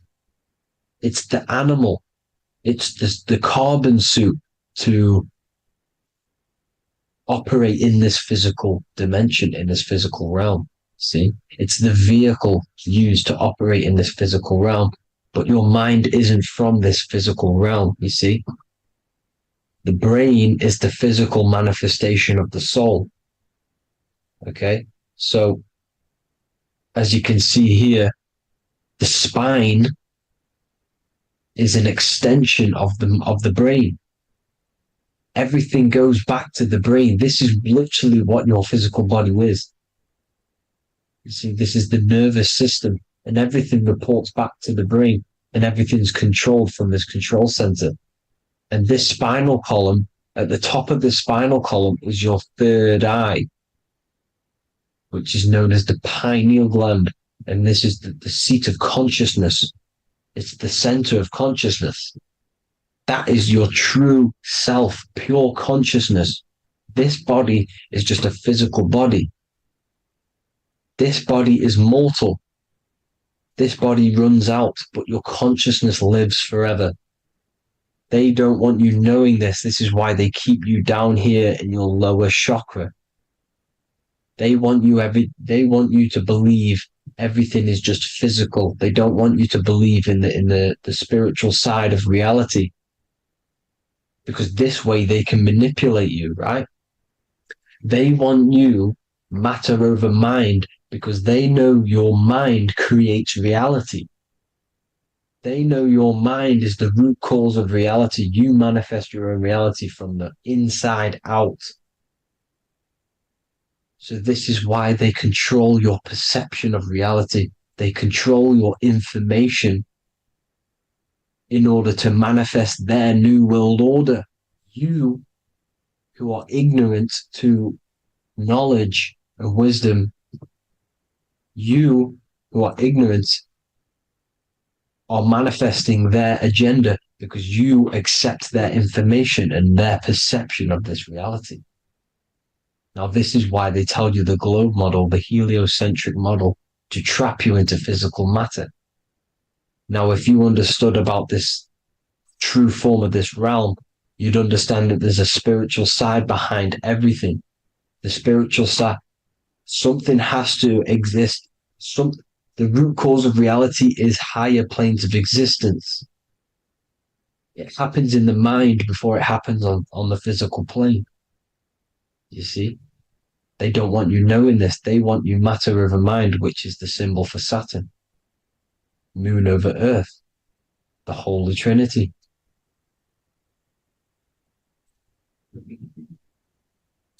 Now, as you can see, the cube also makes IXXI.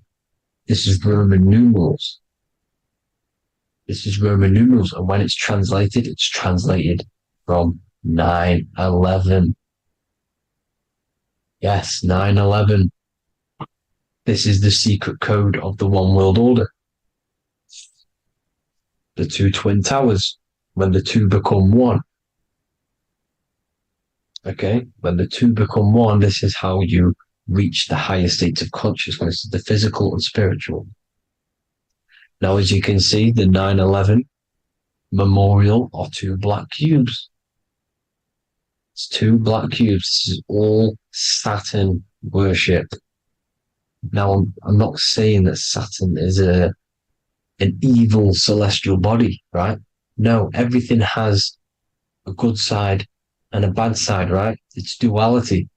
The spirits of Saturn on the dark side are the most evil demonic spirits. Now, these are the spirits that these are invoking through these rituals, right? Yes, 9/11 was a massive ritual. It's a satanic ritual, okay? Now, we all know Elon Musk.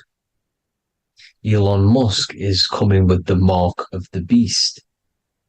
And English gematria, this equals 666, right? 666, as I said, is the number of the beast. You are the beast, your physical body. You see how the Bible twisted things up to make things more confusing, right? But it's there. You just have to have the knowledge to be able to read the Bible properly. As we all know, we had this virus. I'm not going to say the name because I'll get flagged. This virus adds up to 666 because this is all part of the New World Order. It's all part of keeping you in this physical dimension. Okay? Now, as you can see here, Novus Ordo Secularum on the back of his shirt, on Elon Musk's shirt, this is also on the $1 bill, Novus Ordo Secularum. This means New World Order. Yes, New World Order. This is on the back of Elon Musk's shirt. And as you can see here, he owns Neuralink, which is the brain chip, which they're going to be putting into implanting this onto your brain.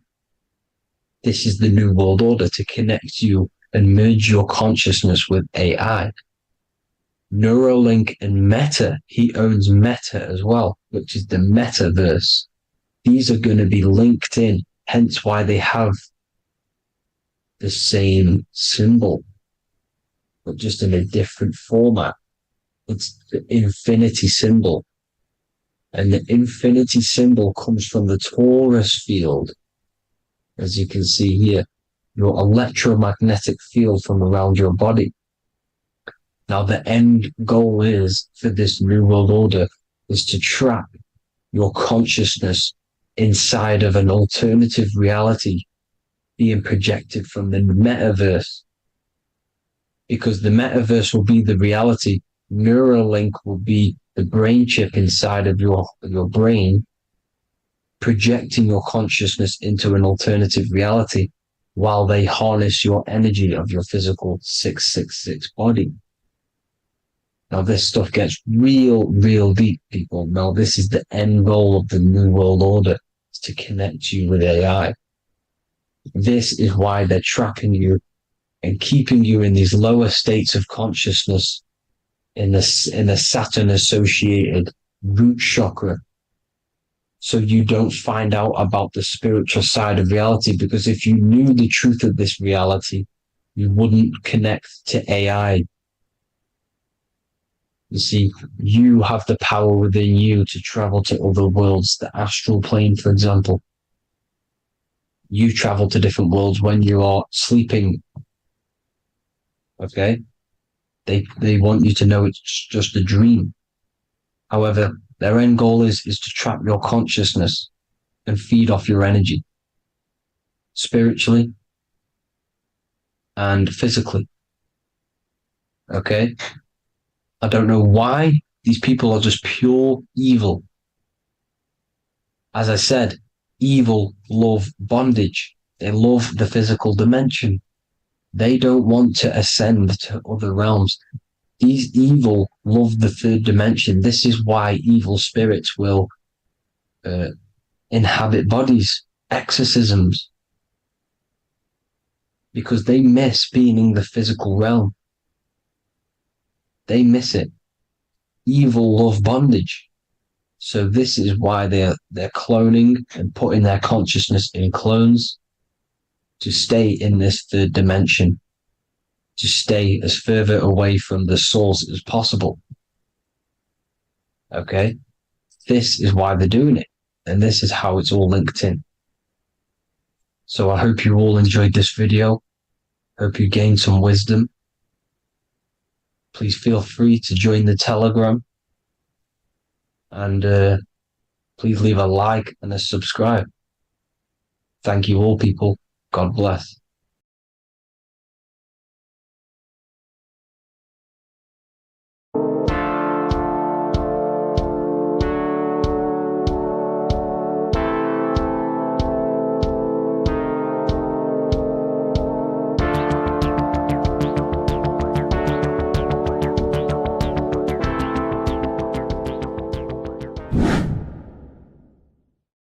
What is good, people? We're back with another video.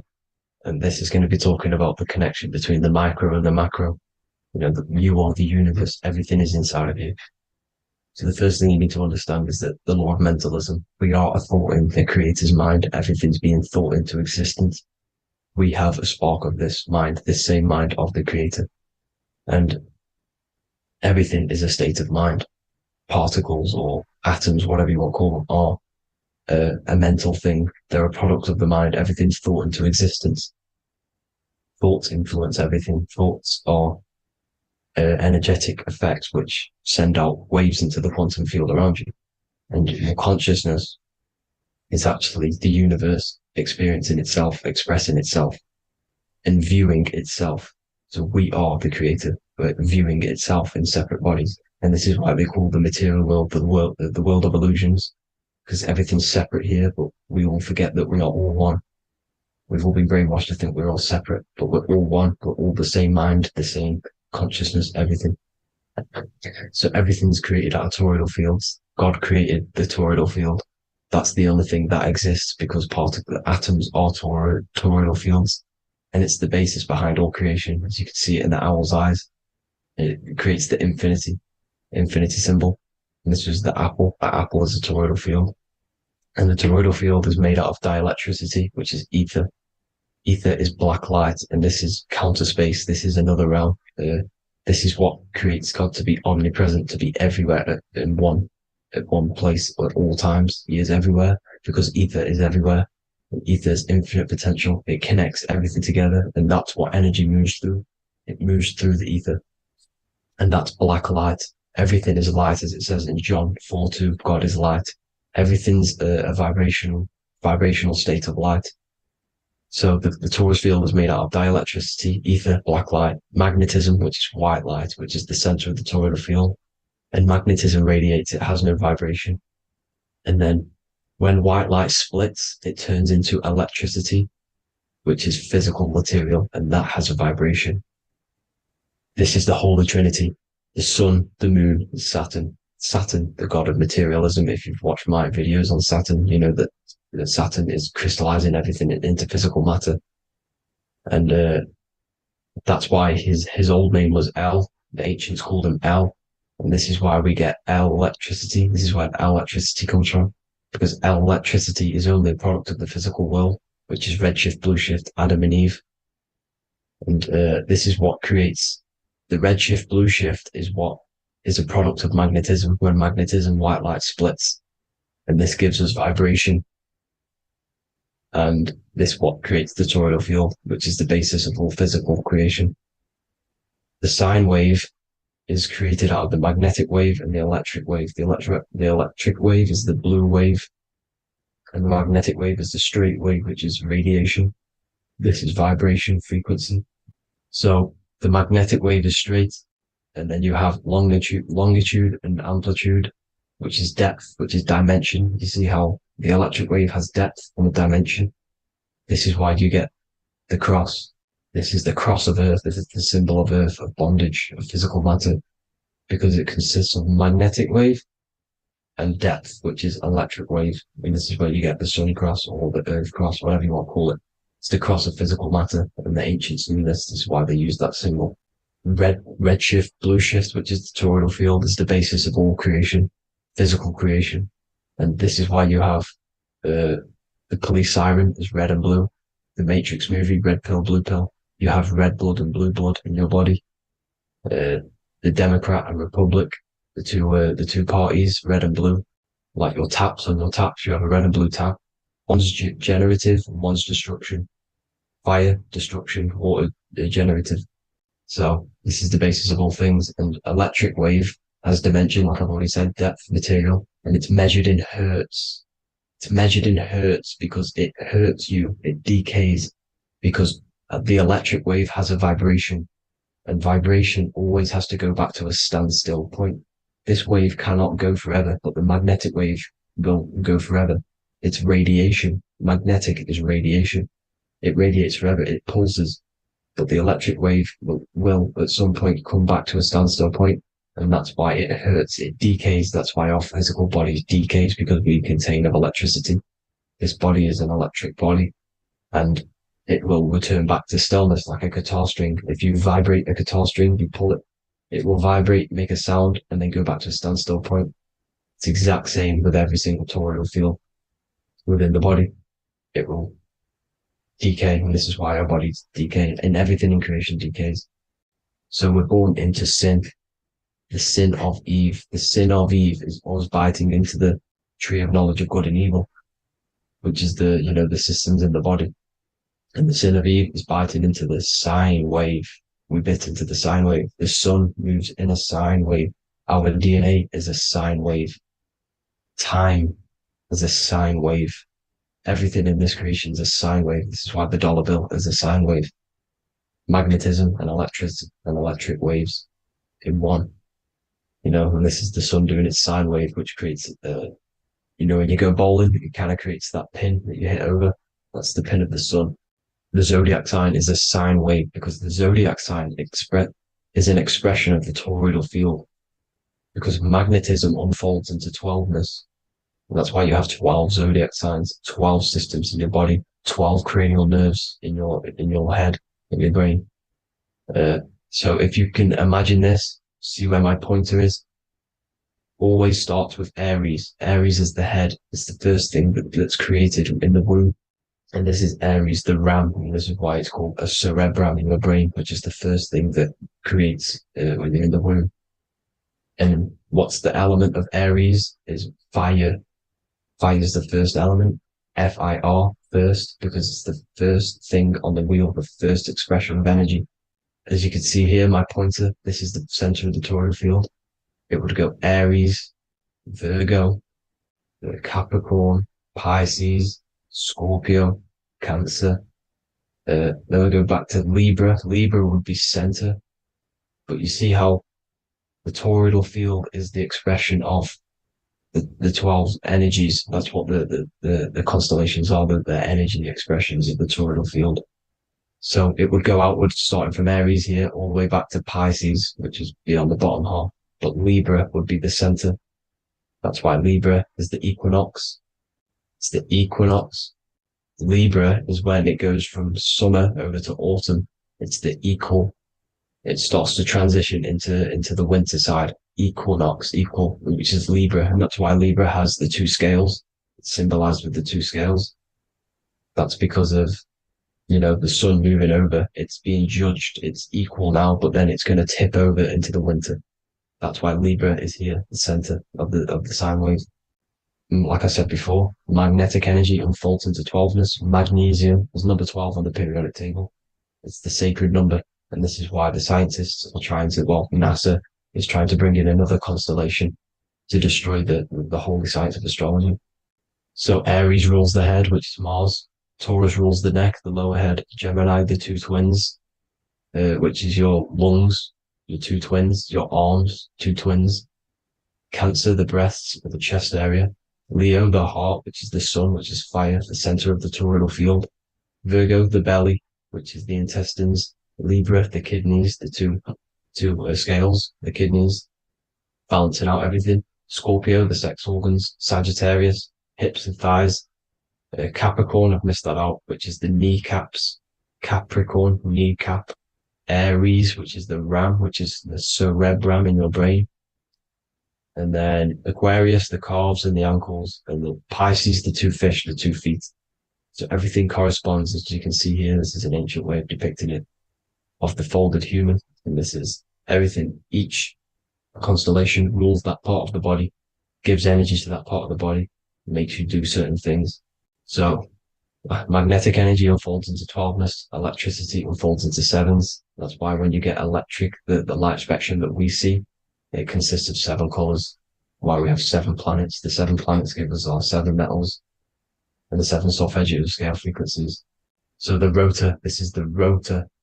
And rotor is an anagram for Torah, the Torah, which is I think it's the Hebrew Bible. Don't quote me on that, but it's one of the holy books, which is the Torah, the Taurus. Everything goes back to the Taurus field because it's the basis of all creation. So the chief cornerstone, it says in the Bible that the builders rejected the chief cornerstone. The chief cornerstone, you are the builder. You decided to incarnate into the physical world, into the electric world, the world of Saturn. When you are created in the womb, it takes you 9 months for you to be created. So, for example, if you went into the womb here, it'd take you 9 months. So let's say you're born in Scorpio. So you'd go back 9 months, 1, 2, 3, 4, 5, 6, 7, 8, 9. You consist of all of these 9 energies because it takes 9 months or however long you took to be born. Some people are born earlier. You'd have to find out how many months you were in the womb for. But you consist of these 9 energies, and each constellation has a cell salt associated with it. And these cell salts are vital for your health, and your cells and the optimal health of your body. So the chief cornerstone that you rejected is these 3 cell salts, these 3 constellations. So you're mineral deficient in these 3 constellations. For example,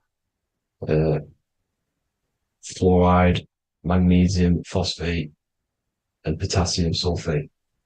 So that's the chief cornerstone. And a cornerstone, people always get it rejected with the cornerstone. The cornerstone is not, it doesn't say the cornerstone in the Bible. It says the chief cornerstone. The cornerstone is a cornerstone of a building, but the chief cornerstone is the top of the pyramid. This is where we get the pyramid of the wheel. So you're mineral deficient in one of the 3 zodiac signs. You're not. You were not in the womb for. This is the chief cornerstone you rejected. So the human body is the micro. It is the universe in a physical form. It consists of everything in the universe. Just like your consciousness is the universe watching itself, experiencing itself. Your body is the whole universe. 12 systems in the body, 12 zodiac signs, 7 chakras are the 7 planets. The holy trinity of you is your temple of Solomon, the soul and the mind, the sun and the moon. You know, everything is in you. You consist of everything, all the energies, everything. Heaven and hell. Heaven and hell is a mind state. It's a state of the mind. Head, H-E-A, which is heaven, and the heel, the bottom of your foot, is hell. And the bottom of your foot is the soul. So they're basically saying, well, it's wordplay. They're saying that your soul is in hell because, you know, with the elites being in control. So they call the bottom of your foot the soul, trying to say that you're in hell. The Christ is in you. And this Christ is Greek for what? Christos. And Christos is Greek for the oil. And this oil is produced in the cerebrum, the Aries, the ram, the cerebrum. It goes down the pineal, the pineal and the pituitary are underneath the cerebrum. Goes down the pingala and the ida. The pingala being the positive charge connected to the pineal gland, pin, and the ida connected to the pituitary. And this is the two serpents going down the spinal column. And this is why Jesus goes from Nazareth to Bethlehem, and then Joseph and Mary are waiting for Jesus in Nazareth. Joseph and Mary are the pineal and the pituitary gland waiting for Jesus to come back up the River Jordan, or spinal column. So this is the oil. This is the story of Santa as well. Santa comes from the North Pole. Why? Because the North Pole of the Earth is the center of the toroidal field, and the North Pole of you is your spinal column, which is the North Pole of the toroidal field. The North Pole, he comes from the North Pole. This is the North Pole. This is the South Pole of the toroidal field. Comes from the North Pole, which is your mind.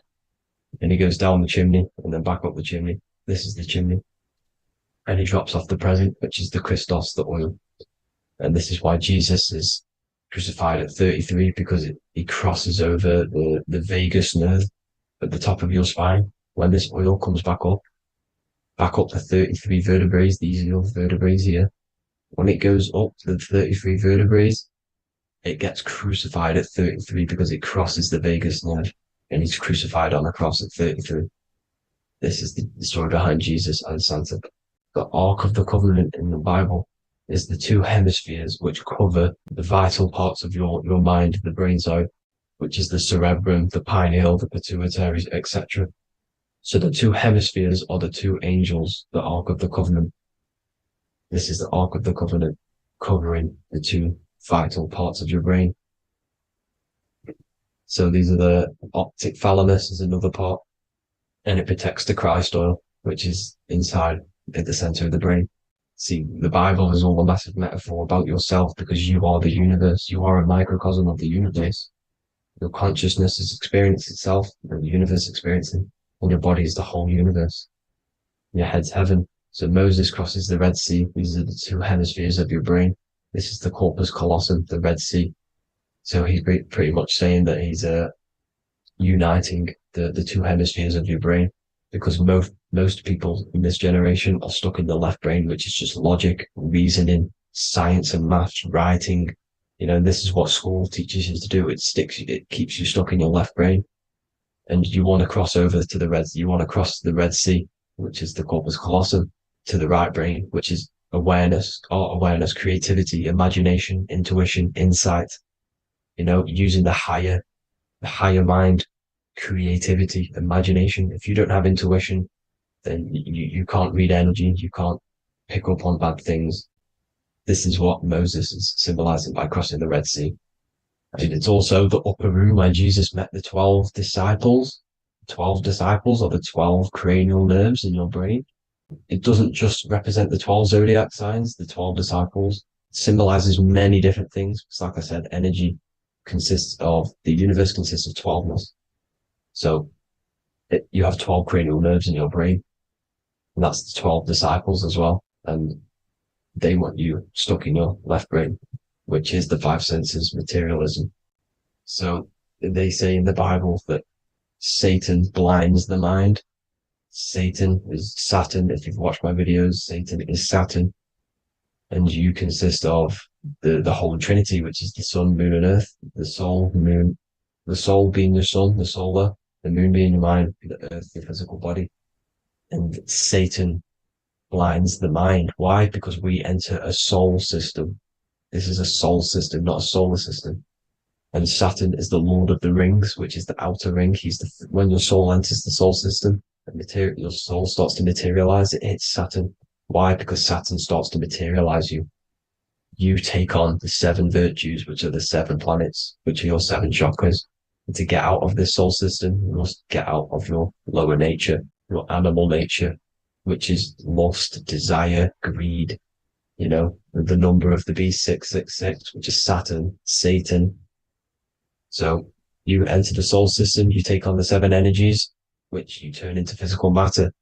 And this is your descension from heaven to, well, to say hell. And then you must raise back up from matter to spirit. They say Satan blinds the mind. Why? Because your mind gets materialized. Your soul and mind get materialized.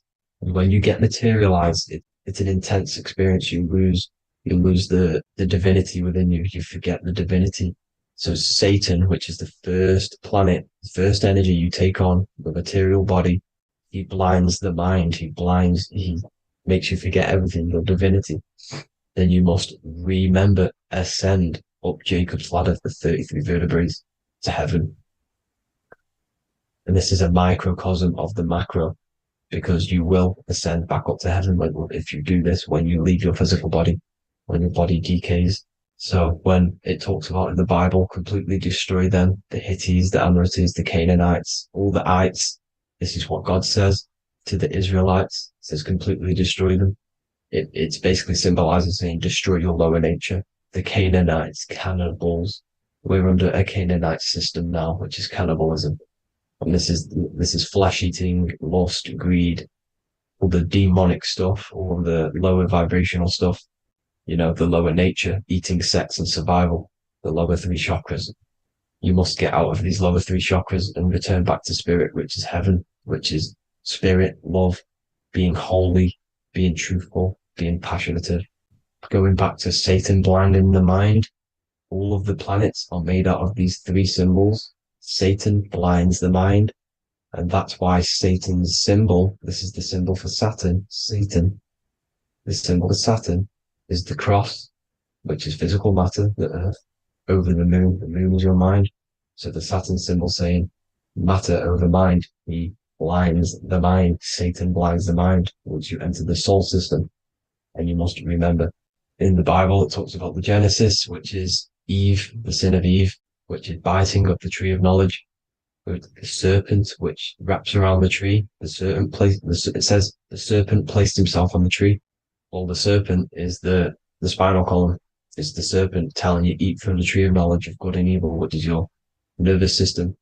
And eating from the tree of knowledge of good and evil is doing bad things. For example, over-sexualized, overeating, eating the wrong food. That's eating from your nervous system. It's decaying you, and it's preventing you from achieving the God self, the God consciousness. This is the symbolism of, you know, the tree on the serpent, telling you to eat from the left brain, with the left brain being the sinister. Sinister is Latin for left. That's sin. Sin is left. And left is lefty Lucy, Lucifer, right, righteousness, right, God, godly. The tree of knowledge of good and evil, which is your nervous system, because it determines good or bad. You know, that's the only thing you experience in this world is your nervous system.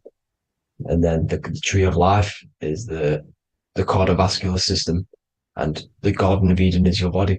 So that's it for this video, people. Hope you've got a greater understanding of how you are the universe and everything is inside of you. Just keep in mind you are the universe experience in itself, and your body is a reflection of everything. The 12 constellations, the 7 planets, everything's inside of you. This world is an expression from the inside outwards. You can't affect the outside world to manipulate reality. Everything's inside of you. I hope you got a greater understanding of this. God bless.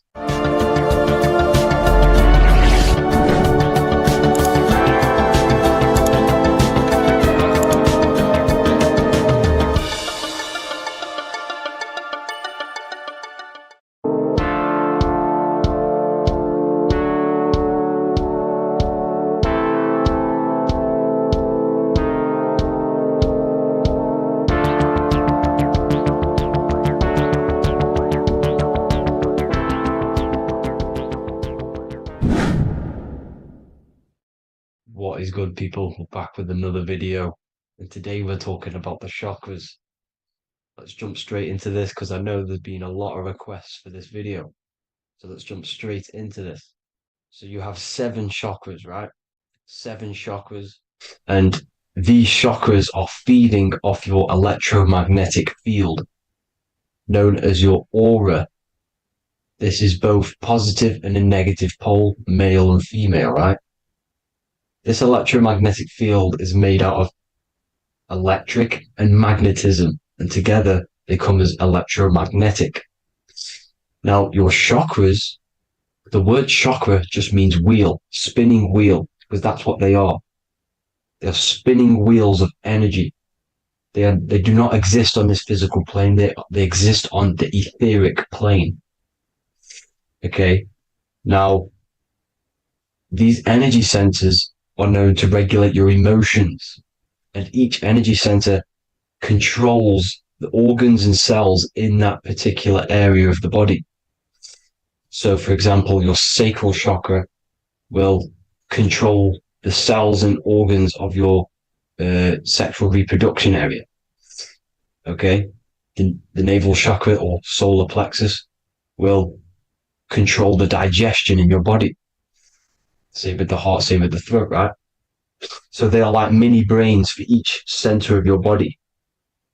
They run along up the spine, but notice the crown chakra exists outside the body.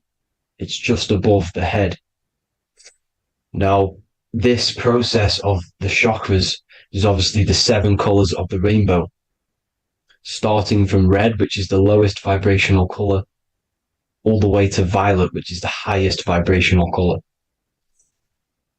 This, like I said, these energy centers are feeding off your electromagnetic field.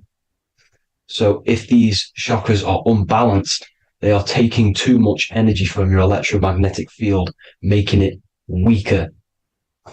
Now, this is the North Pole. As you all know, the Earth is flat, and we live inside of a giant torus field, and the North Pole is the Earth's heart chakra.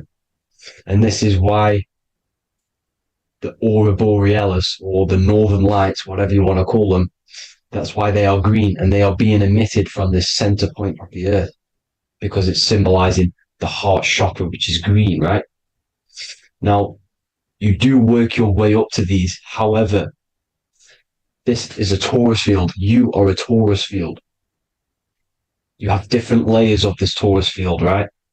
And you need to balance all of these chakras, but you can't move up these chakras until you open the one below it. So it's like a stairway. You can't go to your solar plexus without going through your sacral. You see? So you have to work up these. However, you have to work up these and then live from the heart, because the heart is the center of the torus field. It's the balance between male and female poles, positive and negative poles. So you have to balance all of these chakras and then bring them all into one, which is the heart chakra. Now, they exist on the etheric plane. They exist on the etheric plane, and the etheric plane is a layer of the material plane. It's the one higher than the material plane. And then after the etheric plane, it melts into the astral plane. So they exist just between the physical and the astral aspect. Now, this is the yin and yang matter, which is the lowest root chakra, physical matter, and then to spirit, because high vibrational matter turns into spirit, low vibrational spirit turns into matter. So they're interchangeable. This is the yin and yang.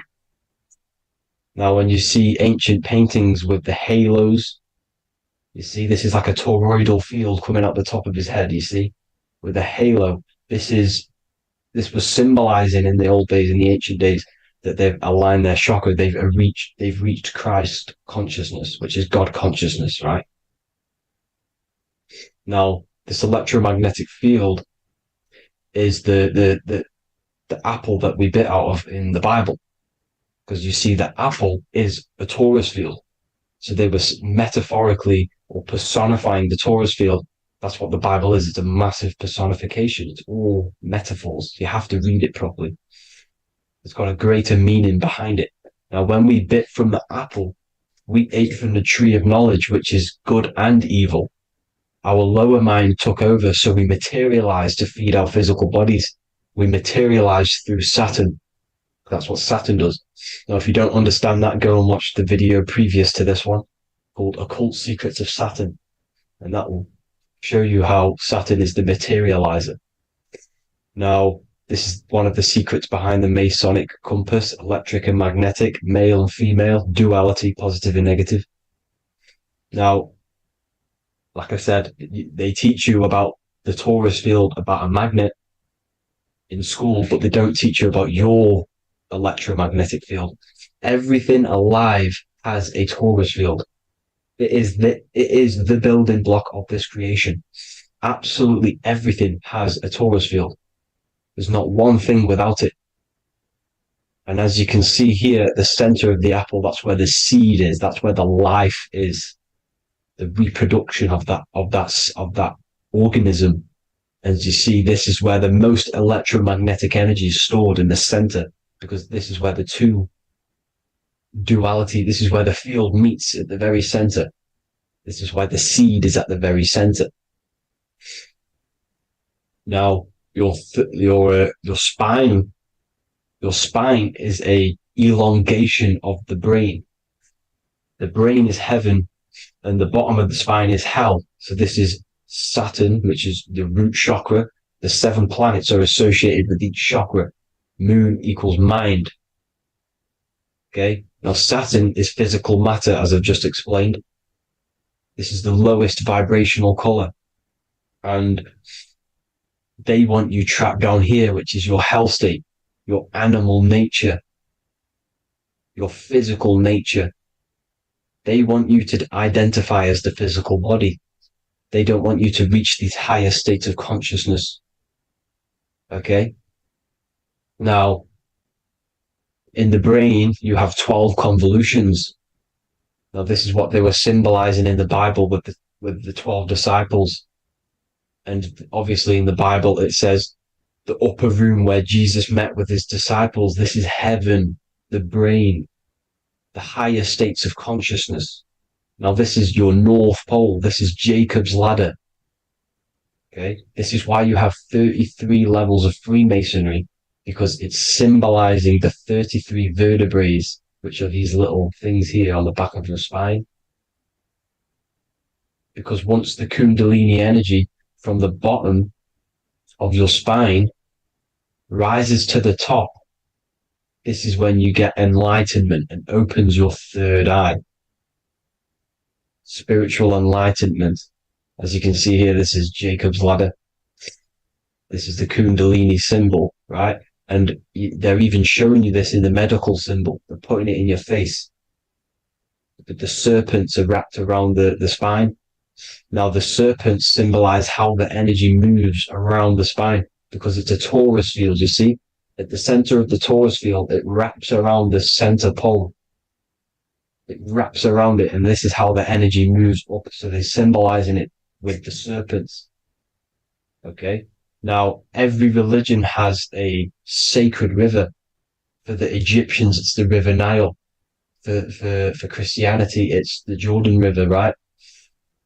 This river is the canal, the energy canal at the center of your spine, all the way leading to heaven, to the Holy Land. This is the chamber which the energy rises up, right?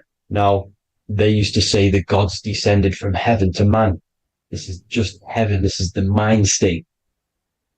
And they said the gods were connected by a rainbow bridge. That's the chakra system, the rainbow bridge. Okay. Now, the ancients called this place Midgard, Earth, where both evil and good live, right? Midgard. But you can go to heaven, which is a pure mind state, because once you're in heaven, nothing negative can ever bother you. That's completeness. pure Christ consciousness. Now, this is why Jesus dies at 33. He didn't actually die, but it's symbolizing the death of the physical body. Not the death of the physical body, but his consciousness rising above the physical body to, as I said here, matter to spirit. Matter died off and he came spirit consciousness. This is symbolized by the 33 vertebrae, which is obviously the 33 levels of Freemasonry. And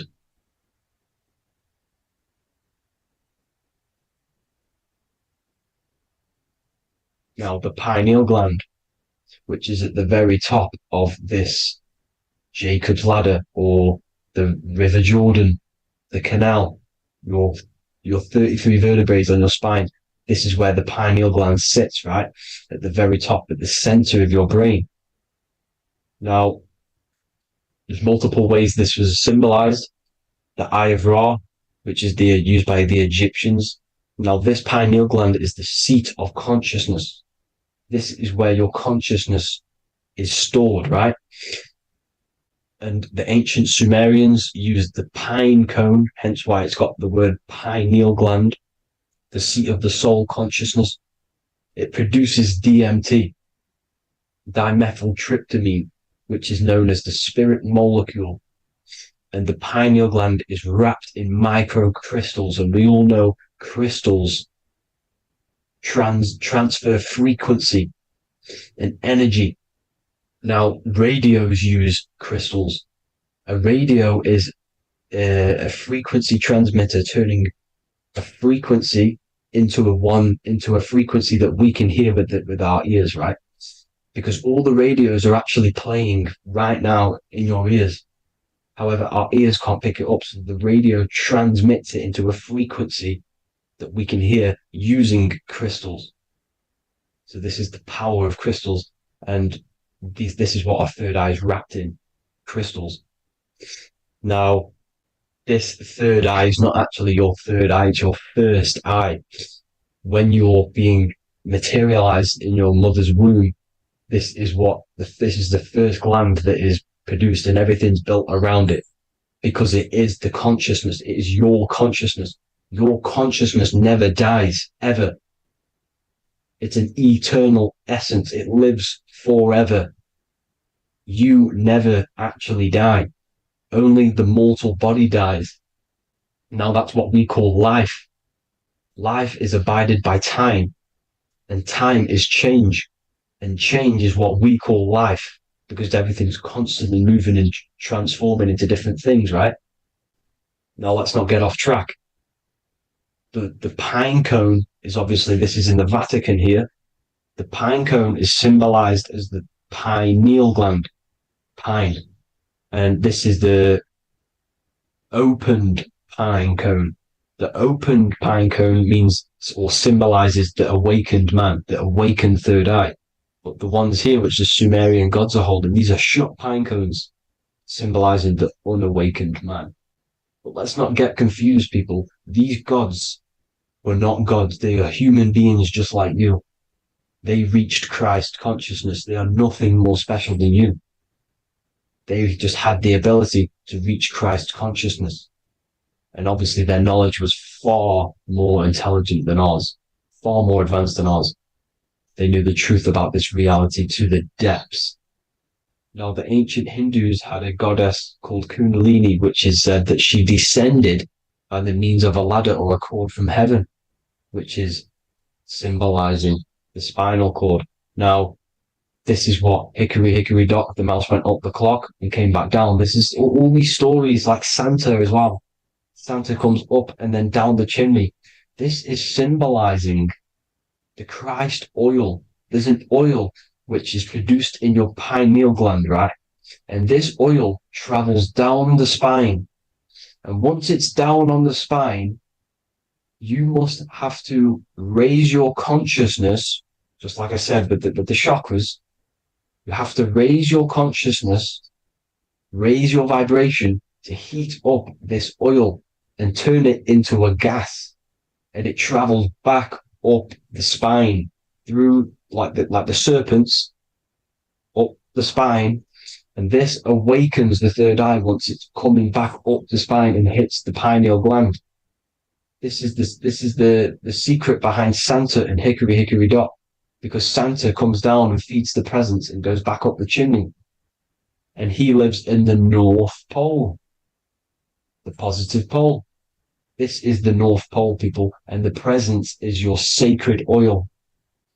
This oil, your physical body, is the furnace. It's the spiritual furnace, which you have to heat up this oil by raising your frequency and turning it into a gas to rise up this chamber, the River Jordan, to your third eye, right?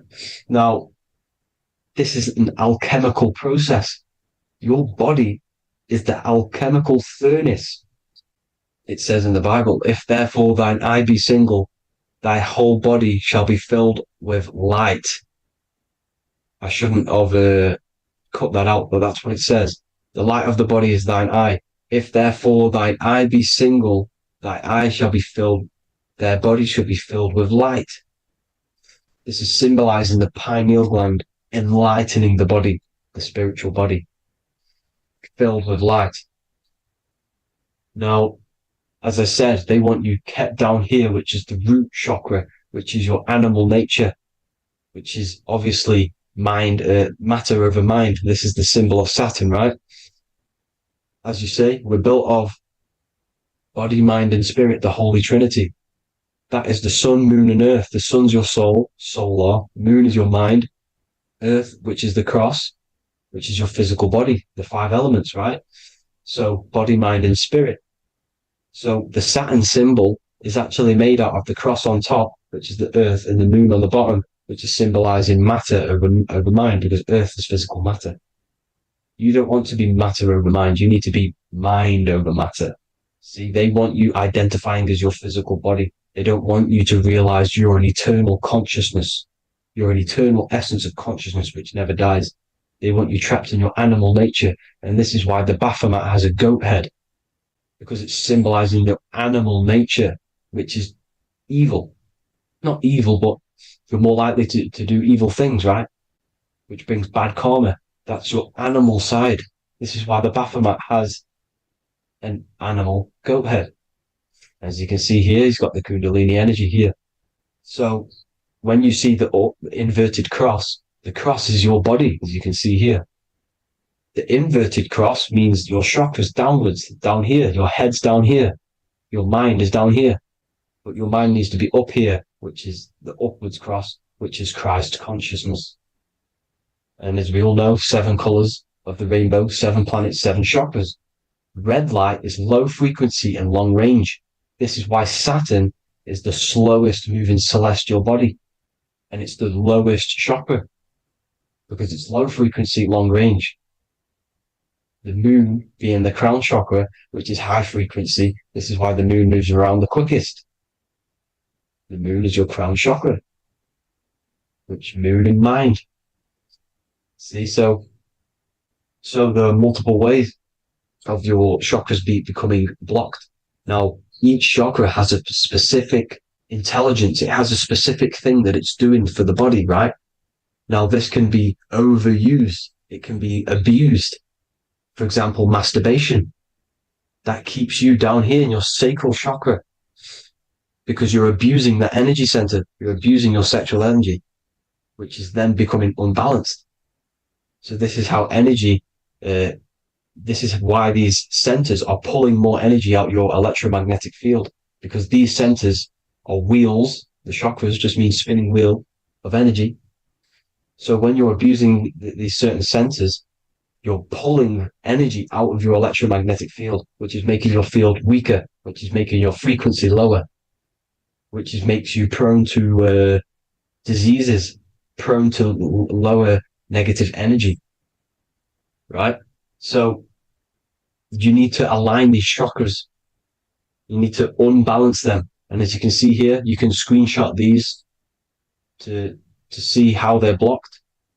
I'm not going to go over each one because it'll take me forever, but have a little read yourself. This is why they're blocked. Now, the ancients used to say Aum when they meditated. Now, these are the 7 vowels There's not 5 hours, there's actually 7. Now, when they say Aum, they're aligning all their chakras by saying this when meditating. This is where the Aum originated from. Now, emotion is energy in motion. So if you're feeling a certain way, that's the energy you've put in motion. It's a reflection. We live in a mirror reality. Everything's mirrored. Everything's mirrored. As within, so without, as above, so below. Everything's a reflection of some sort. So whatever you're feeling, you're doing something wrong. It's telling you you're doing something wrong from the root cause. Because your energies are the effect. You're feeling the effect of something you've caused. The law of cause and effect. Nothing escapes it. Now, the Jehovah's Witness believe that exactly 144,000 faithful Christians go to heaven or be resurrected, right? This is not true. This is symbolic. 144,000 go to heaven. Now, the petals on the chakras, this is the root chakra, this is the crown chakra. Now, if you add up the first 5 chakras, the petals, add up the petals on the first 5 chakras, you get 48. And then you get to the third eye, which has 2 petals. 48 times 2 equals 96. 96 plus 48, which you got from here, equals 144. The last chakra has 1,000 petals. Times 144 times 1,000, you get 144,000. This is a frequency. This frequency is the frequency of the ascension up your chakras. This frequency is a high frequency which turns that oil into gas, which rises up the spine, activating your third eye. Right? So this is all the religions are all symbolic for this sacred secret of Christ consciousness. As it says in the Bible, the kingdom of God is within. It's not out there, people. You must look within yourself. You are God. You are a spark of his consciousness, infinite consciousness, right? So 144,000 is a frequency, and you must achieve this. Like I said, these people in the past, they're not gods, people. These were just humans. Nothing special. They just reach Christ consciousness. Now, they keep you in these lower vibrational states with the food, right? And as you can see here, all of these fast food restaurants are mainly are red and yellow, which are these lower states, these lower 2 chakras, lower vibrational colors, because they want you trapped down here in matter. And these foods are so low vibrational, they will keep you down here, because your gut produces, I think it's like 80% of melatonin. Melatonin is your feel-good hormone. These foods will not make you feel good. This is very low vibrational. Meat. It's not meat, it's raw flesh. These animals are stripped from their family, put on a conveyor belt, watch their friends be tortured, and then get slaughtered in a slaughterhouse. Think of all the fear that's running through their blood, all the hormones, all the fear, and you're going to go and eat that very low vibrational energy. As you can see here, this is the light photons within fruit. You can see the light, the life force in this fruit. You must think, feel, and do positive to raise your vibration. As you can see, earth equals heart. If you rearrange it, everything in nature is green, right? The aurora borealis is green. You must align all these chakras and then live from the heart, because the heart's the center of the Taurus field. You must become the consciousness in the center. So that's it for this video, people. Thank you all. God bless.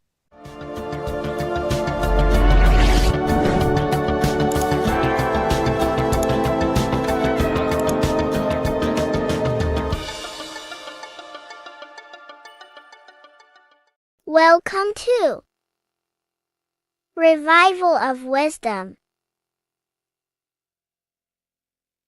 Welcome people, we're back with another video, and this video is about Freemasonry and their connection to the Illuminati. Please, as always, to make sure to hit that like and the subscribe button and turn on the notifications to never miss a video. On May the 1st, 1776, the founder of the Illuminati, Adam Weishaupt, founded this secret organization, and this date can be found in Roman numerals underneath the all-seeing eye pyramid on the $1 bill. This $1 bill also says Anu Coptus Novus Ordo Secularum. This is Latin for announcing the birth of the New World Order. This New World Order will be headed by Lucifer, the all-seeing eye, and followed by the 13 layers of bricks for the 13 elite bloodlines. So your Orsini's, Rockefellers, Rothschilds, Soroses, and the other 9 elite families. So when Adam Weishaupt created the Illuminati, he made it consisting of high-level degree Masons, French and Latin philosophers, and many more powerful people to all become one society. So this is why you see Masons using the same symbol of the all-seeing eye inside the pyramid. But not all Freemasons are part of this Illuminati secret society. As the 33rd degree Freemason Manly P. Hall said in his book The Secret Teachings of All Ages, Freemasonry is a fraternity within a fraternity, an outer organization concealing an inner brotherhood of the elect. So what he's saying here is that Freemasons have to go up the degrees of Freemasonry, and once they hit the top, they either get elected or not into these secret societies like the Illuminati, Skull and Bones, and Knights Templar. So when you see celebrities doing this one-eye symbolism, either covering one eye, doing the triangle, or doing 666 over one eye, this is showing and reflecting the symbolism of Freemasonry. They have taken the oath to never speak on anything they learn about Freemasonry. Duncan's Ritual of Freemasonry book states the oath they have to take. Quote, I ... of my own free will and accord, that I will hail, ever conceal, or never reveal any of the secrets, arts, points of Master Mason's degree to any person whomsoever. All this most solemnly, sincerely promise and swear. Now, this is what happens when they break the oath, stated in this book, quote, myself severed in two, my bowels taken from thence, and burnt to ashes. So this states that Freemasonry comes first, before any law of the land. It has the right to kill you if you break your oath. This is the hand gesture they have to do every time they enter the ritual room inside the Masonic lodge. This is the cutthroat symbol, showing you and reminding you of the oath and what will happen if you break it. Now in this book, Richardson's Monitor of Freemasonry, it states, if you break your oath, binding myself under no less penalty than to have my throat cut across, my tongue torn out by the roots, and my body buried in the rough sands of the sea.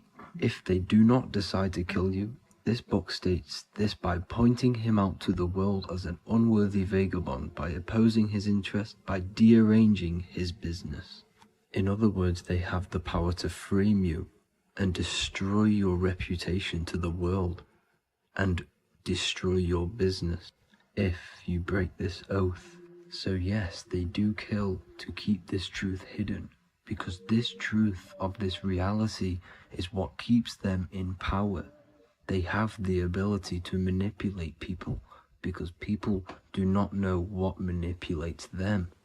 This is why they call themselves the government. They govern the ment, which is the mentality, because the mind is the root cause of reality. They control what you perceive to control what you manifest. By knowing the truth, You are set free, and you no longer need no controller above you. So this is why they are willing to kill and do whatever it takes to keep the truth concealed within these high-level degrees of masonry and these secret societies. However, going back to Manly P. Hall's book, it states, part of the symbols are displayed here to the initiate, but he is intentionally misled by false interpretations. So this is saying even Freemasons are intentionally misled and told lies to conceal the truth, to make sure the truth is hidden in the high degrees of masonry. So that's it for this video, guys. Thank you all for tapping in. Please leave a like and a subscribe. God bless.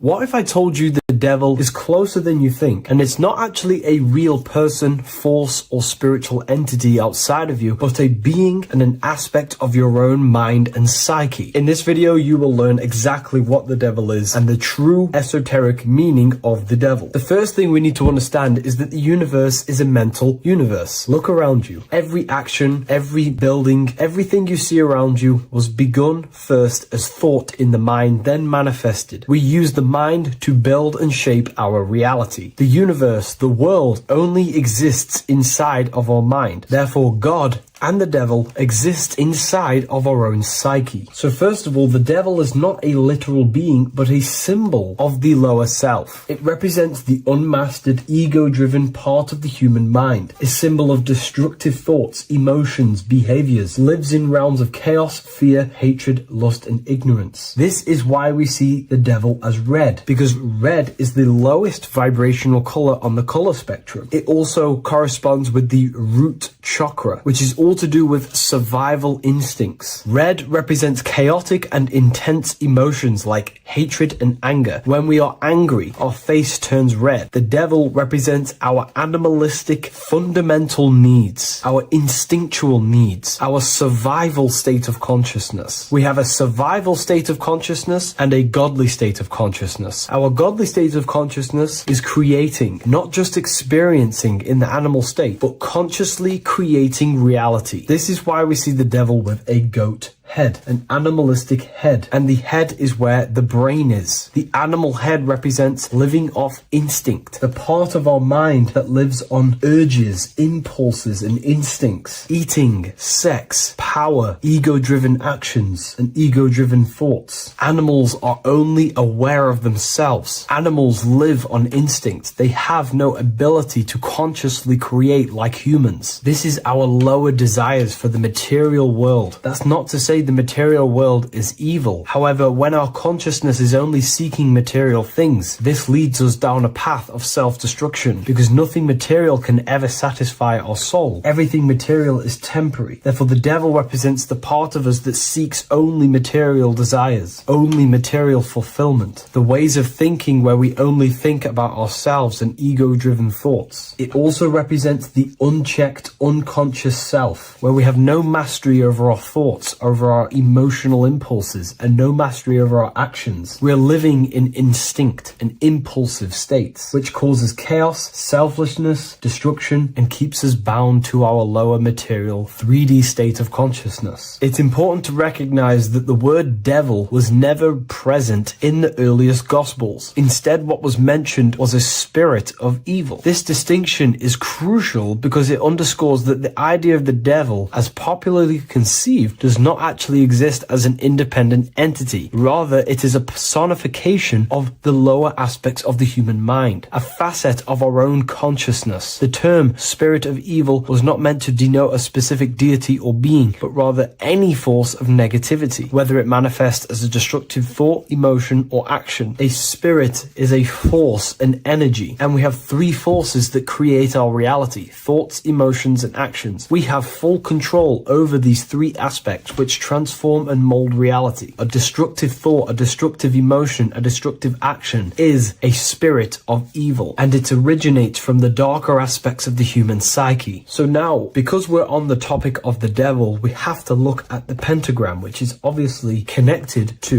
the devil heavily. The upright pentagram represents spirit, air, water, earth, fire. Upright, which represents spirit, the most important element on top of the earthly elements, showing spiritual principles over material principles. As spiritual beings as we are, we have to put our spirit first, our higher self first, and material things second. Why? Because material things never satisfy us long term. Seeking material fulfillment will leave us feeling unfulfilled in the long run and very unhappy, and we can lose ourselves in illusions. We have to put our spiritual principles first. Seeking wisdom, knowledge, connection to the divine, and connection to our higher self is what gives us true fulfillment in our hearts and souls. But when we see this pentagram inverted, we now have spirit on the very bottom, which now represents earthly principles on top of the spiritual principles. We're putting our earthly elements on top of our spiritual element, which this inverted pentagram represents no longer caring about spirit, no longer caring about our invisible internal world, and only caring about this external body, food, sex, material things, cars, money, and all the things outside of us, the world outside of our mind. This is what true Satanism is. Satanism is not worshipping an external deity, but it is worshipping the self, only fulfilling the ego's desires. This is what true Satanism is, and we have all been conditioned to live in this state. Satanists want us to believe that there is an external deity called Satan or the devil, and the reason they do this is because they trick us, making us believe that we are not Satanists, while they are actually conditioning us to be self-seeking, ego-driven people, where we only care about sex, food, material things, and money, which is actually conditioning us to be Satanists. 80% of the population today are unknowingly involving themselves in Satanism, which is ego-driven thoughts, actions, and emotions, dwelling and living in this state where we only care about ourselves. When we are spiritual, we realize we are all one. We are all one consciousness family, and we need to do things that help and contribute towards our collective experience, helping others instead of seeking to serve only the self. The angel is depicted with wings, which represents elevation, higher self. The devil is represented with an animal horns, which is on the ground. A goat is on the ground, which represents the lower self. This is the elevated mind and the lower material mind. Horus, the bird, higher self. Set, the ground animal, lower self. Jesus and Satan. These are two forces, two characters that exist within the human psyche, not real entities. They are forces of our minds, and there is a battle between our higher self and lower self all the time within our own minds. There's always a part of us that's telling to do one thing and another thing, to do something bad and to do something good. There is this battle inside of our own consciousness. Here we have the human spinal column. The human spinal column is showing you the higher and the lower self. The higher self represents the head. The head is where the mind is. This is the creative essence of the universe. This is where all material things begin as a thought in the mind. We create with the skull, with the brain. This is our higher self, the heavens, connected to the heavens, the sky. And the lower end of the spinal column is where our reproductive organs are, where our gut is. Our reproductive organs and our gut is all to do with survival. The lower end of the spinal column, lower instinctual 3D based consciousness. The lower end of the spinal column is where our lower self dwells. Eating, consumption, power, and sex, lust. These are all emotional forces and instinctual based organs that are not inherently evil, but when we dwell and live off this lower end of the spinal cord, it keeps us in low states of consciousness. Our goal to raise to our higher mind is to balance this, not to overeat, not to abuse power, not to abuse sex and lust, but to master these organs and gain the ability to say no to these organs so that we can raise to our creative side of consciousness instead of dwelling in our instinctual spiritual nature, we can turn to our creative nature and consciously become a builder and constructor of reality. This is the true way of raising consciousness. This is the stairway to heaven, out of the animal consciousness to the higher consciousness. To wrap all of this up, it's all about gaining control over our instinctual lower nature and allowing our spirit to rule over our body and not our body ruling over our spirit or mind. The moment you let a thought become instantly an action is the moment you are an impulsive person. We are all trained to be this way. It is okay if you are in this state. The moment you let a thought turn straight into an action without questioning, that is the mind controlling you and you not controlling the mind. We need to gain control over the mind, and we do this through many different ways, through meditations,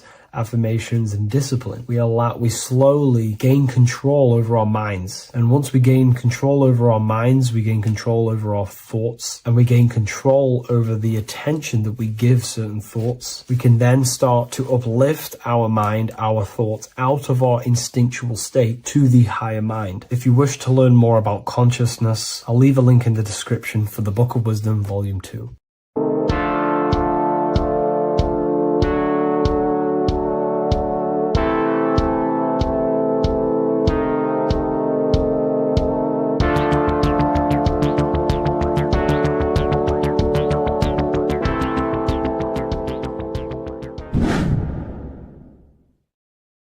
Welcome back, people. We're back with another video. Let's jump straight into this. Make sure to tune in till the end, because this has got so much information in this video. So sit back and enjoy. So everything's Taurus fields. The Earth's a Taurus field. Everything's Taurus, which is electromagnetic field, electric and magnetic. The center of the Taurus field is where the two opposing forces meet in the center. And this is what creates the plane of inertia, the dielectric plane of inertia. Okay? You got red shift, blue shift, positive, negative, south and north pole, right? This is what the ancients were showing with the tree of life. As you can see here, this is the plane of inertia, and this is the Taurus field. Everything consists of this. Everything is a Taurus field. A atom is a Taurus field.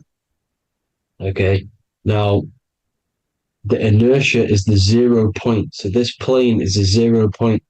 It's the balance between two poles. Okay, now this creates matter, because matter is two opposing forces in motion equalized.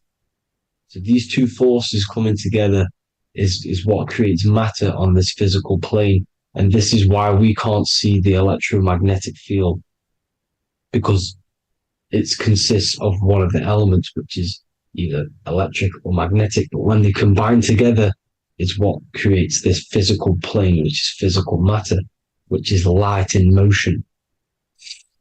Now, everything is one. Don't get confused by duality. Duality is two opposing forces, but them two opposing forces are created by the same substance. It's two aspects of the same substance. So, for example, water and ice are the same thing, you know what I'm trying to say, but it's two aspects of the same substance, because all is one. The whole universe is one. All goes back to the one, which is God, the creator, or magnetism, whatever you want to call it, because magnetism pulsates. Electricity has two poles, red shift, blue shift.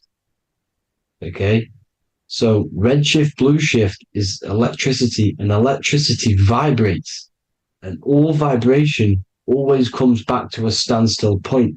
But magnetism is what pulsates. This is why your heart pulses. You breathe, which is a pulse. This is the breath of the universe, magnetism. Now, this is why the earth is green, okay? Earth can be spelt heart.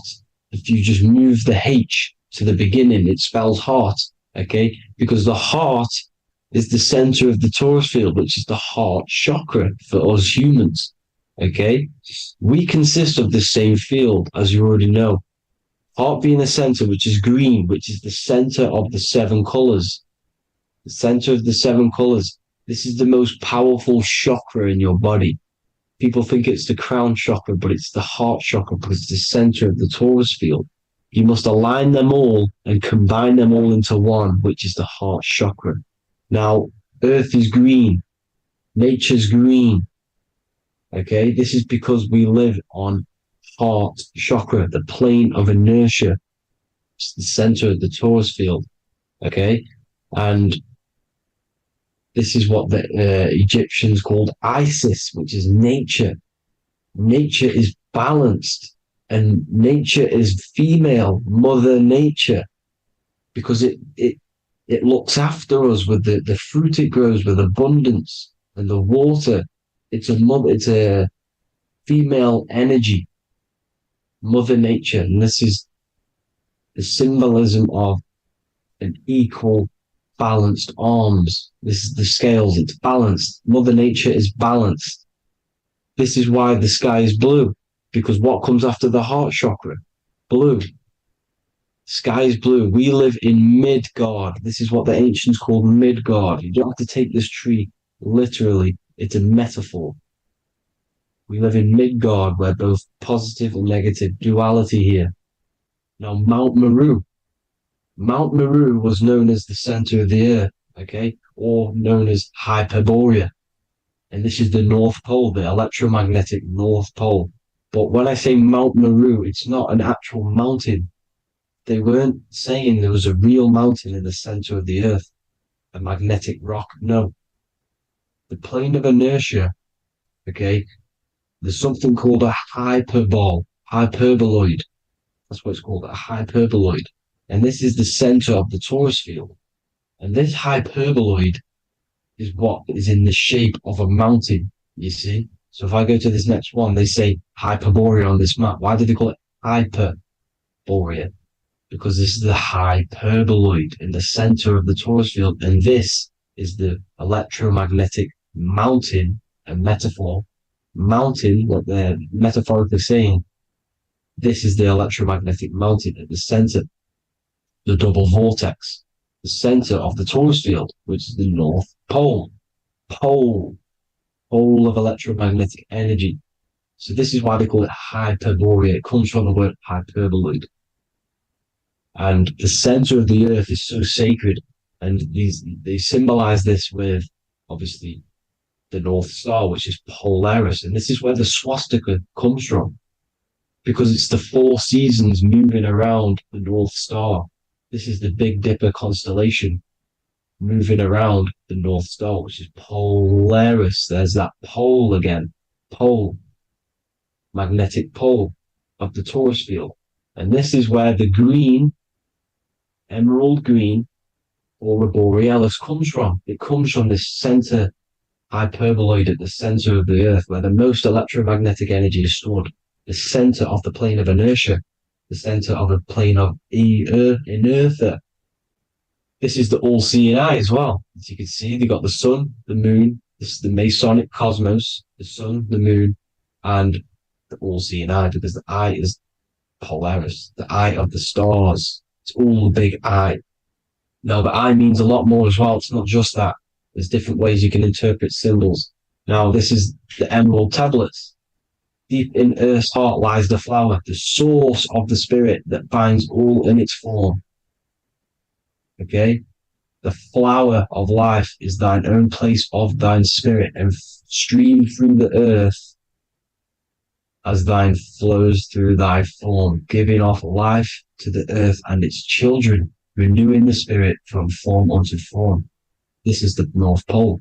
This is what he's talking about. He's talking about the aurora borealis. Aurora borealis. It's the Earth's aura. Emerald green. Heart chakra. Plane of inertia. Green. Earth. Heart. You see? All related. Now, there's many symbolism of this. So much symbolism of the ancients. The 7 layers of heaven. 7 layers of heaven, which are the 7 planets. Okay? These planets are the solar system. It's the solar system because we are the soul. We are the sun, the soul. And we're inside of a solar system, which is the 7 planets. That's why there's 7 layers of heaven. Okay? The rings of Saturn, the rings of the planets are moving around us. Okay? So this is what the ancients were depicting in their cosmology. Now this is the Hebrew cosmology of the earth. This is the Mayan cosmology of the earth. You see, it's all an enclosed system. We live inside of a giant torus field. All is atum. It's what the ancients said, ancient Egyptians said. All is atum. Atoms are torus fields. Don't be tricked by the modern science today with the current model of an atom. It's completely wrong. They're hiding the torus field. They're hiding the electromagnetic field, which is in everything. Absolutely everything is in motion, and motion comes from this field. And you see, this is upside down, but this is I think it's pretty sure it's candles, but the 7 candles, the 7 planets, the 7 Elohim. You see? It all goes back to the stars and the heavens. Now, this is how the earth really works, with the stars on the outside of the cosmic egg, and then the torus field spinning around the sun and the moon, the positive and the negative charge. The sun gives you energy, the moon takes your energy. The moon controls monthly cycles. Moon is mon. This is etymology. Mon, month, money, demon, monster. Stir is star, moon star. We are all stars. Youngster, minister, superstar, Hollywood star. We're all stars. We come from the stars, which is heaven. Our soul comes from the stars. You see? We are the universe, the image of man made in the universe. We are a microcosm of the universe. The universe is a macro. We are micro. We consist of everything. The body, mind, and spirit. The sun, the soul. Moon, the mind. Earth, the body. Body, mind, and spirit. We have 12 systems in the body, which are governed by the 12 zodiac signs. Starting at the Aries, which is the ram, the ram of God, all the way down to Pisces. And Capricorn, kneecap. It all goes back to the stars. We are the stars. We are the universe. Everything is inside of us. Everything. Like I say, the Temple of Solomon, the Temple of the Soul, and Mon. The soul, the temple is the body. The soul is the soul, and the Mon is the mind. The temple of the soul and the mind. Body, mind, and spirit. We consist of the 5 elements. Air, spirit, water, earth, and fire. We consist of everything. We are the universe. We're made in God's image, which is the universe. You see? Now, everything goes back to the stars. The ancients worked with the stars because the stars govern everything. They govern the systems in the body. They govern your life. This is why your zodiac is so important, your sign. Each zodiac has a specific element associated with it as well. Aries, which is the first sign, the Ram of God, the Lamb of God, which is a fire sign. Fire, first. Fire, first. F-I-R, this is etymology. The cerebrum, ram, which is in the brain. Aries, the ram, controls the head, the face, and the nose upwards. So it controls the cerebrum. The Torah, which is, I'm pretty sure it's a Hebrew Bible, which is the Taurus. Tornado comes from the Taurus field. You see? Everything's inside of you. It all goes back to the Taurus field, and the Taurus field is everything. Now, like I said, 12 zodiac signs, 12 systems, 12 cranial nerves in the brain, the 12 disciples of the Bible. All symbolic. Have to read the Bible properly. Now, this center, at the center of the earth, right? This is what's stirring the ether. And the ether consists of the 4 elements. Because there's 5 elements. Spirit can be called ether. People call it spirit or ether. Ether is pure potential. Pure potential, pure energy. It's what connects the astral to the physical. It's the dimension between the physical realm, which we're on, and the astral. So it has pure potential. It's pure energy. This is why we say either. I either want to go there or there. It's connecting two scenarios. That's what the ether is. It's connecting the two worlds, the astral and the physical. The center is like the cosmic womb. There's a black hole in the center. This is the center of the torus field. This is the womb of creation. This is the womb of creation. And inside of this black womb are the 5 elements, and everything's being stirred around. Everything's in motion. Light is motion. Everything's motion.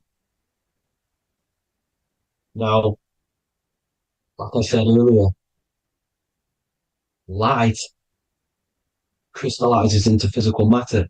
They are the same substance. Spirit and matter are the same substance, but different variations, different aspects of the same substance. Low vibrational spirit turns into matter. High vibrational matter turns into spirit. Or light, whatever you want to call it. Matter is light crystallized. This is where we get the 7 metals from. The planets. The planets are light. Specific frequencies and vibrations of light. When these lights, or the planets, materialize, material metals, materialize, they turn into the 7 metals. Saturn turns into lead. That's why lead is red. Saturn is red. The sun turns into gold. That's why the gold is yellow and the sun is yellow. You see, Saturn is the time god. What happens in autumn? The leaves turn red and they die. This is why Saturn, Satan, time god, the reaper, everything is crystallized till its death and then reborn again. You see, rust. When things rust, it turns to red. Because it's Saturn. Saturn crystallizes everything. He's the reaper who comes around in winter. You see? He's Satan. Jesus and Satan, the sun and Saturn. They say we live in a solar system. The solar system. I think I've already just broke this down. The 7 planets are the 7 chakras. Everyone already knows this. But I'm going through it anyway. But this is where we get the 7 planets from. And the 7 metals. You see, all the ancients knew it was an enclosed electromagnetic system. It's not a spinning ball in the middle of space, people. They want you to believe this so you get stuck in this material world. Because if you believe everything's material, you can never affect this plane effectively. You can never create your life effectively if you don't understand the planes of existence. Because the mental plane is a higher plane. And it breaks down and it controls the planes below it. The mental plane, hold on, I've got it here for you. The mental, the astral, etheric, then physical. Etheric connects the physical to the astral, but the mental is what's above them all. You see?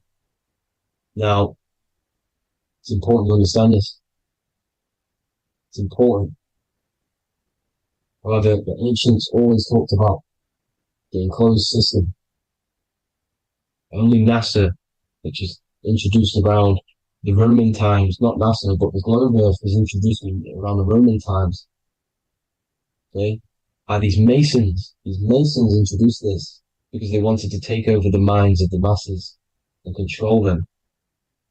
These people worship the physical realm. They know how it works. They know the ins and outs of it. They know how to do the magic. They know how to do it all. They understand it all. That's why Masonry have to take the oath. The oath of not speaking. You're not allowed to speak about anything you learn about in Masonry.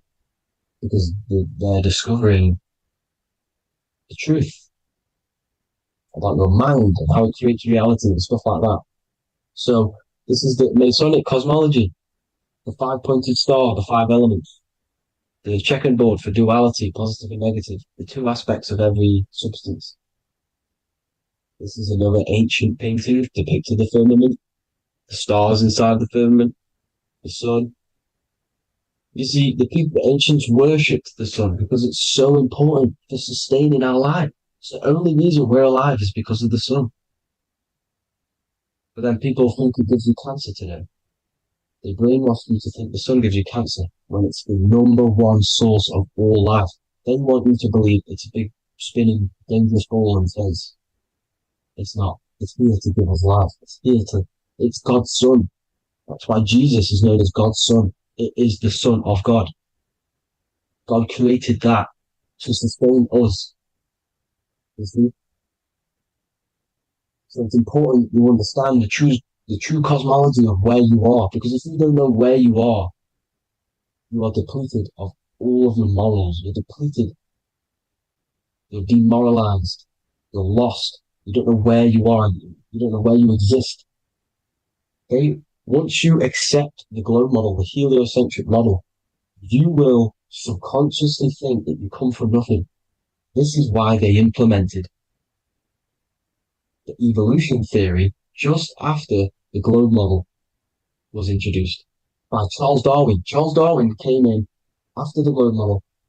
He's a Mason, he was another Freemason, and implemented evolution where we came from monkeys, because they want you thinking less of yourself so they can manipulate your mind.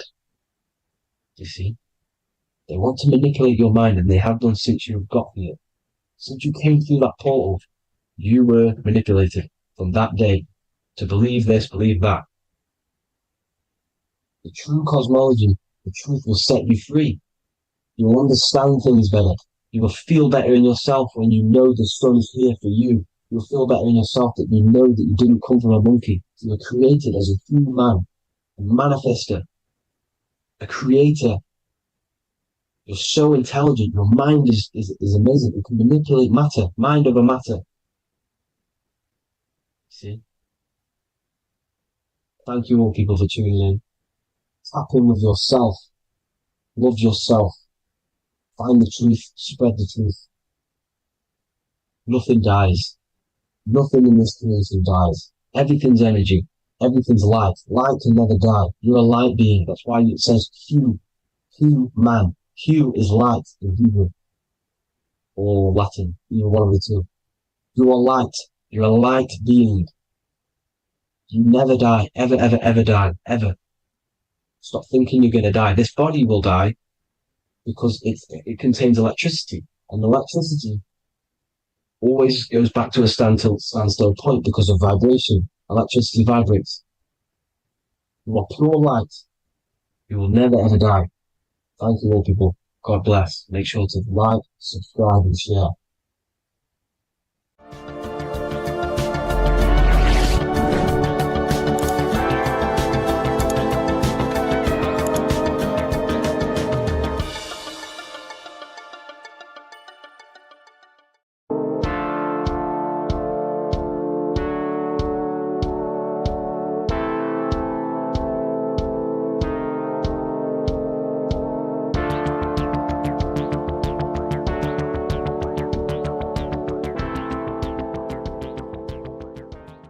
Welcome back everyone to another video.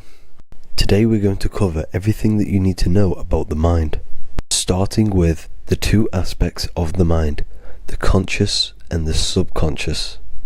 The male aspect of your mind is the conscious. This is the 10% of your mind. The conscious part of your mind is only aware of everything around you, your vision, your sight, your smell, your taste, your hearing, and your current state of emotion and thought. Every thought that you consciously think about has an emotion directly attached to it. That emotion is then impressed onto the subconscious part of the mind. The subconscious part of the mind is the female aspect of your mind. It is also a whopping 90% of your mind. Subconscious mind is controlling all of the subconscious processes which happen within your body. For example, your subconscious mind is controlling your heartbeat, your digestion of food, and all of the things that you do not have to tell the body to do. It is the hidden part of our mind which is controlling all of the hidden things. The subconscious mind is like a recording supercomputer. Everything that you have experienced in your life is all recorded and stored within the subconscious mind. One of the most important things about your subconscious mind is that it stores your mental programs. Everything in the subconscious mind manifests into behavior and actions within the body. Your daily basis routine and habits are all mental programs within your subconscious mind. These mental programs are created by mainly two ways. One, repetition, and two, emotional impact. The repetition is fairly simple to understand. The more you do something, the more it impresses onto your subconscious mind and becomes a program. That program will then manifest into your behavior.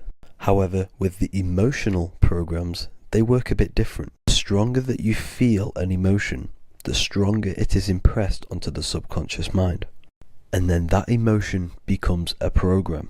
For example, you had a very traumatic moment happen when you were a young child. The emotion that you felt was so strong in that moment that it impressed into your subconscious mind so hard that you can recall that moment like it was yesterday. That traumatic event that happened to you when you were young will still manifest into your daily basis behavior even to this day. However, it manifests subconsciously. For example, if you were in a car crash, you will be wary to enter cars with certain people. All because of that traumatic emotion that you felt and impressed onto your subconscious mind. Another example of the subconscious manifesting into our behavior is posting on Instagram. Most of the time, the reason why you post is because your subconscious mind is seeking gratification. So before you actually do something, question yourself and find out the root cause of why you are doing this. Another thing that you need to understand about the subconscious mind is that it takes everything you say in here literally. So for example, if you go and say, "You are an idiot" to someone, your subconscious mind will only pick up the word idiot. It only knows yourself. It doesn't know anyone else. You are casting a spell on yourself just by saying that to someone else. This is why the golden rule is to treat others like you'd like to be treated. Now, you can rewrite these programs which are already in your subconscious mind. However, it does take consistency. You have to change these programs which have been running for years. And by changing these programs, you change your behavior, because these programs manifest into your behavior. The best way to do this, personally, is to listen to affirmations first thing when you wake up in the morning, and do this for 10 minutes every single morning. Then at night time, you want to think and feel that you are becoming the reality that you desire. The more that you feel this reality, the more it will become a program and impress your subconscious mind. For example, you're trying to gain financial freedom. If you trick your subconscious mind into creating a program saying that you are financially free, this will manifest into your behavior.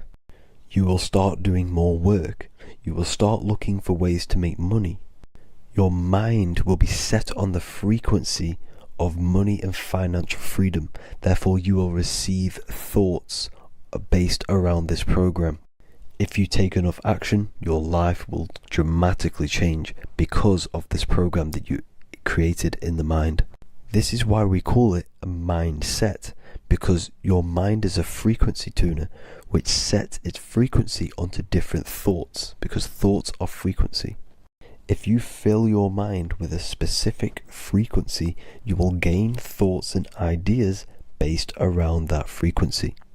To create a stable mind, you need to master your emotions. You need to change your mindset. Everything that you experience is neutral. Based upon the mindset that you see it, you either give it a positive or negative charge. By understanding this deeply, you will then control your emotions. I hope you gained some wisdom and enjoyed this video. Please, if you can, leave a comment and a like, and subscribe to the channel if you like this content. Love and light to you all.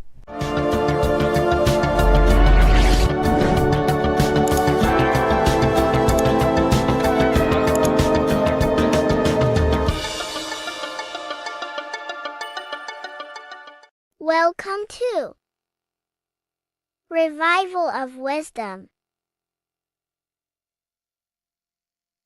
Today we're going to be breaking down Saturn worship and how the occult are linked in with Saturn.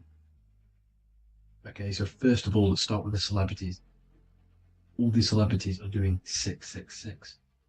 Okay, covering the one eye, which also symbolizes the all-seeing eye, which is another occult symbol. But we're focusing on the 666, the 6 with the 3 fingers, Also, we have CERN with the 666 within their logo.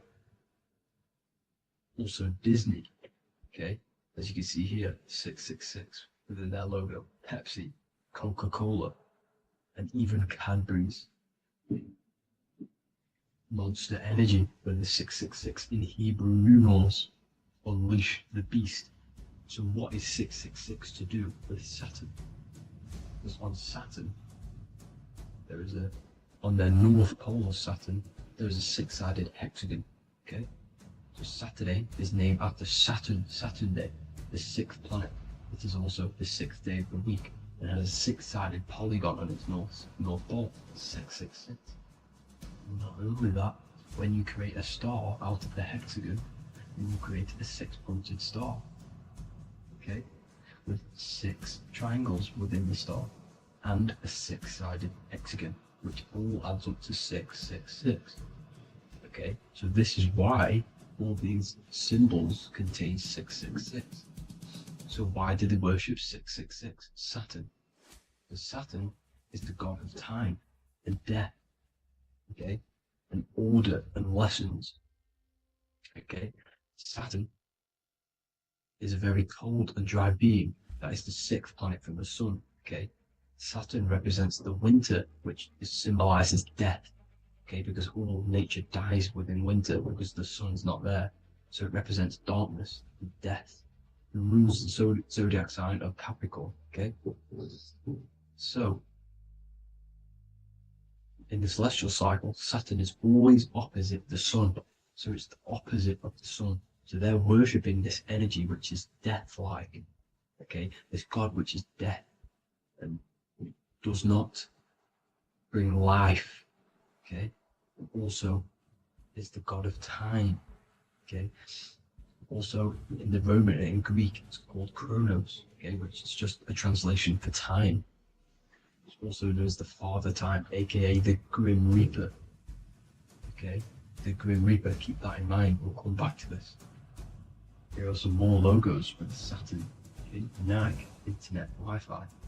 Okay, all these occult logos all worship Saturn. They are a satanic occult. They worship this death god, this evil god. Okay, this is where the cube now comes in. Okay, because what colour is associated with Saturn? Okay, black, because it's the absence of light. It's opposite the sun. So black is the colour associated with Saturn. Each planet has its own colour associated with it. Okay, so when you make the cube, okay, as you can see here, the cube out of the polygon, it creates what? A black cube. Okay, and the Kabbalah, okay, Kabbalah means cube, Allah means the god, the cube god. These religions are secretly worshipping this cube god, the god of death, Saturn, Satan. It's the same entity behind it all. Okay, so also we have these black cubes in Australia, Denmark, all around the world, these black cubes, because this occult is worldwide. It's Saturn, Satan taking over this realm. Okay, also with this black cube, they walk around it like the rings of Saturn. It's around the black cube of Saturn with the rings, they walk around in circles. What are circles? Cycles. What is a cycle? Time. The time god. This is why it has a ring around it, because it represents time, cycles. Okay, and this is another depiction of Saturn, always depicted with this Reaper staff. Okay, keep in mind this staff, just like we associated with aka the Grim Reaper. The Grim Reaper also wears a black robe, representing Saturn with the same staff. Can you see it? This is where it comes in. Okay, the same thing, look, the same staff with the black robe, black representing Saturn, the god of death. Okay, the Grim Reaper, Satan. Okay. Also, when you graduate from university, what do? You wear a cube on your head, a black cube with a black robe. This is Saturn worship. See, this is how Satan has tricked the world into worshipping him, not God, the sun, which represents God. So what is a corona? Because a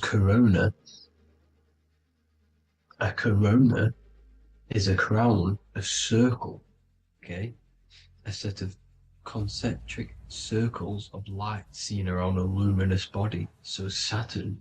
So this is why they used to worship Saturn by wearing crowns in ancient days, and we still do to this day. The king or queen has a crown, a corona. Also, corona, the drink. Corona adds up to 666, just like Saturn is 666. But like you see in the corona, you see the staff. You see this staff, just like the staff of Saturn, the Saturn god, like the Grim Reaper, with the black robe and the staff, just like the Saturn god. What is the Grim Reaper? It's a killer. It represents death, just like Saturn, the god of death and time. So all these occults and secret societies all worship the 666 god, which is Saturn, Satan. All of our energy is being put into Saturn, okay? And Saturn, Satan, is harnessing all of this energy. So gradually, this is what the mark of the beast is. Like it says in the Bible, the mark of the beast, or the name of the beast. Here is wisdom. Let it know that you have to understand and count the number of the beast, for it is 6. It is the number 6 of a man, and is 600, 6, 666. So this is what the mark of the beast is. They are going to eventually put brain chips, just like Neuralink, which is what Elon Musk is pushing. Okay, so this chip is the mark of the beast, and it's going to be implanted to our hands or brains. Okay, and they will manipulate our consciousness, and it will manipulate our DNA, and it will directly connect us to AI, and AI is linked in with Saturn, Satan, as the demons and the people who rule this world are in love with AI. They want to connect humans to AI. And this will control our consciousness completely and give all of our energy back to Saturn, Satan, this deity that they all worship. Just like when you get married, you wear a wedding ring, the rings of Saturn, over the finger, which represents the sun. So you're basically seeing Saturn over the sun. The sun is the son of God. It represents the sun, represents God. So you are putting Saturn over the sun. So thank you guys all for tuning in. I'm going to leave you guys here. Please leave a like, comment some topics that you want me to talk about. And please subscribe for more amazing content. God bless.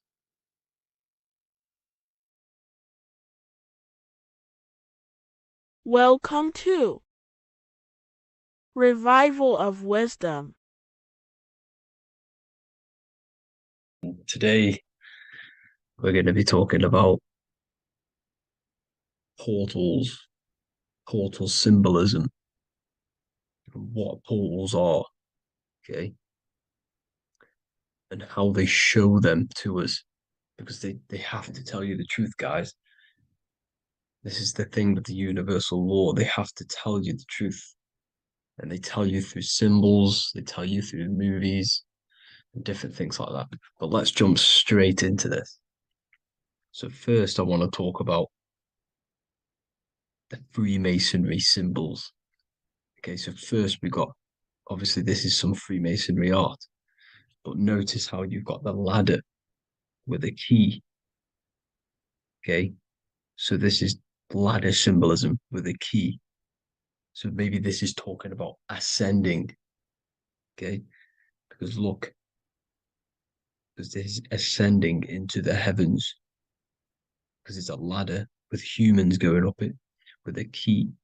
In order to ascend, you must have the key. Okay. So what else do we have with a key? Well, the Netflix show Lock and Key, which is all about portals and keys. Because what the keys do, they open doors, gateways. Okay. So what's interesting about this is that they've got this key here, which represents the Kundalini energy rising up the spine. Okay. But we'll come back to this. But it's that same portal key symbolism. We've also got the Vatican. The Vatican is in the shape of a key. Okay, so you can see the start of it here and the end. So this is key symbolisms. Keys open doors. And notice how it's got the 8-pointed star. Okay, what is the 8-pointed star? Okay, we'll come back to this. This all ties in, guys. I'll break it all down for you. But then you've also got the god Janus. Janus, okay, is known as the god of the doorways. He's an ancient god of Rome, and they worshipped him. However, he's not a god, he's more like a high-level ranked demon. Because he is the god of the doorways. And notice how he's got two faces. Because doorways always have two sides. You're going into somewhere, there's always two sides of a door. And he's always depicted with two sides of a face and a key, because he holds the key to the doorways, to the portals, to other worlds and realms. Okay, as you can see, he's always got two faces and a key. Okay, so now we have the Sumerians, the Anunnaki, and they are always depicted with the two faces. Why do they have the two faces? Because they're symbolizing doorways, and the Anunnaki come to Earth through doorways and portals. So these are what these gods are symbolizing in their artwork. But they always have the 8-pointed star. Okay, what is the 8-pointed star?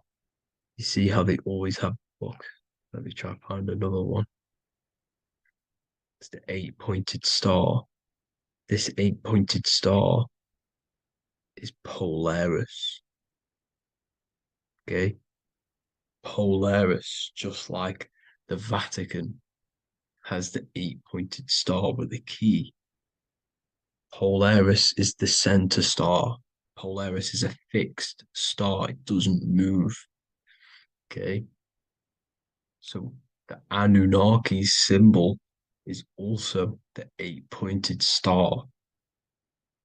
So this is symbolizing the portals and doorways that they come through in order to get to the earth. But Polaris is that center star which does not move. It's always symbolized with the 8-pointed star, just like a compass. Why is a compass the 8-pointed star? Because at the center of our realm is where the most electromagnetic energy is stored. As you can see, we have an aura field, an electromagnetic aura field. So does the earth. And in the center, so like our heart, for example, is where the most energy is stored. And like the center of the earth, this is why all compasses point to the center, because this is where the most electromagnetic energy is stored. It's at the center of our realm. Okay. So like I was saying with the lock and key series, see this here? the Kundalini energy rising up the spine, just like your Kundalini energy rising up the spine.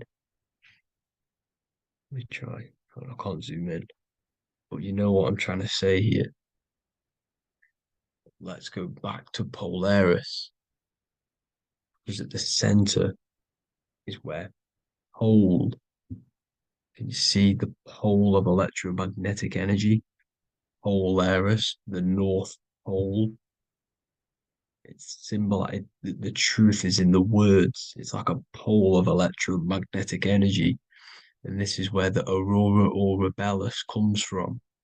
Notice how it's got the word aura in it, because it's the Earth's aura, electromagnetic field.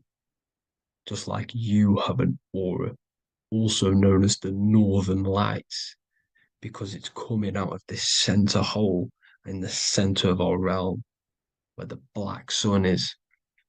And this is where the electromagnetic energy is coming up from. And this is what the aurora borealis is, or the northern lights. It's just electromagnetic energy. And it's symbolized through our symbols, the original O. Okay, because it's like a pole through the middle. Polaris. So this Polaris is the sky vault.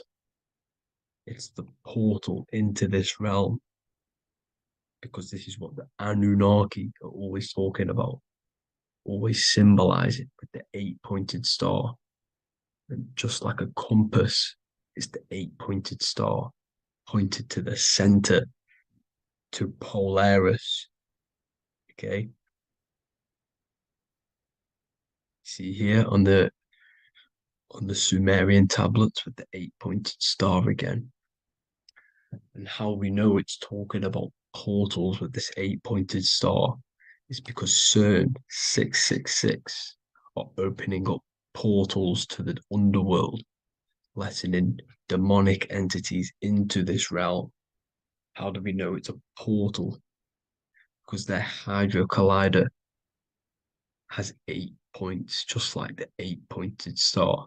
So they are creating synthetic portals to the underworld to let these demonic entities into our realm. But what is the key? Because if we're talking about ascending through Polaris, notice how here on the masonry art, this luminary here, so this is the sun, that's the moon, this is Polaris, because it's a luminary with what? 1, 2, 3, 4, 5, 6, 7, 8 beams coming off the luminary, just like the 8-pointed star. So you see the ladder with the key going up to Polaris.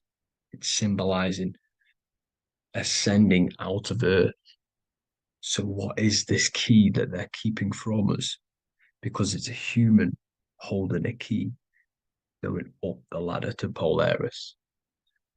Well, chakras. We have 7 chakras. Okay, so this is what they are telling us in the lock and key symbolism. The Kundalini energy rising up the spine. Okay, just like they have 33 vertebrae on the back of your spine. Okay, this represents the Kundalini energy going up your 33 vertebrae, just like in Masonry has 33rd degrees. Okay, so what is the key?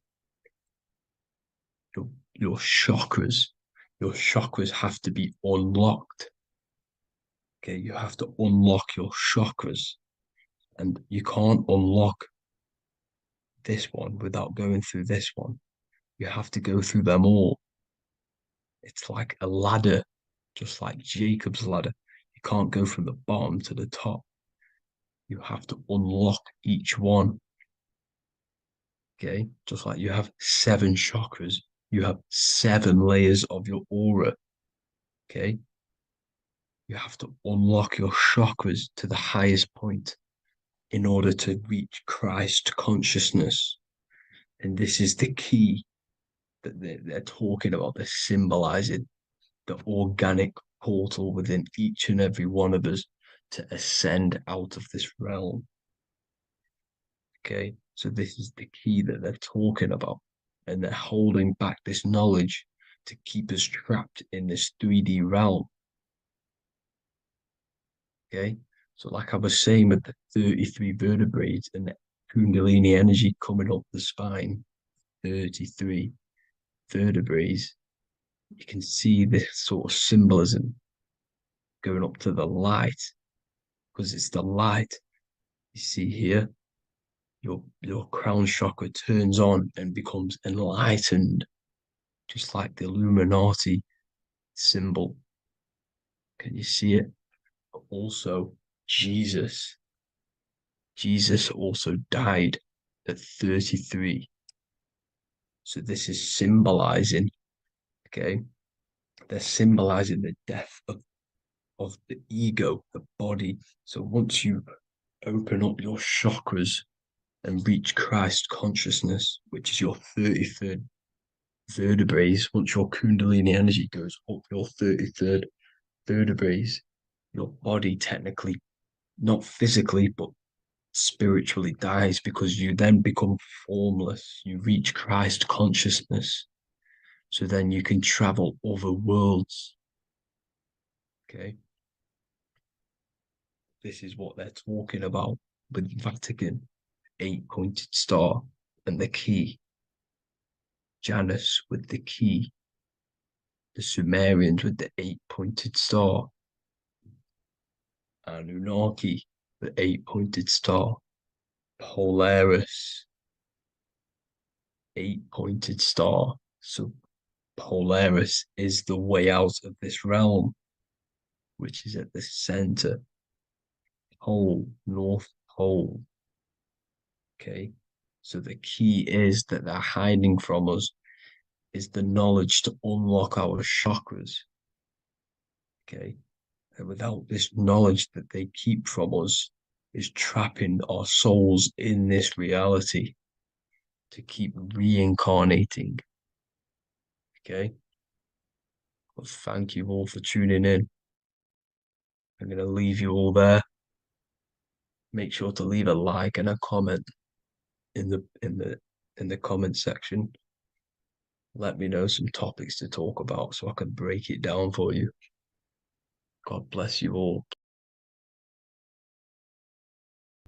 There's an ancient symbol hidden in plain sight, one that holds the key to transformation, power, and unlocking your true potential. It's been used for centuries by mystics, rulers, and even modern science, but almost no one understands its true meaning. Once you do, it will change the way you see yourself and the world forever. Stay with me, because this could be the key to your own awakening. The symbol of the snake, or the serpent, is a very powerful symbol that refers to something within you, that we all are on this journey. So first of all, we see this symbol in ancient Egypt on the top of the pharaoh's head. We also see this with Buddha, with the snake on top of the Buddha's head and below. We also see this in Rome, with the Roman god Mercury holding the staff with the snake. We see this in Adam and Eve story with the snake tempting Eve. We even see this today on the medical facility. What does this mean? Why is this symbol being used for thousands and thousands and thousands of years? It has a very deep esoteric meaning. We see this in the Caduceus staff, and we even see the snake representing the Kundalini. What does the snake actually mean? A lot of people think it represents the Kundalini, which it does. However, there's a deeper interpretation of this symbol, and it goes very far beneath the surface of what the snake actually represents. Okay? So first of all, when looking at symbols, we need to observe what the snake does in nature. The serpent sheds its skin. The serpent shedding its skin is a sacred symbol of an inner transformation. It transforms from its old self to a new self. It sheds layers of itself. As the snake discards its old exterior, it mirrors our own journey of realizing outdated beliefs and patterns, paving the way for a renewed, authentic self on the esoteric path of awakening. Essentially, it represents transformation, but not transformation of our physical bodies, transformation of our inner world. Now, this is where things get a little bit tricky and you may become a little bit confused, but I'm going to make this very clear for you. The snake symbol or any symbol can be used for different context. For example, the Kundalini. We see the snake representing the Kundalini. We all know that energy can't be destroyed, only transferred. Like I said, this is a transferring of energy. It's a changing, a transforming, shedding its skin. It represents transformation. Sexual energy is energy, and we can transform the sexual energy into a Kundalini awakening to activate dormant brain cells in our brain and to activate the human light body, which is the spirit. We can cultivate, save, and retain our sexual energy, transmute it up the spine to activate the brain. This is a symbol of transformation of energy in this context. However, when we go to the emergency services, this does not mean the same thing as the Kundalini. The snake in this context represents transformation of health. When we are picked up by the emergency services, we are looking for a transformation.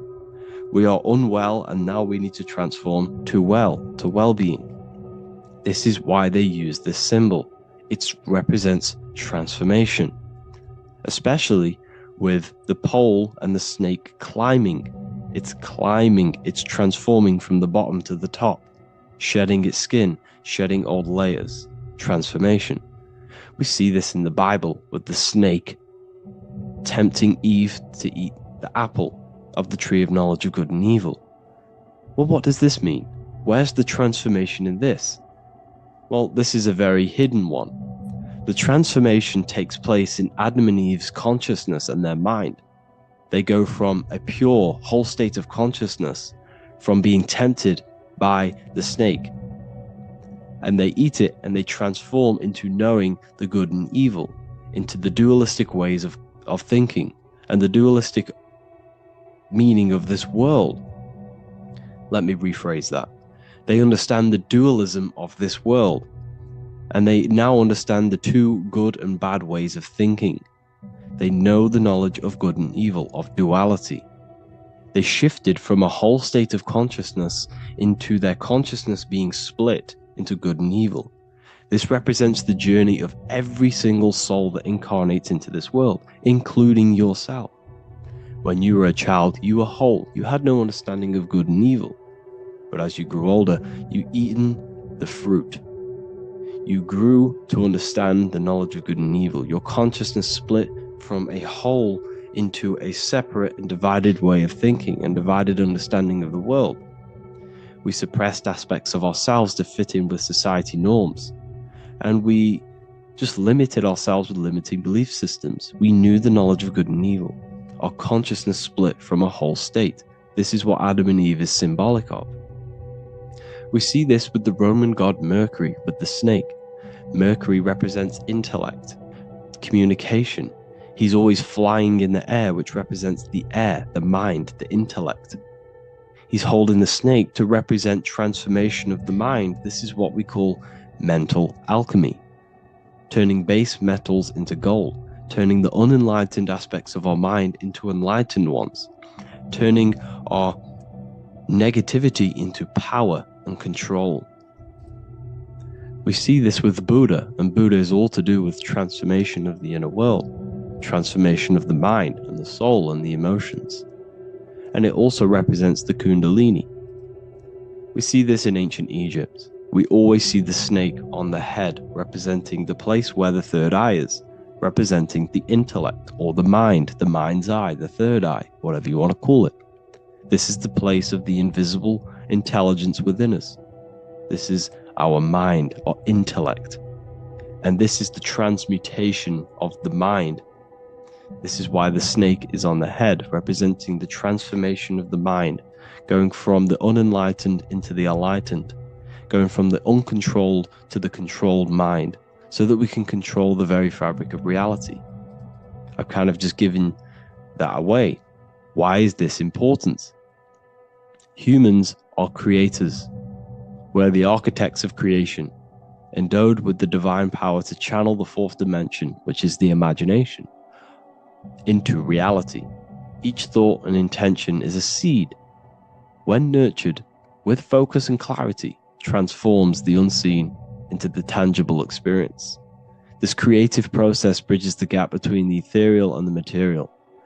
Humans are creators. It's impossible for you not to create. Whether you're doing this consciously or subconsciously, you've been creating your whole life, turning non-physical thought into physical reality. We are creators. However, the mind cannot create in a state of chaos. The mind cannot create with limiting beliefs. The mind cannot create with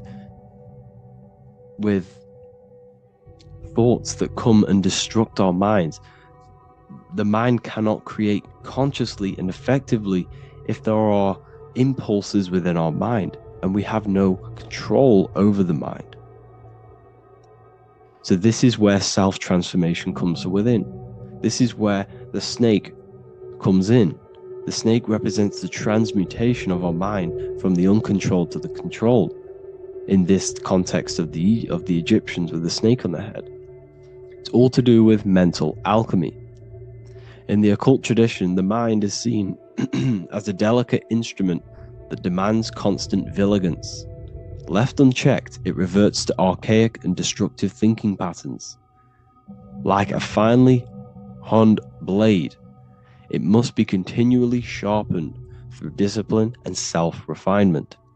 In this unending process of unveiling and mastery, we learn to shape reality, harnessing the power of our thoughts to manifest the highest potential. It's all to do with mental alchemy, and this is how the snake is connected to you. And what the snake represents to you, it represents the transmutation, the changing of ourselves, of our consciousness, so we can gain control in this 3D world. If we lack control, then we'll constantly be manifesting chaos. Now, there are 3 ways that we can transform our world, and we can slowly transform our mind. Now, this is not an overnight process. It takes periods of time of purification. And number 1 is affirmation. Let's say we have this dirty cup of water, and we have a tap of water. And in this tap, it's pouring in more water, clear water. Over time, if I keep pouring clear water into this cup, it's going to slowly purify this cup. And then in the end, it will look like the cup on the right. It's the same with your mind. The cup represents the limiting beliefs, the negative thoughts, the negative mind, the uncontrolled mind. But if we keep repeating affirmations over and over and over again, such as I am disciplined, I am powerful, I am limitless, over time this can purify our subconscious, and we can gain control over the mind, and we will become conscious of the thoughts that we are giving attention to. The second way is meditation. Meditation allows one to develop an off switch for the mind, providing a sense of control over it. Over time, we gain the ability to filter our thoughts and become more conscious of the ones we choose to engage with. Meditation, over a period of time, will give you this button that allows you to filter out negative thoughts. If you have a negative thought in your mind, you'll be able to become conscious of this and redirect your mind's attention. This is all about self-control, because remember, we become what we think about. The snake represents the transmutation of the self. And another way is visualization. Visualization allows your subconscious mind to experience the reality you desire, accepting it as truth. As the subconscious becomes more immersed in this imagined reality, it works to manifest it into your conscious experience. your visual eye, visual eye. You're using the mind's eye to see and mold your future. That's what imagination is for, to create in your future. You can become your future now in your imagination. And this can slowly purify your consciousness, slowly purify your mind, which will then, if you do all three of these over periods of time, you will see great transformation from the inside out. And your outer world will start to mirror your inner transformation, because it's as within, so without. You change your inner world of consciousness, of thought and emotion, you'll change your external reality and your circumstances. So I hope this lesson has gave you a great understanding of what the snake actually represents. And now that you see it, you will see this everywhere. Every time you see a snake, you know it represents the transformation. So please, if you can, leave a like, comment, and subscribe, and turn on the alerts to make sure you never miss a video. And if you have any video suggestions, feel free to make a comment and I can make a lecture on it. I appreciate you all watching this video today, and I'll see you all inside my university if you're inside, and I'll see you all in my Telegram if you join, and I'll see you in the next video, of course. Thank you and take care.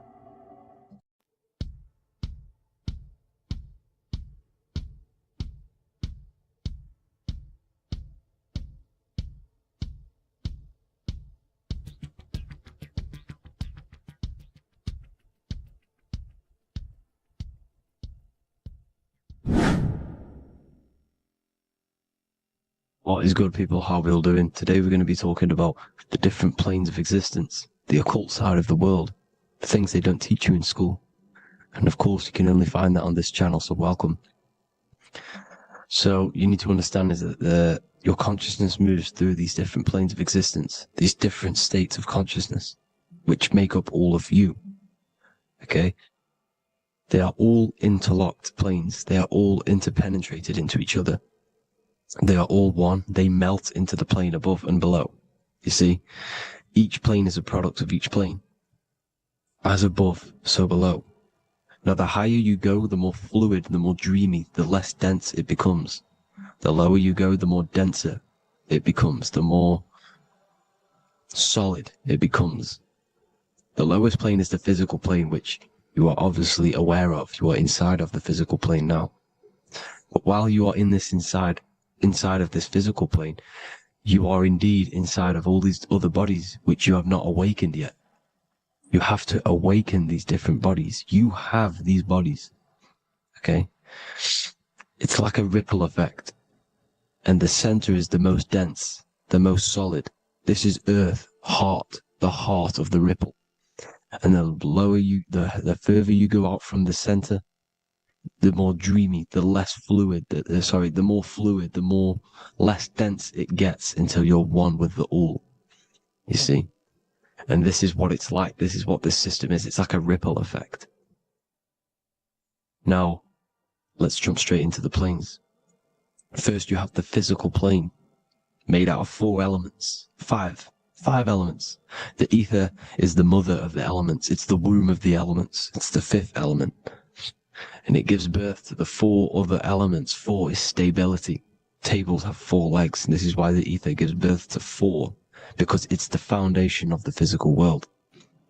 Fire, earth, water, air. They are not pure. Each one of the elements melts into the other one. For example, earth and water both share cold. Water and air both share wet. You see? They compose of each other. They melt, they mold into each other based off the vibrational state of the ether. That's what it is. The 4 elements are the vibrational states of the ether. Okay? So you have the 4 physical elements making this, physical world. It's the lowest world. It's the world of effect. This world, whatever you see, whatever you experience, it's the effect. You can't change anything by manipulating this world. You got to manipulate the higher worlds to affect this world, you see? As above, so below. This is the lowest plane. It has 3-dimensional. It's the 3rd dimension. Space, height, and thickness. That's all it is. Front, backwards, upwards. You see, it's 3-dimensional. We cannot perceive the hidden side, which is the interior of this existence. We cannot perceive the interior from our exterior view. We are looking into this world. Okay, this is the exterior view. We can't see what's inside of that. That's the fourth dimension, which is the next one. It's the most gross and dense plane. 4 states of matter, the most slowest vibrational molecules, exist in this plane. Above this plane, you have the ether. Okay, the word ether and either are the same thing, because either connects 2 scenarios in languages. I either support Manchester United or Liverpool. Either is connecting them 2 scenarios. The ether is doing the exact same, as you can see here on the planes of existence. It connects the astral world, which is very important, to the physical world. It's connecting these 2 worlds. So it's the ether. It's the ether. The ether is pure potential. Energy flows through the ether. It is pure energy, pure potential. Okay? The physical body is an exact copy of the etheric counterpart body. So every physical object has an etheric energy double. It's like a blueprint of that object. Every single object has an energy double, and that's the etheric double. Okay? The etheric body determines the shape of our physical body through its lines of force. All through life, it rebuilds and restores the physical body. Physical problems show up first in the etheric body, because as above, so below. You manipulate the higher planes, it will manipulate this plane. And this is why sorcery works. You know, contact with astral plane entities. We'll get into that a bit later. So the reason why we can't see this plane, this energy world, which is all around us, which we are inside of right now as we speak, is that the molecules that compose it are further apart than those of the physical plane, making it invisible to the 2 eyes. That we can't perceive it. Our eyes cannot physically suck in that sort of information, and our brain cannot decode it. This is why, you know, they brainwash us with all these programs to keep us asleep, to keep these other bodies we have asleep, so we don't find out about these other bodies, and is to make you believe that everything's just a material. Only the material world exists. They don't want you to know is that everything that you see is a result of something you cannot see. As above, so below. There are realities within this reality. This is what I'm breaking down now, these different planes, on how this reality works. So your etheric double is your energy body. You can see here the physical, etheric, astral. Astral is your spirit. The ether is a part of the physical plane. It's like just above the physical plane, but it's still part. But then the astral plane is completely separate. It's another plane, but they're all interlocked. Don't think they're apart. They're all interlocked. They're all one. They all melt into each other. The chakras that we have are inside of our etheric body.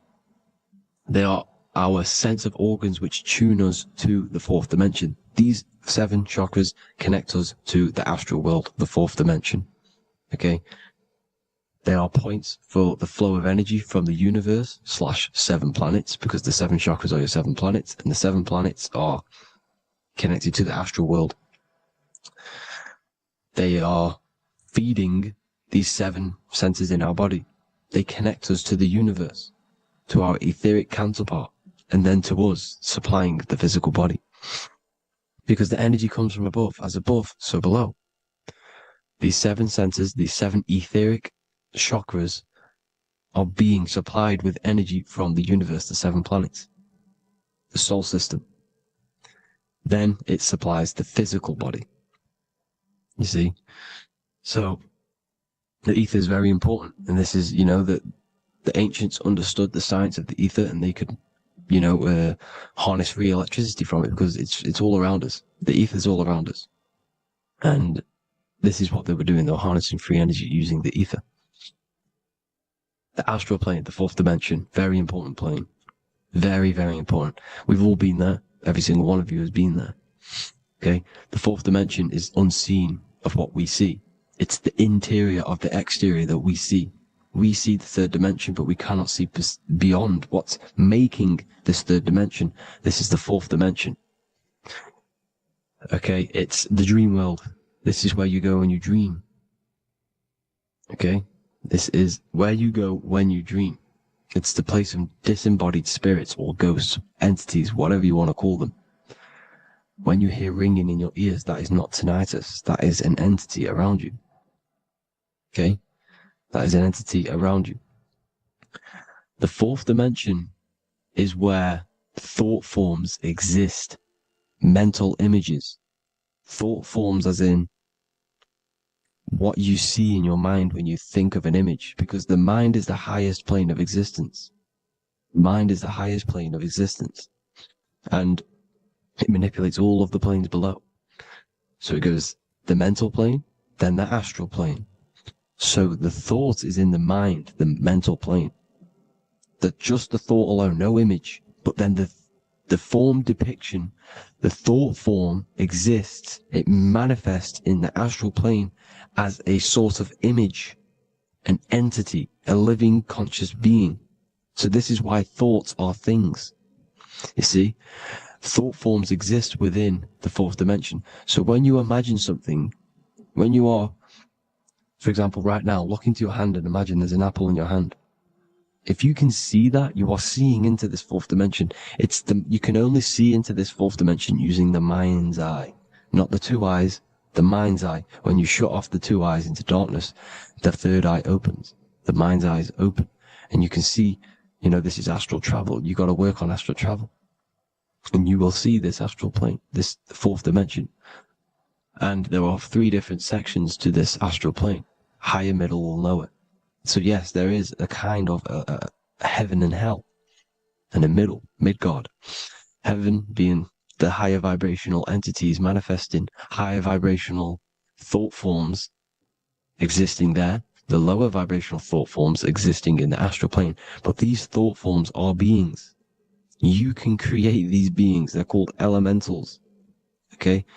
If you entertain specific thoughts for long enough, this will plant a seed and it will grow. If you so for example, you have a bad feeling or whatever, what's a good example? Unforgiving someone. You keep that energy inside of you for long enough, it will manifest in the fourth dimension. You entertain that thought long enough, it will manifest. And it will create an etheric body, and it will be an entity which will harm you, that will feed off you, this low vibrational energy. Your mind is so powerful. It creates thought forms, and these thought forms can take consciousness, can take bodies, etheric bodies. Now, that's why it's very important that you master your mind, master your thought patterns. So this fourth dimension is the astral world. So when you have a nightmare, this is the lower astral plane. You're in the lower astral plane. Whilst this physical body rests at night, your consciousness, you awaken this other body, your consciousness goes inside of this other body, whilst the physical body lays asleep. You see? So it's all inside of you. This is what you need to understand. You just haven't awakened these bodies yet. You can awaken them. You just got to awaken them. Okay? The next is the mental plane. This is the mind, the source, pure cause, pure motion. The most less dense, the most fluid. No form. There's no form to the mind. Astral plane is the first plane where a form takes existence, pretty much. The mental world has no form. It's pure mind, pure intelligence. Thoughts alone exist here without any images or manifestation. The most fluid, the most dreamy, the most causal plane. All of the rest take the effects of this plane. That's why it's mind over matter. Your thoughts they create vibrations. Each vibration is vibrating on a specific frequency, which creates mental images, creates effects down here on this physical plane. This is why it's so important to master your mind, master what you think, master your mind. It's the hardest thing to master. You could conquer the world, but it's probably harder to conquer your own mind than to conquer the whole world. I can promise you that, because the mind can play tricks on you. You got to listen to that inner guide within you. that will constantly manifest the good things. So anyways, people, hope you learned a lot from this. Please work on trying to activate these other bodies. I will maybe do another video on trying to activate these bodies if you wish. Please comment down below if you would like to see that. And have an amazing day. Please like, subscribe, comment down below any video ideas you want me to do, any information you want me to spit. Thank you all. Have an amazing day.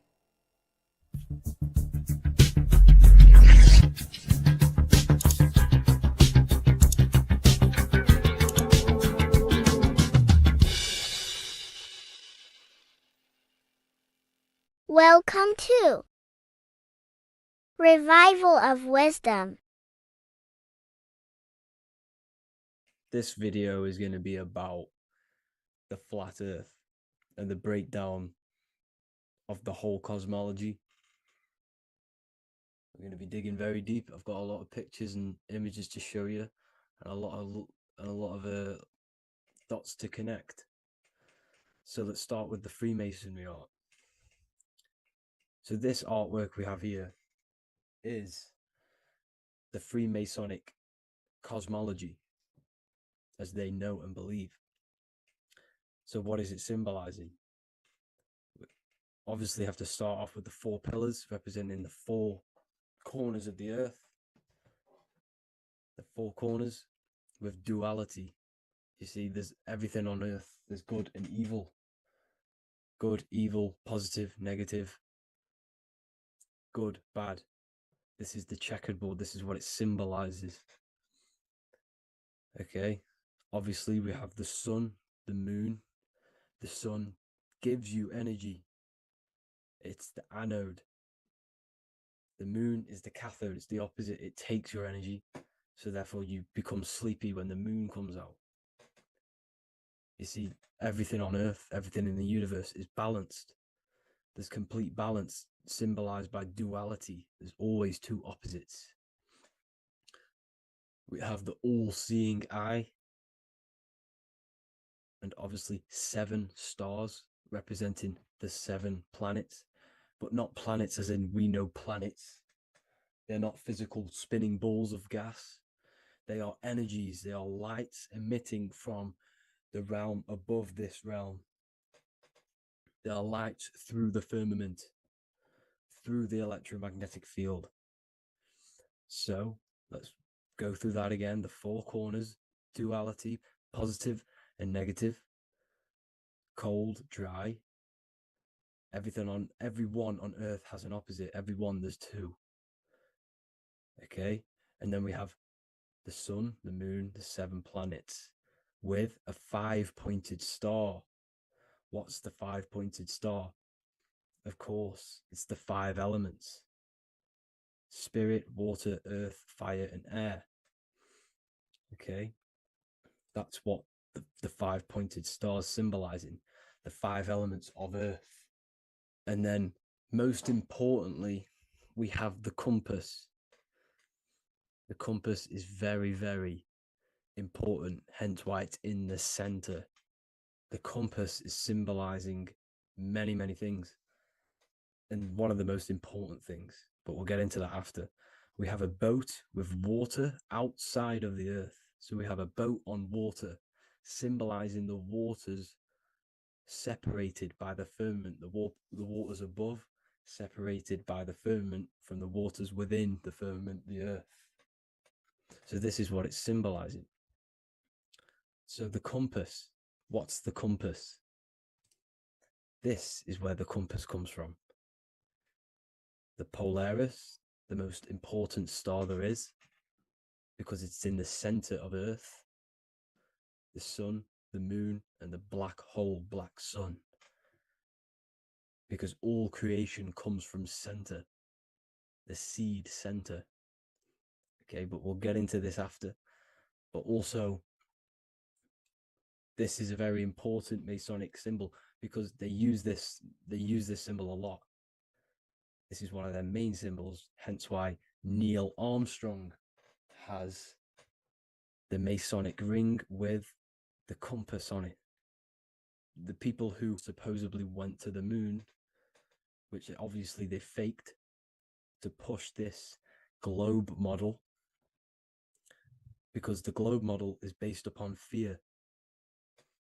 Because the globe model, if they can sell you the globe model, they can sell you anything then. You don't know where you actually are. The globe model is to push fear upon the masses, because the globe model means there's not enough resources. There's also risks of asteroids hitting the planet. There's also risks of space extraterrestrial invasions, global warming, asteroids. You see, this is all the fear that they can gain off selling you the globe model. Okay, because they don't want you to know that this is an intelligent design.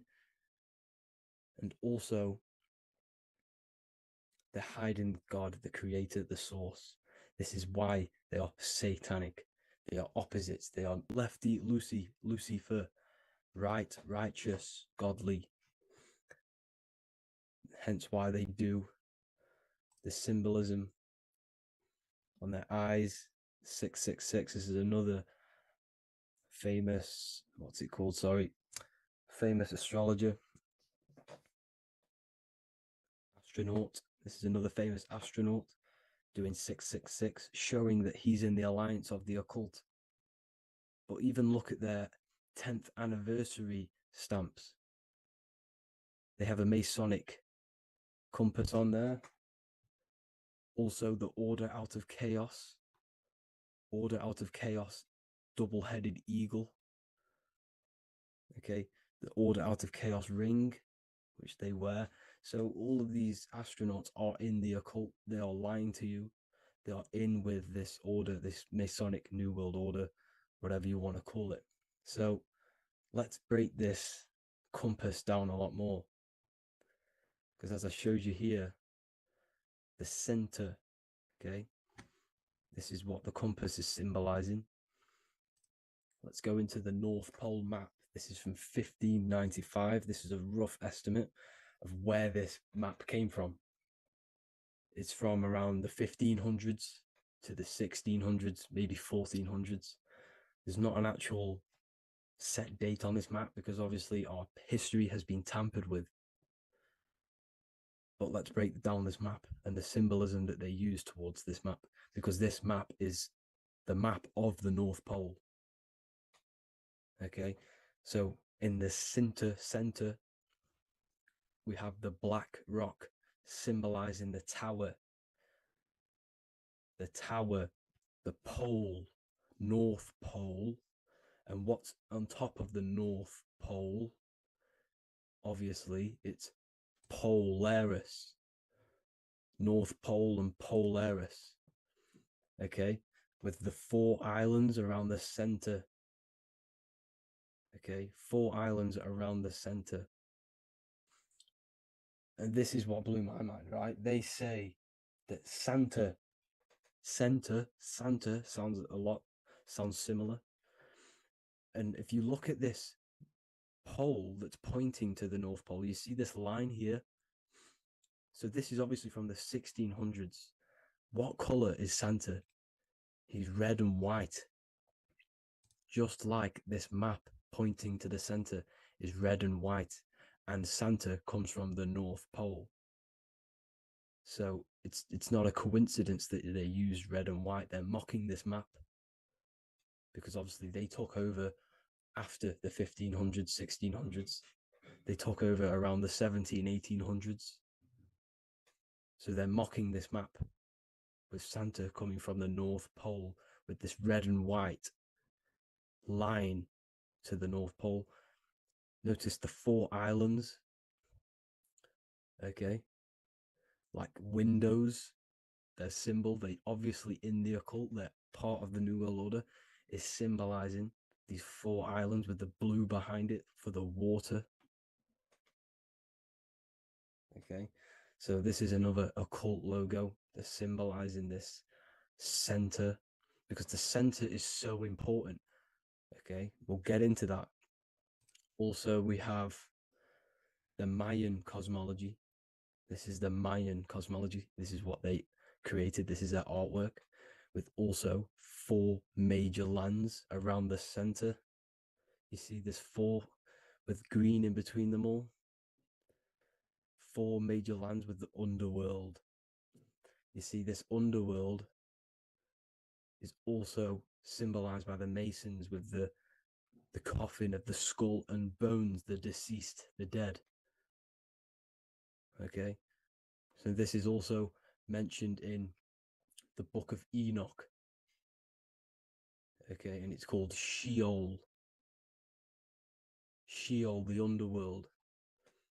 Okay, and in the book of Enoch, it says all spirits of the dead go to these hollow places, that they are wait until their appointed time of judgment. And it also says in the book of Enoch, there are 4 hollow places underneath. 4 as above, so below, representing the 4 islands. As above, so below. That's where that could link in. Okay. The book of Enoch is very important because it was found in a cave thousands of years ago, and has a lot of truths about this realm and about this world we live in. So let's go back to the Mayan cosmology. So the ancient cosmology, they all must have had some sort of communication. They must all be at peace with each other, because all of their cosmologies link together. See, the Greek, Babylonian, Indian, the Celtic. Okay, they're all linked in together. They all knew that they were in an enclosed system with an underworld and obviously a firmament. Okay, so this is what they all knew. They all must have had some sort of communication. They were a lot more advanced than us. They knew the center of the realm. Okay, and obviously the United Nations flag also symbolizes their center. You see how it has like a grid with a circle around the center. It's symbolizing that center of the realm, because that center of Earth is so important. The United Nations flag, all have it. See, some different ones all have that circle around the center. Because the center is the seed. All things come from a center.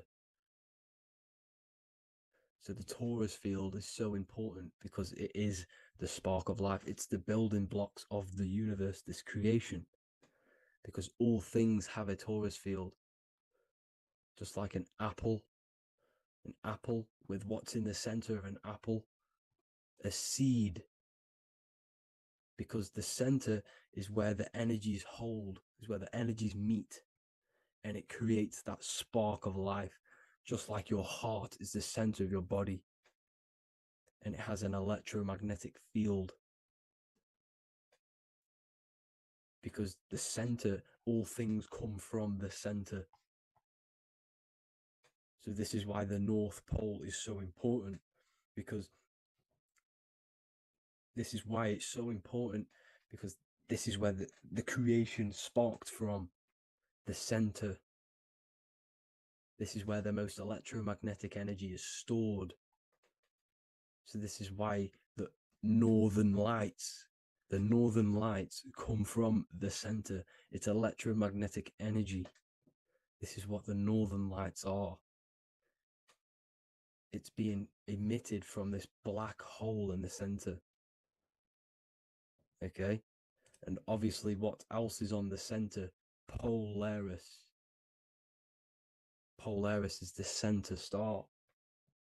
Okay, so the center star is what sits on top of this North Pole, Polaris, because it's a pole of electromagnetic energy, symbolized as a black rock, a black hole, pole. You see, because all creation comes from void. Light is born from darkness. Without light, Darkness can't be born from light, you see, but light can be born from darkness. This is why darkness is so important. And this is why there's a black hole in the center of our realm, like the black sun. The black sun, the Polaris star, the North Star. You see, so this is this North Pole, Polaris. This is what they're talking about. And this is why compasses are an 8-pointed star, because Polaris is symbolized as an 8-pointed star. This is where a compass will point you to. It will point you to that center. So notice how a compass has this black hole in the middle, you see, and it will point you to this meeting point, the north, because in the center is the center of the torus field of the earth. This is where the most electromagnetic energy is. You see, everything gets sucked into the black hole. Okay, this whole reality is being projected from that center point, just like your eyes suck in light. It's a black hole. Your eyes suck in the light of this light being emitted from this center place, this electromagnetic energy at the center, which is the seed of everything, of everyone. You see, just like an apple has the seed in the center in darkness, because in the center of the apple, it's dark. It's black. It's pitch black. But that's where the seeds are. That's where the life is. But Polaris is so important because it's that center star which lines up. It is the pole, it's the top of the pole of the torus field. So Polaris would be here at the very, very top. And this is where the compasses point you to. And this is why the star of Ishtar, the 8-pointed star of the Sumerians, also talked about this 8-pointed star, and it's called the star of Ishtar. Okay, and who is Ishtar? Ishtar is the goddess. Okay, so she's not a male, she's a female, because every creation is brought through a female, a womb. Every single human on earth is brought through the womb, the sacred feminine energy. And the womb is pure darkness. There's no light in a womb, just like the center of our realm. It's a black hole. Okay, and guess what? She's the god of vitality and sexuality. She is responsible for all life. Okay, so the star of Ishtar is the star of Polaris, which is symbolizing the responsibility for all life, the center of our realm, the black sun, the black hole. Okay, so this is what that god of Ishtar of the Sumerians is talking about, the goddess, the womb, the seed of creation. So this would be the portal, more than likely the portal in and out of our realm, because it's the top of the torus field. And what's above this realm is the heavens. So this is where you get sucked in from the heavens. Your soul gets sucked in and brought onto this plane of existence called Earth. These are some space NASA symbols. Look how much Polaris symbolism there is. And at the center is an 8-pointed star of Ishtar. It's the same thing. It's Polaris. It's at the center. And notice on some of these, look, this one is a bear holding the key and an arrow pointing to the Polaris star, so that they hold the key to Polaris. And another one with like a demon holding a key to the what? Polaris on top of him. Also an eagle, which is a Masonic symbol. The eagle holding a key on top of the center, you see. And notice how there's an arrow going up to the Polaris and an arrow down, as above, so below, to Earth. So you can go out of Earth and into Earth through Polaris. And the eagle holds the key. You see? The eagle holds the key, just like this. This demon dragon holds the key to Polaris. And look at this one, Earth, with an arrow up to Polaris, an 8-pointed star. So Polaris is more than likely that portal which the Anunnaki used, the Sumerian gods used, because the Anunnaki symbol is also an 8-pointed star. Okay, and like I said, that center is the seed of creation. The center is the black hole. Okay, just like your pineal gland is at the center of your brain. The pineal gland is at the center of your brain, and that's what connects you to that spirit realm, to the source. That's it for this video, guys. Thank you all for tuning in. I hope you all learned something today. Please leave a like, a comment, and please subscribe to the channel for more content. God bless you all. Today's topic is the binary code behind the universe. You will learn the fundamentals of the binary code, deeper understanding of reality, which will give you more of a connection to the universe, evidence supporting the existence of this code, and how to use the binary code to shape your reality. This is an important one. We have 0 and 1. This is the binary code of the universe. It underlies everything. It is the source of all creation. The universe is binary in nature, meaning it exists as both something and nothing, on and off, male and female, light and dark. Everything has its polar opposite. At its core, all that exists is 0, representing nothingness, infinite potential, and 1, representing something, order. 0 represents the feminine, vast, formless, and infinite potential. It is the space from which all things emerge, the womb of creation, the receptive and expansive force. 1 represents the masculine, structure, form, and order. It is the active principle, the initiator, the force that defines and shapes reality. Together, they create the fundamental duality that underlines existence, the balance between chaos and order, the void and creation, yin and yang. We see this in the masculine and feminine bodies. This is deeply encoded into the fabric of reality. And once you see this, you will never unsee this. So please leave a like on this video if you love my content and you love the wisdom that I share with the world. So we see this with the masculine genital areas. Remember, this is the genital area. This is all to do with creation. These are the generative principles, the generative organs in the body that allow creation to continually outfold into new life. The genital areas are all to do with the code. The male is the 1, the action. He's the initiator. The feminine is the 0, which is the infinite potential, the womb of creation. 0 and 1. This is why we have 10 numbers.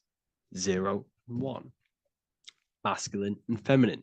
We even see this in the bodies. The feminine body is made out of curves, which is 0, curves. And the masculine body is made out of lines. So please leave a like and comment if you love this. And if you have any lecture ideas, feel free, and I can make a lecture on any suggestions that you have. So look at the word masculine. Masculine, line. Line is just one line, which represents order. 1. Feminine. 9 1 and 9 equals 10, 0 and 1, the binary code of all creation. Why is feminine? Why the number 9 for feminine?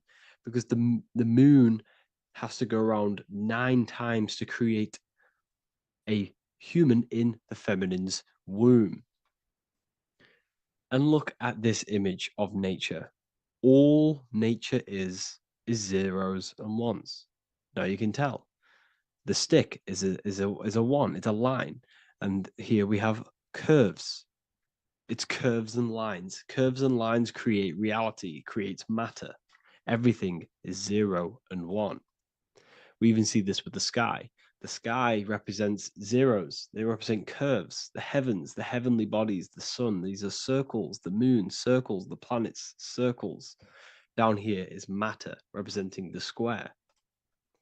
We have the Freemasonic square and compass, representing lines and circles, masculine and feminine. We see this with Leonardo da Vinci, with the circle representing the spirit, the void, the womb of creation, and matter, which is the body. This is the soul in matter, infinite potential in matter. This represents spirit over matter. This represents the architect of reality, zeros and ones, spirit and matter. This is all the same thing. Understanding this binary nature of the universe, where 0 feminine represents the infinite potential and 1 masculine symbolizes order and structure, can benefit you in several ways. Manifestation and creation is the first way it can benefit you. Now that you understand this, you understand that everything comes out of infinite potential. 0, infinite potential. 1, action equals manifestation equals creation. So you must pull things out of infinite potential. If you have ideas but don't take action, too much 0, nothing materializes. You'll never materialize if you sit there imagining all day, visualizing all day. You have to take action. They both come hand in hand. If you only take action without tapping into intuition and creativity, too much 1, your actions may feel hollow and misdirected. Using both effectively leads to greater success in life, work, and relationships. This is the 33rd degree motto, or this is on the 33rd degree of Freemasonry Scottish Rite logo, and it's called Order Ab Chaos, order out of chaos. Chaos is the 0, infinite potential. Chaos is the dimension of the imagination. This is where this all ties in now. Imagination is the dimension of infinite potential, pure potential, formless creativity, and the realm of infinite possibilities. It is the void, the unmanifested energy that contains all that could ever be. That is the imagination. The imagination is the dimension that you are connected to, and you can pull any idea out of and materialize it into a reality. Matter, on the other hand, is order brought out of the imagination, chaos. It is when raw potential is structured, defined, and crystallized into form. This is the fundamental principle of order out of chaos, the process of turning the unseen into the seen, the abstract into the concrete, the dream into reality. That's why we say dreams into reality. Dreams are in the imagination, infinite potential, and the human mind is connected to higher dimensions of consciousness, which we can pull ideas, things out of, and materialize it into our lives. Whether that's good or bad, that's completely up to you. But we have access to higher dimensions beyond the physical plane. And this is the secret that the human mind is connected to, and that you are not just a physical body. Okay? The universe itself was born from chaos. Before form, there was only energy and potential. Our minds function the same way. The mind is a microcosm of the universe. Our thoughts exist in an infinite field of possibility, but they only become real when we take action and give them form. If your inner world is filled with chaotic thoughts and impulsive emotions and negativity, then creating order within is essential for balance, clarity, and growth. What do I mean? Order out of chaos, 0 and 1. All creation comes out of infinite potential. The mind, the imagination, is the infinite potential. The material world is the order. It's the effect. Therefore, if your material world has chaos, if your room is messy, if your body is out of shape, if you do not look after yourself, everything in the physical world is just a reflection of what's going on inside of you, what's going on inside of you. So if you have a messy room in a messy house, this reflects as a messy mind, a chaotic mind, and we must create order in our mind. So this applies to all realms of your life. This applies with your mind, it applies with your emotions, it applies with your manifestation, it applies with the physical world, with the masculine and feminine. Zero and one is heaven and earth. It's everything. It's duality. It's on and off. It's everything. So it applies to all realms of your life. Okay. So in order for this to benefit our lives, we must, one, have awareness and observe the chaos. Step back and observe your thoughts and emotions without reacting to them. Recognize that you are not your thoughts. You are the observer of them. You are the soul. You are in between them. You are the midpoint between the left and the right, the zero and the one. You are the soul. Journaling or meditation can help you identify patterns and negativity and impulsivity. So it's important that we recognize these patterns, we recognize the chaos within us, and we transmute it. 2, implement structure, mental discipline, mindful practices, meditation, breath work, and slowing down your reactions. Cognitive reframing, replace destructive thoughts with constructive ones. This is so important. For every negative thought that you place attention to, place your attention onto 5 more positive. Never think about something that you don't want to manifest, because whatever you're placing attention on inside that mental field of consciousness, you're giving attention to it, which then can manifest into your action, and that will materialize into your world. Routine and ritual. Create daily habits that anchor you. Morning routines, exercise, or creative outlets bring stability. We must master the inner world of thought and emotion. We must bring chaos into order. In order to create anything in your life, you're turning chaos into order. Order out of chaos. You're turning 0 into 1. This is the binary code. All things underlie it.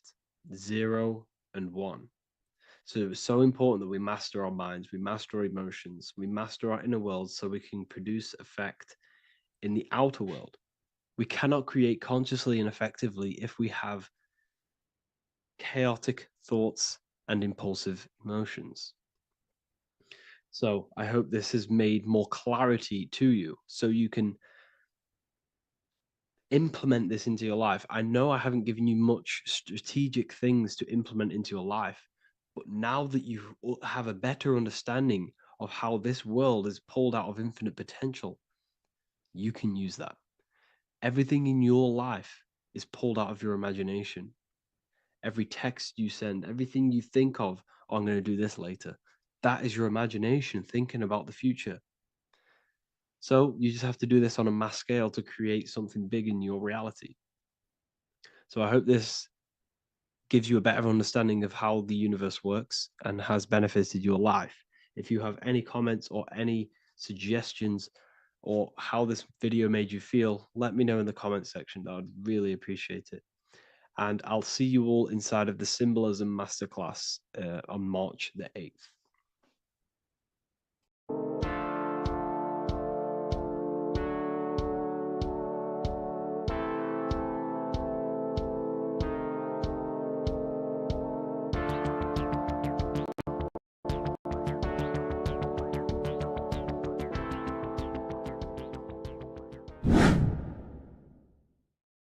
How are we doing, people? It's Revival of Wisdom. We're back today talking about sun worship. Okay? And please enjoy, sit back and enjoy the video. First thing we need to understand is that the sun is the risen savior. It's the light of the world. Without the sun, we have nothing. Now, the sun is the Son of God.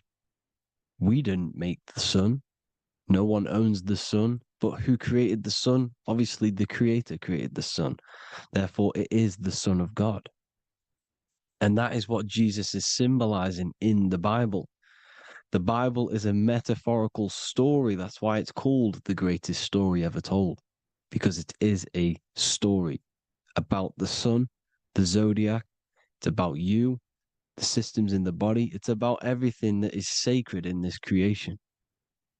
Now you can see the suns behind Jesus' head in all of the ancient portraits, even the ones that are more modern. You still see a sun on the back of his head because he is the sun. He's the light of the world, our risen savior. And this is what Christians are lost because they don't realize it's a symbolic story and they think Jesus was a historical person. He's not a historical person. Okay, this is what we need to get out of our mind. This wasn't a historical person. It's the Son, our risen Savior. The Son is the soul. It's the soul of this creation. Because what is a soul? A soul is pure life force, pure energy.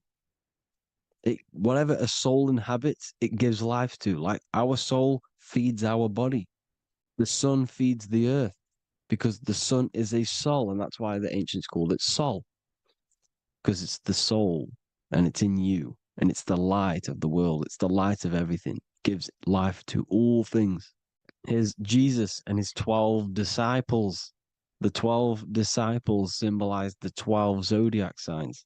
Aries, it rules the head region because the 12 zodiac constellations rule specific regions of your body.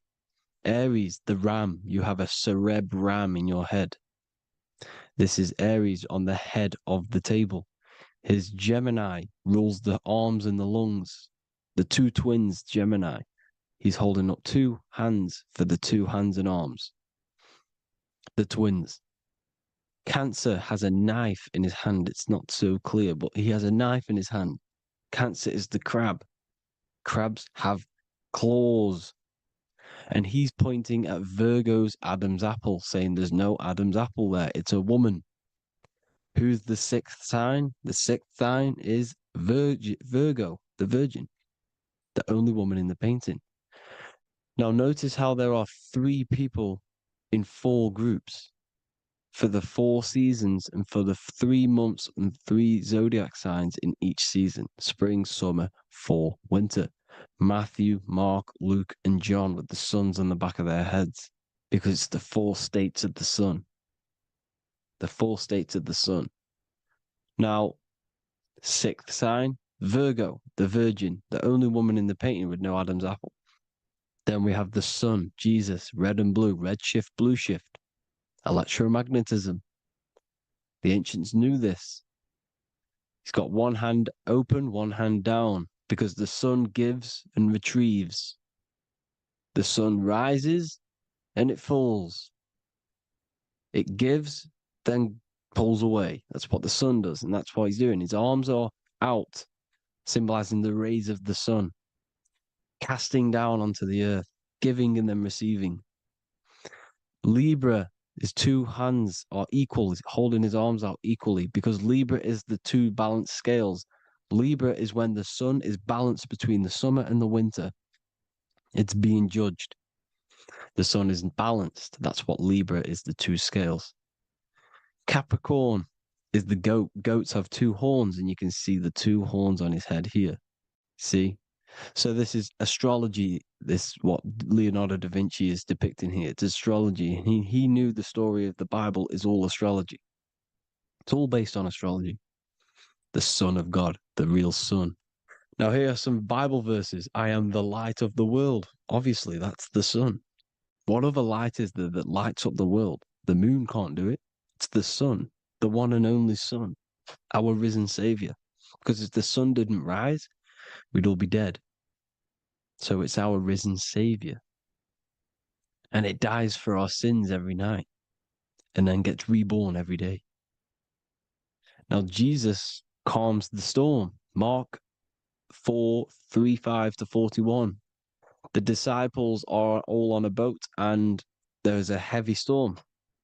But Jesus is asleep. The disciple says Jesus is asleep. We need to awake him. They wake up Jesus, and Jesus got up and rebuked the wind and said to the waves, "Quiet, be still." Then the wind died down and it was completely calm. Well, when Jesus was asleep, this is the sun not being risen. It's not risen yet. Because in the night times, that's when the storms happen on the sea and the ocean. And when they awake Jesus, Jesus rises because he's the sun. He rises and everything calms. Because when the sun comes, the storms go. You see? So it's the sun. It's all about the sun. Here's another, Luke 22:10. A disciple asked Jesus, "When will we know it's the end times?" And Jesus says, "As you enter the city, a man carrying a jar of water will meet you. Follow him to the house that he enters." Well, this is clearly talking about astrology, the topic that Christians think is satanic, when they don't realize the whole thing's based on astrology. Because the end times is the end of Pisces, which is the two fish, which is the age we've just gone out of. And you can see all these ancient churches here with two fishes, because they knew it was the age of Pisces. There's an ancient photo, ancient artwork with the two fish, Pisces. And the end times, as it talks about in the Bible, when Christians think the world's going to end or something. But no, it's just the end of Pisces. As you enter the city, a man carrying a jar will meet you. Follow him to the house. The house is the zodiac sign that he enters. And the zodiac sign is Aquarius, because that's what it is, a man carrying the water. We know this is astrology because a woman, that is a woman's job in the ancient times. In the ancient times, the woman used to get the water. You would never see a man collecting water back then. That was the woman's job, whilst the man builds the houses, for example. You see, so we know it's talking about astrology because astrology is the man holding the bucket of water. It's the end of Pisces. Now we are in Aquarius. And of course, Luke 24:36, the risen Savior, the Son. Now, the Son is also born on the 25th of December, a virgin, just like Horus, Mithra, Buddha, Krishna, Hermes, and thousands of other gods, all born on the 25th of December. Well, it's because the sun moves 1 degree northward on the 25th of December. And on the 22nd to the 24th, it stays moving south. But then on the 22nd, it stays in the same degree on the Southern Crux constellation. And the ancients called this the sun dies on a cross, because the cross is the Crux constellation, the Southern Cross. And it stays on that same degree for 3 days on the cross. The sun dies on a cross, and then on the 25th, moves 1 degree northward, bringing back the summer, the light, the warmth, the growth of crops. And this is the sun being reborn again, a virgin, because it's pure. And here's Mithra, another sun god before Jesus was around, before Christianity. It was Mithraism, and Mithra, Ra is Ra, the sun god, Egypt. It's all about Ra, the sun. You can see the crown of thorns on Jesus' head, symbolizing the rays of the sun. And here are the rays of the sun on the back of Mithra's head. Krishna, the sun. Buddha, the sun. Horus, horizon. All born virgins, all did miracles, all resurrected. Dead for 3 days. Well, here he is, dead for 3 days on the cross. And resurrected, because it's the most ancient religion ever been on the face of the earth, the worship of the sun. And we should worship the sun, because without the sun we are nothing. The sun feeds us, feeds the earth, feeds everything. Without the sun we are nothing. It's been reversed, and now we're worshipping man, when we're worshipping a man called Jesus, was never real. It's all about the sun, the most high, the most powerful, potent, celestial body in the sky, the orb that feeds us every day. It dies for our sins and rises every day. It's the sun. Now on the Holy Communion Day, it's the worship of the sun. They give out mini suns. Here's Jesus holding a sun. And they raise the sun on Sunday, because they go to worship their sun god on Sunday. Not Saturn Day, Not moon day, Monday, but on Sunday when the sun is exalting. And they hold suns up above their heads because the sun rises. They're symbolizing the sun rising above their heads as savior. It's the sun. It's the Holy Communion Day. And here's Jesus giving a piece of himself to the children. It's the sun, the light. Judas was known as a backbiter, a backstabber, because he stabbed Jesus in the back. He betrayed Jesus. Well, this is just another astrological story about the constellation Scorpio, because the Scorpio is the J, looks like a J. J for Judas, the scorpion, the backbiter. Scorpions backbite. They bite with their back. And what does Judas do? He betrays Jesus by kissing him to let the warriors know who they need to get.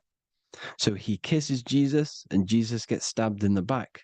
Well, when you get stung or bit by a scorpion, they leave like a kiss. So Judas kisses him and gets betrayed. Well, this is because the sun, when it hits Libra, it's balanced. The sun is balanced because it comes through summer. Now the sun's starting to die. The sun's starting to die. It hits Libra. And then as soon as it hits the Scorpio, it gets betrayed because now the sun has to fall to winter and Saturn is there waiting to take over the darkness of the winter. So he gets stabbed in the back by Scorpio, Judas, the scorpion, the backstabber. You see, it's an astrological story. Here's Mary. Mary means marry, which means pure. The sun is pure. No one gave birth to the sun but the God. And it's born every day. It's born every day on every year. It's born pure. There was no controversy. There was no, activity for the sun to be born. It's pure. Now, the 7 metals come from the 7 planets. The sun gives you gold, and this is why the sun is golden. It looks gold. And this is why the banks are backed by gold, because gold is the most valuable metal, because it's the sun, the most valuable celestial orb in the sky, in the heavens.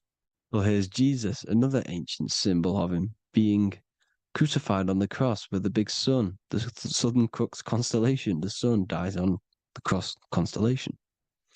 And if you go to the old etymology dictionaries, you will see sun and son is the same word. They come from the same etymology roots. You can use them for no matter what, but they've been confused today. But if you go back to the old dictionaries of etymology, they are interchangeable.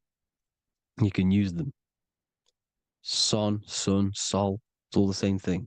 The 12 disciples, 12 brothers of Joseph, 12 tribes of Israel, 12 breastplates on the stones, because it's all the 12 astrological signs. They could have used any other number, but there's 12. Because 12 is the mind, which is God. 7 is the number of matter, which is man. 7 energy centers in the body. 12 cranial nerves in the brain, because it's the mind.